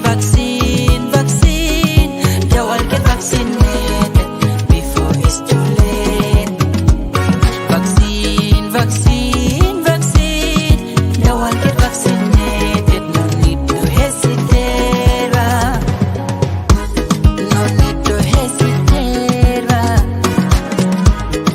Before it's too late. Can do love for say pundo faju. Why is garab banya faju kuchi tenga haru. Suñ waref la pour ñu jog aaru. Ndax ñu daan feebar bi li le mo raw fa kaaru. Get vaccinated, punga aru from getting COVID. Arsa bopu aksa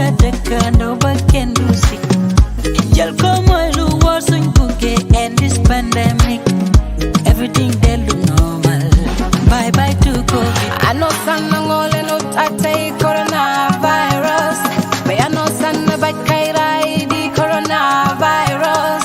Jijoji pengu waja, pengu berambe nora, jakmiti penora, way virus ay. E pengu way free, e fimoro, jijoji pengu waja, berambe nora.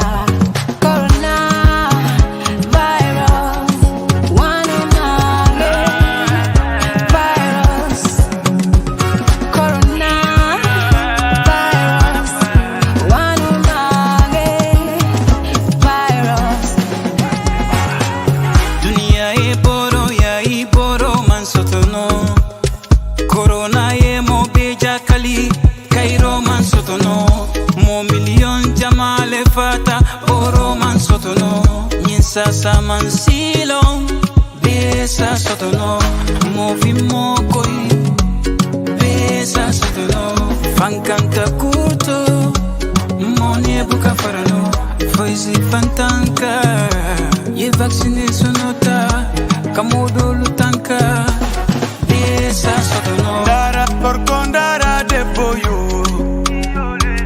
dara maudo dara pai kunjoni Ndara porto jo jaka Ndara marto ndara basudo Ime pengo de Dande ore men dande fai bebe jaka Gare pengo de Dande ore men dande fai bebe Yandi dande nene Dande baba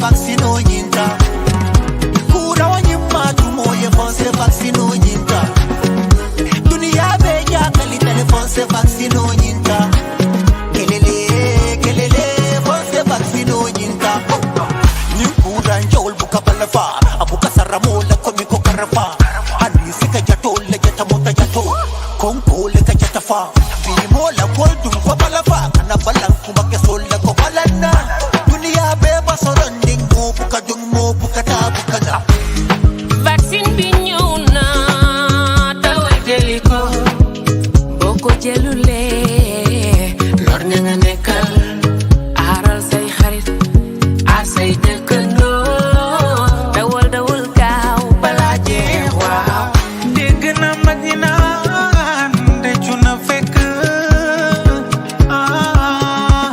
jëf wees dawal gaaw bul toog di xaar lii doy na waa fagaru na jaruma leen corona bi metti na gaa yi moytu leen fagaru na jaruma leen corona bi metti na gaa yi moytu leen ke vaccini ke Kenya soronda nga miniteri angana mpate nga corona kata ya anakari idada khandi do dunasu ya awagambi kari ona corona ke ona kari Anyen yo nene vaccine den ko jelal magnu men yo nenen ko emen lady men yimbe men di mimbaki lo den niwen o nyaw bondo lady men yo vaccine den ndanyu kura ngo keleno lacho nimanke kilenti ndanyu kura ngo bainola ningani yolo manke kilenti bala fabel ngola bala hu balimbe bota fasakile ngola bala hu kanyu kura ngo baimbala fa tabakino pengo dumbala jamali manfai jamali fa anikati malani kura ngola jamali niye pengo itadi sonola malani kura ngola jamali kule ko kodi nyine rangolum malani kura ngola ngadendi ngola ko vaccine ota sadanka kura ngola fumne dara doxatul ku ne am soxla bëgg a gis mu faju no hesitation dawal jël commences bul aju lembe aduna besun fit to talk when we can't stay home cause we gotta go to work get vaccinated to knock it out get our normal lives back we can't walk rock it out. Sifuda dali onyao kasali, onyao kasali. Pia ma vaccine wote jabali, wote jabali. Bone onyao alamona nali, alamona nali. Kodi ha porte pale ani, wadi ha bedo ani. Sida vaccine nana koya reno, bay na fonyeti o vaccine. Jol ko kale yoreno, edindi labi ko tundon ko feundo. Coronavirus no wodi, onya wono feundi. Rene ngoremo, ko tundon wodi ko be yeuti. Yaga ning di ko joy, legi am nafi. Yaga ning di ko har, legi exina. Nenyu def li ñu war febar bi je, vaccine bi am nafi génn leen. Man ak yow kii kele ñépp war na leen. Aar mag ñi ak ndaw ñi, suñu yaay ak baay. Fagaru gën faju xam nga loolu, ñi mu rey bari nañ mu jati. Amin. No white ñaan na ci boole wér gi yaram waay, ndax moo lay tax a bànneexoo. Nit yi dematuñ, business yi doxatuñ, kenn kafatul dafa mel ni sax time bi léegi sax doxatul. soo na noon feebar mooy sa noon yaay, waaye du vaccine bi, cause vaccine bi mooy garab bi di saafara lii. Kurang kurang woy, anala bori. Kurang kurang woy, anala bori. Doctor Olfan le konkana sila woy, talingan pengu. Doctor Olfan le konkana sila woy, mobe pengu. Kurang kurang woy, anala bori. Kurang kurang woy, anala bori. Doctor Olfan le konkana sila woy, alingan pengu. Doctor Olfan le konkana sila woy, como be pengu. Covid, Covid, alingan pengu. Covid, Covid, como be pengu. Covid, Covid, boy, alingan pengu. Covid, Covid, boy, como be pengu.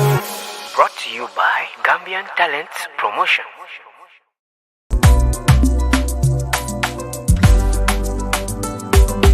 Thank you so much for this opportunity, Mr. Jove, the entire team. I feel great giving the opportunity to be a staff here at Gambian Talents TV. Thanks to Pa Usman Ju for the opportunity and the entire management team. Staff in Gambian Talents TV, Mr. Juf, thanks to you. I'm so excited. I'm so happy right now. And the entire Gambian Talents TV. Tey nag lu doon suma teewaay fii mooy pour jox suñ mbégte ak kontaan opportunité bi nga xam ne pour ñu gën a mun a prove suñ bopp si institution si liggéey nga xam ne boobu lañ ñu ko jox pour ñu mun a gën a wone suñ bopp. Opportunity bi pour thank the entire GTTV management. The time that I was starting, it was like JJC, Johnny Just Come. Things were very hard with me. I can't even speak or stand in front of people to talk. To showcase my talent was very hard for me. Rome was not built a day. This is absolutely an important gesture. I cannot compromise with it because I have been at home going to school, going and coming. This is the place that I got everything. I will try my best to do well, to work as a team in order to take this institution in a better place and in a great way. ama doon na kontante bu mag si ñun te su soobee yàlla by the grace of God Almighty dañoo gën a jàpp institution bi gën ko def institution bi nga xam ne bokk na si ama media yi nga xam ne ñoo gën a rëy si suufi Gambia fii. Thanks to the internship and to Pa Usman Ju for believing in me, trusting in me. He gave me the opportunity as a young person, having my own shows, went to tour with the president, other important state engagement that I was involved with, together with other colleagues of mine, was an important gesture and a wonderful experience. I promise to work so hard to make this institution the best institution, not only in the Gambia, in the world at large. Na góorgóorlu bu baax ba lépp luñ expect ci ma def ko na work hard pour jëmale institution bi inshallah ci kanam. We are ready to rally behind him pour jàppale institution bi mu gën a grow further. This means a lot. I won't let them down. I'll continue to strive as much as I can. As young people, this is what is expected of us, to strive hard, to work hard, to make sure we make our parents happy, we make people that believe in us happy. This is definitely something that I can't play with.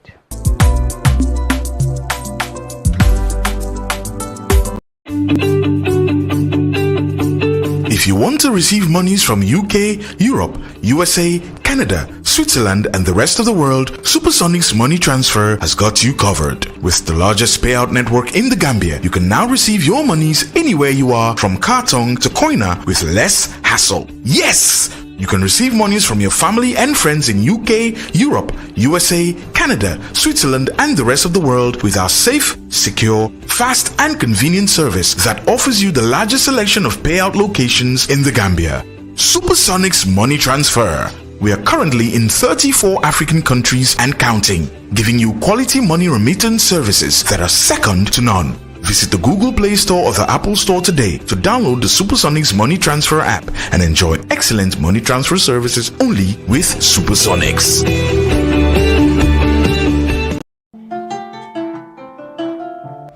Physiotherapy and Rehabilitation Clinic is the first of its kind in the Gambia. We have inpatient service and outpatient services. Penmore admits patients and they have intensive rehabilitations.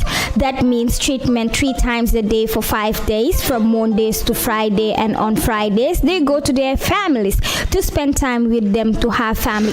Outpatients come on regular appointments, probably 2 or 3 times in a week for treatment. We treat patients with arthritis, with back pain, stroke patients, fractures or after fracture operation, paralysis of all types, and we do treat both young and old patients. Penmore Physiotherapy gives quality physiotherapy treatments to Gambians because we are qualified physios from different parts of the world.